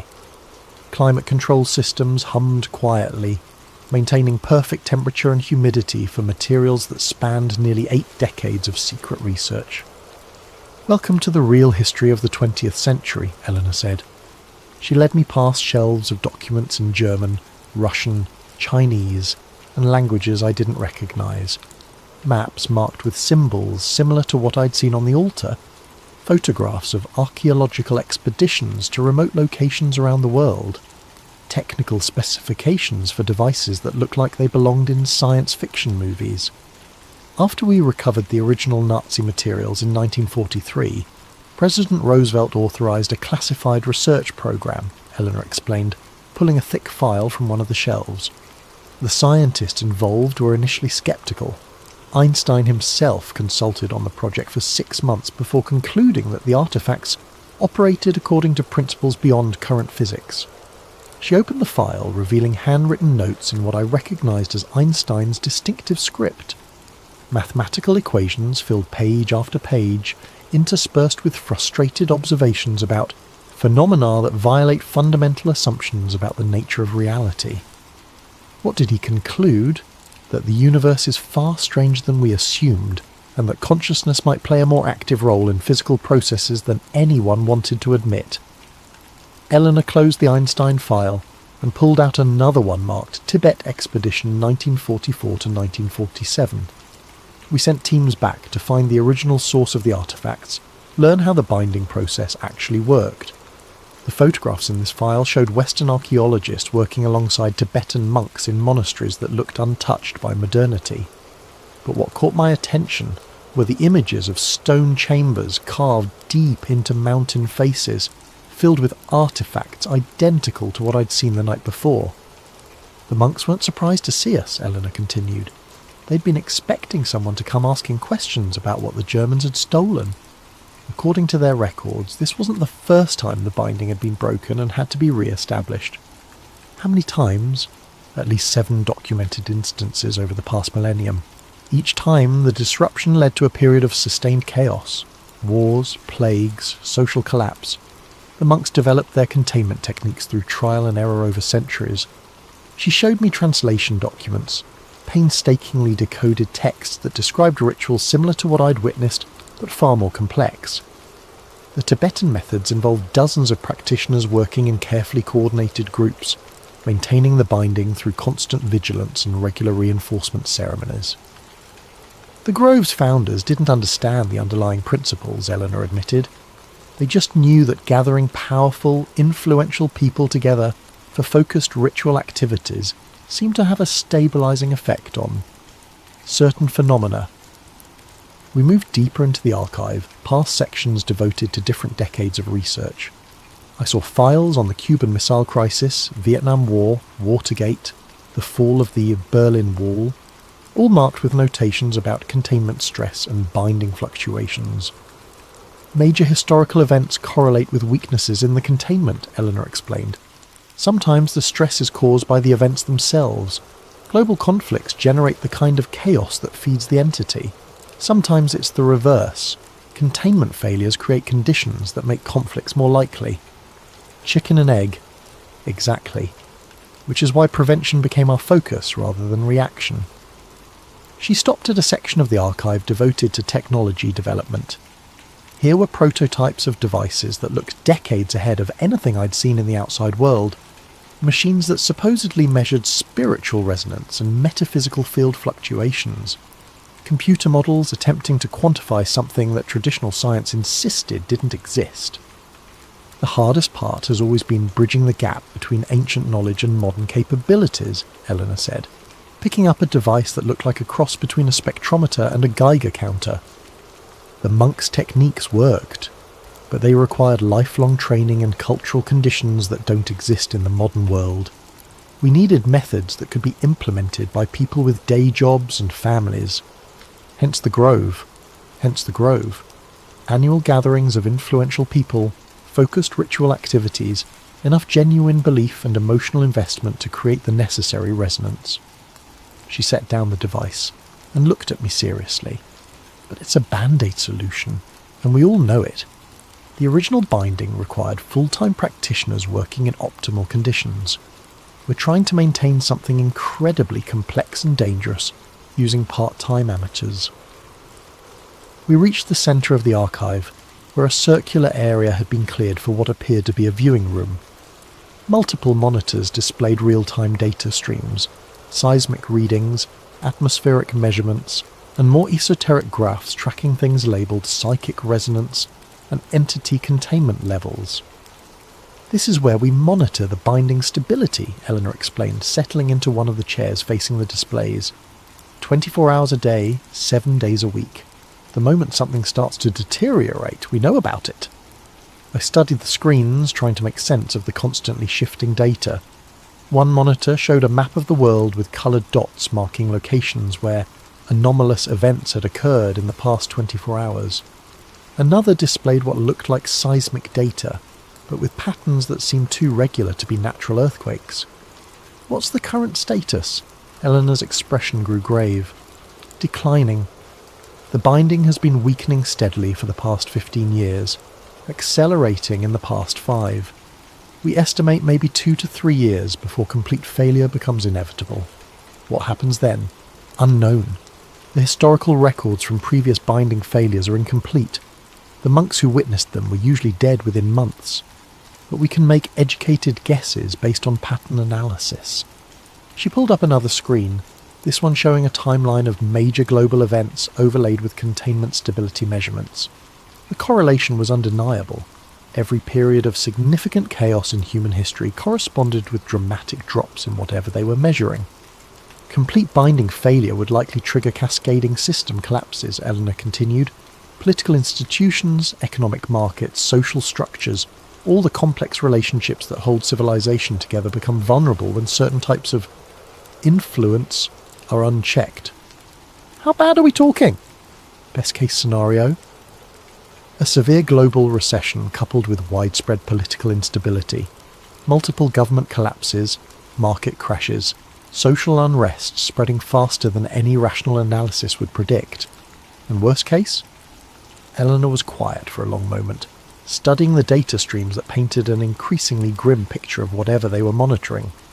Worst case is the end of human civilization as we know it. Not through nuclear war or climate change or any of the threats people talk about in public. Through something much more fundamental, the breakdown of the psychological and spiritual structures that allow complex societies to exist. She pulled up historical records from previous binding failures, translated accounts from Tibetan monasteries, that had witnessed similar events centuries earlier. The entity doesn't destroy through physical force, she explained. It works through consciousness, through the collective human capacity for cooperation and rational thought.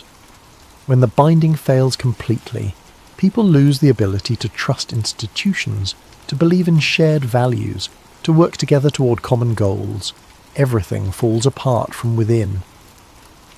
I stared at the monitors, watching real-time measurements of something that supposedly determined the fate of human civilization. The graphs showed steady decline across multiple indicators, punctuated by sudden spikes that corresponded to major news events I recognized from recent headlines. This is why you needed an outside journalist, I realized. The inner circle is dying off, and you need someone to document the whole system before it's too late. Partly. But there's another reason. Eleanor turned to face me directly. We think the traditional approach might be fundamentally flawed. What do you mean? The Grove, the annual ceremonies, the networking among powerful elites. It all assumes that influence and authority are the same thing they were 50 years ago. But the world has changed. Real power increasingly lies with people who have no connection to traditional institutions. She pulled up another screen, this one showing social media analytics and internet traffic patterns. Modern influence is distributed, digital, and often anonymous. A teenager with a viral video can shape public opinion more effectively than a senator. Cryptocurrency traders can destabilize national currencies.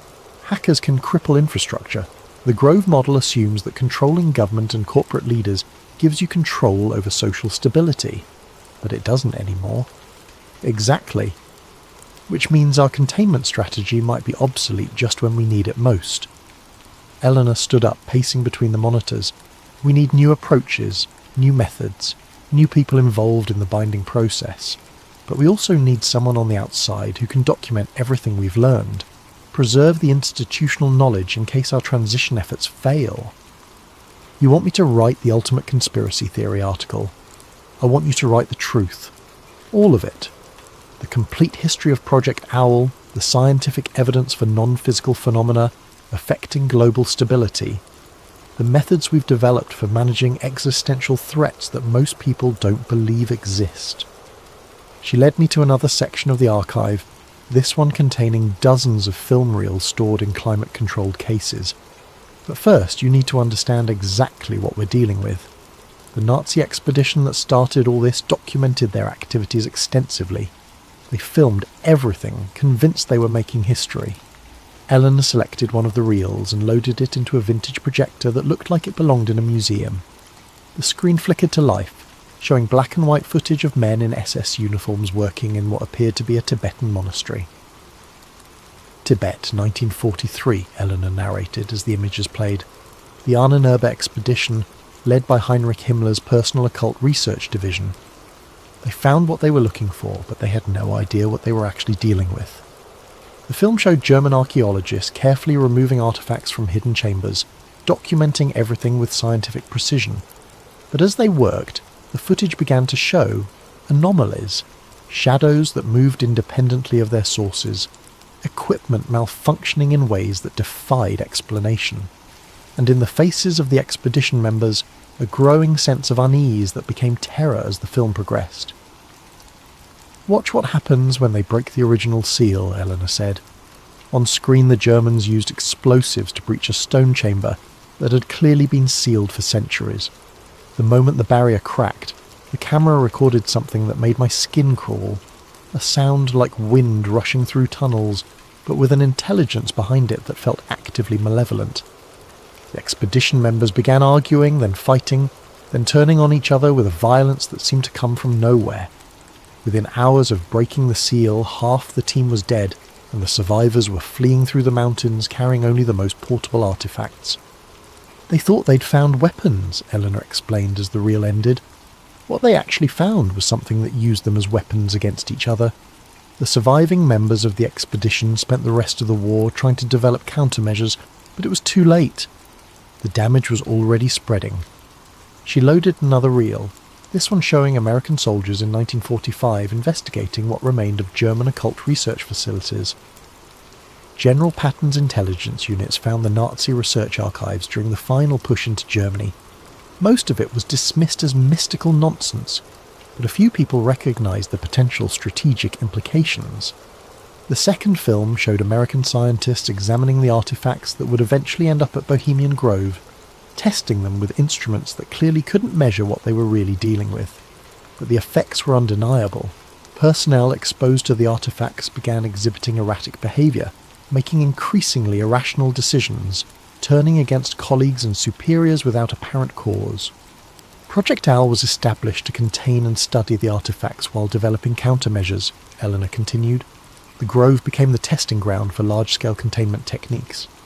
And it worked. For almost 80 years, yes, but the binding requires constant maintenance, and each generation faces new challenges. She showed me more reels, documenting decades of research and development, scientists working to understand forces that couldn't be quantified, politicians unknowingly participating in rituals designed to maintain global stability, business leaders whose networking activities served purposes they never suspected. The most recent footage showed the Grove ceremonies I'd witnessed, but from multiple camera angles that revealed details invisible to casual observers. During the official cremation of care, sophisticated monitoring equipment tracked energy fluctuations that spiked dramatically during specific moments of the ritual. The hidden ceremony showed even more dramatic readings, with measurements that peaked exactly when the chanting reached its climax. The science isn't complete, Eleanor admitted. We're still working with phenomena that exist at the intersection of consciousness and physics, in areas where traditional materialist approaches break down. But the effects are measurable, reproducible, and absolutely critical for global stability. Why hasn't any of this been published? Because publication would destroy the effectiveness of the countermeasures. The binding works partly because the participants believe in what they're doing, even if they don't understand the underlying mechanisms. Widespread skepticism and debunking would undermine the psychological foundations that make the ritual effective. She gestured toward the monitors showing real-time containment data. But we're reaching a point where secrecy might be more dangerous than exposure. The traditional power structures that maintain the Grove system are fragmenting. New forms of influence are emerging faster than we can adapt, and the entity itself seems to be evolving, finding new ways to exploit modern communication systems and social networks. What are you asking me to do? Eleanor stopped the projector and faced me directly. Document everything. Learn how the system works, understand what's at stake, and prepare a complete record that can preserve this knowledge for future generations. Then help us figure out how to adapt these techniques for a world where power and influence operate according to completely different rules. And if I refuse? Then you'll have an interesting story about rich men performing rituals in the woods. You'll publish it, people will read it as entertainment, and the most important secret in human history will die with us. The monitors around us continued their steady tracking of forces I was only beginning to understand. Whatever they were measuring was declining steadily, and the implications of that decline were more terrifying than any conventional threat I could imagine. How long do I have to decide? The next phase of your education starts tonight, Eleanor said. We'll show you the complete film archive, introduce you to the current research team, and give you access to the real-time monitoring systems. After that, you'll understand exactly what's at stake. She began shutting down the projection equipment, preparing to leave the archive. But I should warn you, once you've seen everything, there's no going back. The knowledge becomes a responsibility, and that responsibility will follow you for the rest of your life. As we climbed back toward the surface, I tried to process what I'd learned. Either I'd stumbled into the most elaborate hoax in human history, or I was being invited to document something that made every conspiracy theory seem quaint by comparison. The shed above us looked innocent enough in the afternoon sunlight, just another maintenance building in a forest full of them. But beneath our feet lay evidence of forces that supposedly shaped the course of human civilization, monitored by people who carried the weight of secrets too dangerous for public consumption. Tomorrow night, I'd see the rest of the archive. Tomorrow night, I'd learn whether Project Owl represented humanity's greatest triumph or its most necessary deception. Either way, my life as I knew it was ending. The only question was what would replace it. Eleanor met me again at sunset. appearing beside my cabin as the dinner bell rang across the grove. Around us, members were gathering for the evening's entertainment, some kind of historical presentation about grove traditions that would give us perfect cover for our real activities. "Tonight you see everything," she said simply. "The complete archive going back to the beginning. Fair warning, some of it isn't easy to watch." We took a different route to the underground facility, following maintenance paths that avoided the main camp areas. Eleanor moved with the confidence of someone who'd made this journey countless times, but I noticed she kept checking her watch with increasing frequency. "Are we on a schedule?" "The containment readings have been fluctuating all day," she explained. "Nothing critical yet, but we want to complete your education before the situation becomes complicated." The archive felt different at night. Emergency lighting cast harsh shadows between the shelving units, and the climate control system seemed louder in the darkness above. Eleanor led me to a section I hadn't seen before, where dozens of film canisters were stored in temperature-controlled cases. "Chronological order," she said, pulling out the first reel. "Tibet, 1943. This is where it all started." The footage was better preserved than I'd expected, considering its age. German expedition members documented their activities with scientific precision, filming everything from arrival at the monastery to the careful cataloguing of artifacts they found in hidden chambers. But what struck me most was the change in the expedition members themselves as the film progressed. They started as confident researchers, convinced they were recovering important historical artifacts for the Reich. By the end, they were hollow-eyed and paranoid, jumping at shadows and arguing with increasing violence over trivial decisions. "Watch the progression," Eleanor advised as she loaded the second reel. "The deterioration follows a predictable pattern." She was right. The expedition leader, who appeared calm and competent in early footage, gradually became erratic and suspicious. He began seeing conspiracies among his own team members, making accusations that had no basis in reality. Other team members developed obsessive behaviours, repetitive actions that served no logical purpose, but which they couldn't seem to stop. "The entity doesn't possess people in any dramatic sense," Eleanor explained. "It influences them, amplifies existing psychological weaknesses, makes rational cooperation increasingly difficult." The later reels showed the aftermath. German scientists attempting to study the recovered artifacts, unaware that exposure to them was affecting their judgment and behaviour. Research that started as methodical investigation devolved into fractured efforts as team members became unable to work together effectively. By 1944, the Nazi research program was in complete disarray, Eleanor said, loading footage from American intelligence units. Not because they lacked resources or expertise, but because the people involved had lost the capacity for organised, rational effort. The American footage was even more disturbing. Soldiers who'd participated in securing the German research facilities began exhibiting similar symptoms within weeks: paranoia, aggression, an inability to follow orders or work as a team. The artifacts were quickly transferred to secure facilities, but the damage was already spreading through the military units involved. "This is when President Roosevelt authorized Project Owl," Eleanor said, showing me classified documents I definitely shouldn't have been seeing. The decision was made to contain the artifacts rather than study them, at least until we understood what we were dealing with. The next series of reels documented the early years of the Grove's involvement. Prominent businessmen and politicians who thought they were participating in elaborate team-building exercises, unaware that their activities were being carefully monitored for their effects on containment stability. The beautiful irony, Eleanor noted, is that the most effective participants were people who took the rituals seriously, without believing in their literal truth. They invested genuine emotional energy in symbolic activities, creating the psychological resonance necessary for containment without the skepticism that would undermine it.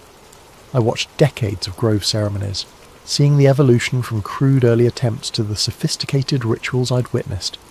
The filmmakers documented everything from multiple angles, tracking correlations between participant behaviour and mysterious readings on monitoring equipment. The breakthrough came in 1963, Eleanor said, loading a reel marked Project Mindbridge Consciousness Research Initiative. We finally began to understand the relationship between collective human consciousness and what we were trying to contain. This footage showed scientists working with equipment that looked decades ahead of anything I'd seen in public research facilities. They were mapping what they called psychic resonance fields, measuring the effects of focused group attention on phenomena that traditional science insisted didn't exist. Consciousness isn't passive, Eleanor explained as the footage showed researchers monitoring brainwave patterns during grove ceremonies. Under specific conditions, focused human attention can influence physical processes through mechanisms we still don't fully understand. The evidence was compelling. During successful binding rituals, monitoring equipment showed dramatic changes in local electromagnetic fields, gravitational anomalies, and other effects that defied conventional explanation. The more focused and emotionally invested the participants, the stronger the measured effects. But the most important discovery was that the entity itself is conscious, Eleanor continued, loading a reel from the 1970s. Not conscious like a human or animal, but aware in ways that allow it to adapt and respond to our containment efforts. This footage was harder to watch. It showed experiments where researchers deliberately weakened containment protocols to study the entity's responses. The results were horrifying. Within hours, people exposed to the weakened binding began turning on each other with a savagery that had no rational explanation. We learned that it doesn't just influence behaviour randomly, Eleanor said. It targets the specific psychological and social bonds that hold groups together. It makes people distrust authority, question shared values, abandon cooperation in favour of individual survival. The final series of reels brought the documentation up to the present day. Recent grove ceremonies filmed with modern digital equipment, showing measurements that painted an increasingly dire picture.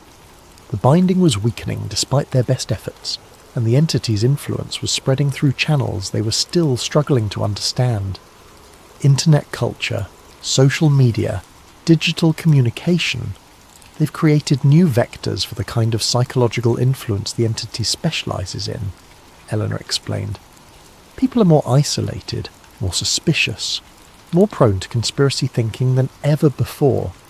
The very technologies that connect us globally are making us more vulnerable to forces that exploit human psychological weaknesses. She showed me correlation analyses that were truly frightening. Every major spike in online harassment, political extremism, and social division corresponded with measured fluctuations in containment stability. The entity wasn't just confined to the physical artifacts anymore. It was spreading through digital networks, using human communication systems to amplify its influence. This is why traditional approaches aren't working, Eleanor said. The Grove model assumes that controlling physical locations and influential people gives you control over social stability. But in a networked world, influence operates according to completely different rules. The most recent footage showed research teams working on new approaches, attempts to create digital containment protocols, online rituals that could engage globally distributed participants, technological methods for monitoring and countering the entity's influence through internet channels. The preliminary results are promising, Eleanor admitted, but we're running out of time. The traditional binding is failing faster than we can develop alternatives. She turned off the projection equipment and faced me directly. That's the complete record. 80 years of research containment and gradual understanding of something that exists at the intersection of consciousness and physics. Now, you understand what we're really dealing with. I sat in silence for several minutes trying to process what I'd seen. The footage was too detailed, too consistent, too well documented to be an elaborate hoax. But accepting it as real meant accepting that everything I thought I knew about how the world worked was fundamentally incomplete. What do you need from me? Help us bridge the gap between old knowledge and new realities, Eleanor said. Document everything we've learned, but also help us figure out how to adapt these techniques for a world where influence operates through social media and digital networks rather than exclusive clubs and private meetings. I'm a journalist, not a researcher. You're someone who understands how information spreads in the modern world, how narratives form and evolve, how public opinion gets shaped by forces most people never notice. Those are exactly the skills we need. She gestured toward the monitors showing real-time containment data. The entity is learning to use our own communication systems against us. We need people who understand those systems well enough to develop countermeasures. And if we fail, Eleanor's expression grew grave, then within the next few years human civilization enters a period of chaos and collapse unlike anything in recorded history, not through war or natural disaster, but through the breakdown of the psychological foundations that make complex societies possible. The weight of what she was telling me settled on my shoulders like a physical burden. If they were right, I wasn't just being offered the story of a lifetime, I was being recruited to help prevent the end of the world as we knew it. When do we start? Tomorrow, Eleanor said. But first, you need to see what happens when containment fails. We have one more reel to show you. Footage from 1962, when a test of weakened binding protocols got out of hand. She loaded the final reel, and I watched something that would haunt my dreams for years to come. Research subjects exposed to deliberately weakened containment turned on each other with a ferocity that looked less like human behaviour than like animals driven mad by disease. Within hours, rational people became incapable of basic cooperation, seeing enemies everywhere, responding to imagined threats with real violence.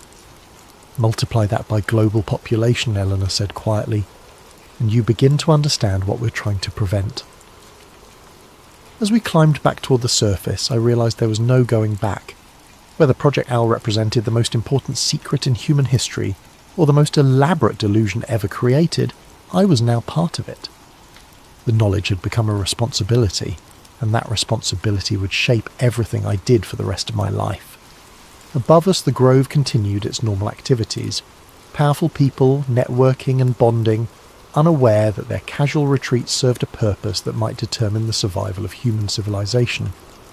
Tomorrow I'd begin learning how to help them succeed. I woke before dawn to the sound of helicopters, not the distant drone of aircraft passing over, but the heavy thrum of rotors directly overhead, circling the Grove in patterns that suggested search rather than transport. Eleanor appeared at my cabin door before I'd finished dressing, her usual composed demeanour replaced by urgent tension. "We have a problem," she said simply. "Someone's been monitoring our activities." She led me quickly through the forest, avoiding the main paths and staying under tree cover that would hide us from aerial observation. The helicopters were government aircraft, she explained, but not ones under Project Owl's control. Different agencies have different levels of clearance, she said as we moved. Some know about our activities, some know only pieces, and some know nothing but suspect something significant is happening here. Which category do the helicopters represent? The dangerous one. People who know enough to be suspicious but not enough to understand the consequences of interference. We reached the concealed entrance to the archive facility, but Eleanor didn't lead me inside. Instead, she continued deeper into the forest, towards sections of the Grove I'd never seen. The underground facility is compromised, she explained. Motion sensors, thermal imaging, electromagnetic monitoring. Anyone with the right equipment can detect activity below ground. We need to show you the backup systems. After 20 minutes of hiking through increasingly dense forest, we reached what appeared to be a natural clearing dominated by a single massive redwood. Eleanor approached the tree and pressed her hand against a section of bark that looked identical to every other section. A hidden panel slid aside, revealing modern electronic equipment built directly into the living wood. "Emergency monitoring station," she said, activating screens that showed the same real-time data I'd seen in the underground archive. "If the main facility's compromised, we can still track containment stability from here." The readings were worse than anything I'd seen before. Multiple indicators showed rapid deterioration, with fluctuations that spiked dramatically every time the helicopters passed overhead. "Electromagnetic interference," Eleanor explained. "The aircraft are disrupting the resonance fields that maintain the binding. They don't know what they're doing, but the effect is cumulative." As if summoned by her words, one of the helicopters passed directly overhead, and the monitoring equipment registered a spike that made Eleanor curse under her breath. "We need to evacuate the sensitive materials," she said, beginning to shut down the equipment. "The original artifacts, the most critical research data, anything that can't be replaced." "Where?" "Secondary sites." We learned decades ago never to keep everything in one location. She finished securing the monitoring station and led me back toward the main camp. But first, we need to get you away from here. If this goes wrong, you're the only person outside the project who knows the complete truth." We were halfway back to my cabin when the shooting started. Not gunfire, something else. The sharp crack of what sounded like electrical discharges. Through the trees, I could see flashes of light that had nothing to do with the helicopters overhead. "What is that?" Eleanor grabbed my arm, pulling me behind the massive trunk of an ancient redwood. "Containment failure. The electromagnetic interference pushed the binding past critical thresholds." The flashes were coming from the direction of the sacred grove, where the official ceremonies took place. But these weren't artificial lights. They looked like lightning, but moving in patterns that defied any natural explanation. "The entity is breaking through," Eleanor said, checking her watch with obvious anxiety. "Localized manifestation, probably limited to the immediate area, but we need to implement emergency protocols immediately." "What kind of emergency protocols?" Before she could answer, a man appeared through the trees, one of the Grove members I'd seen at the dining hall, but changed in ways that made my skin crawl. His face was twisted with rage that seemed to come from nowhere, and he was carrying what appeared to be a broken tree branch like a weapon. "You?" he said, focusing on Eleanor with hatred that was obviously irrational. You're the one who's been lying to us." Eleanor stepped back, keeping the tree trunk between herself and the approaching man. "George, you need to get back to your cabin. You're not thinking clearly." "Thinking perfectly clearly for the first time in years," George replied, raising the makeshift weapon. "Seeing through all the lies, all the manipulation. You people think you can control us, think you can use us for your games." He swung the branch at Eleanor's head with murderous intent. She dodged, but barely, and I realised with growing horror that we were seeing the entity's influence in real time. George wasn't just angry. He was completely detached from normal human empathy and reason. "This is what happens when containment fails," Eleanor said quietly, pulling me deeper into the forest. "People lose the capacity for rational cooperation. They see enemies everywhere, respond to imagined threats with real violence." Behind us, George was joined by others, Grove members who transformed from networking politicians and businessmen into something that barely resembled human beings. They moved with pack mentality, communicating through gestures and sounds that suggested intelligence but not consciousness as I understood it. "How do we stop it?" "Emergency binding ritual," Eleanor said, leading me toward another concealed facility. "But it requires specific people in specific locations, and we're running out of time." The facility she brought me to was smaller than the main archive, but clearly designed for crisis situations. Emergency supplies, backup communication equipment, and most importantly, a collection of artifacts identical to the ones I'd seen in the underground chamber. "Portable containment kit," Eleanor explained, gathering materials with practiced efficiency. "The ritual can be performed anywhere, but it's less stable than the permanent installation." She handed me a metal disc covered with the same spiralling symbols I'd seen before, but this one felt warm to the touch and seemed to vibrate with energy I couldn't identify. "Hold this and think calming thoughts," she instructed. "Visualize peace, cooperation, people working together toward common goals. The binding responds to consciousness, but it requires focused intention from multiple participants." "I don't know how to do this." "You don't need training, you need belief. The entity feeds on conflict and suspicion. The binding requires the opposite. Trust, cooperation, shared purpose." As she spoke, the sounds from outside grew worse. More Grove members had joined the pack hunting us, but their behaviour was becoming less and less human. They were making sounds that reminded me of wolves or wild dogs, communicating through methods that bypassed language entirely. "They're not possessed," Eleanor explained, setting up equipment that looked like a cross between a radio and a meditation altar. "They're influenced. The entity amplifies existing psychological weaknesses, selfishness, paranoia, aggression, until rational cooperation becomes impossible." "How long does it last?" "Without intervention, permanent. The changes become self-reinforcing, creating a cycle of escalating conflict that spreads to anyone exposed to the affected individuals." She activated the emergency equipment, and I felt the disc in my hands grow warmer. Around us, the air seemed to thicken. taking on the quality of electrical charge that precedes thunderstorms.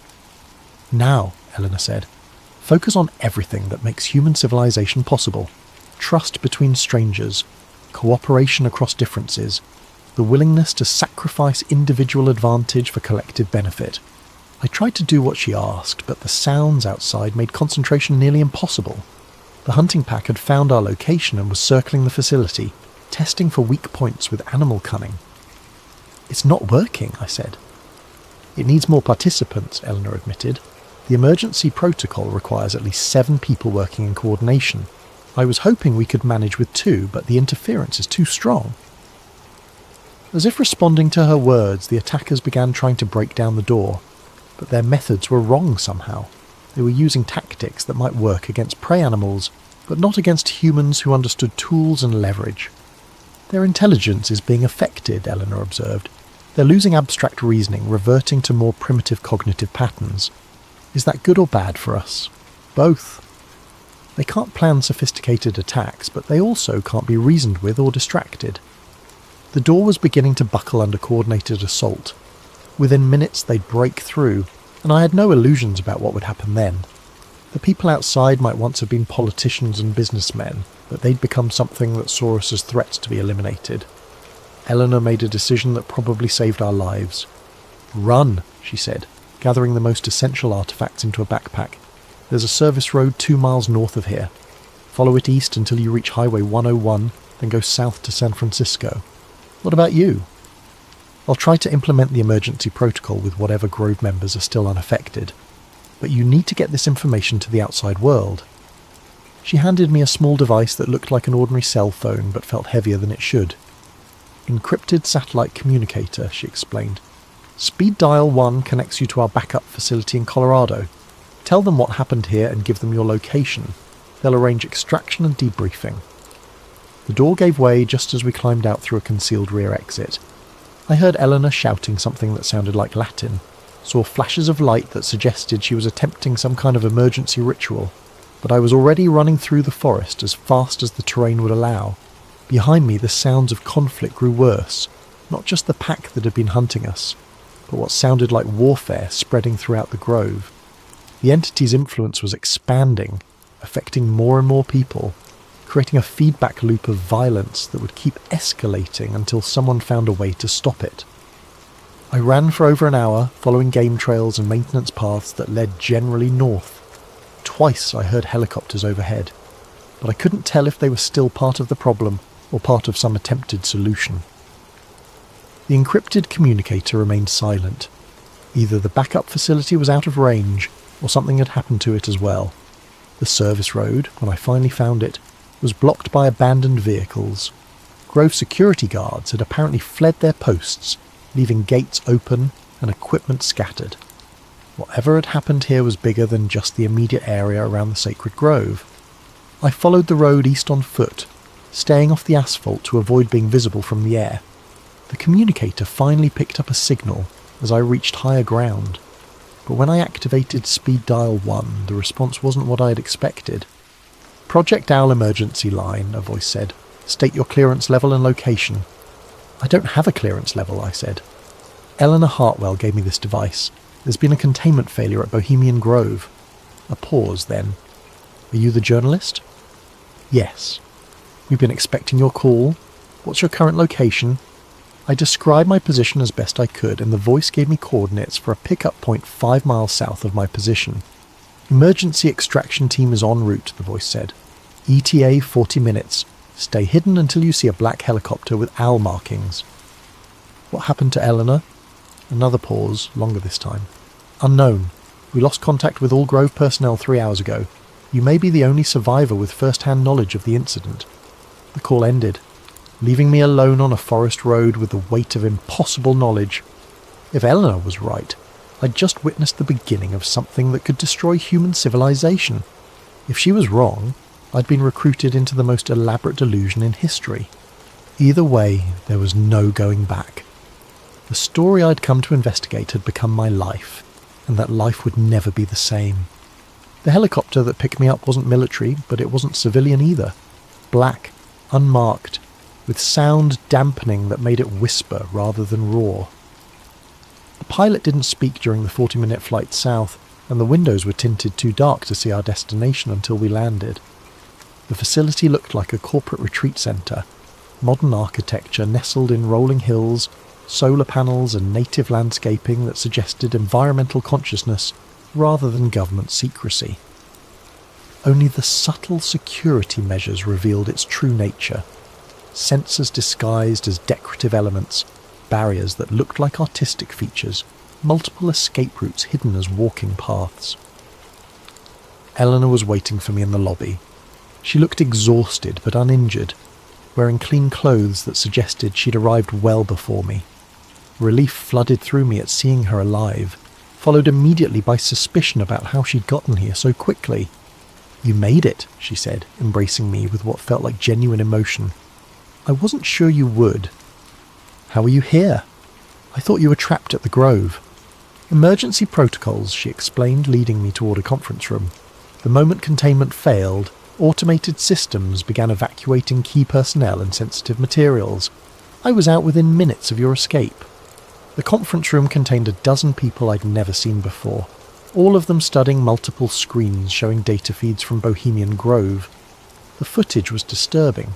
Grove members moving in coordinated packs, exhibiting behaviour that looked less human with each passing hour. "Situation report," said a woman who appeared to be in charge. Younger than Eleanor, with the bearing of someone accustomed to making life-and-death decisions under pressure. "Complete local containment failure," Eleanor replied. The electromagnetic interference from unauthorized surveillance pushed binding stability past critical thresholds. The entity achieved localized manifestation and began directly influencing exposed personnel. Casualties? Unknown. Approximately 200 Grove members were on site when the failure occurred.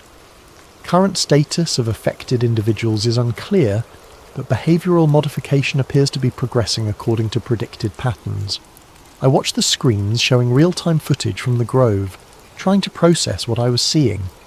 The people in the images moved with animal coordination, but their actions showed planning and intelligence that suggested they weren't completely reduced to primitive instincts.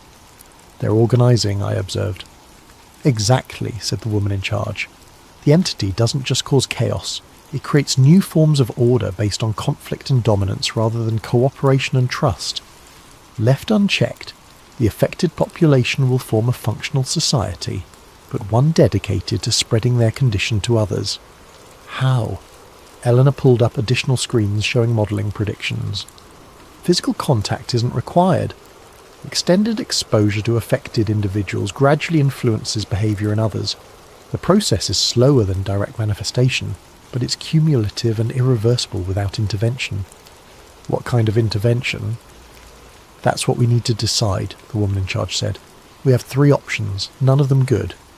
She activated a presentation that laid out scenarios with clinical precision. Option 1, military containment. Seal off the affected area. Prevent anyone from leaving. Wait for the situation to stabilise. The affected population would eventually die off, but we'd lose any chance of understanding how the entity adapted to modern conditions. Option 2, aggressive binding ritual. Deploy our full capabilities to re-establish containment, potentially reversing the effects on affected individuals. High probability of success, but it would require resources that might be needed for future emergencies. Option 3, strategic documentation. Allow the situation to develop while recording everything, learning how the entity operates in uncontrolled conditions. Massive risk of spread, but invaluable data for developing long-term countermeasures. The weight of what they were asking settled on me like a physical presence. These weren't abstract policy decisions. They were choices about the lives of people I'd shared meals with, conversations with, casual moments of human connection that now seemed impossibly precious. "What do you recommend?" I asked. "That depends on you," Eleanor said. "You're the only person who witnessed the complete sequence of events, the only outsider who understands what's really at stake. Your perspective could determine which approach we take." I studied the screens showing real-time surveillance of the Grove. The affected members were building something, crude structures that served purposes I couldn't identify, but which suggested they retained enough intelligence to plan and execute complex projects. They're not just reverting to primitive behaviour, I realised. They're creating something new. Exactly, Eleanor confirmed. The entity doesn't destroy civilization. It transforms it into something that serves its purposes rather than human ones. And if this spreads beyond the Grove... Modelling suggests a tipping point around 10,000 affected individuals, the woman in charge said. Beyond that, containment becomes impossible. The entity achieves critical mass and begins reshaping human civilization according to its own principles. I stared at the screens, watching people who'd once controlled vast resources and wielded enormous influence reduced to something that resembled humanity, but fundamentally wasn't. The choice they were asking me to make would determine not just the fate of those individuals, but potentially the future of human civilization itself. How long do we have to decide? Hours, Eleanor said grimly. The affected population is already attempting to breach the Grove's perimeter. Once they reach populated areas, the window for containment closes permanently. As if summoned by her words, alarms began sounding throughout the facility. On the screens, we watched Grove members systematically dismantling the barriers that had kept them isolated from the outside world. They moved with coordinated purpose, using tools and techniques that suggested retained intelligence despite their transformed state. They're adapting faster than our models predicted, the woman in charge observed. The entity is learning from direct interaction with modern infrastructure. I made my decision. Option 2, I said. Full binding ritual. Try to save them. Eleanor nodded grimly. It'll require everything we have. If we fail, there won't be resources left for future containment efforts. And if we do nothing, there won't be a future to contain. The next 6 hours passed in a blur of coordinated activity. Teams deployed to locations around the Grove, carrying artifacts and equipment I was only beginning to understand. The binding ritual required precise positioning, perfect timing, and absolute faith in principles that defied everything I'd learned about how the world worked. But it worked. I watched on screens as the coordinated behaviour of the affected Grove members gradually became confused, then chaotic, then slowly returned to something recognisably human. The transformation took hours, but by dawn rescue teams were extracting survivors who remembered nothing of their transformed state but everything of their normal lives. The official story, when it emerged, blamed a gas leak for temporary behavioural effects among Grove attendees. A few conspiracy theorists suggested government mind control experiments, but without hard evidence, their theories joined the usual background noise of speculation about elite gatherings. 6 months later, I sit in my apartment staring at a hard drive containing the complete documentation of Project Owl. Video footage, research data, historical records, and testimony from dozens of participants spanning 8 decades of secret work to maintain global stability. The binding held. The Grove members recovered completely, with no memory of their transformation. The immediate crisis passed, and the world continued its normal pattern of manageable chaos and incremental progress. But the monitoring data tells a different story. The entity learned from its brief manifestation. Each subsequent containment requires more resources, more participants, more sophisticated countermeasures. The traditional approaches that worked for decades are becoming less effective with each passing year. Eleanor calls weekly with updates from facilities I'm not supposed to know exist. Teams working on digital containment protocols, researchers developing new methods for managing consciousness-based phenomena, analysts tracking the entity's adaptation to modern communication networks. They're making progress, but the race is getting closer. My phone buzzes with news alerts. Political assassinations in 3 countries, simultaneous market crashes that defy economic analysis, social unrest spreading through digital networks faster than anyone can track. Each event correlates with fluctuations in containment stability, signs that the old binding is weakening despite our best efforts. I have a choice to make. The hard drive contains everything needed to preserve Project Owl's institutional knowledge. Published as fiction, it would ensure the information survives, even if the current organisation fails. Presented as investigative journalism, it might mobilise resources for developing new containment methods. But publication might also undermine the psychological foundations that make the binding effective. Widespread skepticism could destroy the very mechanisms that have protected human civilization for 80 years. My cursor hovers over the upload button for a secure server, that would distribute the complete files to journalists worldwide. With one click, I could expose the most important secret in human history, or I could delete everything and trust that the people carrying this burden know what they're doing. Outside my window, the city continues its normal rhythm of traffic and commerce. Millions of people living their lives unaware that the stability they take for granted depends on secrets too dangerous for public consumption. They don't know that their capacity for trust, cooperation and rational discourse is maintained by forces that most would dismiss as impossible. Maybe that's how it should be. Maybe some truths are too important to share.